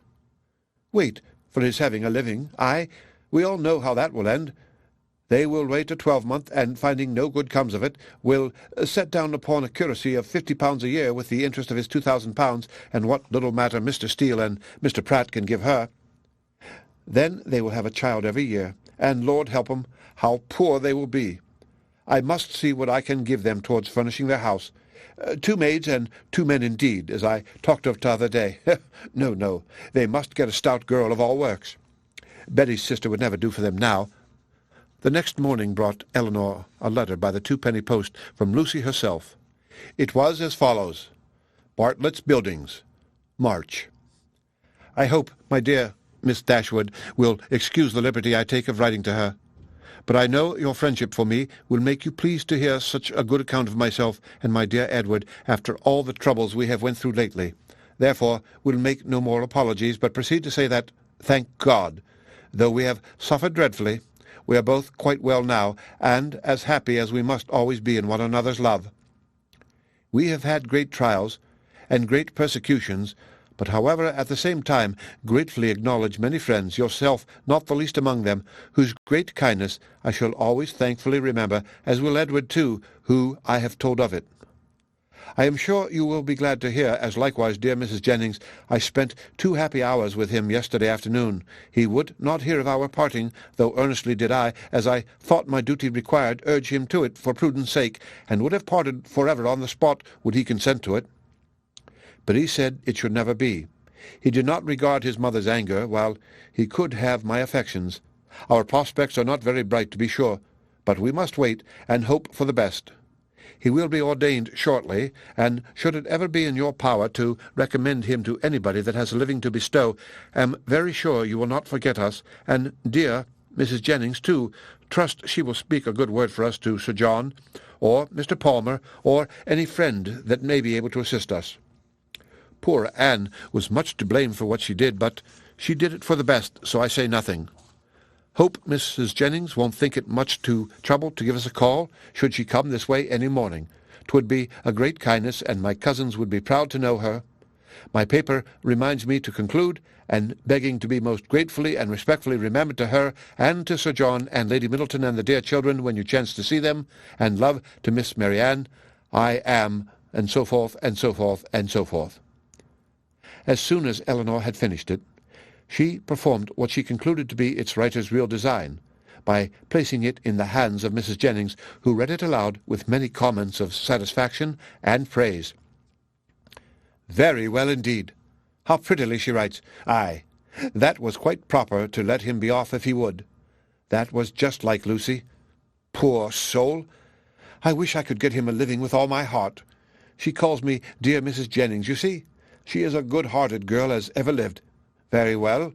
Upon my word, that sentence is very prettily turned. Yes, yes, I will go and see her sure enough. How attentive she is to think of everybody. Thank you, my dear, for showing it to me. It is a pretty a letter as ever I saw, and does Lucy's head and heart great credit. The end of Chapter 38. Chapter 39. The Miss Dashwoods had now been rather more than 2 months in town, and Marianne's impatience to be gone increased every day. She sighed for the air, the liberty, the quiet of the country, and fancied that if any place could give her ease, Barton must do it. Elinor was hardly less anxious than herself for their removal, and only so much less bent on its being effected immediately, as that she was conscious of the difficulties of so long a journey, which Marianne could not be brought to acknowledge. She began, however, seriously to turn her thoughts towards its accomplishment, and had already mentioned their wishes to their kind hostess, who resisted them with all the eloquence of her good will, when a plan was suggested which, though detaining them from home yet a few weeks longer, appeared to Elinor altogether much more eligible than any other. The Palmers were to remove to Cleveland about the end of March for the Easter holidays, and Mrs. Jennings, with both her friends, received a very warm invitation from Charlotte to go with them. This would not in itself have been sufficient for the delicacy of Miss Dashwood, but it was enforced with so much real politeness by Mr. Palmer himself, as joined to the very great amendment of his manners towards them since her sister had been known to be unhappy, induced her to accept it with pleasure. When she told Marianne what she had done, however, her first reply was not very auspicious. "Cleveland?" she cried with great agitation. "No, I cannot go to Cleveland." "You forget," said Elinor gently, "that its situation is not in the neighbourhood of—" "But it is in Somersetshire. I cannot go into Somersetshire. There, where I looked forward to going. No, Elinor, you cannot expect me to go there." Elinor would not argue upon the propriety of overcoming such feelings. She only endeavoured to counteract them by working on others, and represented it, therefore, as a measure which would fix the time of her returning to that dear mother, whom she so much wished to see, in a more eligible, more comfortable manner than any other plan could do, and perhaps without any greater delay. From Cleveland, which was within a few miles of Bristol, the distance to Barton was not beyond 1 day, though a long day's journey, and their mother's servant might easily come there to attend them down, and, as there could be no occasion for their staying above a week at Cleveland, they might now be at home in little more than 3 weeks' time. As Marianne's affection for her mother was sincere, it must triumph with little difficulty over the imaginary evil she had started. Mrs. Jennings was so far from being weary of her guests that she pressed them very earnestly to return with her again from Cleveland. Elinor was grateful for the attention, but it could not alter their design, and their mother's concurrence being readily gained, everything relative to their return was arranged as far as it could be, and Marianne found some relief in drawing up a statement of the hours that were yet to divide her from Barton. "Ah, Colonel, I do not know what you and I shall do without the Miss Dashwoods," was Mrs. Jennings' address to him when he first called on her after their leaving her was settled, "for they are quite resolved upon going home from the Palmers, and how forlorn we shall be when I come back. Lord, we shall sit and gape at one another as dull as two cats." Perhaps Mrs. Jennings was in hopes, by this vigorous sketch of their future ennui, to provoke him to make that offer which might give himself an escape from it. And if so, she had soon afterwards good reason to think her object gained, for, on Elinor's moving to the window to take more expeditiously the dimensions of a print which she was going to copy for her friend, he followed her to it with a look of particular meaning, and conversed with her there for several minutes. The effect of his discourse on the lady, too, could not escape her observation, for though she was too honourable to listen, and had even changed her seat on purpose that she might not hear, to one close by the pianoforte on which Marianne was playing, she could not keep herself from seeing that Elinor changed colour, attended with agitation, and was too intent on what he said to pursue her employment. Still, farther in confirmation of her hopes, in the interval of Marianne's turning from one lesson to another, some words of the Colonel's inevitably reached her ear, in which he seemed to be apologizing for the badness of his house. This set the matter beyond a doubt. She wondered indeed at his thinking it necessary to do so, but supposed it to be the proper etiquette. What Elinor said in reply she could not distinguish, but judged from the motion of her lips that she did not think that any material objection. And Mrs. Jennings commended her in her heart for being so honest. They then talked on for a few minutes longer, without her catching a syllable, when another lucky stop in Marianne's performance brought her these words in the Colonel's calm voice. "I am afraid it cannot take place very soon." Astonished and shocked at so unlover-like a speech, she was almost ready to cry out, "Lord, what should hinder it?" but, checking her desire, confined herself to this silent ejaculation. "This is very strange. Sure, he need not wait to be older." This delay on the Colonel's side, however, did not seem to offend or mortify his fair companion in the least, for on their breaking up the conference soon afterwards, and moving different ways, Mrs. Jennings very plainly heard Elinor say, and with a voice which showed her to feel what she said, "I shall always think myself very much obliged to you." Mrs. Jennings was delighted with her gratitude, and only wondered that, after hearing such a sentence, the Colonel should be able to take leave of them, as he immediately did, with the utmost sang-froid, and go away without making her any reply. She had not thought her old friend could have made so indifferent a suitor. What had really passed between them was to this effect. "I have heard," said he, with great compassion, "of the injustice your friend Mr. Ferrars has suffered from his family, for, if I understand the matter right, he has been entirely cast off by them for persevering in his engagement with a very deserving young woman. Have I been rightly informed? Is it so?" Elinor told him that it was. "The cruelty, the impolitic cruelty," he replied, with great feeling, "of dividing or attempting to divide two young people long attached to each other is terrible. Mrs. Ferrars does not know what she may be doing, what she may have driven her son to. I have seen Mr. Ferrars 2 or 3 times in Harley Street, and am much pleased with him. He is not a young man with whom one can be intimately acquainted in a short time, but I have seen enough of him to wish him well for his own sake, and as a friend of yours I wish it still more. I understand that he intends to take orders. Will you be so good as to tell him that the living of Delaford, now just vacant, as I am informed by this day's post, is his, if he think it worth his acceptance, but that, perhaps so unfortunately circumstanced as he is now, it may be nonsense to appear to doubt. I only wish it were more valuable. It is a rectory, but a small one. The late incumbent, I believe, did not make more than £200 per annum, and though it is certainly capable of improvement, I fear not to such an amount as to afford him a very comfortable income. Such as it is, however, my pleasure in presenting him to it will be very great. Pray assure him of it." Elinor's astonishment at this commission could hardly have been greater had the colonel been really making her an offer of his hand. The preferment, which only 2 days before she had considered as hopeless for Edward, was already provided to enable him to marry, and she, of all people in the world, as fixed on to bestow it. Her emotion was such as Mrs. Jennings had attributed to a very different cause. But whatever minor feelings less pure, less pleasing might have a share in that emotion, her esteem for the general benevolence and her gratitude for the particular friendship which together prompted Colonel Brandon to this act were strongly felt and warmly expressed. She thanked him for it with all her heart, spoke of Edward's principles and disposition with that praise which she knew them to deserve, and promised to undertake the commission with pleasure if it were really his wish to put off so agreeable an office to another. But at the same time she could not help thinking that no one could so well perform it as himself. It was an office, in short, from which, unwilling to give Edward the pain of receiving an obligation from her, she would have been very glad to be spared herself.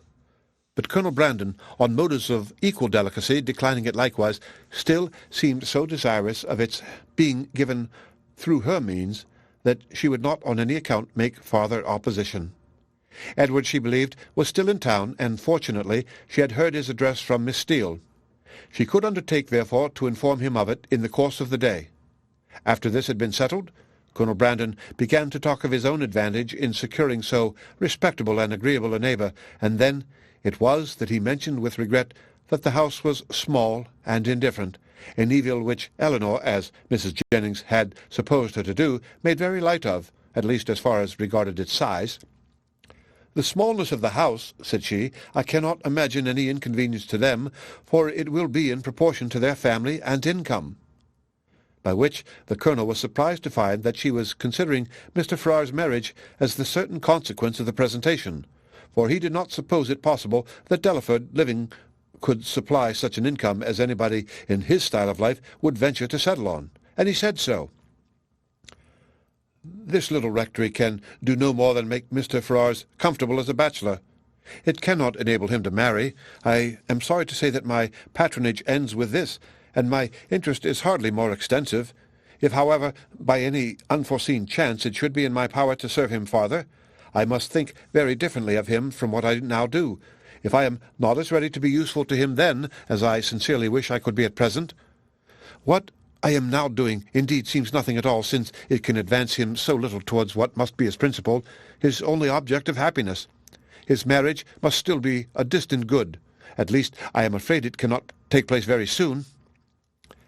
Such was the sentence which, when misunderstood, so justly offended the delicate feelings of Mrs. Jennings. But after this narration of what really passed between Colonel Brandon and Elinor while they stood at the window, the gratitude expressed by the latter on their parting may perhaps appear in general not less reasonably excited, nor less properly worded, than if it had arisen from an offer of marriage.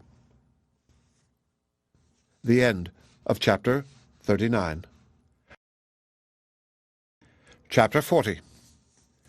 "Well, Miss Dashwood," said Mrs. Jennings, sagaciously smiling, as soon as the gentleman had withdrawn, "I do not ask you what the colonel has been saying to you, for though, upon my honour, I tried to keep out of hearing, I could not help catching enough to understand his business, and I assure you I never was better pleased in my life, and I wish you joy of it with all my heart."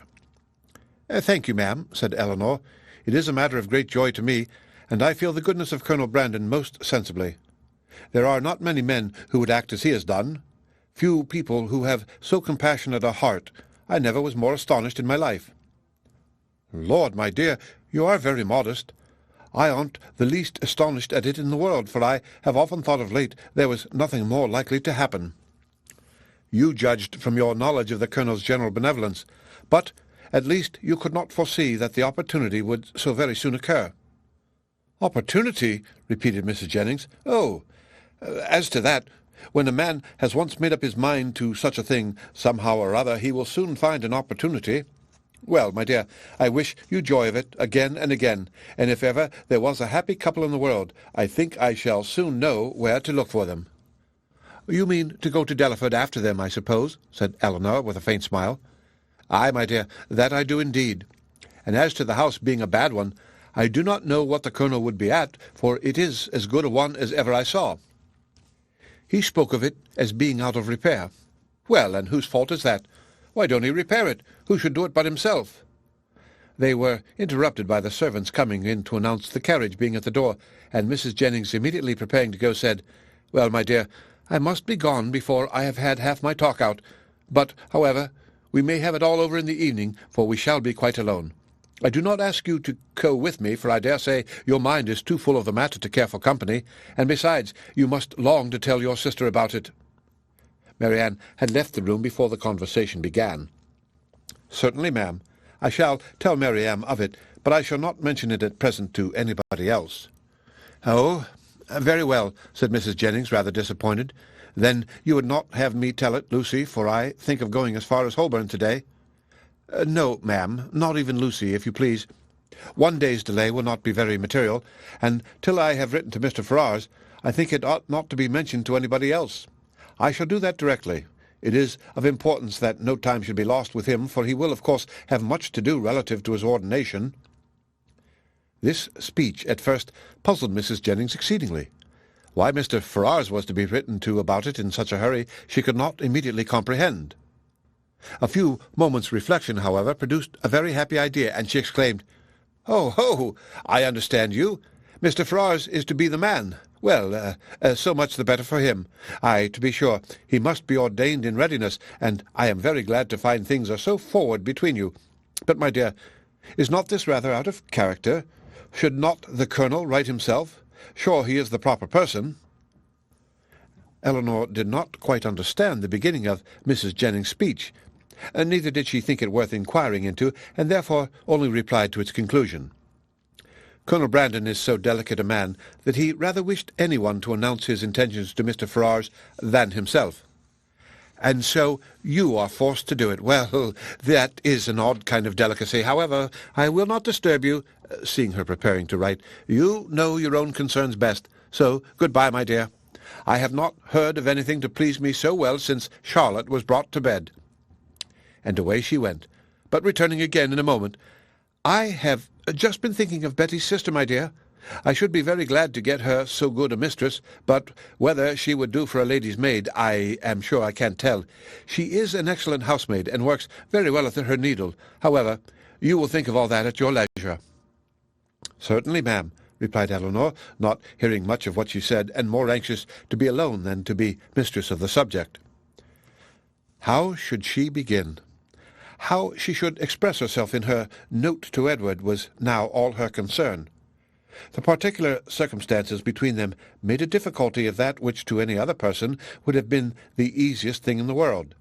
But she equally feared to say too much or too little, and sat deliberating over her paper with the pen in her hand till broken in on by the entrance of Edward himself. He had met Mrs. Jennings at the door in her way to the carriage as he came to leave his farewell card, and she, after apologizing for not returning herself, had obliged him to enter by saying that Miss Dashwood was above and wanted to speak with him on very particular business. Elinor had just been congratulating herself in the midst of her perplexity that however difficult it might be to express herself properly by letter, it was at least preferable to giving the information by word of mouth when her visitor entered to force her upon this greatest exertion of all. Her astonishment and confusion were very great on his so sudden appearance. She had not seen him before since his engagement became public, and therefore not since his knowing her to be acquainted with it, which, with the consciousness of what she had been thinking of and what she had to tell him, made her feel particularly uncomfortable for some minutes. He, too, was much distressed, and they sat down together in a most promising state of embarrassment. Whether he had asked her pardon for his intrusion on first coming into the room, he could not recollect, but determining to be on the safe side, he made his apology in form as soon as he could say anything after taking a chair.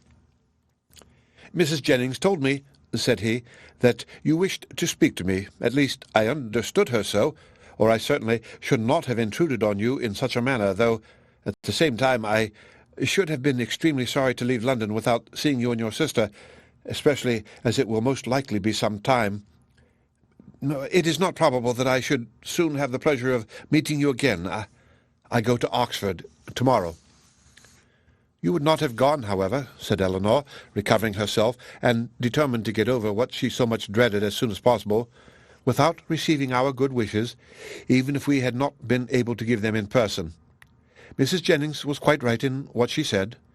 I have something of consequence to inform you of, which I was on the point of communicating by paper. I am charged with a most agreeable office," breathing rather faster than usual as she spoke. "Colonel Brandon, who was here only 10 minutes ago, has desired me to say that, understanding you mean to take orders, he has great pleasure in offering you the living of Delaford, now just vacant, and only wishes it were more valuable. Allow me to congratulate you on having so respectable and well-judging a friend, and to join in his wish that the living, it is about 200 a year, were much more considerable, and such as might better enable you to, as might be more than a temporary accommodation to yourself, such, in short, as might establish all your views of happiness." What Edward felt, as he could not say it himself, it cannot be expected that anyone else should say for him. He looked all the astonishment which such unexpected, such unthought-of information could not fail of exciting, but he said only these 2 words, "Colonel Brandon?" "Yes," continued Elinor, gathering more resolution, as some of the worst was over. "Colonel Brandon means it as a testimony of his concern for what has lately passed, for the cruel situation in which the unjustifiable conduct of your family has placed you, a concern which I am sure Marianne, myself, and all your friends must share, and likewise as a proof of his high esteem for your general character and his particular approbation of your behaviour on the present occasion." "Colonel Brandon? Give me a living? Can it be possible?" "The unkindness of your own relations has made you astonished to find friendship anywhere." "No," replied he with sudden consciousness, "not to find it in you, for I cannot be ignorant that to you, to your goodness, I owe it all. I feel it. I would express it if I could, but, as you well know, I am no orator." "You are very much mistaken. I do assure you that you owe it entirely, at least almost entirely, to your own merit, and Colonel Brandon's discernment of it. I have had no hand in it. I did not even know till I understood his design that the living was vacant, nor had it ever occurred to me that he might have had such a living in his gift. As a friend of mine, of my family, he may perhaps, indeed I know he has, still greater pleasure in bestowing it, but, upon my word, you owe nothing to my solicitation." Truth obliged her to acknowledge some small share in the action, but she was at the same time so unwilling to appear as the benefactress of Edward that she acknowledged it with hesitation, which probably contributed to fix that suspicion in his mind which had recently entered it. For a short time he sat deep in thought after Elinor had ceased to speak. At last, and as if it were rather an effort, he said, "Colonel Brandon seems a man of great worth and respectability. I have always heard him spoken of as such, and your brother, I know, esteems him highly. He is undoubtedly a sensible man, and in his manners perfectly the gentleman."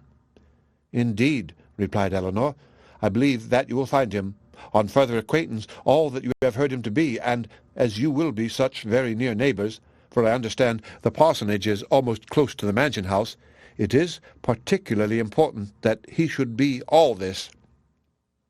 Edward made no answer, but when she had turned away her head, gave her a look so serious, so earnest, so uncheerful, as seemed to say that he might hereafter wish the distance between the parsonage and the mansion-house much greater. "Colonel Brandon, I think, lodges in St. James Street," said he, soon afterwards, rising from his chair. Elinor told him the number of the house. "I must hurry away, then, to give him those thanks which you will not allow me to give you, to assure him that he has made me an exceedingly happy man." Elinor did not offer to detain him, and they parted with a very earnest assurance, on her side, of her unceasing good wishes for his happiness in every change of situation that might befall him, on his, with rather an attempt to return the same goodwill than the power of expressing it. "When I see him again," said Elinor to herself as the door shut him out, "I shall see him the husband of Lucy." And with this pleasing anticipation she sat down to reconsider the past, recall the words, and endeavoured to comprehend all the feelings of Edward, and of course to reflect on her own with discontent. When Mrs. Jennings came home, though she returned from seeing people whom she had never seen before, and of whom, therefore, she must have a great deal to say, her mind was so much more occupied by the important secret in her possession than by anything else, that she reverted to it again as soon as Elinor appeared. "Well, my dear," she cried, "I sent you up the young man. Did not I do right? And I suppose you have had no great difficulty. You did not find him very unwilling to accept your proposal?" "No, ma'am, that was not very likely." "Well, and how soon will he be ready? For it seems all to depend on that." "Really," said Elinor, "I know so little of these kind of forms that I can hardly even conjecture as to the time or the preparation necessary, but I suppose 2 or 3 months will complete his ordination." "2 or 3 months?" cried Mrs. Jennings. "Oh, Lord, my dear, how calmly you talk of it! And can the Colonel wait 2 or 3 months? Lord bless me, I am sure it would put me quite out of patience. And though one would be very glad to do a kindness by poor Mr. Ferrars, I do think it is not worth while to wait 2 or 3 months for him. Sure, somebody else might be found that would do as well, somebody that is in orders already." "My dear ma'am," said Elinor, "what can you be thinking of? Why, Colonel Brandon's only object is to be of use to Mr. Ferrars." "Lord bless you, my dear, sure you do not mean to persuade me that the Colonel only marries you for the sake of giving 10 guineas to Mr. Ferrars?" The deception could not continue after this, and an explanation immediately took place by which both gained considerable amusement for the moment without any material loss of happiness to either, for Mrs. Jennings only exchanged one form of delight for another, and still without forfeiting her expectation of the first. "Aye, the parsonage is but a small one," said she, after the first ebullition of surprise and satisfaction was over, "and very likely may be out of repair. But to hear a man apologizing, as I thought, for a house that, to my knowledge, has 5 sitting-rooms on the ground floor, and I think the housekeeper told me could make up 15 beds, and to you, too, that had been used to live in Barton Cottage, it seemed quite ridiculous. But, my dear, we must touch up the Colonel to do something to the parsonage, and make it comfortable for them, before Lucy goes to it." "But Colonel Brandon does not seem to have any idea of the livings being enough to allow them to marry." "The Colonel is a ninny, my dear. Because he has 2,000 a year himself, he thinks that nobody else can marry on less.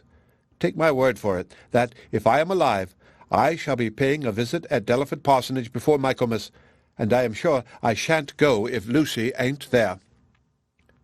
Elinor was quite of her opinion as to the probability of their not waiting for anything more. The end of Chapter 40.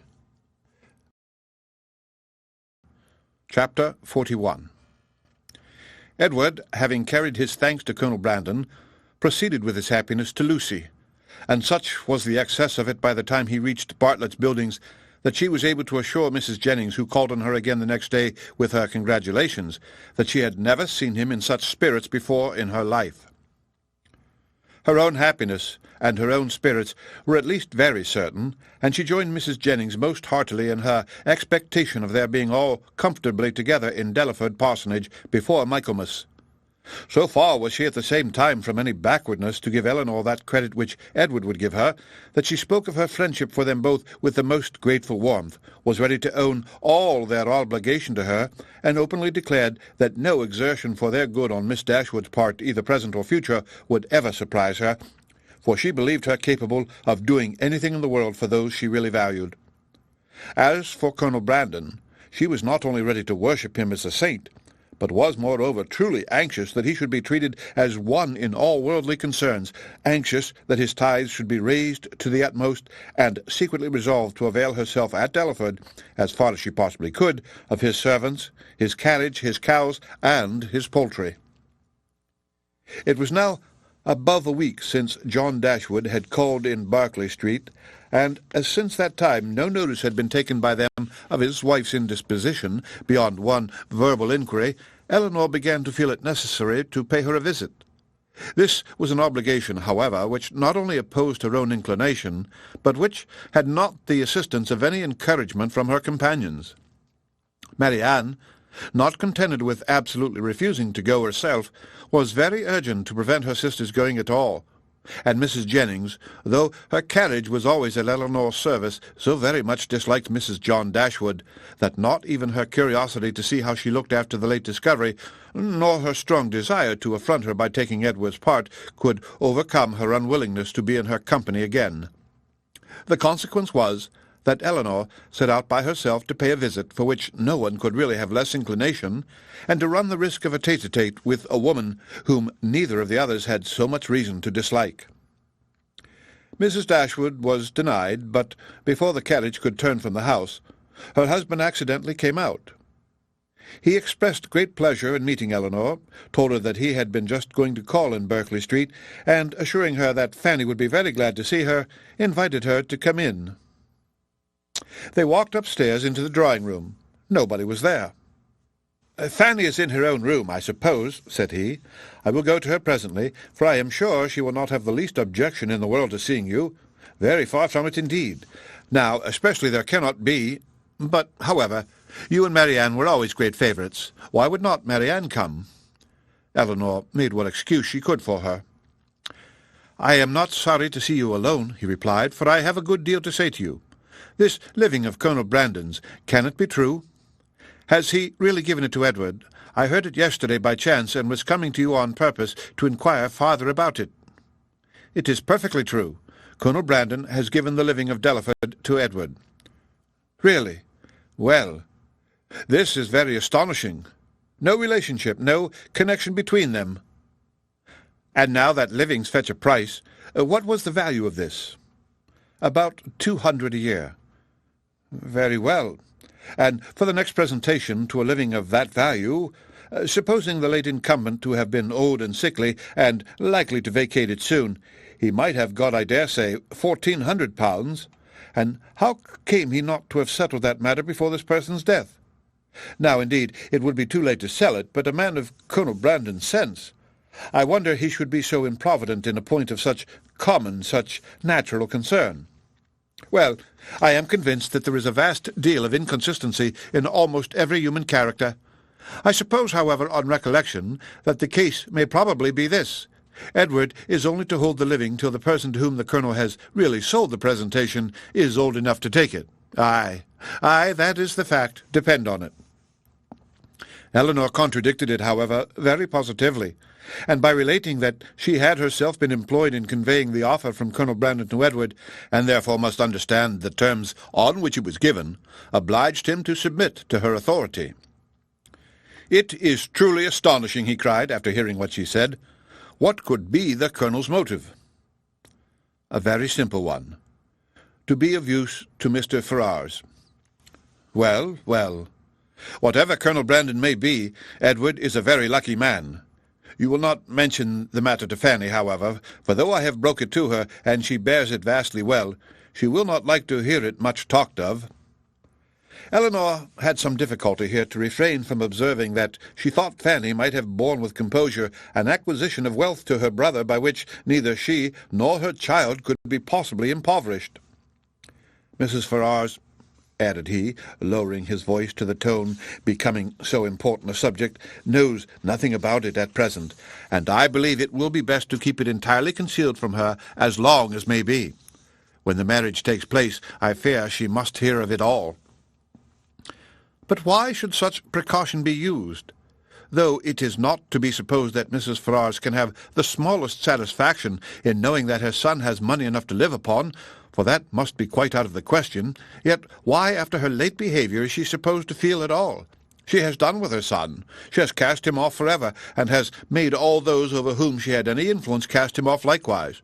Surely, after doing so, she cannot be imagined liable to any impression of sorrow or of joy on his account.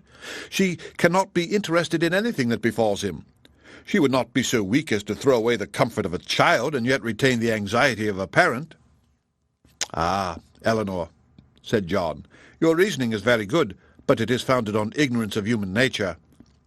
When Edward's unhappy match takes place, depend upon it, his mother will feel as much as if she had never discarded him, and therefore every circumstance that may accelerate that dreadful event must be concealed from her as much as possible.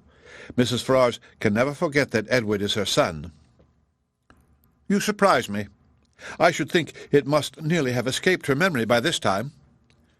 "You wrong her exceedingly. Mrs. Ferrars is one of the most affectionate mothers in the world." Elinor was silent. "We think now," said Mr. Dashwood after a short pause, "of Robert's marrying Miss Morton." Elinor, smiling at the grave and decisive importance of her brother's tone, calmly replied, "The lady, I suppose, has no choice in the affair?" "Choice? How do you mean?" "I only mean that I suppose from your manner of speaking it must be the same to Miss Morton whether she marry Edward or Robert." "Certainly. There can be no difference, for Robert will now to all intents and purposes be considered as the eldest son, and as to anything else, they are both very agreeable young men. I do not know that one is superior to the other." Elinor said no more, and John was also for a short time silent. His reflections ended thus. "Of one thing, my dear sister," kindly taking her hand and speaking in an awful whisper, "I may assure you, and I will do it because I know it must gratify you. I have good reason to think, indeed, I have it from the best authority, or I should not repeat it, for otherwise it would be very wrong to say anything about it, but I have it from the very best authority, not that I ever precisely heard Mrs. Ferrars say it herself, but her daughter did, and I have it from her, that, in short, whatever objections there might be against a certain connection, you understand me, it would have been far preferable to her. It would not have given her half the vexation that this does." I was exceedingly pleased to hear that Mrs. Ferrars considered it in that light, a very gratifying circumstance, you know, to us all. It would have been beyond comparison, she said, the least evil of the two, and she would be glad to compound it now for nothing worse. But, however, all that is quite out of the question, not to be thought of or mentioned, as to any attachment, you know, it never could be. All that is gone by. But I thought I would just tell you of this, because I knew how much it must please you. Not that you have any reason to regret, my dear Elinor. There is no doubt of your doing exceedingly well, quite as well, or perhaps better, all things considered. Has Colonel Brandon been with you lately?" Elinor had heard enough, if not to gratify her vanity and raise her self-importance, to agitate her nerves and fill her mind, and she was therefore glad to be spared from the necessity of saying much in reply herself, and from the danger of hearing anything more from her brother by the entrance of Mr. Robert Ferrars. After a few moments' chat, John Dashwood, recollecting that Fanny was yet uninformed of his sister's being there, quitted the room in quest of her, and Elinor was left to improve her acquaintance with Robert, who, by the gay unconcern, the happy self-complacency of his manner while enjoying so unfair a division of his mother's love and liberality to the prejudice of his banished brother, earned only by his own dissipated course of life, and that brother's integrity, was confirming her most unfavourable opinion of his head and heart. They had scarcely been 2 minutes by themselves before he began to speak of Edward, for he too had heard of the living, and was very inquisitive on the subject. Elinor repeated the particulars of it, as she had given them to John, and their effect on Robert, though very different, was not less striking than it had been on him. He laughed most immoderately. The idea of Edward's being a clergyman and living in a small parsonage house diverted him beyond measure, and when to that was added the fanciful imagery of Edward reading prayers in a white surplice and publishing the banns of marriage between John Smith and Mary Brown, he could conceive nothing more ridiculous. Elinor, while she waited in silence and immovable gravity the conclusion of such folly, could not restrain her eyes from being fixed on him with a look that spoke all the contempt it excited. It was a look, however, very well bestowed, for it relieved her own feelings and gave no intelligence of him. He was recalled from wit to wisdom, not by any reproof of hers, but by his own sensibility. "We may treat it as a joke," said he at last, recovering from the affected laugh which had considerably lengthened out the genuine gaiety of the moment. "But upon my soul it is a most serious business. Poor Edward! He is ruined for ever. I am extremely sorry for it, for I know him to be a very good-hearted creature, as well-meaning a fellow perhaps as any in the world. You must not judge of him, Miss Dashwood, from your slight acquaintance. Poor Edward! His manners are certainly not the happiest in nature, but we are not all born, you know, with the same powers, the same address. Poor fellow, to see him in a circle of strangers, to be sure it was a pitiable enough, but upon my soul I believe he has as good a heart as any in the kingdom, and I declare and protest to you I never was so shocked in my life as when it all burst forth. I could not believe it. My mother was the first person who told me of it, and I, feeling myself called on to act with resolution, immediately said to her, "My dear madam, I do not know what you may intend to do on the occasion, but as for myself, I must say that if Edward does marry this young woman, I never will see him again." That was what I said immediately. I was most uncommonly shocked indeed. Poor Edward! He has done for himself completely, shut himself out forever from all decent society. But as I directly said to my mother, I am not in the least surprised at it. From his style of education it was always to be expected. My poor mother was half frantic. "Have you ever seen the lady?" "Oh, yes, once, while she was staying in this house. I happened to drop in for 10 minutes, and I saw quite enough of her. The merest awkward country girl, without style or elegance, and almost without beauty. I remember her perfectly. Just the kind of girl I should suppose likely to captivate poor Edward. I offered immediately, as soon as my mother related the affair to me, to talk to him myself and dissuade him from the match. But it was too late then. I found to do anything, for unluckily I was not in the way at first, and knew nothing of it till after the breach had taken place, when it was not for me, you know, to interfere. But had I been informed of it a few hours earlier, I think it is most probable that something might have been hit on. I certainly should have represented it to Edward in a very strong light. 'My dear fellow,' I should have said, 'consider what you are doing. You are making a most disgraceful connection, and such a one as your family are unanimous in disapproving. I cannot help thinking, in short, that means might have been found. But now it is all too late. He must be starved, you know, that is certain, absolutely starved.' He had just settled on this point with great composure, when the entrance of Mrs. John Dashwood put an end to the subject.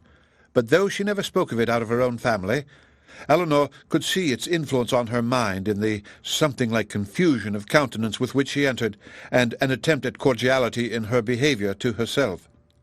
She even proceeded so far as to be concerned to find that Elinor and her sister were so soon to leave town as she had hoped to see more of them, an exertion in which her husband, who attended her into the room and hung enamoured over her accents, seemed to distinguish everything that was most affectionate and graceful. The end of Chapter 41. Chapter 42. One other short call in Harley Street, in which Elinor received her brother's congratulations on their travelling so far towards Barton without any expense, and on Colonel Brandon's being to follow them to Cleveland in a day or two, completed the intercourse of the brother and sisters in town, and a faint invitation from Fanny to come to Norland whenever it should happen to be in their way, which, of all things, was the most unlikely to occur, with a more warm, though less public assurance from John to Elinor of the promptitude with which he should come to see her at Delaford, was all that foretold any meeting in the country. It amused her to observe that all her friends seemed determined to send her to Delaford, a place in which, of all others, she would now least choose to visit or wish to reside, for not only was it considered as her future home by her brother and Mrs. Jennings, but even Lucy, when they parted, gave her a pressing invitation to visit her there. Very early in April, and tolerably early in the day, the two parties from Hanover Square and Berkeley Street set out from their respective homes to meet by appointment on the road. For the convenience of Charlotte and her child, they were to be more than 2 days on their journey, and Mr. Palmer, travelling more expeditiously with Colonel Brandon, was to join them at Cleveland soon after their arrival.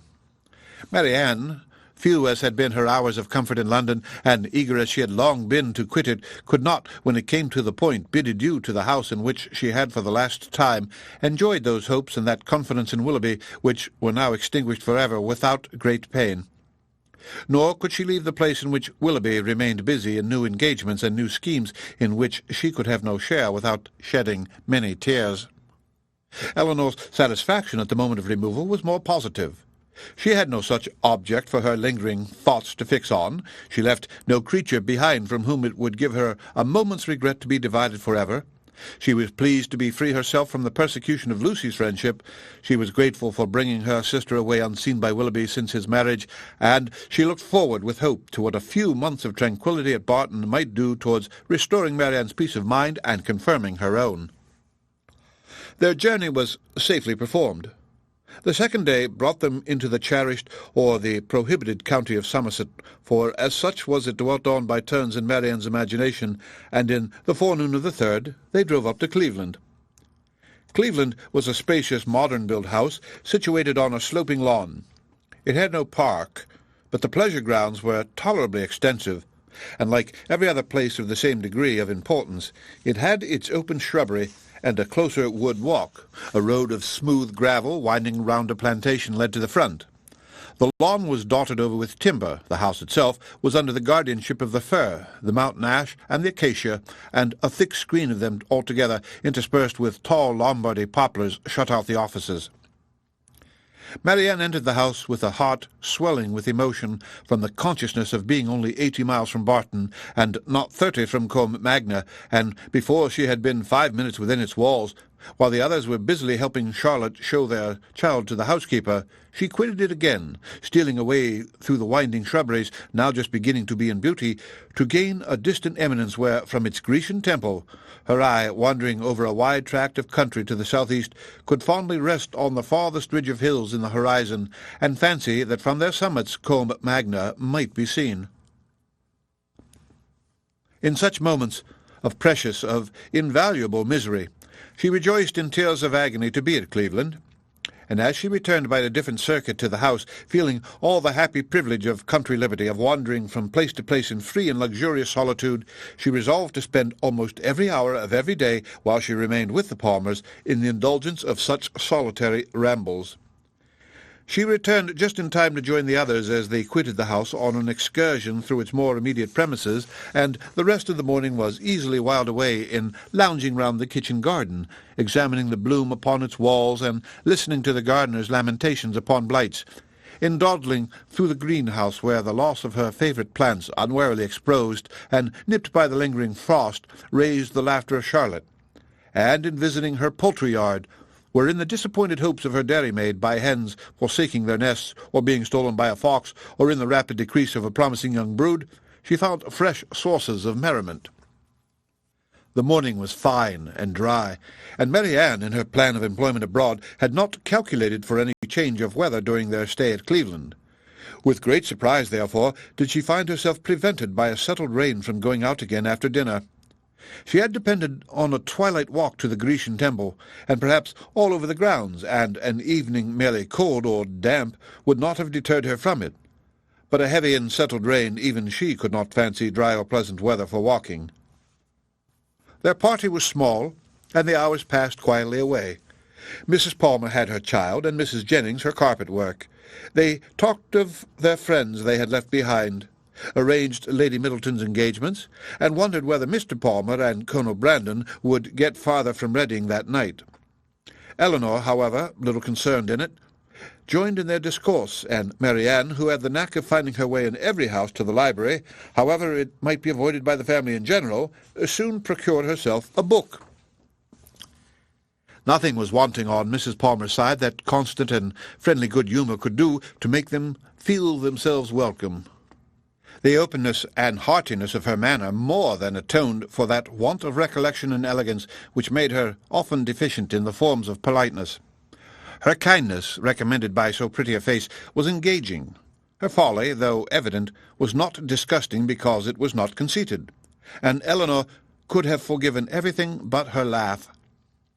The two gentlemen arrived the next day to a very late dinner, affording a pleasant enlargement of the party, and a very welcome variety to their conversation, which a long morning of the same continued rain had reduced very low.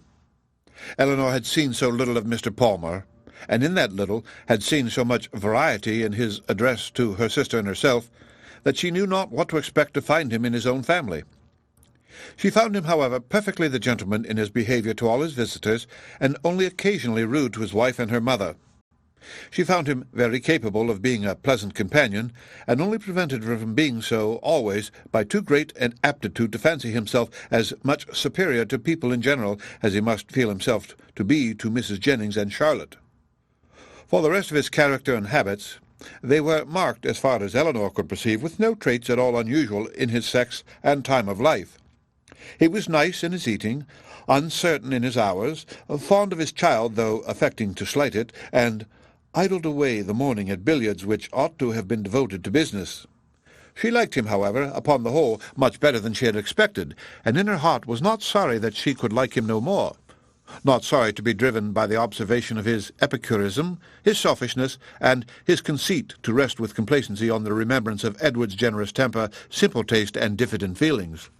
Of Edward, or at least of some of his concerns, she now received intelligence from Colonel Brandon, who had been into Dorsetshire lately, and who, treating her at once as the disinterested friend of Mr. Ferrars and the kind confidant of himself, talked to her a great deal of the parsonage at Delaford, described its deficiencies, and told her what he meant to do himself towards removing them.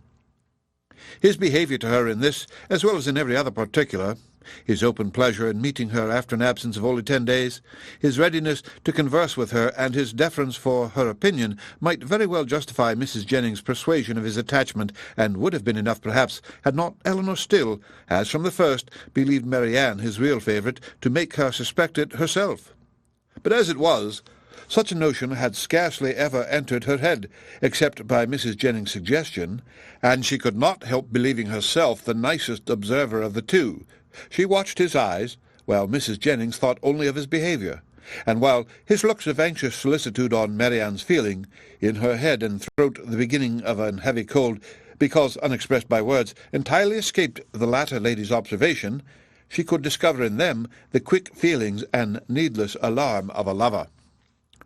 2 delightful twilight walks on the 3rd and 4th evenings of her being there, not merely on the dry gravel of the shrubbery, but all over the grounds, and especially in the most distant parts of them, where there was something more of wilderness than in the rest, where the trees were the oldest, and the grass was the longest and wettest, had, assisted by the still greater imprudence of sitting in her wet shoes and stockings, given Marianne a cold so violent as, though for a day or two trifled with or denied, would force itself by increasing ailments on the concern of everybody, and the notice of herself. Prescriptions poured in from all quarters, and, as usual, were all declined. Though heavy and feverish with a pain in her limbs, a cough, and a sore throat, a good night's rest was to cure her entirely, and it was with difficulty that Elinor prevailed on her, when she went to bed, to try 1 or 2 of the simplest of the remedies. The end of Chapter 42. Chapter 43. Marianne got up the next morning at her usual time, to every inquiry replied that she was better, and tried to prove herself so by engaging in her customary employments. But a day spent in sitting shivering over the fire with a book in her hand which she was unable to read, or in lying, weary and languid on a sofa, did not speak much in favour of her amendment.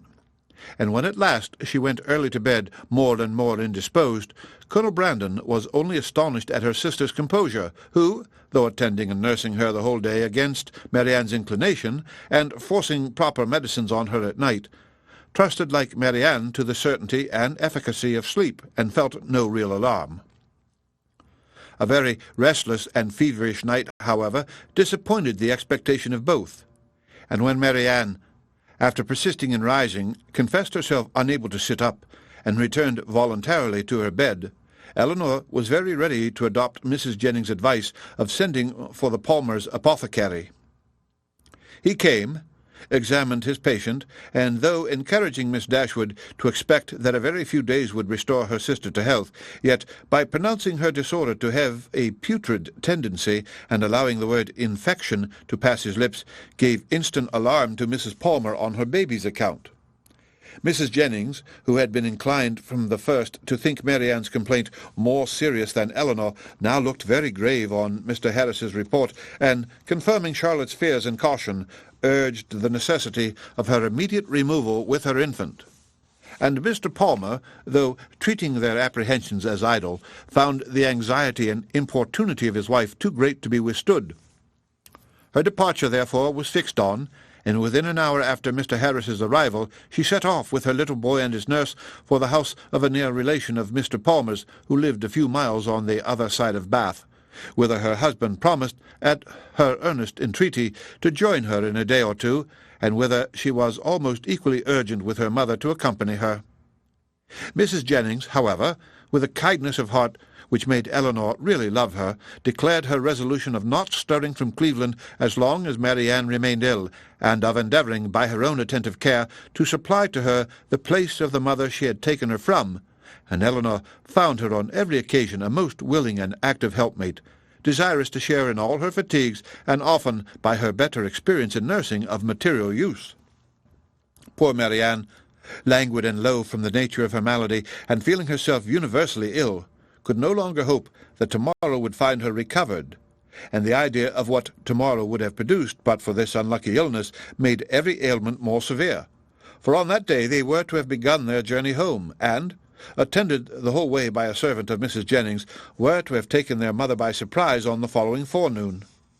The little that she said was all in lamentation of this inevitable delay, though Elinor tried to raise her spirits and make her believe, as she then really believed herself, that it would be a very short one. The next day produced little or no alteration in the state of the patient. She certainly was not better, and except that there was no amendment, she did not appear worse. Their party was now farther reduced, for Mr. Palmer, though very unwilling to go, as well from real humanity and good nature as from a dislike of appearing to be frightened away by his wife, was persuaded at last by Colonel Brandon to perform his promise of following her. And while he was preparing to go, Colonel Brandon himself, with a much greater exertion, began to talk of going likewise. Here, however, the kindness of Mrs. Jennings interposed most acceptably, for to send the colonel away while his love was in so much uneasiness on her sister's account would be to deprive them both, she thought, of every comfort, and therefore, telling him at once that his stay at Cleveland was necessary to herself, that she should want him to play at piquet of an evening, while Miss Dashwood was above with her sister, etc., she urged him so strongly to remain that he, who was gratifying the first wish of his own heart by a compliance, could not long even affect to demur, especially as Mrs. Jennings' entreaty was warmly seconded by Mr. Palmer, who seemed to feel a relief to himself in leaving behind him a person so well able to assist or advise Miss Dashwood in any emergence. Marianne was of course kept in ignorance of all these arrangements. She knew not that she had been the means of sending the owners of Cleveland away in about 7 days from the time of their arrival. It gave her no surprise that she saw nothing of Mrs. Palmer, and, as it gave her likewise no concern, she never mentioned her name. 2 days passed away from the time of Mr. Palmer's departure, and her situation continued with little variation the same. Mr. Harris, who attended her every day, still talked boldly of a speedy recovery, and Miss Dashwood was equally sanguine, but the expectation of the others was by no means so cheerful. Mrs. Jennings had determined very early in the seizure that Marianne would never get over it, and Colonel Brandon, who was chiefly of use in listening to Mrs. Jennings' forebodings, was not in a state of mind to resist their influence. He tried to reason himself out of fears which the different judgment of the apothecary seemed to render absurd, but the many hours of each day in which he was left entirely alone were but too favourable for the admission of every melancholy idea, and he could not expel from his mind the persuasion that he should see Marianne no more. On the morning of the 3rd day, however, the gloomy anticipations of both were almost done away, for when Mr. Harris arrived, he declared his patient materially better. Her pulse was much stronger, and every symptom more favourable than on the preceding visit. Elinor, confirmed in every pleasant hope, was all cheerfulness, rejoicing that, in her letters to her mother, she had pursued her own judgment rather than her friend's in making very light of the indisposition which delayed them at Cleveland, and almost fixing on the time when Marianne would be able to travel. But the day did not close so auspiciously as it began. Towards the evening, Marianne became ill again, growing more heavy, restless, and uncomfortable than before. Her sister, however, still sanguine, was willing to attribute the change to nothing more than the fatigue of having sat up to have her bed made, and carefully administering the cordials prescribed, saw her with satisfaction sink at last into a slumber from which she expected the most beneficial effects. Her sleep, though not so quiet as Elinor wished to see it, lasted a considerable time, and, anxious to observe the result of it herself, she resolved to sit with her during the whole of it. Mrs. Jennings, knowing nothing of any change in the patient, went unusually early to bed. Her maid, who was one of the principal nurses, was recreating herself in the housekeeper's room, and Elinor remained alone with Marianne. The repose of the latter became more and more disturbed, and her sister, who watched with unremitting attention her continual change of posture, and heard the frequent but inarticulate sounds of complaint which passed her lips, was almost wishing to rouse her from so painful a slumber, when Marianne, suddenly awakened by some accidental noise in the house, started hastily up, and with feverish wildness cried out, "Is mamma coming?" "Not yet," replied the other, concealing her terror, and assisting Marianne to lie down again. "But she will be here, I hope, before it is long. It is a great way, you know, from hence to Barton." "But she must not go round by London," cried Marianne, in the same hurried manner. "I shall never see her if she goes by London." Elinor perceived with alarm that she was not quite herself, and while attempting to soothe her, eagerly felt her pulse. It was lower and quicker than ever. And Marianne, still talking wildly of mamma, her alarm increased so rapidly as to determine her on sending instantly for Mr. Harris and dispatching a messenger to Barton for her mother.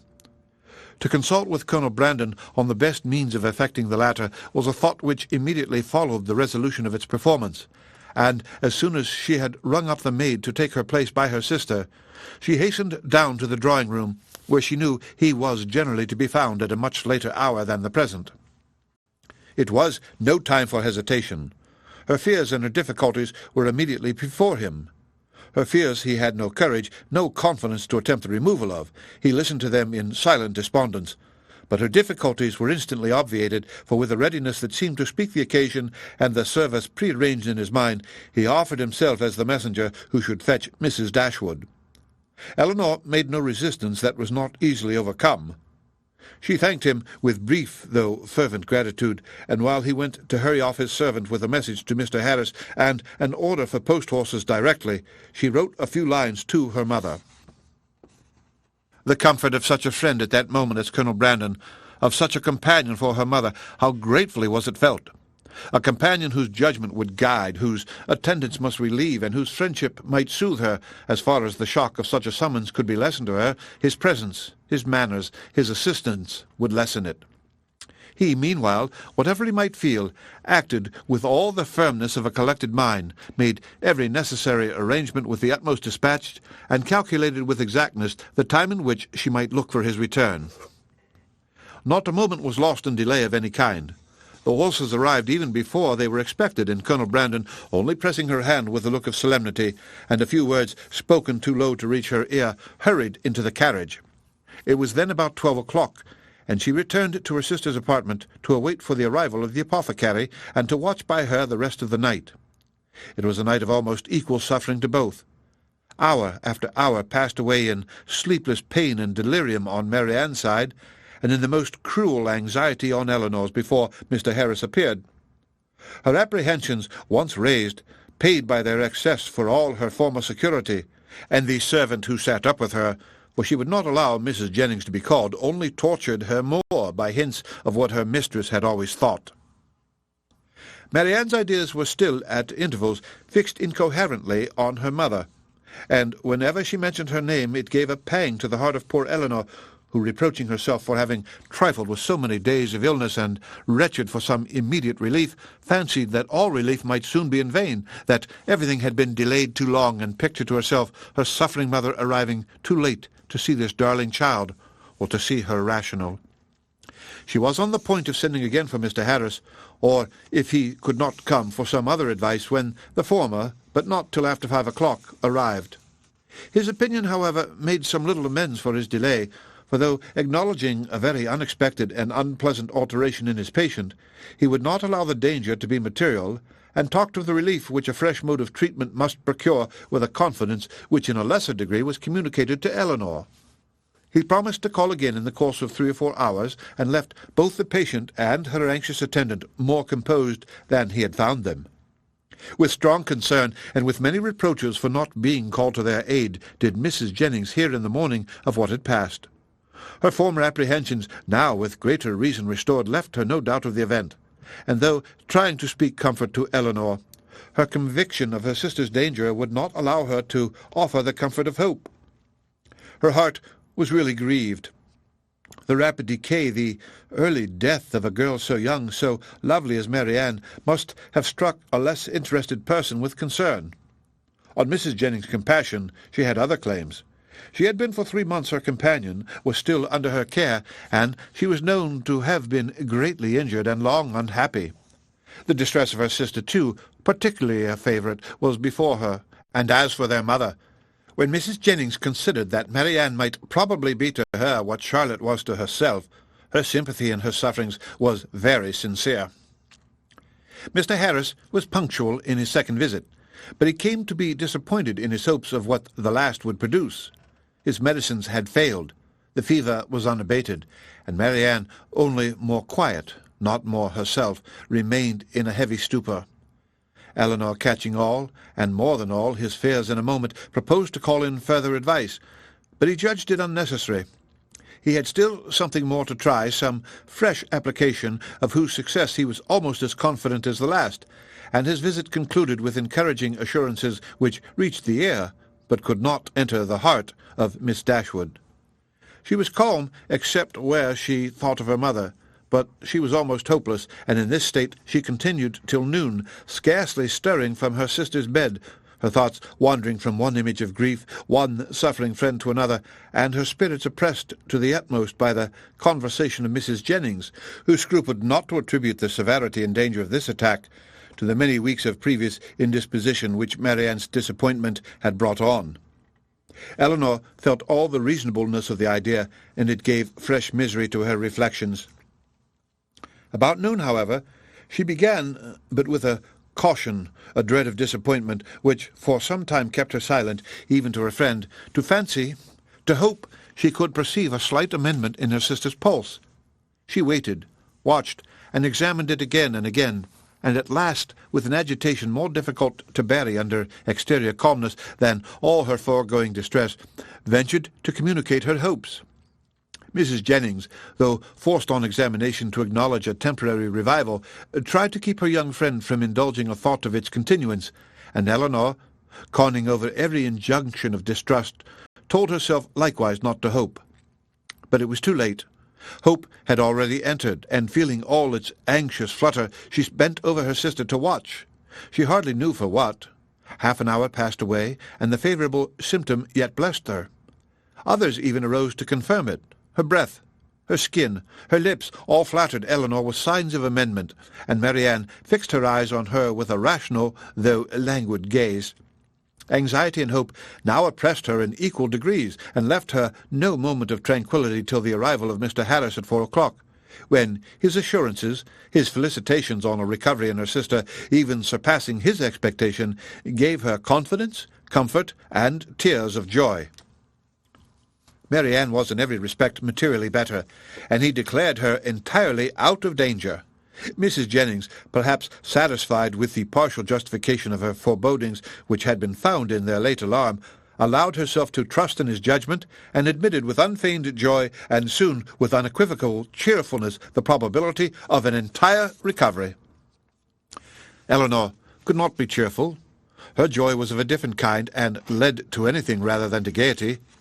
Marianne restored to life, health, friends, and to her doting mother, was an idea to fill her heart with sensations of exquisite comfort, and expand it in fervent gratitude, but it led to no outward demonstrations of joy, no words, no smiles. All within Elinor's breast was satisfaction, silent and strong.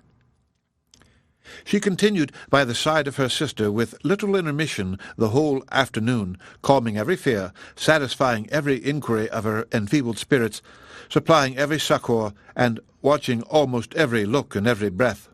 The possibility of a relapse would of course in some moments occur to remind her of what anxiety was, but when she saw on her frequent and minute examination that every symptom of recovery continued, and saw Marianne at 6 o'clock sink into a quiet, steady, and to all appearance comfortable sleep, she silenced every doubt.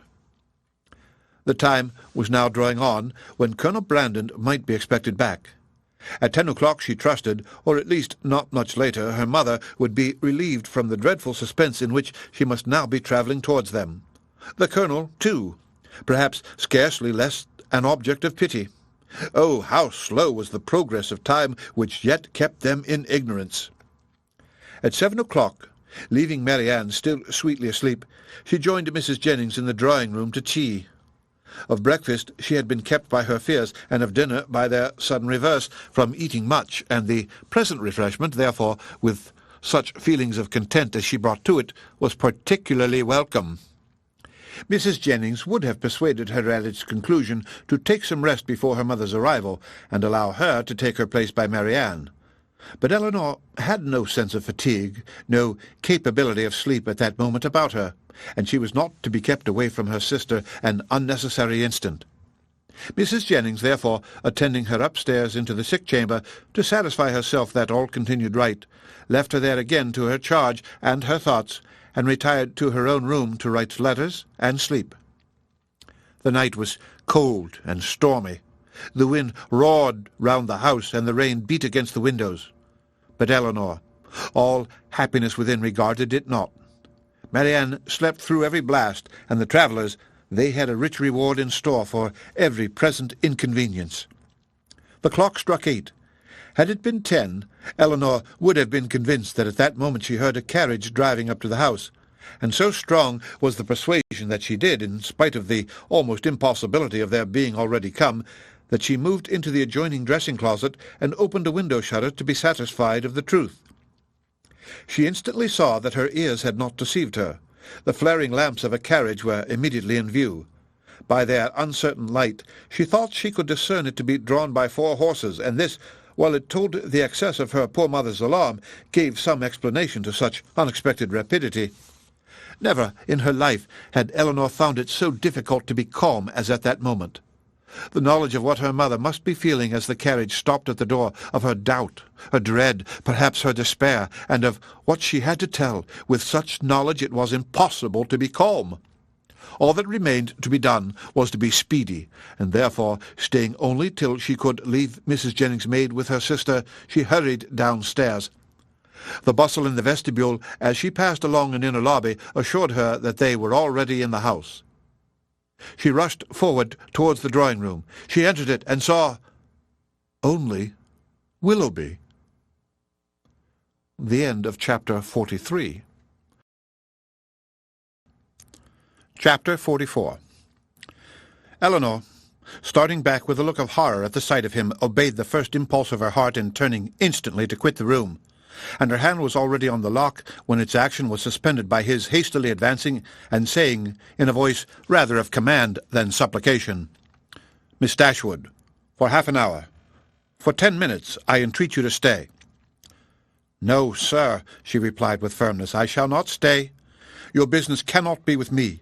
The servants, I suppose, forgot to tell you that Mr. Palmer was not in the house." "Had they told me," he cried with vehemence, "that Mr. Palmer and all his relations were at the devil, it would not have turned me from the door. My business is with you, and only you." "With me?" in the utmost amazement. "Well, sir, be quick, and if you can, less violent." "Sit down, and I will be both." She hesitated. She knew not what to do. The possibility of Colonel Brandon's arriving and finding him there came across her. But she had promised to hear him, and her curiosity no less than her honour was engaged. After a moment's recollection, therefore, concluding that prudence required dispatch, and that her acquiescence would best promote it, she walked silently towards the table and sat down. He took the opposite chair, and for half a minute not a word was said by either. "Pray be quick, sir," said Elinor impatiently. "I have no time to spare." He was sitting in an attitude of deep meditation, and seemed not to hear her.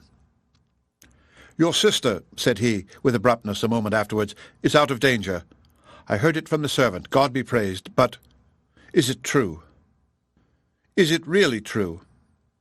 Elinor would not speak. He repeated the inquiry with yet greater eagerness. "For God's sake, tell me, is she out of danger, or is she not?" "We hope she is." He rose up and walked across the room. "Had I known as much half an hour ago. But since I am here," speaking with a forced vivacity as he returned to his seat, "what does it signify? For once, Miss Dashwood, it will be the last time, perhaps. Let us be cheerful together. I am in a fine mood for gaiety. Tell me honestly," a deeper glow overspreading his cheeks, "do you think me most a knave or a fool?" Elinor looked at him with greater astonishment than ever. She began to think that he must be in liquor. The strangeness of such a visit and of such manners seemed no otherwise intelligible, and with this impression she immediately rose, saying, "Mr. Willoughby, I advise you at present to return to Combe. I am not at leisure to remain with you longer. Whatever your business may be with me, it will be better recollected and explained tomorrow." "I understand you," he replied with an expressive smile and a voice perfectly calm. "Yes, I am very drunk. A pint of porter with my cold beef at Marlborough was enough to overset me." "At Marlborough?" cried Elinor, more and more at a loss to understand what he would be at. "Yes. I left London this morning at 8 o'clock, and the only 10 minutes I have spent out of my chaise since that time procured me a luncheon at Marlborough." The steadfast of his manner, and the intelligence of his eye as he spoke, convincing Elinor that whatever other unpardonable folly might bring him to Cleveland, he was not brought there by intoxication, she said after a moment's recollection. "Mr. Willoughby, you ought to feel, and I certainly do, that after what has passed, your coming here in this manner and forcing yourself upon my notice requires a very particular excuse. What is it that you mean by it?" "I mean," he said with serious energy, "if I can, to make you hate me 1 degree less than you do now. I mean to offer some kind of explanation, some kind of apology for the past, to open my whole heart to you, and by convincing you that though I have been always a blockhead, I have not always been a rascal, to obtain something like forgiveness from your sister." "Is this the real reason of your coming?" "Upon my soul it is," was his answer, with a warmth which brought all the former Willoughby to her remembrance, and in spite of herself made her think him sincere. "If that is all, you may be satisfied already, for Marianne she has long forgiven you." "Has she?" he cried in the same eager tone. "Then she has forgiven me before she ought to have done it. But she shall forgive me again, and on more reasonable grounds. Now will you listen to me?" Elinor bowed her assent.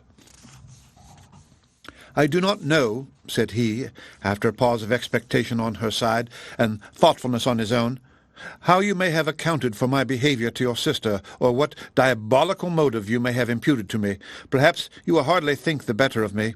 It is worth the trial, however, and you shall hear everything. When I first became intimate in your family, I had no other intention, no other view in the acquaintance than to pass my time pleasantly while I was obliged to remain in Devonshire, more pleasantly than I had ever done before. Your sister's lovely person and interesting manners could not but please me, and her behaviour to me almost from the first was of a kind— It is astonishing when I reflect on what it was, and what she was, that my heart should have been so insensible. But at first, I must confess, my vanity only was elevated by it. Careless of her happiness, thinking only of my own amusement, giving way to feelings which I had always been too much in the habit of indulging, I endeavoured by every means in my power to make myself pleasing to her without any design of returning her affection." Miss Dashwood, at this point, turning her eyes on him with the most angry contempt, stopped him by saying, "It is hardly worth while, Mr. Willoughby, for you to relate, or for me to listen any longer. Such a beginning as this cannot be followed by anything. Do not let me be pained by hearing anything more on the subject." "I insist on your hearing the whole of it," he replied. "My fortune was never large, and I had always been expensive, always in the habit of associating with people of better income than myself. Every year since my coming of age, or even before, I believe, had added to my debts, and though the death of my old cousin, Mrs. Smith, was to set me free, yet, that event being uncertain and possibly far distant, it had been for some time my intention to re-establish my circumstances by marrying a woman of fortune. To attach myself to your sister, therefore, was not a thing to be thought of, and with a meanness, selfishness, and cruelty which no indignant, no contemptuous look, even of yours, Miss Dashwood, can ever reprobate too much. I was acting in this manner, trying to engage her regard without a thought of returning it. But one thing may be said for me, even in that horrid state of selfish vanity. I did not know the extent of the injury I meditated, because I did not then know what it was to love. But have I ever known it? Well may it be doubted, for had I really loved, could I have sacrificed my feelings to vanity, to avarice, or what is more, could I have sacrificed hers? But I have done it. To avoid a comparative poverty which her affection and her society would have deprived of all its horrors, I have, by raising myself to affluence, lost everything that could make it a blessing." "You did, then?" said Elinor, a little softened, "believe yourself at one time attached to her?" "To have resisted such attractions, to have withstood such tenderness, is there a man on earth who could have done it? Yes, I found myself by insensible degrees sincerely fond of her, and the happiest hours of my life were what I spent with her when I felt my intentions were strictly honourable and my feelings blameless. Even then, however, when fully determined on paying my addresses to her, I allowed myself, most importantly, to put off from day to day the moment of doing it, from an unwillingness to enter into an engagement while my circumstances were so greatly embarrassed. I will not reason here, nor will I stop for you to expatiate on the absurdity and the worse than absurdity of scrupling to engage my faith where my honour was already bound. The event has proved that I was a cunning fool, providing with great circumspection for a possible opportunity of making myself contemptible and wretched forever. At last, however, my resolution was taken, and I had determined, as soon as I could engage her alone, to justify the attentions I had so invariably paid her, and openly assure her of an affection which I had already taken such pains to display. But in the interim of the very few hours that were to pass before I could have an opportunity of speaking with her in private, a circumstance occurred, an unlucky circumstance, to ruin all my resolution, and with it all my comfort. A discovery took place." Here he hesitated and looked down. "Mrs. Smith had somehow or other been informed, I imagine by some distant relation whose interest it was to deprive me of her favour, of an affair, a connection. But I need not explain myself further," he added, looking at her with a heightened colour and an inquiring eye. "Your particular intimacy, you have probably heard the whole story long ago." "I have," returned Elinor, colouring likewise, and hardening her heart anew against any compassion for him. "I have heard it all. And how will you explain away any part of your guilt in that dreadful business, I confess is beyond my comprehension." "Remember," cried Willoughby, "from who you received the account. Could it be an impartial one? I acknowledge that her situation and her character ought to have been respected by me. I do not mean to justify myself, but at the same time cannot leave you to suppose that I have nothing to urge, that because she was injured she was irreproachable, and because I was a libertine she must be a saint. If the violence of her passions, the weakness of her understanding, I do not mean, however, to defend myself, her affection for me deserved better treatment, and I often, with great self-reproach, recall the tenderness which, for a very short time, had the power of creating any return. I heartily wish it had never been, but I have injured more than herself, and I have injured one whose affection for me, may I say it, was scarcely less warm than hers, and whose mind, oh, how infinitely superior.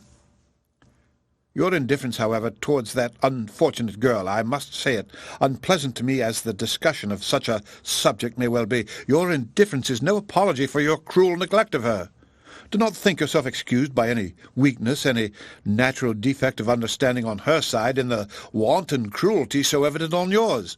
You must have known that while you were enjoying yourself in Devonshire, pursuing fresh schemes, always gay, always happy, she was reduced to the extreme indigence." "But upon my soul I did not know it," he warmly replied. "I did not recollect that I had admitted to give her my direction, and common sense might have told her how to find it out." "Well, sir, and what said Mrs. Smith?" "She taxed me with the offence at once, and my confusion may be guessed. The purity of her life, the formality of her notions, her ignorance of the world, everything was against me. The matter itself I could not deny, and vain was every endeavour to soften it. She was previously disposed, I believe, to doubt the morality of my conduct in general, and was moreover discontented with the very little attention, the very little portion of my time that I had bestowed on her in my present visit. In short, it ended in a total breach. By one measure I might have saved myself. In the height of her morality, good woman, she offered to forgive the past if I would marry Eliza. That could not be, and I was formally dismissed from her favour and her house. The night following this affair, I was to go the next morning, was spent by me in deliberating on what my future conduct should be. The struggle was great, but it ended too soon. My affection for Marianne, my thorough conviction of her attachment to me, it was all insufficient to outweigh that dread of poverty, or get the better of those false ideas of the necessity of riches which I was naturally inclined to feel, and expensive society had increased. I had reason to believe myself secure of my present wife, if I chose to address her, and I persuaded myself to think that nothing else in common prudence remained for me to do. A heavy scene, however, awaited me before I could leave Devonshire. I was engaged to dine with you on that very day.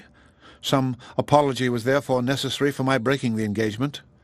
But whether I should write this apology or deliver it in person was a point of long debate. To see Marianne I felt would be dreadful, and I even doubted whether I could see her again and keep to my resolution. In that point, however, I undervalued my own magnanimity, as the event declared, for I saw her miserable, and left her hoping never to see her again. "Why did you call, Mr. Willoughby?" said Elinor reproachfully. "A note would have answered every purpose. Why was it necessary to call?" "It was necessary to my own pride. I could not bear to leave the country in a manner that might lead you or the rest of the neighbourhood to suspect any part of what had really passed between Mrs. Smith and myself, and I resolved, therefore, on calling at the cottage in my way to Honiton. The sight of your dear sister, however, was really dreadful, and to heighten the matter, I found her alone. You were all gone, I do not know where. I had left her only the evening before, so firmly resolved within myself on doing right. A few hours were to have engaged her to me for ever, and I remember how happy, how gay were my spirits as I walked from the cottage to Allenham, satisfied with myself, delighted with everybody. But in this, our last interview of friendship, I approached her with a sense of guilt that almost took from me the power of dissembling. Her sorrow, her disappointment, her deep regret when I told her that I was obliged to leave Devonshire so immediately, I never shall forget it. United, too, with such reliance, such self-confidence in me. Oh, God! What a hard-hearted rascal I was! They were both silent for a few moments. Elinor spoke first. "Did you tell her that you should soon return?" "I do not know what I told her," he replied, impatiently. "Less than was due to the past, beyond a doubt, and in all likelihood much more than was justified by the future."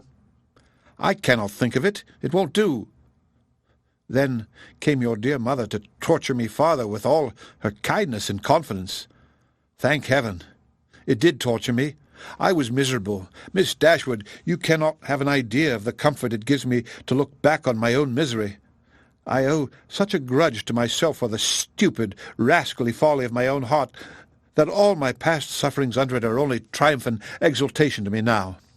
Well, I went, left all that I loved, and went to those to whom, at best, I was only indifferent. My journey to town, travelling with my own horses, and therefore so tediously, no creature to speak to, my own reflections so cheerful when I looked forward, everything so inviting. When I looked back at Barton, the picture so soothing. Oh, it was a blessed journey." He stopped. "Well, sir," said Elinor, who, though pitying him, grew impatient for his departure, "and this is all?" "All? No. Have you forgot what passed in town, that infamous letter? Did she show it to you?" "Yes, I saw every note that passed. When the first of hers reached me, as it immediately did, for I was in town the whole time, what I felt is, in the common phrase, not to be expressed. In a more simple one, perhaps too simple to raise any emotion, my feelings were very, very painful. Every line, every word was, in the hackneyed metaphor which their dear writer, were she here, would forbid a dagger to my heart. To know that Marianne was in town was, in the same language, a thunderbolt. Thunderbolts and daggers. What a reproof would she have given me! Her taste, her opinions, I believe they are better known to me than my own, and I'm sure they are dearer." Elinor's heart, which had undergone many changes in the course of this extraordinary conversation, was now softened again, yet she felt it her duty to check such ideas in her companion as the last. "This is not right, Mr. Willoughby. Remember that you are married. Relate only what in your conscience you think necessary for me to hear." Marianne's note, by assuring me that I was still as dear to her as in former days, that in spite of the many, many weeks we had been separated, she was as constant in her own feelings and as full of faith in the constancy of mine as ever, awakened all my remorse.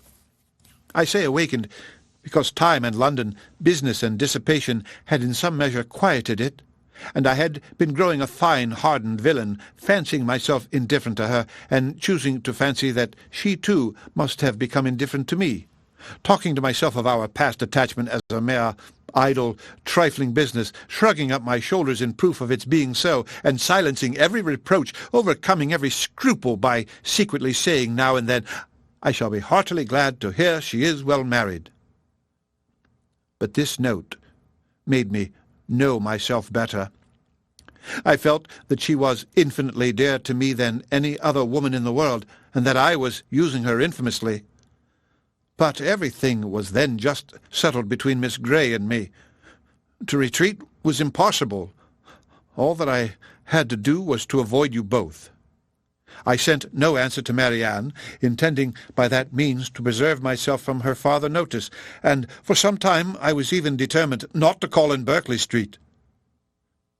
But at last, judging it wiser to affect the air of a cool, common acquaintance than anything else, I watched you all safely out of the house one morning and left my name. "Watched us out of the house?" "Even so. You would be surprised to hear how often I watched you, how often I was on the point of falling in with you. I have entered many a shop to avoid your sight as the carriage drove by. Lodging as I did in Bond Street, there was hardly a day in which I did not catch a glimpse of one or other of you, and nothing but the most constant watchfulness on my side, a most invariably prevailing desire to keep out of your sight, could have separated us so long. I avoided the Middletons as much as possible, as well as everybody else who was likely to prove an acquaintance in common. Not aware of their being in town, however, I blundered on Sir John, I believe, the first day of his coming, and the day after I had called at Mrs. Jennings. He asked me to a party, a dance at his house in the evening. Had he not told me as an inducement that you and your sister were to be there, I should have felt it too certain a thing to trust myself near him. The next morning brought another short note from Marianne, still affectionate, open, artless, confiding, everything that could make my conduct most hateful. I could not answer it. I tried, but could not frame a sentence. But I thought of her, I believe, every moment of the day. If you can pity me, Miss Dashwood, pity my situation as it was then. With my head and heart full of your sister, I was forced to play the happy lover to another woman. Those 3 or 4 weeks were worse than all. Well, at last, as I need not tell you, you were forced on me, and what a sweet figure I cut! What an evening of agony it was! Marianne, beautiful as an angel on one side, calling me Willoughby in such a tone. Oh, God! Holding out her hand to me, asking me for an explanation with those bewitching eyes fixed in such speaking solicitude on my face. And Sophia, jealous as the devil on the other hand, looking all that was— well, it does not signify, as it is over now. Such an evening! I ran away from you all as soon as I could, but not before I had seen Marianne's sweet face as white as death. That was the last look I ever had of her, the last manner in which she appeared to me. It was a horrid sight. Yet when I thought of her today as really dying, it was a kind of comfort to me to imagine that I knew exactly how she would appear to those who saw her last in this world. She was before me, constantly before me, as I travelled in the same look and you. A short pause of mutual thoughtfulness succeeded. Willoughby, first rousing himself, broke it thus. "Well, let me make haste and be gone. Your sister is certainly better, certainly out of danger. We are assured of it. Your poor mother, too, doting on Marianne. But the letter, Mr. Willoughby, your own letter, have you anything to say about that?" Yes, that in particular. Your sister wrote to me again, you know, the very next morning. You saw what she said. I was breakfasting at the Ellisons, and her letter, with some others, was brought to me there from my lodgings. It happened to catch Sophia's eye before it caught mine, and its size, the elegance of the paper, the handwriting, altogether immediately gave her a suspicion. Some vague report had reached her before of my attachment to some young lady in Devonshire, and what had passed within her observation the preceding evening had marked who the young lady was, and made her more jealous than ever, affecting that air of playfulness, therefore, which is delightful in a woman one loves. She opened the letter directly, and read its contents. She was well paid for her impudence. She read what made her wretched. Her wretchedness I could have borne, but her passion, her malice, at all events, it must be appeased. And in short, what do you think of my wife's style of letter-writing? Delicate, tender, truly feminine, was it not? Your wife? The letter was in your own handwriting. Yes, but I had only the credit of servilely copying such sentences as I was ashamed to put my name to. The original was all her own happy thoughts and gentle diction. But what could I do? We were engaged, everything in preparation, the day almost fixed. But I am talking like a fool. Preparation, day. In honest words, her money was necessary to me, and in a situation like mine, anything was to be done to prevent a rupture. And after all, what did it signify to my character, in the opinion of Marianne and her friends, in what language my answer was couched? It must have been only to one end. My business was to declare myself a scoundrel, and whether I did it with a bow or a bluster was of little importance. I am ruined forever in their opinion, said I to myself. I am shut out forever from their society. They already think me an unprincipled fellow. This letter will only make them think me a blackguard one. Such were my reasonings as, in a sort of desperate carelessness, I copied my wife's words and parted with the last relics of Marianne. Her 3 notes, unluckily they were all in my pocket-book, or I should have denied their existence, and hoarded them forever. I was forced to put them up, and could not even kiss them, and the lock of hair, that, too, I had always carried about me in the same pocket-book, which was now searched by Madam with the most ingratiating virulence, the dear lock, every memento was torn from me. You are very wrong, Mr. Willoughby, very blamable, said Elinor, while her voice, in spite of herself, betrayed her compassionate emotion. You ought not to speak in this way, either of Mrs. Willoughby or my sister.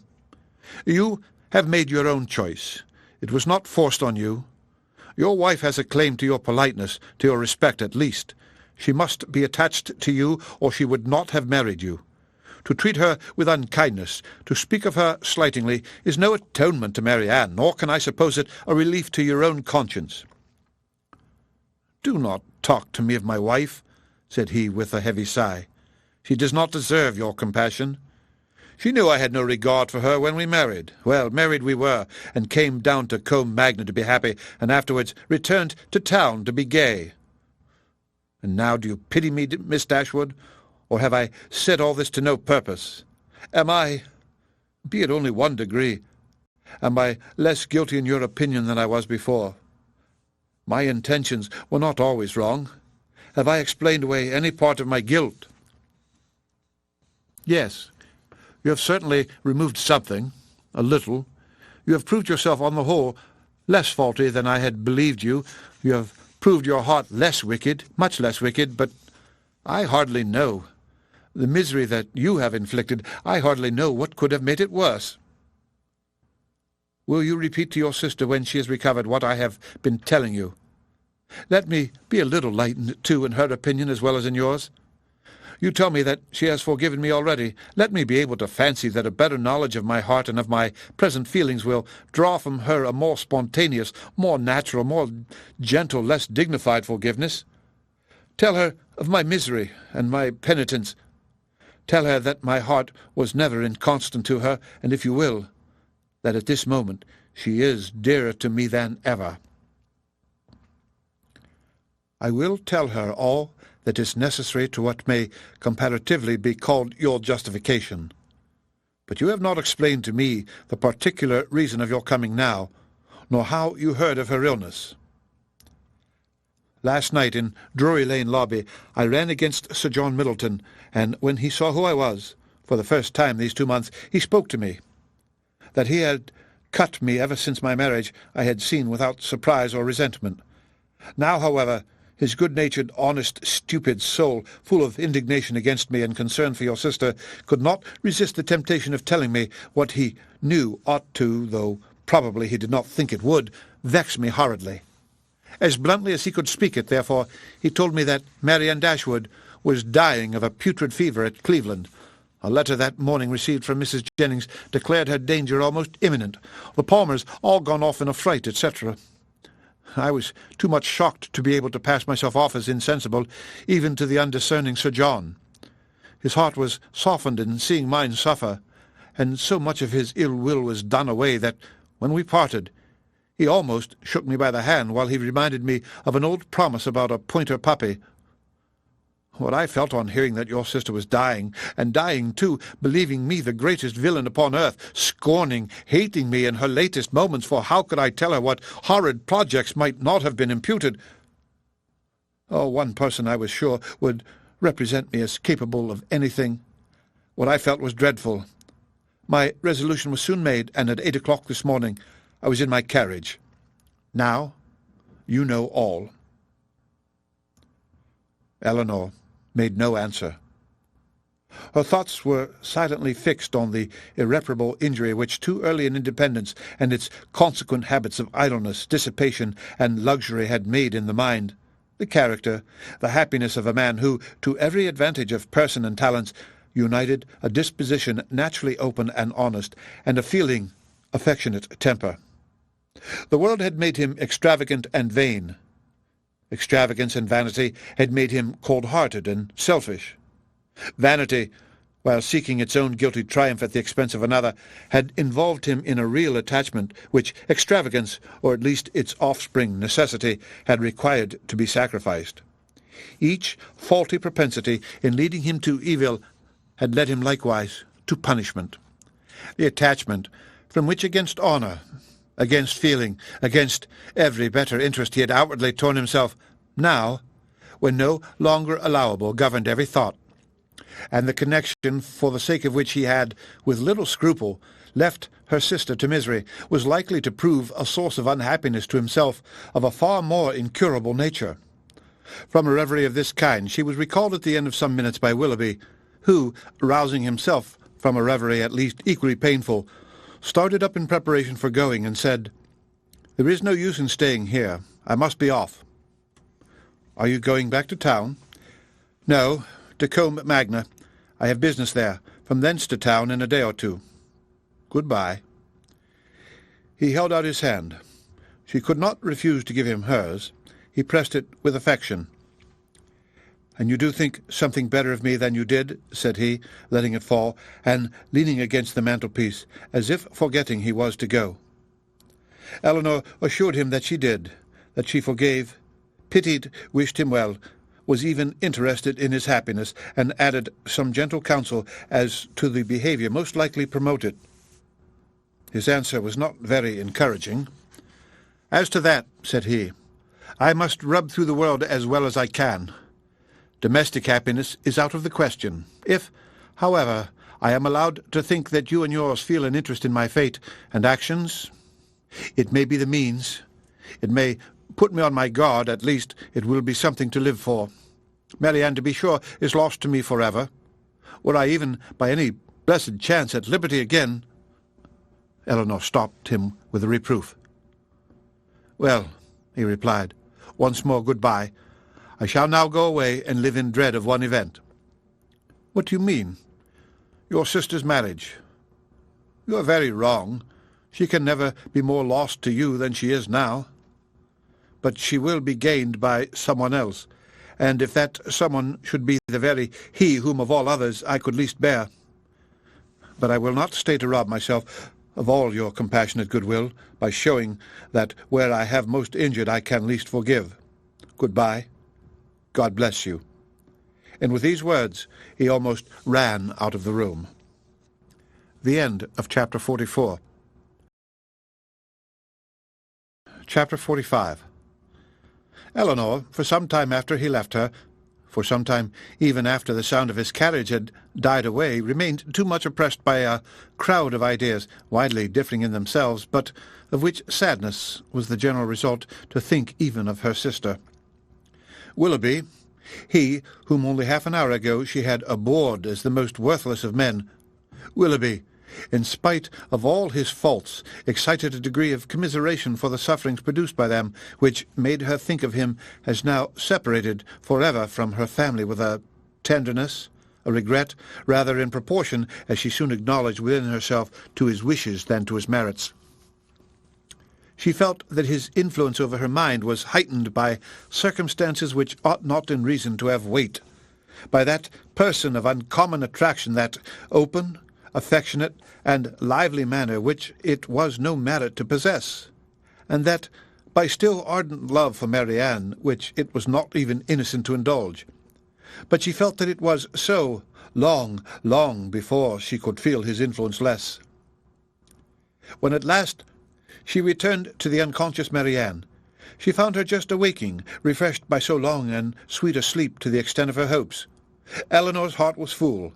The past, the present, and the future, Willoughby's visit, Marianne's safety, and her mother's expected arrival, threw her altogether into an agitation of spirits which kept off every indication of fatigue, and made her only fearful of betraying herself to her sister. Short was the time, however, in which that fear could affect her, for within half an hour after Willoughby's leaving the house, she was again called downstairs by the sound of another carriage. Eager to save her mother from every unnecessary moment's horrible suspense, she ran immediately into the hall and reached the outward door just in time to receive and support her as she entered it.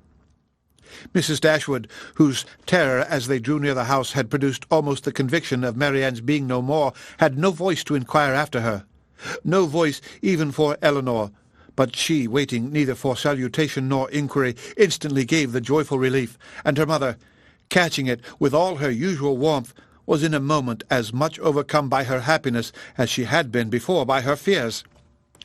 She was supported into the drawing-room between her daughter and her friend, and there, shedding tears of joy, though still unable to speak, embraced Elinor again and again, turning from her at intervals to press Colonel Brandon's hand with a look which spoke at once her gratitude and her conviction of his sharing with herself in the bliss of the moment. He shared it, however, in a silence even greater than her own. As soon as Mrs. Dashwood had recovered herself, to see Marianne was her first desire, and in 2 minutes she was with her beloved child, rendered dearer to her than ever by absence, unhappiness, and danger. Elinor's delight, as she saw what each felt in the meeting, was only checked by an apprehension of its robbing Marianne of farther sleep. But Mrs. Dashwood could be calm, could be even prudent, when the life of a child was at stake, and Marianne, satisfied in knowing her mother was near her, and conscious of being too weak for conversation, submitted readily to the silence and quiet prescribed by every nurse around her. Mrs. Dashwood would sit up with her all night, and Elinor, in compliance with her mother's entreaty, went to bed. But the rest, which one night, entirely sleepless, and many hours of the most wearing anxiety seemed to make requisite, was kept off by irritation of spirits. Willoughby, poor Willoughby, as she now allowed herself to call him, was constantly in her thoughts. She would not but have heard his vindication for the world, and now blamed, now acquitted herself for having judged him so harshly before. But her promise of relating it to her sister was invariably painful. She dreaded the performance of it, dreaded what its effect on Marianne might be, doubted whether after such an explanation she could ever be happy with another, and for a moment wished Willoughby a widower. Then, remembering Colonel Brandon, reproved herself, felt that to his sufferings and his constancy far more than to his rivals the reward of her sister was due, and wished anything rather than Mrs. Willoughby's death.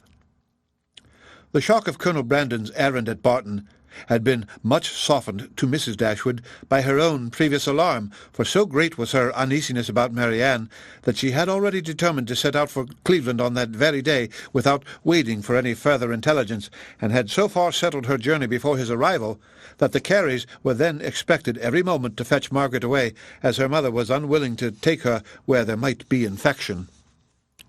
Marianne continued to mend every day, and the brilliant cheerfulness of Mrs. Dashwood's looks and spirits proved her to be, as she repeatedly declared herself, one of the happiest women in the world.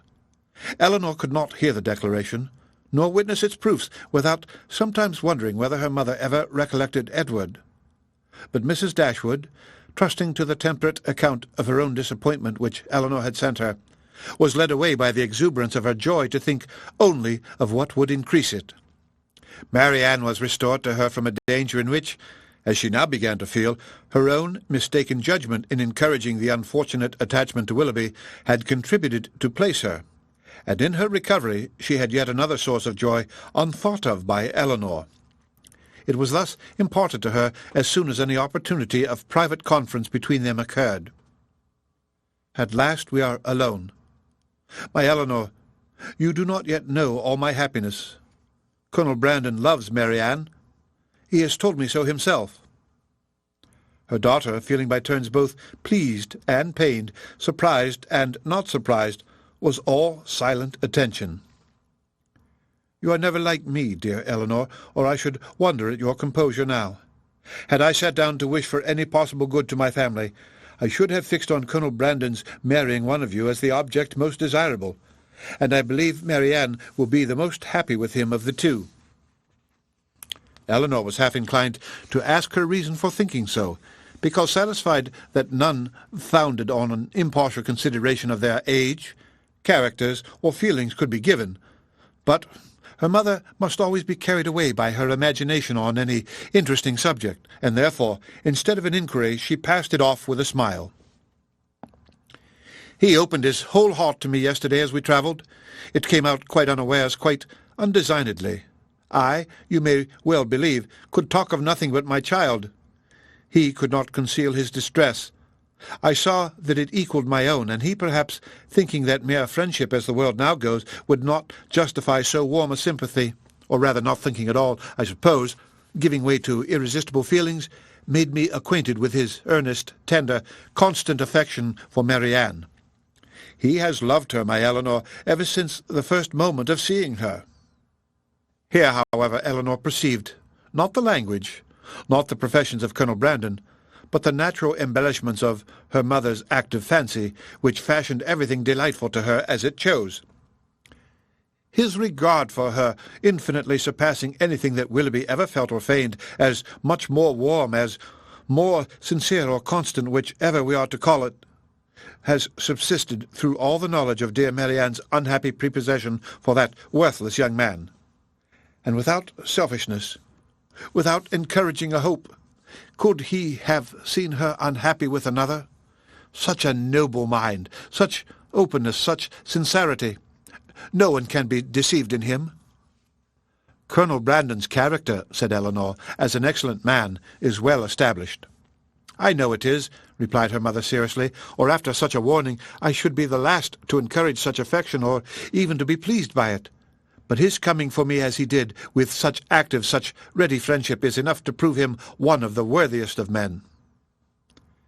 "His character, however," answered Elinor, "does not rest on one act of kindness to which his affection for Marianne, were humanity out of the case, would have prompted him. To Mrs. Jennings, to the Middletons, he has been long and intimately known. They equally love and respect him, and even my own knowledge of him, though lately acquired, is very considerable, and so highly do I value and esteem him, that if Marianne can be happy with him, I shall be as ready as yourself to think our connection the greatest blessing to us in the world. What answer did you give him? Did you allow him to hope?" "Oh, my love, I could not then talk of hope to him or to myself. Marianne might at that moment be dying. But he did not ask for hope or encouragement. His was an involuntary confidence, an irrepressible effusion to a soothing friend, not an application to a parent. Yet, after a time I did say, for at first I was quite overcome, that if she lived, as I trusted she might, my greatest happiness would lie in promoting their marriage, and since our arrival, since our delightful security, I have repeated it to him more fully, have given him every encouragement in my power. Time, a very little time, I tell him, will do everything. Marianne's heart is not to be wasted forever on such a man as Willoughby. His own merits must soon secure it." To judge from the Colonel's spirits, however, you have not yet made him equally sanguine.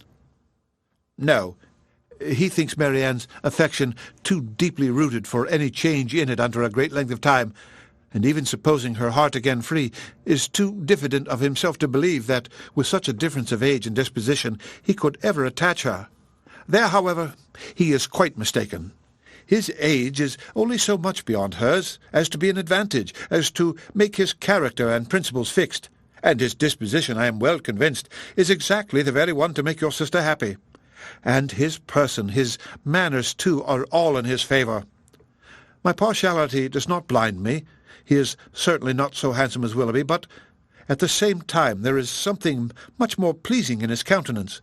There was always a something, if you remember, in Willoughby's eyes at times, which I did not like. Elinor could not remember it, but her mother, without waiting for her assent, continued.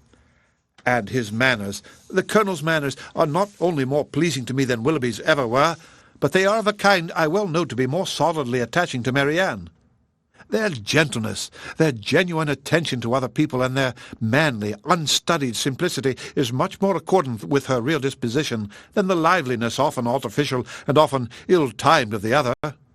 I am very sure myself that had Willoughby turned out as really amiable as he has proven himself the contrary, Marianne would yet never have been so happy with him as she will be with Colonel Brandon. She paused.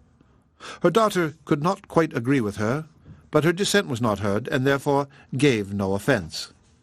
At Delaford, she will be within an easy distance of me, added Mrs. Dashwood, even if I remain at Barton, and in all probability, for I hear it is a large village, indeed there certainly must be some small house or cottage close by that would suit us quite as well as our present situation.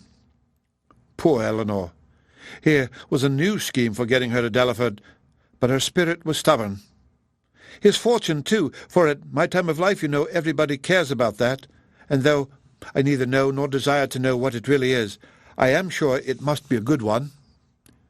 Here they were interrupted by the entrance of a third person, and Elinor withdrew to think it all over in private, to wish success to her friend, and yet, in wishing it, to feel a pang for Willoughby.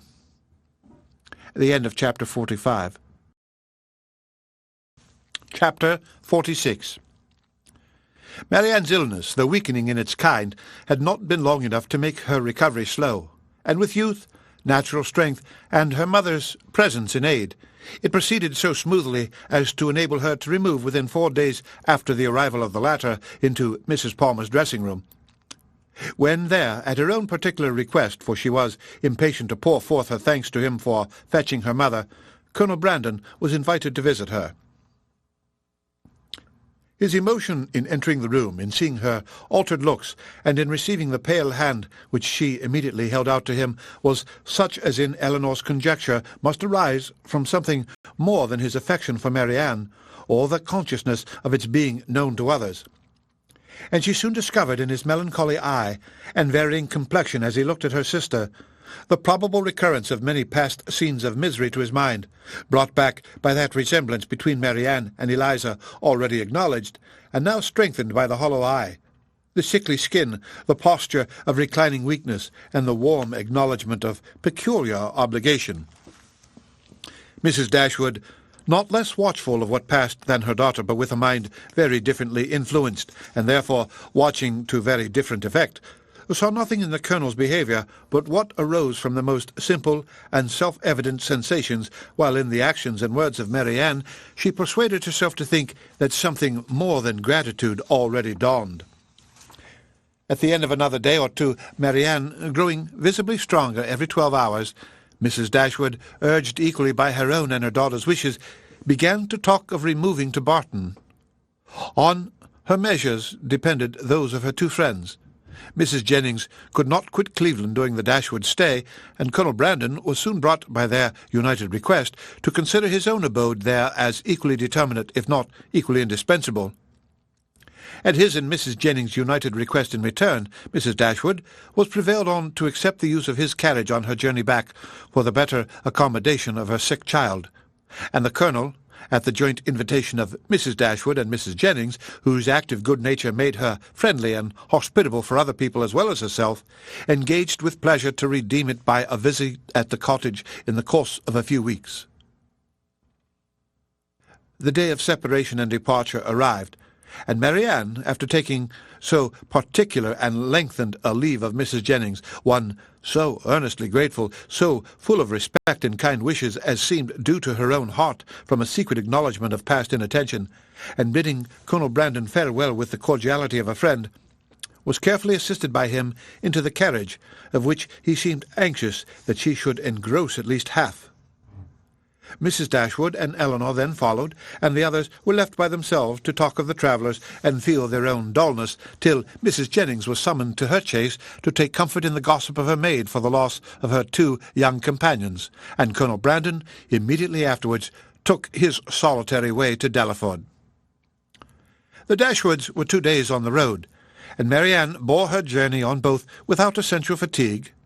Everything that the most zealous affection, the most solicitous care could do to render her comfortable was the office of each watchful companion, and each found their reward in her bodily ease and her calmness of spirits.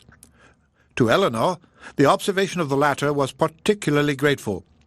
She who had seen her week after week so constantly suffering, oppressed by anguish of heart which she had neither courage to speak of nor fortitude to conceal, now saw, with a joy which no other could equally share, an apparent composure of mind which, in being the result, as she trusted, of serious reflection, must eventually lead her to contentment and cheerfulness. As they approached Barton, indeed, and entered on scenes of which every field and every tree brought some peculiar, some painful recollection, she grew silent and thoughtful, and, turning away her face from their notice, sat earnestly gazing through the window. But here Elinor could neither wonder nor blame, and when she saw, as she assisted Marianne from the carriage, that she had been crying, she saw only an emotion too natural in itself to raise anything less tender than pity, and, in its unobtrusiveness, entitled to praise. In the whole of her subsequent manner she traced the direction of a mind awakened to reasonable exertion, for no sooner had they entered their common sitting-room than Marianne turned her eyes around it with a look of resolute firmness, as if determined at once to accustom herself to the sight of every object with which the resemblance of Willoughby could be connected. She said little, but every sentence aimed at cheerfulness, and though a sigh sometimes escaped her, it never passed away without the atonement of a smile. After dinner, she would try her pianoforte.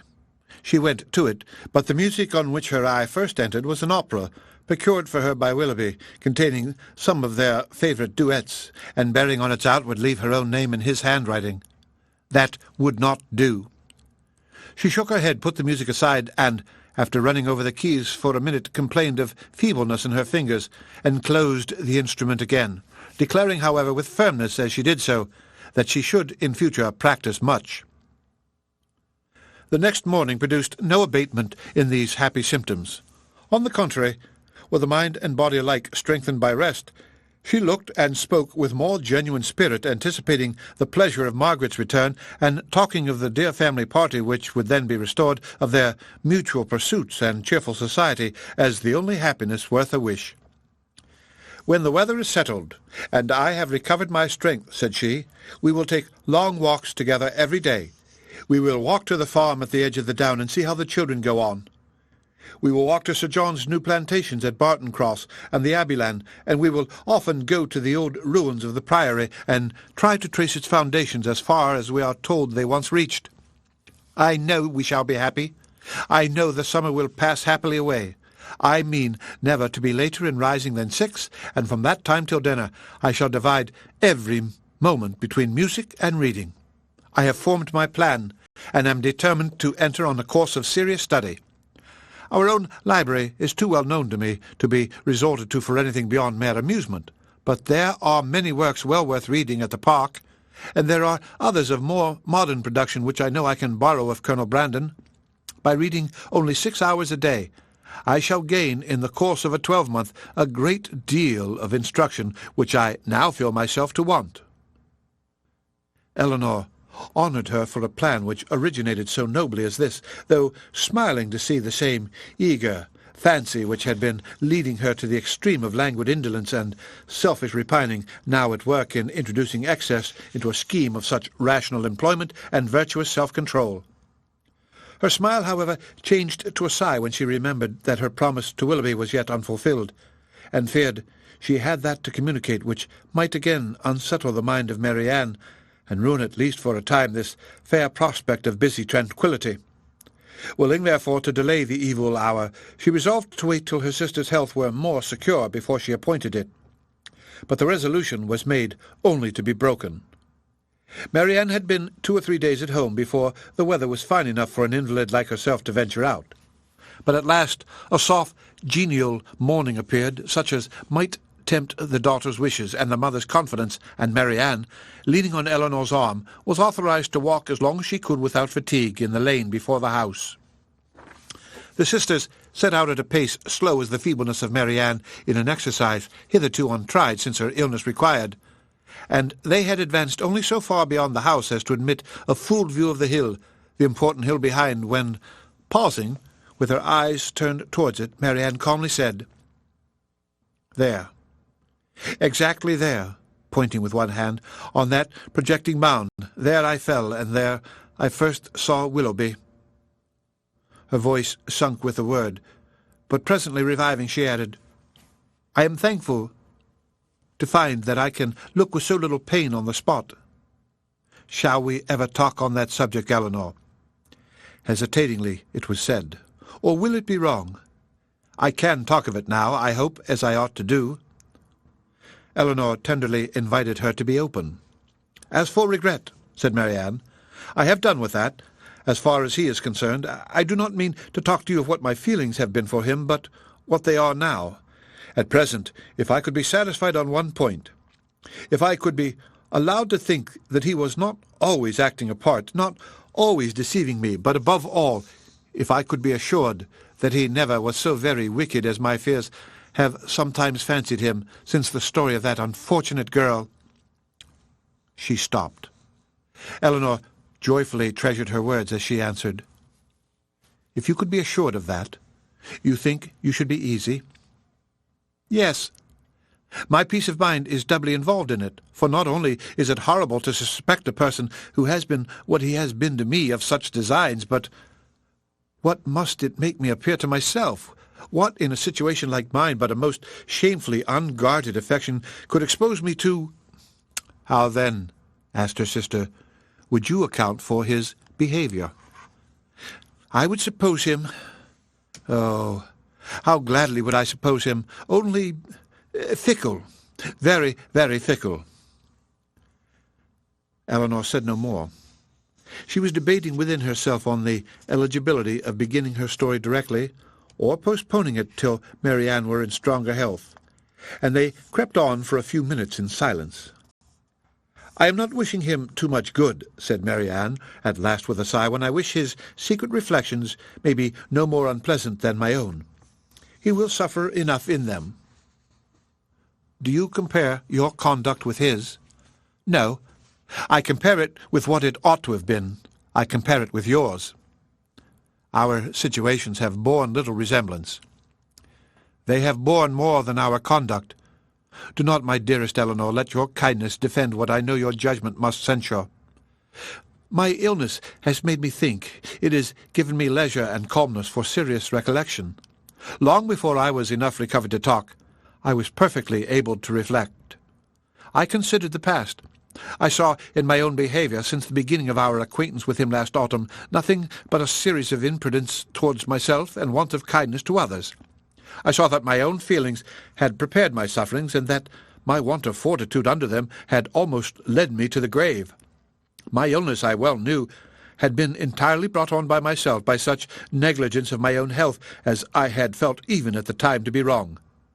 Had I died, it would have been self-destruction. I did not know my danger till the danger was removed, but with such feelings as these reflections gave me, I wonder at my recovery, wonder that the very eagerness of my desire to live, to have time for atonement to my God and to you all, did not kill me at once. Had I died, in what peculiar misery should I have left you, my nurse, my friend, my sister? You, who had seen all the fretful selfishness of my latter days, who had known all the murmurings of my heart, how should I have lived in your remembrance? My mother, too, how could you have consoled her? I cannot express my own abhorrence of myself. Whenever I looked towards the past, I saw some duty neglected or some failing indulged. Everybody seemed injured by me. The kindness, the unceasing kindness of Mrs. Jennings, I had repaid with ungrateful contempt. To the Middletons, the Palmers, the Steeles, to every common acquaintance even, I had been insolent and unjust, with a heart hardened against their merits and a temper irritated by their very attention. To John, to Fanny, yes, even to them, little as they deserve, I had given less than their due. But you above all, above my mother, had been wronged by me. I, and only I, knew your heart and its sorrows, yet to what did it influence me? Not to any compassion that could benefit you or myself. Your example was before me, but to what avail? Was I more considerate of you and your comfort? Did I imitate your forbearance or lessen your restraints by taking any part in those offices of general complaisance or particular gratitude which you had hitherto been left to discharge alone? No. Not less when I knew you to be unhappy than when I had believed you at ease did I turn away from every exertion of duty or friendship, scarcely allowing sorrow to exist but with me, regretting only that heart which had deserted and wronged me, and leaving you, for whom I professed an unbounded affection, to be miserable for my sake. Here ceased the rapid flow of her self-reproving spirit, and Elinor, impatient to soothe, though too honest to flatter, gave her instantly that praise and support which her frankness and her contrition so well deserved. Marianne pressed her hand and replied, "You are very good. The future must be my proof. I have laid down my plan, and if I am capable of adhering to it, my feelings shall be governed and my temper improved. They shall no longer worry others, nor torture myself. I shall now live solely for my family. You, my mother, and Margaret must henceforth be all the world to me. You will share my affections entirely between you.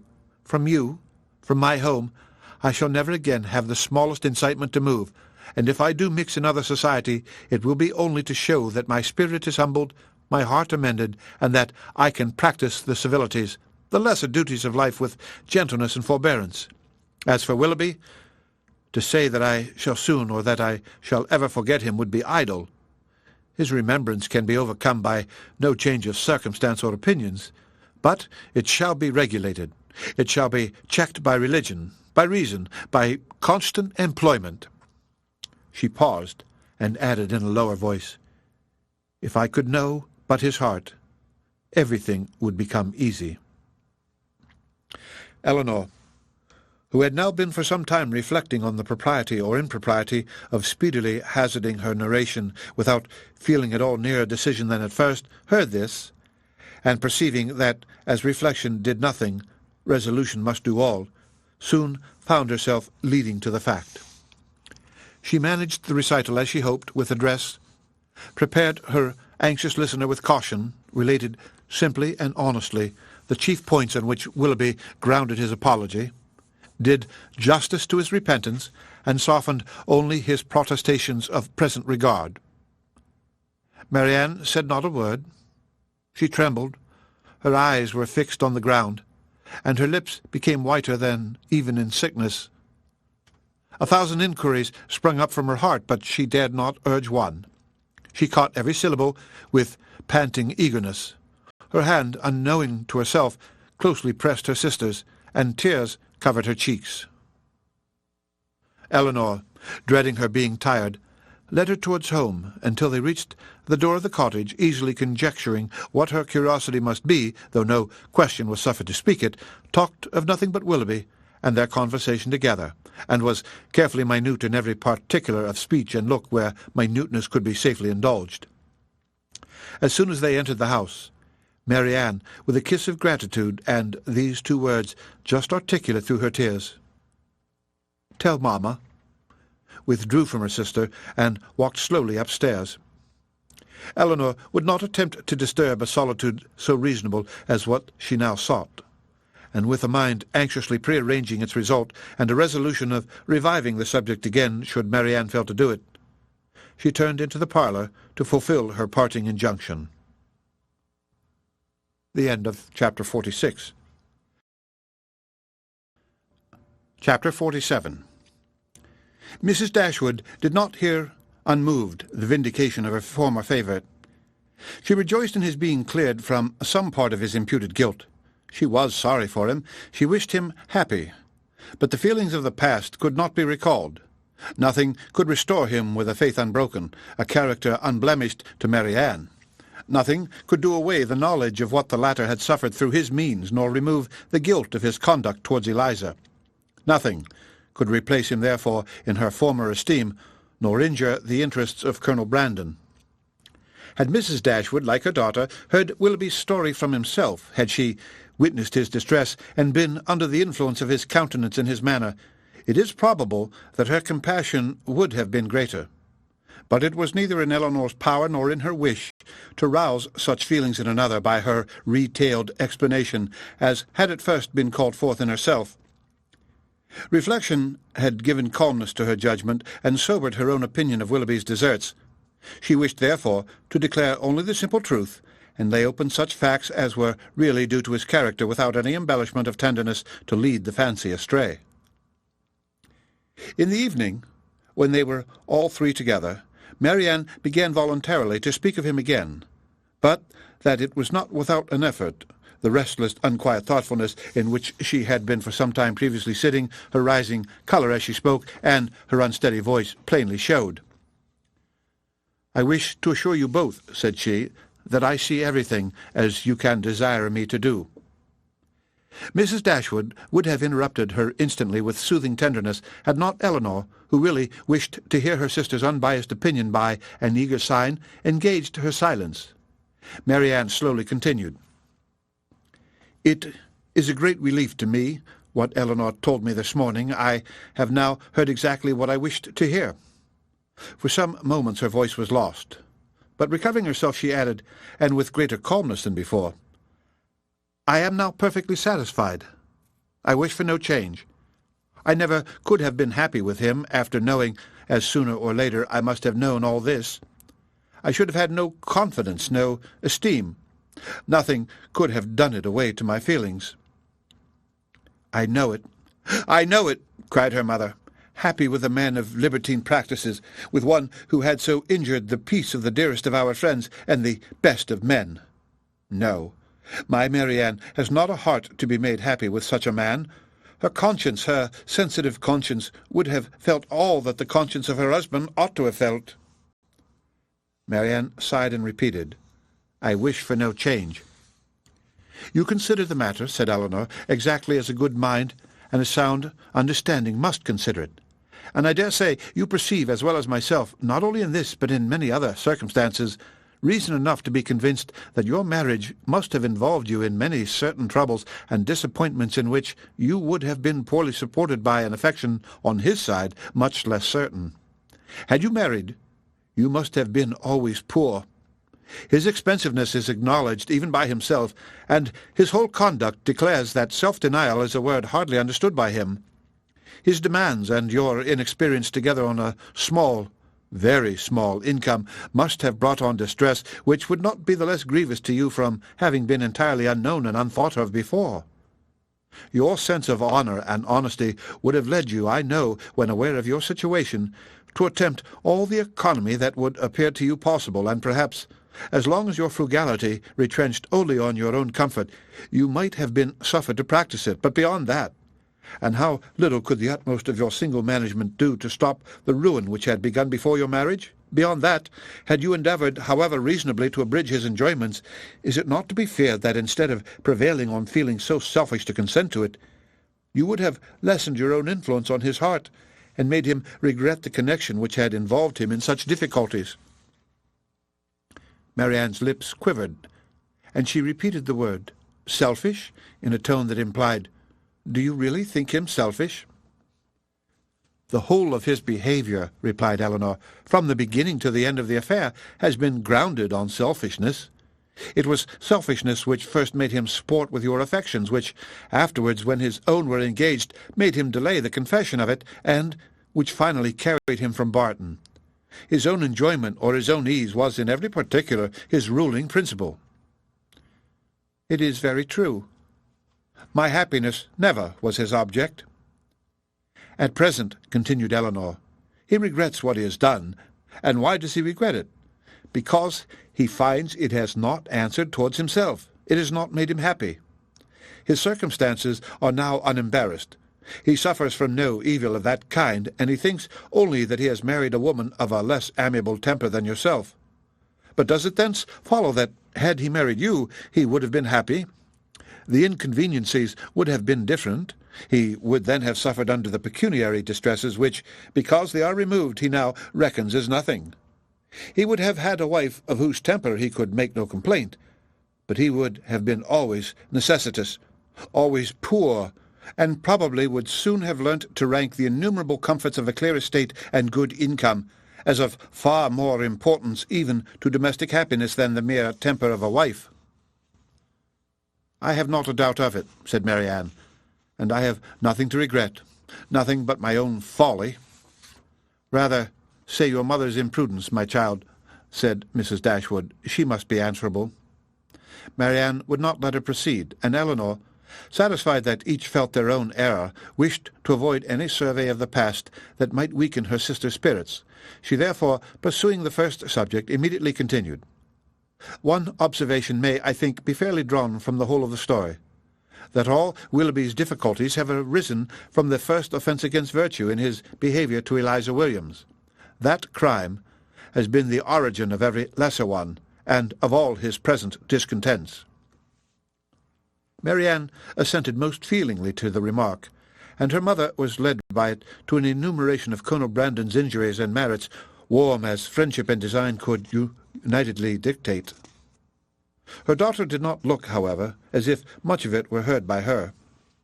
Elinor, according to her expectation, saw on the 2 or 3 following days that Marianne did not continue to gain strength as she had done, but while her resolution was unsubdued, and she still tried to appear cheerful and easy, her sister could safely trust to the effect of time upon her health. Margaret returned, and the family were again all restored to each other, again quietly settled at the cottage, and if not pursuing their usual studies with quite so much vigour as when they first came to Barton, at least planning a vigorous prosecution of them in the future. Elinor grew impatient for some tidings of Edward. She had heard nothing of him since her leaving London, nothing new of his plans, nothing certain even of his present abode. Some letters had passed between her and her brother in consequence of Marianne's illness, and in the first of John's there had been this sentence: "We know nothing of our unfortunate Edward, and can make no inquiries on so prohibited a subject, but conclude him to be still at Oxford," which was all the intelligence of Edward afforded her by the correspondence, for his name was not even mentioned in any of the succeeding letters. She was not doomed, however, to be long in ignorance of his measures. Their manservant had been sent one morning to Exeter on business, and when, as he waited at table, he had satisfied the inquiries of his mistress as to the event of his errand, this was his voluntary communication: "I suppose you know, ma'am, that Mr. Ferrars is married?" Marianne gave a violent start, fixed her eyes upon Elinor, saw her turning pale, and fell back in her chair in hysterics. Mrs. Dashwood, whose eyes, as she answered the servant's inquiry, had intuitively taken the same direction, was shocked to perceive by Elinor's countenance how much she really suffered, and, in a moment afterwards, alike distressed by Marianne's situation, knew not on which child to bestow her principal attention. The servant, who saw only that Miss Marianne was taken ill, had sense enough to call one of the maids who, with Mrs. Dashwood's assistance, supported her into the other room. By that time Marianne was rather better, and her mother, leaving her to the care of Margaret and the maid, returned to Elinor, who, though still much disordered, had so far recovered the use of her reason and voice as to be just beginning an inquiry of Thomas as to the source of his intelligence. Mrs. Dashwood immediately took all that trouble on herself, and Elinor had the benefit of the information without the exertion of seeking it. "Who told you that Mr. Ferrars was married, Thomas?" "I see Mr. Ferrars myself, ma'am, this morning in Exeter, and his lady too, Miss Steele as was. They was stopping in a chaise at the door of the New London Inn, as I went there with a message from Sally at the park to her brother, who is one of the post-boys. I happened to look up as I went by the chaise, and so I see directly it was the youngest Miss Steele. So I took off my hat, and she knew me and called to me and inquired after you, ma'am, and the young ladies, especially Miss Marianne, and bid me I should give her compliments and Mr. Ferrars their best compliments and service, and how sorry they was that they had not time to come on and see you, but they was in a great hurry to go forwards, for they was going further down for a little while, but howsever, when they come back, they'd make sure to come and see you." "But did she tell you she was married, Thomas?" "Yes, ma'am. She smiled and said how she had changed her name since she was in these parts. She was always a very affable and free-spoken young lady, and very civil-behaved, so I made free to wish her joy." "Was Mr. Ferrars in the carriage with her?" "Yes, ma'am. I just see him leaning back in it, but he did not look up. He never was a gentleman much for talking." Elinor's heart could easily account for his not putting himself forward, and Mrs. Dashwood probably found the same explanation. "Was there no one else in the carriage?" "No, ma'am, only they two." "Do you know where they came from?" "They came straight from town, as Miss Lucy, Mrs. Ferrars, told me." "And are going farther westward?" "Yes, ma'am, but not to bide long. They will soon be back again, and then they'd be sure and call here." Mrs. Dashwood now looked at her daughter, but Elinor knew better than to expect them. She recognized the whole of Lucy in the message, and was very confident that Edward would never come near them. She observed in a low voice to her mother that they were probably going down to Mr. Pratt's, near Plymouth. Thomas's intelligence seemed over. Elinor looked as if she wished to hear more. "Did you see them off before you came away?" "No, ma'am. The horses was just coming out, but I could not bide any longer. I was afraid of being late." "Did Mrs. Ferrars look well?" "Yes, ma'am. She said how she was very well, and to my mind she was always a very handsome young lady, and she seemed vastly contented." Mrs. Dashwood could think of no other question, and Thomas and the tablecloth, now alike needless, were soon afterwards dismissed. Marianne had already sent to say that she should eat nothing more. Mrs. Dashwood's and Elinor's appetites were equally lost, and Margaret might think herself very well off that, with so much uneasiness as both her sisters had lately experienced, so much reason as they had often had to be careless of their meals, she had never been obliged to go without her dinner before. When the dessert and the wine were arranged, and Mrs. Dashwood and Elinor were left by themselves, they remained long together in a similarity of thoughtfulness and silence. Mrs. Dashwood feared to hazard any remark, and ventured not to offer consolation. She now found that she had erred in relying on Elinor's representation of herself, and justly concluded that everything had been expressly softened at the time to spare her from an increase of unhappiness, suffering as she then had suffered for Marianne. She found that she had been misled by the careful, the considerate attention of her daughter to think the attachment, which once she had so well understood, much slighter in reality than she had been wont to believe, or than it was now proved to be. She feared that under this persuasion she had been unjust, inattentive, nay, almost unkind to her Elinor, that Marianne's affliction, because more acknowledged more immediately before her, had too much engrossed her tenderness, and led her away to forget that in Elinor she might have a daughter suffering almost as much, certainly with less self-provocation and greater fortitude.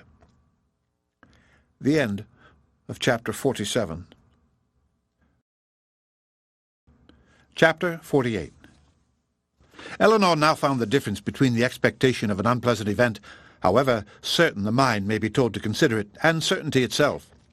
She now found that in spite of herself she had always admitted a hope, while Edward remained single, that something would occur to prevent his marrying Lucy, that some resolution of his own, some mediation of friends, or some more eligible opportunity of establishment for the lady would arise to assist the happiness of all. But he was now married, and she condemned her heart for the lurking flattery which so much heightened the pain of the intelligence. That he should be married so soon, before, as she imagined, he could be in orders, and consequently before he could be in possession of the living, surprised her a little at first, but she soon saw how likely it was that Lucy, in her self-provident care, in her haste to secure him, should overlook everything but the risk of delay. They were married in town, and now hastening down to her uncle's. What had Edward felt on being within 4 miles of Barton, on seeing her mother's servant, on hearing Lucy's message? They would soon, she supposed, be settled at Delaford, that place in which so much conspired to give her an interest which she wished to be acquainted with and yet desired to avoid. She saw them in an instant in their parsonage house, saw in Lucy the active, contriving manager, uniting at once a desire to smart appearance with the utmost frugality, and ashamed to be suspected of half her economical practices, pursuing her own interest in every thought, courting the favour of Colonel Brandon, of Mrs. Jennings, and of every wealthy friend.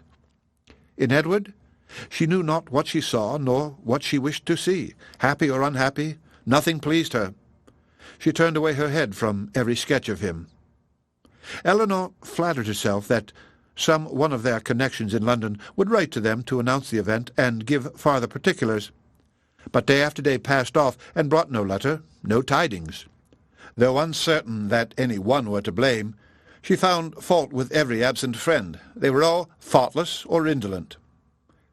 "When do you write to Colonel Brandon, ma'am?" was an inquiry which sprang from the impatience of her mind to have something going on. "I wrote to him, my love, last week, and rather expect to see than to hear from him again. I earnestly pressed his coming to us, and should not be surprised to see him walk in to-day or to-morrow or any day." This was gaining something to look forward to. Colonel Brandon must have some information to give.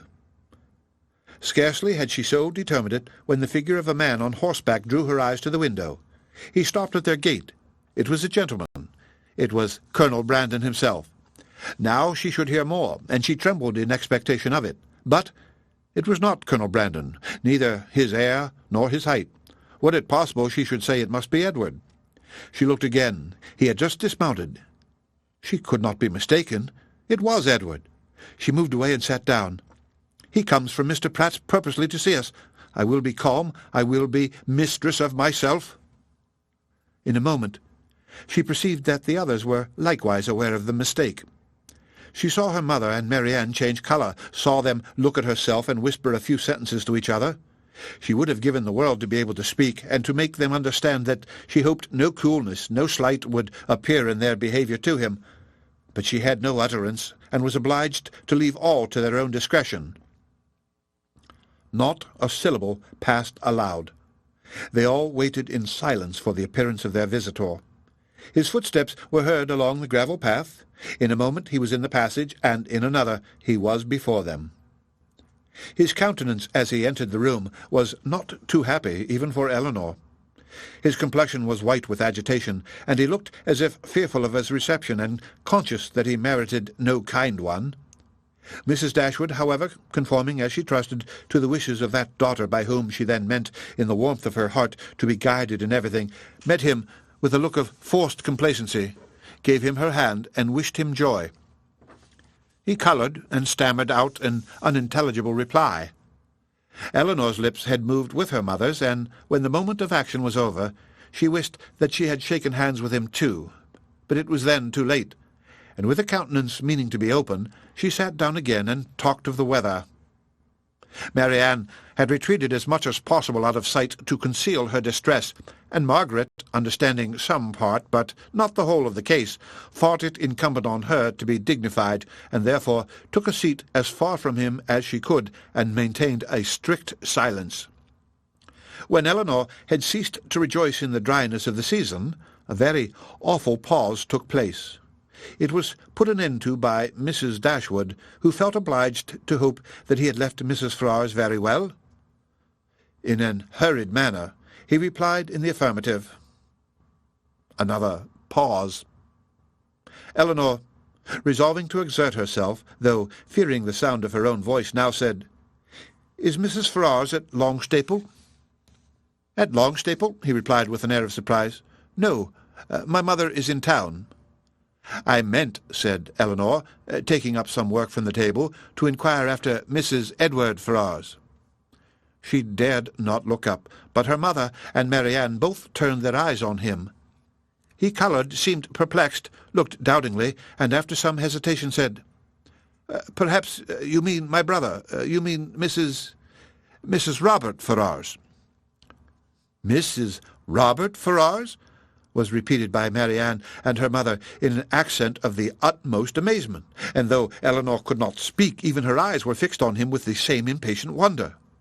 He rose from his seat and walked to the window, apparently from not knowing what to do, took up a pair of scissors that lay there, and while spoiling both them and their sheath by cutting the latter to pieces as he spoke, said in an hurried voice, "Perhaps you do not know, you may not have heard that my brother is lately married to the youngest, to Miss Lucy Steele."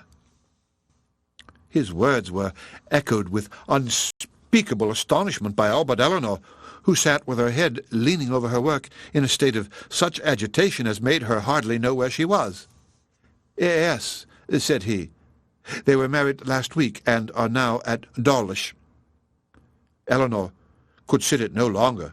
She almost ran out of the room, and as soon as the door was closed, burst into tears of joy, which at first she thought would never cease.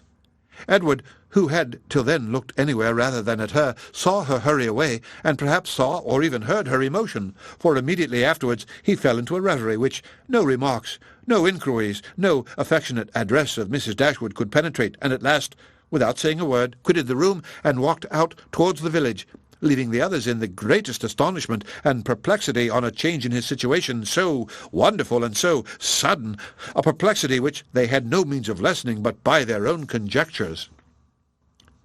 The end of Chapter 48. Chapter 49. Unaccountable, however, as the circumstances of his release might appear to the whole family, it was certain that Edward was free, and to what purpose that freedom would be employed was easily predetermined by all, for, after experiencing the blessings of one imprudent engagement contracted without his mother's consent, as he had already done for more than 4 years, nothing less could be expected of him in the failure of that than the immediate contraction of another. His errand at Barton, in fact, was a simple one.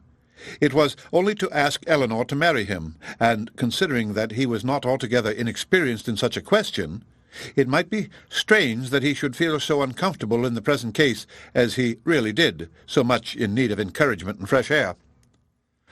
How soon he had walked himself into the proper resolution, however, how soon an opportunity of exercising it occurred, in what manner he expressed himself, and how he was received, need not be particularly told. This only need be said, that when they all sat down to table at 4 o'clock, about 3 hours after his arrival, he had secured his lady, engaged her mother's consent, and was not only in the rapturous profession of the lover, but in the reality of reason and truth one of the happiest of men. His situation, indeed, was more than commonly joyful. He had more than the ordinary triumph of accepted love to swell his heart and raise his spirits. He was released without any reproach to himself from an entanglement which had long formed his misery, from a woman whom he had long ceased to love, and elevated at once to that security with another which he must have thought of almost with despair as soon as he had learnt to consider it with desire. He was brought not from doubt or suspense, but from misery to happiness, and the change was openly spoken in such a genuine, flowing, grateful cheerfulness as his friends had never witnessed in him before. His heart was now open to Elinor, all its weaknesses, all its errors confessed, and his first boyish attachment to Lucy treated with all the philosophic dignity of 24. "It was a foolish, idle inclination on my side," said he, "the consequence of ignorance of the world and want of employment.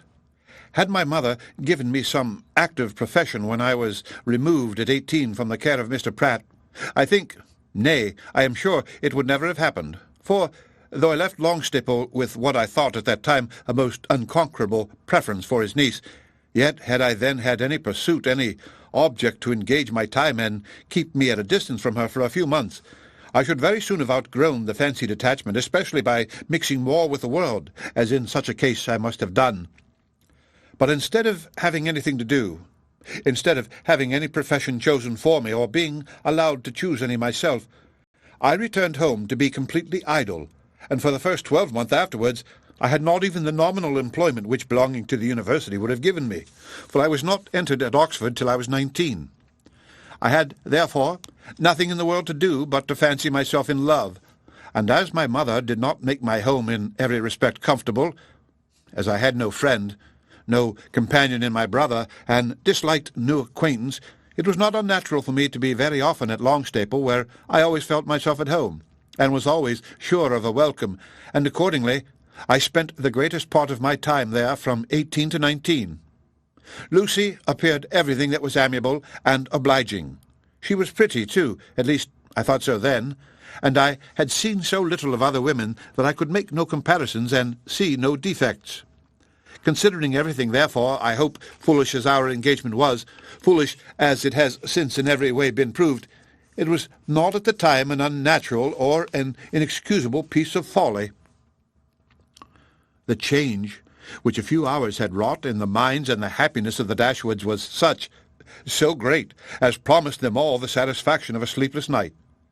Mrs. Dashwood, too, happy to be comfortable, knew not how to love Edward nor praise Elinor enough, how to be enough thankful for his release without wounding his delicacy, nor how at once to give them leisure for unrestrained conversation together, and yet enjoy as she wished the sight and society of both.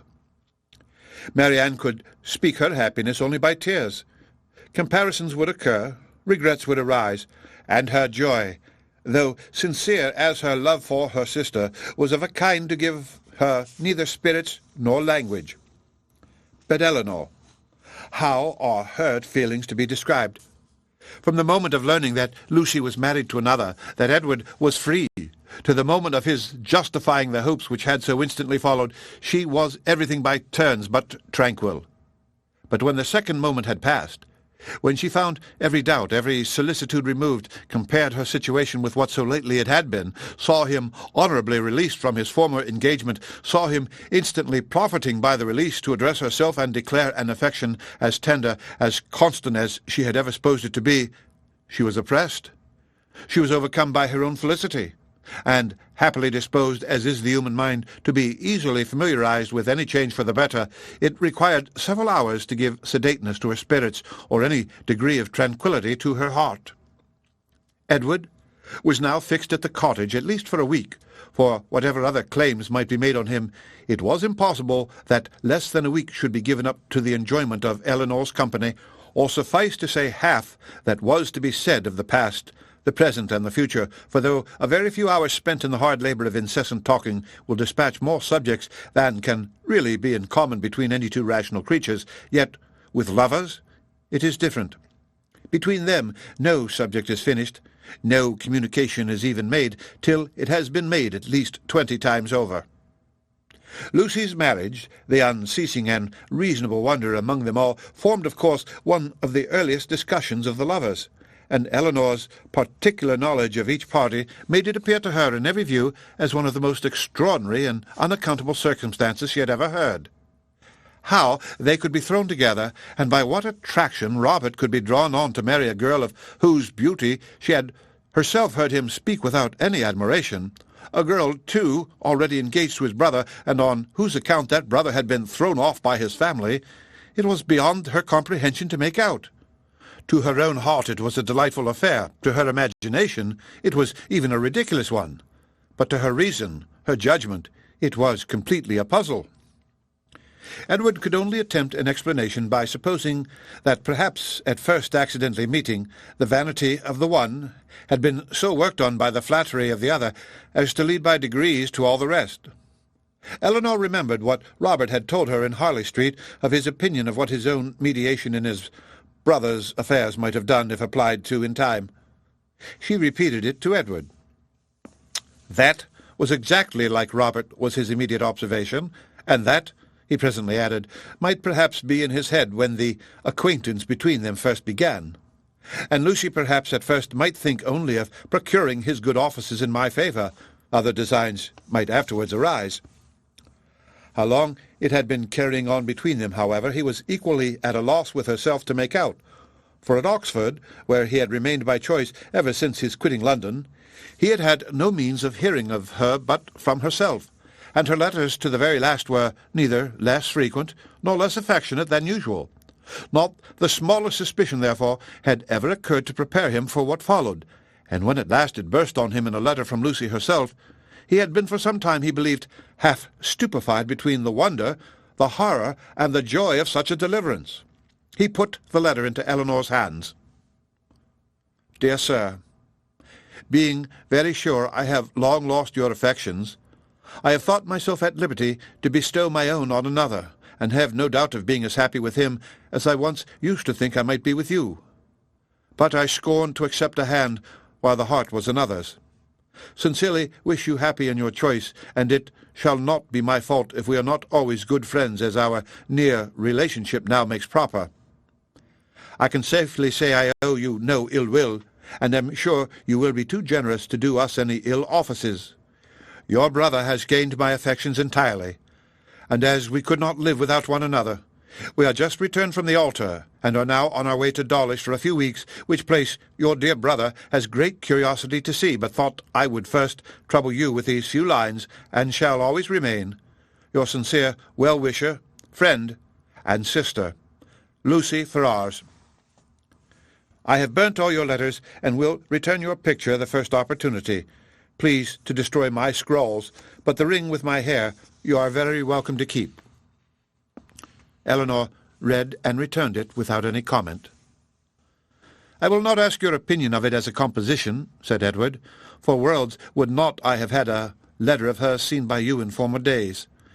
In a sister it is bad enough, but in a wife, how I have blushed over the pages of her writing, and I believe I may say that since the first half-year of our foolish business, this is the only letter I ever received from her of which the substance made me any amends for the defect of the style." "However it may have come about," said Elinor, after a pause, "they are certainly married, and your mother has brought on herself a most appropriate punishment. The independence she settled on Robert through resentment against you has been put in its power to make his own choice, and she has actually been bribing one son with 1,000 a year to do the very deed which he disinherited the other for intending to do. She will hardly be less hurt, I suppose, by Robert's marrying Lucy than she would have been by your marrying her." "She will be more hurt by it, for Robert always was her favourite. She will be more hurt by it, and on the same principle will forgive him much sooner." In what state the affair stood at present between them, Edward knew not, for no communication with any of his family had yet been attempted by him. He had quitted Oxford within 24 hours after Lucy's letter arrived, and with only one object before him, the nearest road to Barton, had had no leisure to form any scheme of conduct with which that road did not hold the most intimate connection. He could do nothing till he were assured of his fate with Miss Dashwood, and by his rapidity in seeking that fate, it is to be supposed, in spite of the jealousy with which he had once thought of Colonel Brandon, in spite of the modesty with which he rated his own deserts, and the politeness with which he talked of his doubts, he did not, upon the whole, expect a very cruel reception. It was his business, however, to say that he did, and he said it very prettily. What he might say on the subject a 12-month after must be referred to the imagination of husbands and wives. That Lucy had certainly meant to deceive, to go off with a flourish of malice against him in her message by Thomas, was perfectly clear to Elinor, and Edward himself, now thoroughly enlightened on her character, had no scruple in believing her capable of the utmost meanness of wanton ill nature. Though his eyes had been long opened, even before his acquaintance with Elinor began, to her ignorance and a want of liberality in some of her opinions, they had been equally imputed by him to her want of education. Until her last letter reached him, he had always believed her to be a well-disposed, good-hearted girl, and thoroughly attached to himself. Nothing but such a persuasion could have prevented his putting an end to an engagement which, long before the discovery of it laid him open to his mother's anger, had been a continual source of disquiet and regret to him. "I thought it my duty," said he, "independent of my feelings, to give her the option of continuing the engagement or not when I was renounced by my mother, and stood to all appearance without a friend in the world to assist me. In such a situation as that, where there seemed nothing to tempt the avarice or the vanity of any living creature, how could I suppose, when she so earnestly, so warmly insisted on sharing my fate, whatever it might be, that anything but the most disinterested affection was her inducement? And even now, I cannot comprehend on what motive she acted, or what fancied advantage it could be to her to be fettered to a man for whom she had not the smallest regard, and who had only £2,000 in the world. She could not foresee that Colonel Brandon would give me a living. No, but she might suppose that something would occur in your favour, that your own family might in time relent, and at any rate she lost nothing by continuing the engagement, for she has proved that it fettered neither her inclination nor her actions. The connection was certainly a respectable one, and probably gained her consideration among her friends, and if nothing more advantageous occurred, it would be better for her to marry you than be single. Edward was, of course, immediately convinced that nothing could have been more natural than Lucy's conduct, nor more self-evident than the motive of it. Elinor scolded him harshly, as ladies always scold the imprudence which compliments themselves, for having spent so much time with them at Norland, when he must have felt his own inconstancy. "Your behaviour was certainly very wrong," said she, "because, to say nothing of my own conviction, our relations were all led away by it to fancy and expect what, as you were then situated, could never be." He could only plead an ignorance of his own heart, and a mistaken confidence in the force of his engagement. "I was simple enough to think that because my faith was plighted to another, there could be no danger in my being with you, and that the consciousness of my engagement was to keep my heart as safe and sacred as my honour. I felt that I admired you, but I told myself it was only friendship, and till I began to make comparisons between yourself and Lucy, I did not know how far I was got. After that, I suppose I was wrong in remaining so much in Sussex, and the arguments with which I reconciled myself to the expediency of it were no better than these. The danger is my own. I am doing no injury to anybody but myself." Elinor smiled and shook her head. Edward heard with pleasure of Colonel Brandon's being expected at the cottage, as he really wished not only to be better acquainted with him, but to have an opportunity of convincing him that he no longer resented his giving him the living of Delaford, which at present, said he, after thanks so ungraciously delivered as mine were on the occasion, he must think I have never forgiven him for the offering. Now he felt astonished himself that he had never yet been to the place, but so little interest had he taken in the matter that he owed all his knowledge of the house, garden, and glebe, extent of the parish, condition of the land, and rate of the tithes, to Elinor herself, who had heard so much of it from Colonel Brandon, and heard it with so much attention as to be entirely mistress of the subject. One question after this only remained undecided between them. One difficulty only was to be overcome. They were brought together by mutual affection, with the warmest approbation of their real friends. Their intimate knowledge of each other seemed to make their happiness certain, and they only wanted something to live upon. Edward had £2,000, and Elinor one, which, with Delaford living, was all that they could call their own, for it was impossible that Mrs. Dashwood should advance anything, and they were neither of them quite enough in love to think that £350 a year would supply them with the comforts of life. Edward was not entirely without hopes of some favourable change in his mother towards him, and on that he rested for the residue of their income. But Elinor had no such dependence, for, since Edward would still be unable to marry Miss Morton, and his choosing herself had been spoken of in Mrs. Ferrars' flattering language as only a lesser evil than his choosing Lucy Steele, she feared that Robert's offence would serve no other purpose than to enrich Fanny. About 4 days after Edward's arrival, Colonel Brandon appeared to complete Mrs. Dashwood's satisfaction, and to give her the dignity of having for the first time since her living at Barton more company with her than her house would hold. Edward was allowed to retain the privilege of first comer, and Colonel Brandon therefore walked every night to his old quarters at the park, from whence he usually returned in the morning early enough to interrupt the lovers' first tete-a-tete before breakfast. A 3 weeks' residence at Delaford, where, in his evening hours at least, he had little to do but to calculate the disproportion between 36 and 17, brought him to Barton in a temper of mind which needed all the improvement in Marianne's looks, all the kindness of her welcome, and all the encouragement of her mother's language to make it cheerful. Among such friends, however, and such flattery he did revive. No rumour of Lucy's marriage had yet reached him. He knew nothing of what had passed, and the first hours of his visit were consequently spent in hearing and in wondering. Everything was explained to him by Mrs. Dashwood, and he found fresh reason to rejoice in what he had done for Mr. Ferrars, since eventually it promoted the interests of Elinor. It would be needless to say that the gentlemen advanced in the good opinion of each other, as they advanced in each other's acquaintance, for it could not be otherwise. Their resemblance in good principles and good sense, in disposition and manner of thinking, would probably have been sufficient to unite them in friendship without any other attraction. But their being in love with two sisters, and two sisters fond of each other, made that mutual regard inevitable and immediate, which might otherwise have waited the effect of time and judgment. The letters from town, which a few days before would have made every nerve in Elinor's body thrill with transport, now arrived to be read with less emotion than mirth. Mrs. Jennings wrote to tell the wonderful tale, to vent her honest indignation against the jilting girl, and pour forth her compassion towards poor Mr. Edward, who, she was sure, had quite doted upon the worthless hussy, and was now, by all accounts, almost broken-hearted at Oxford. I do think, she continued, nothing was ever carried on so sly, for it was but 2 days before Lucy called and sat a couple of hours with me.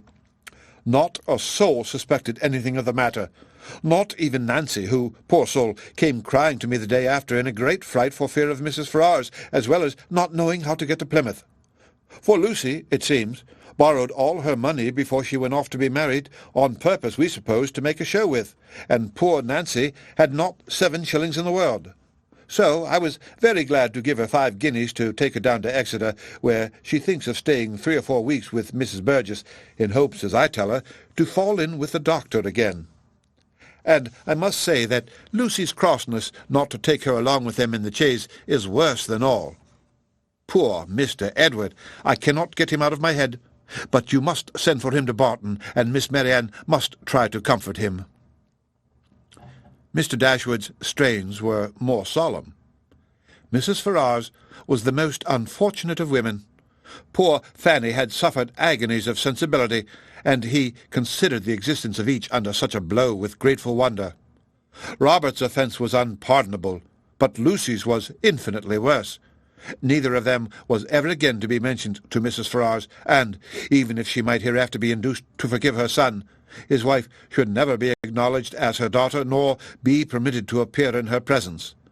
The secrecy with which everything had been carried on between them was rationally treated as enormously heightening the crime, because, had any suspicion of it occurred to the others, proper measures would have been taken to prevent the marriage, and he called on Elinor to join with him in regretting that Lucy's engagement with Edward had not rather been fulfilled than that she should thus be the means of spreading misery farther in the family.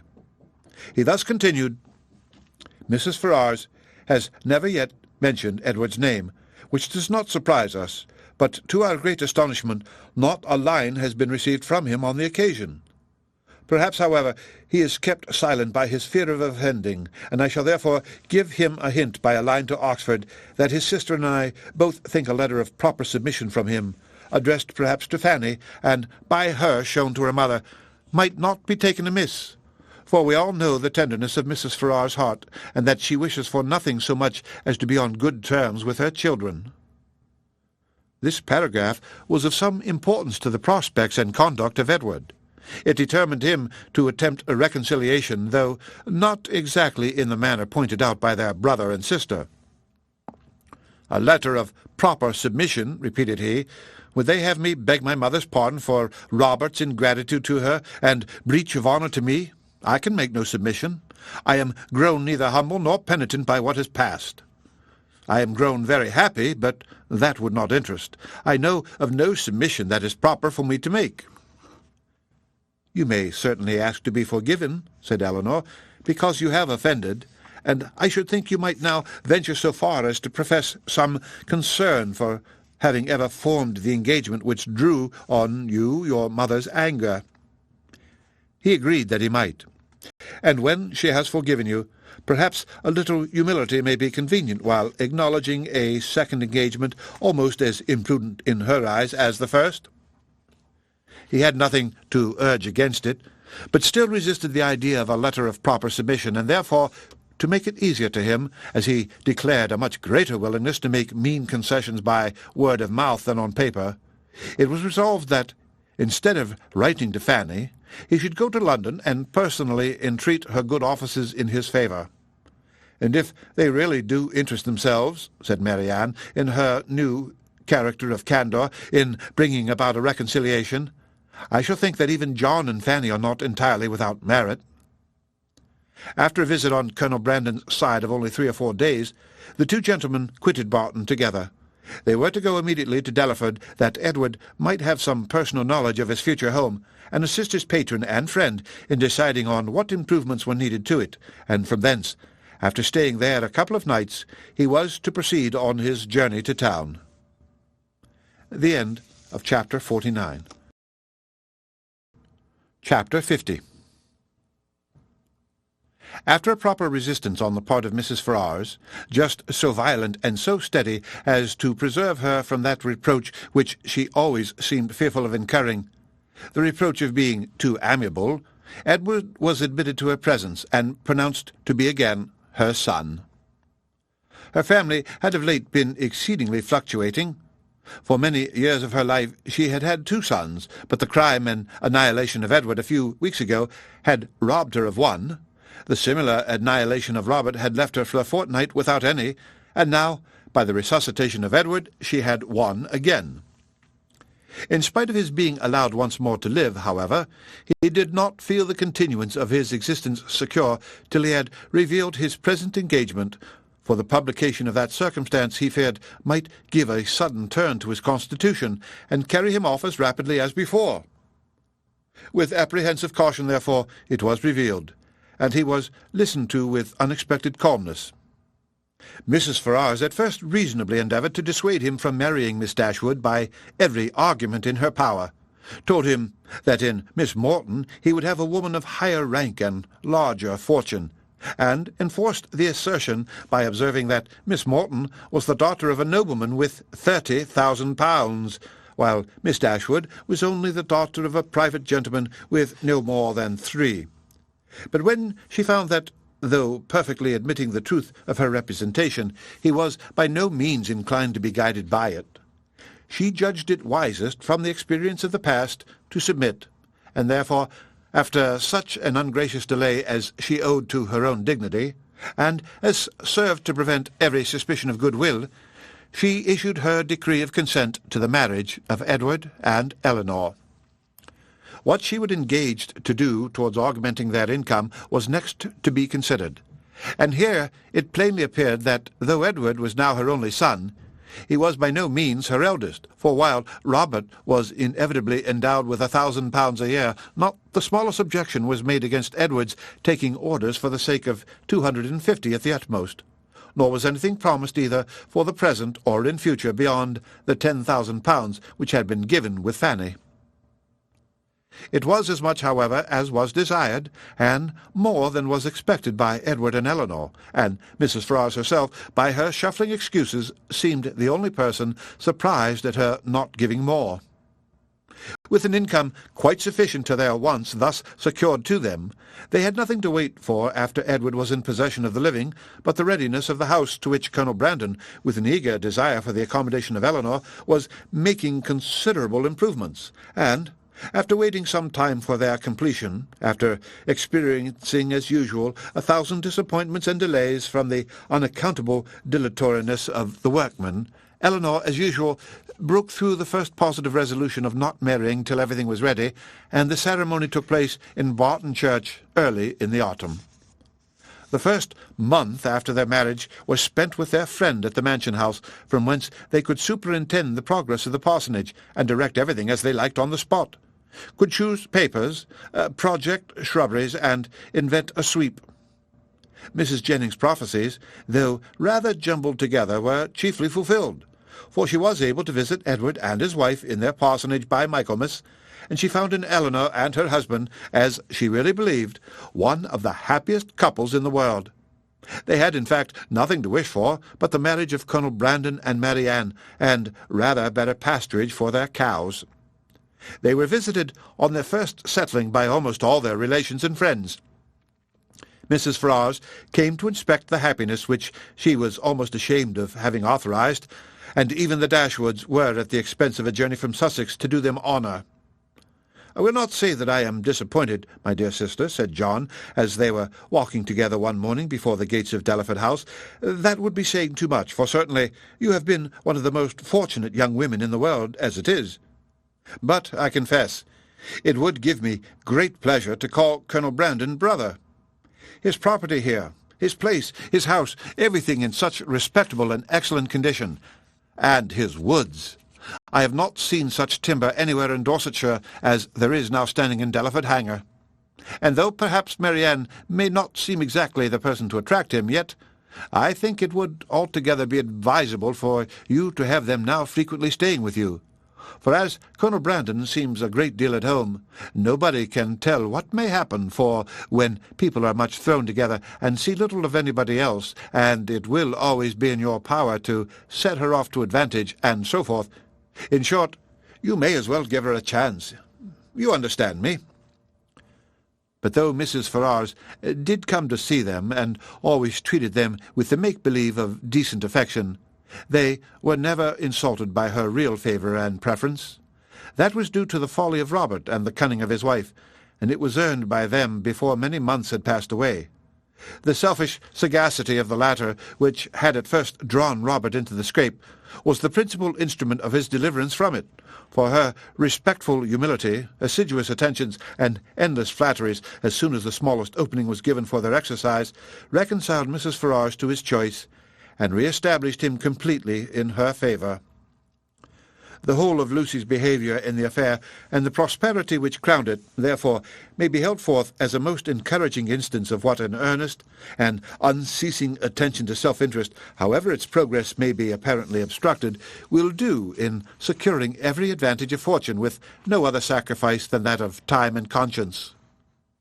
When Robert first sought her acquaintance, and privately visited her in Bartlett's buildings, it was only with the view imputed to him by his brother. He merely meant to persuade her to give up the engagement, and as there could be nothing to overcome but the affections of both, he naturally expected that one or two interviews would settle the matter.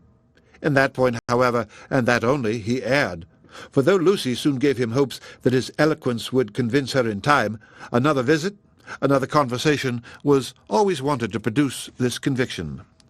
Some doubts always lingered in her mind when they parted, which could only be removed by another half-hour's discourse with himself. His attendance was by this means secured, and the rest followed in course.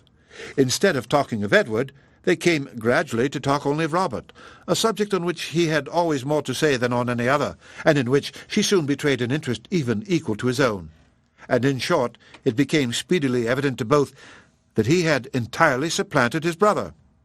He was proud of his conquest, proud of tricking Edward, and very proud of marrying privately without his mother's consent. What immediately followed is known. They passed some months in great happiness at Dawlish, for she had many relations and old acquaintance to cut, and he drew several plans for magnificent cottages, and from thence returning to town procured the forgiveness of Mrs. Ferrars by the simple expedient of asking it, which, at Lucy's instigation, was adopted. The forgiveness at first, indeed, as was reasonable, comprehended only Robert, and Lucy, who had owed his mother to duty, and therefore could have transgressed none, still remained some weeks longer unpardoned. But perseverance in humility of conduct, and messages in self-condemnation for Robert's offence, and gratitude for the unkindness she was treated with, procured her in time the haughty notice which overcame her by its graciousness, and led soon afterwards by rapid degrees to the highest state of affection and influence.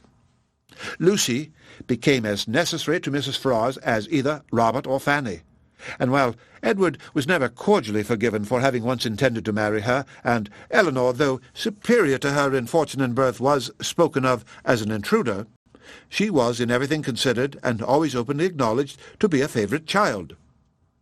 They settled in town, received very liberal assistance from Mrs. Ferrars, were on the best terms imaginable with the Dashwoods, and, setting aside the jealousies and ill will continually subsisting between Fanny and Lucy, in which their husbands of course took a part, as well as the frequent domestic disagreements between Robert and Lucy themselves, nothing could exceed the harmony in which they all lived together. What Edward had done to forfeit the right of eldest son might have puzzled many people to find out, and what Robert had done to succeed to it might have puzzled them still more. It was an arrangement, however, justified in its effects, if not its cause, for nothing ever appeared in Robert's style of living or of talking to give a suspicion of his regretting the extent of his income, as either leaving his brother too little or bringing himself too much.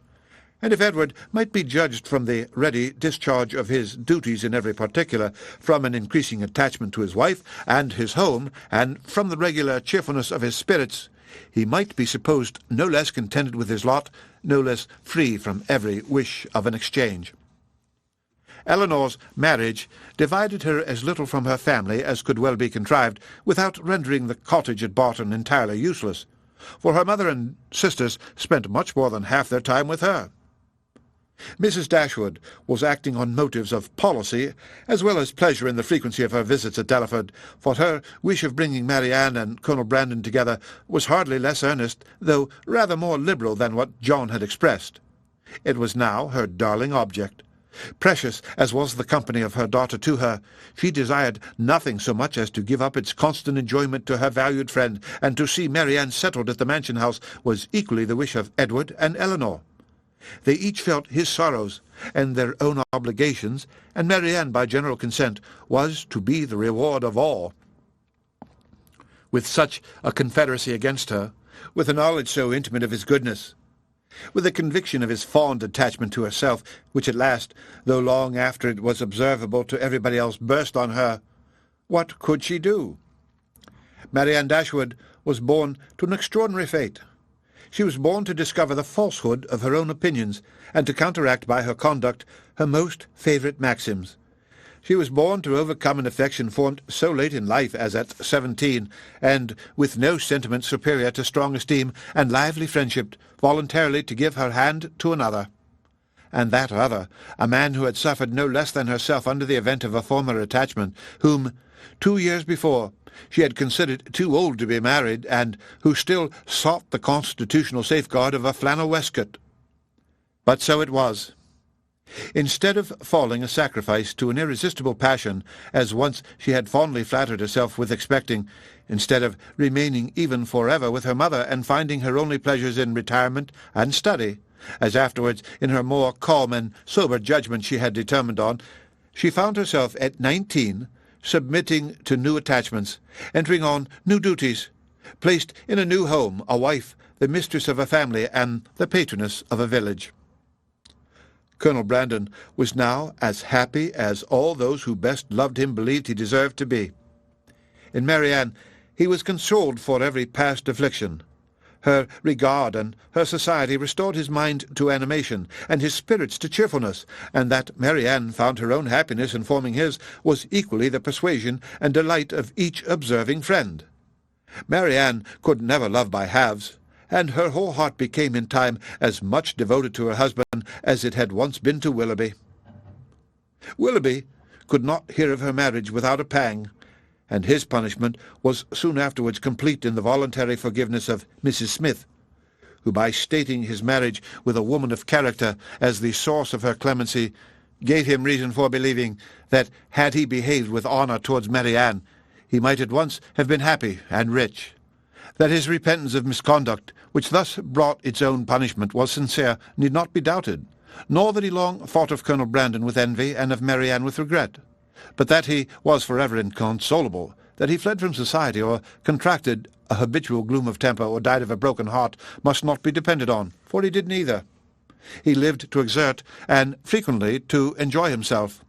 His wife was not always out of humour, nor his home always uncomfortable, and in his breed of horses and dogs, and in sporting of every kind, he found no inconsiderable degree of domestic felicity. For Marianne, however, in spite of his incivility in surviving her loss, he always retained that decided regard which interested him in everything that befell her, and made her his secret standard of perfection in woman. and many a rising beauty would be slighted by him in after days as bearing no comparison with Mrs. Brandon. Mrs. Dashwood was prudent enough to remain at the cottage without attempting a removal to Delaford, and fortunately for Sir John and Mrs. Jennings, when Marianne was taken from them, Margaret had reached an age highly suitable for dancing, and not very ineligible for being supposed to have a lover. Between Barton and Delaford there was that constant communication which strong family affection would naturally dictate, and among the merits and the happiness of Elinor and Marianne, let it not be ranked as the least considerable, that though sisters, and living almost within sight of each other, they could live without disagreement between themselves or producing coolness between their husbands. The end of Chapter 50, and the end of Sense and Sensibility by Jane Austen. Read by Rick Kishner for Lit2Go on the web at fcit.usf.edu.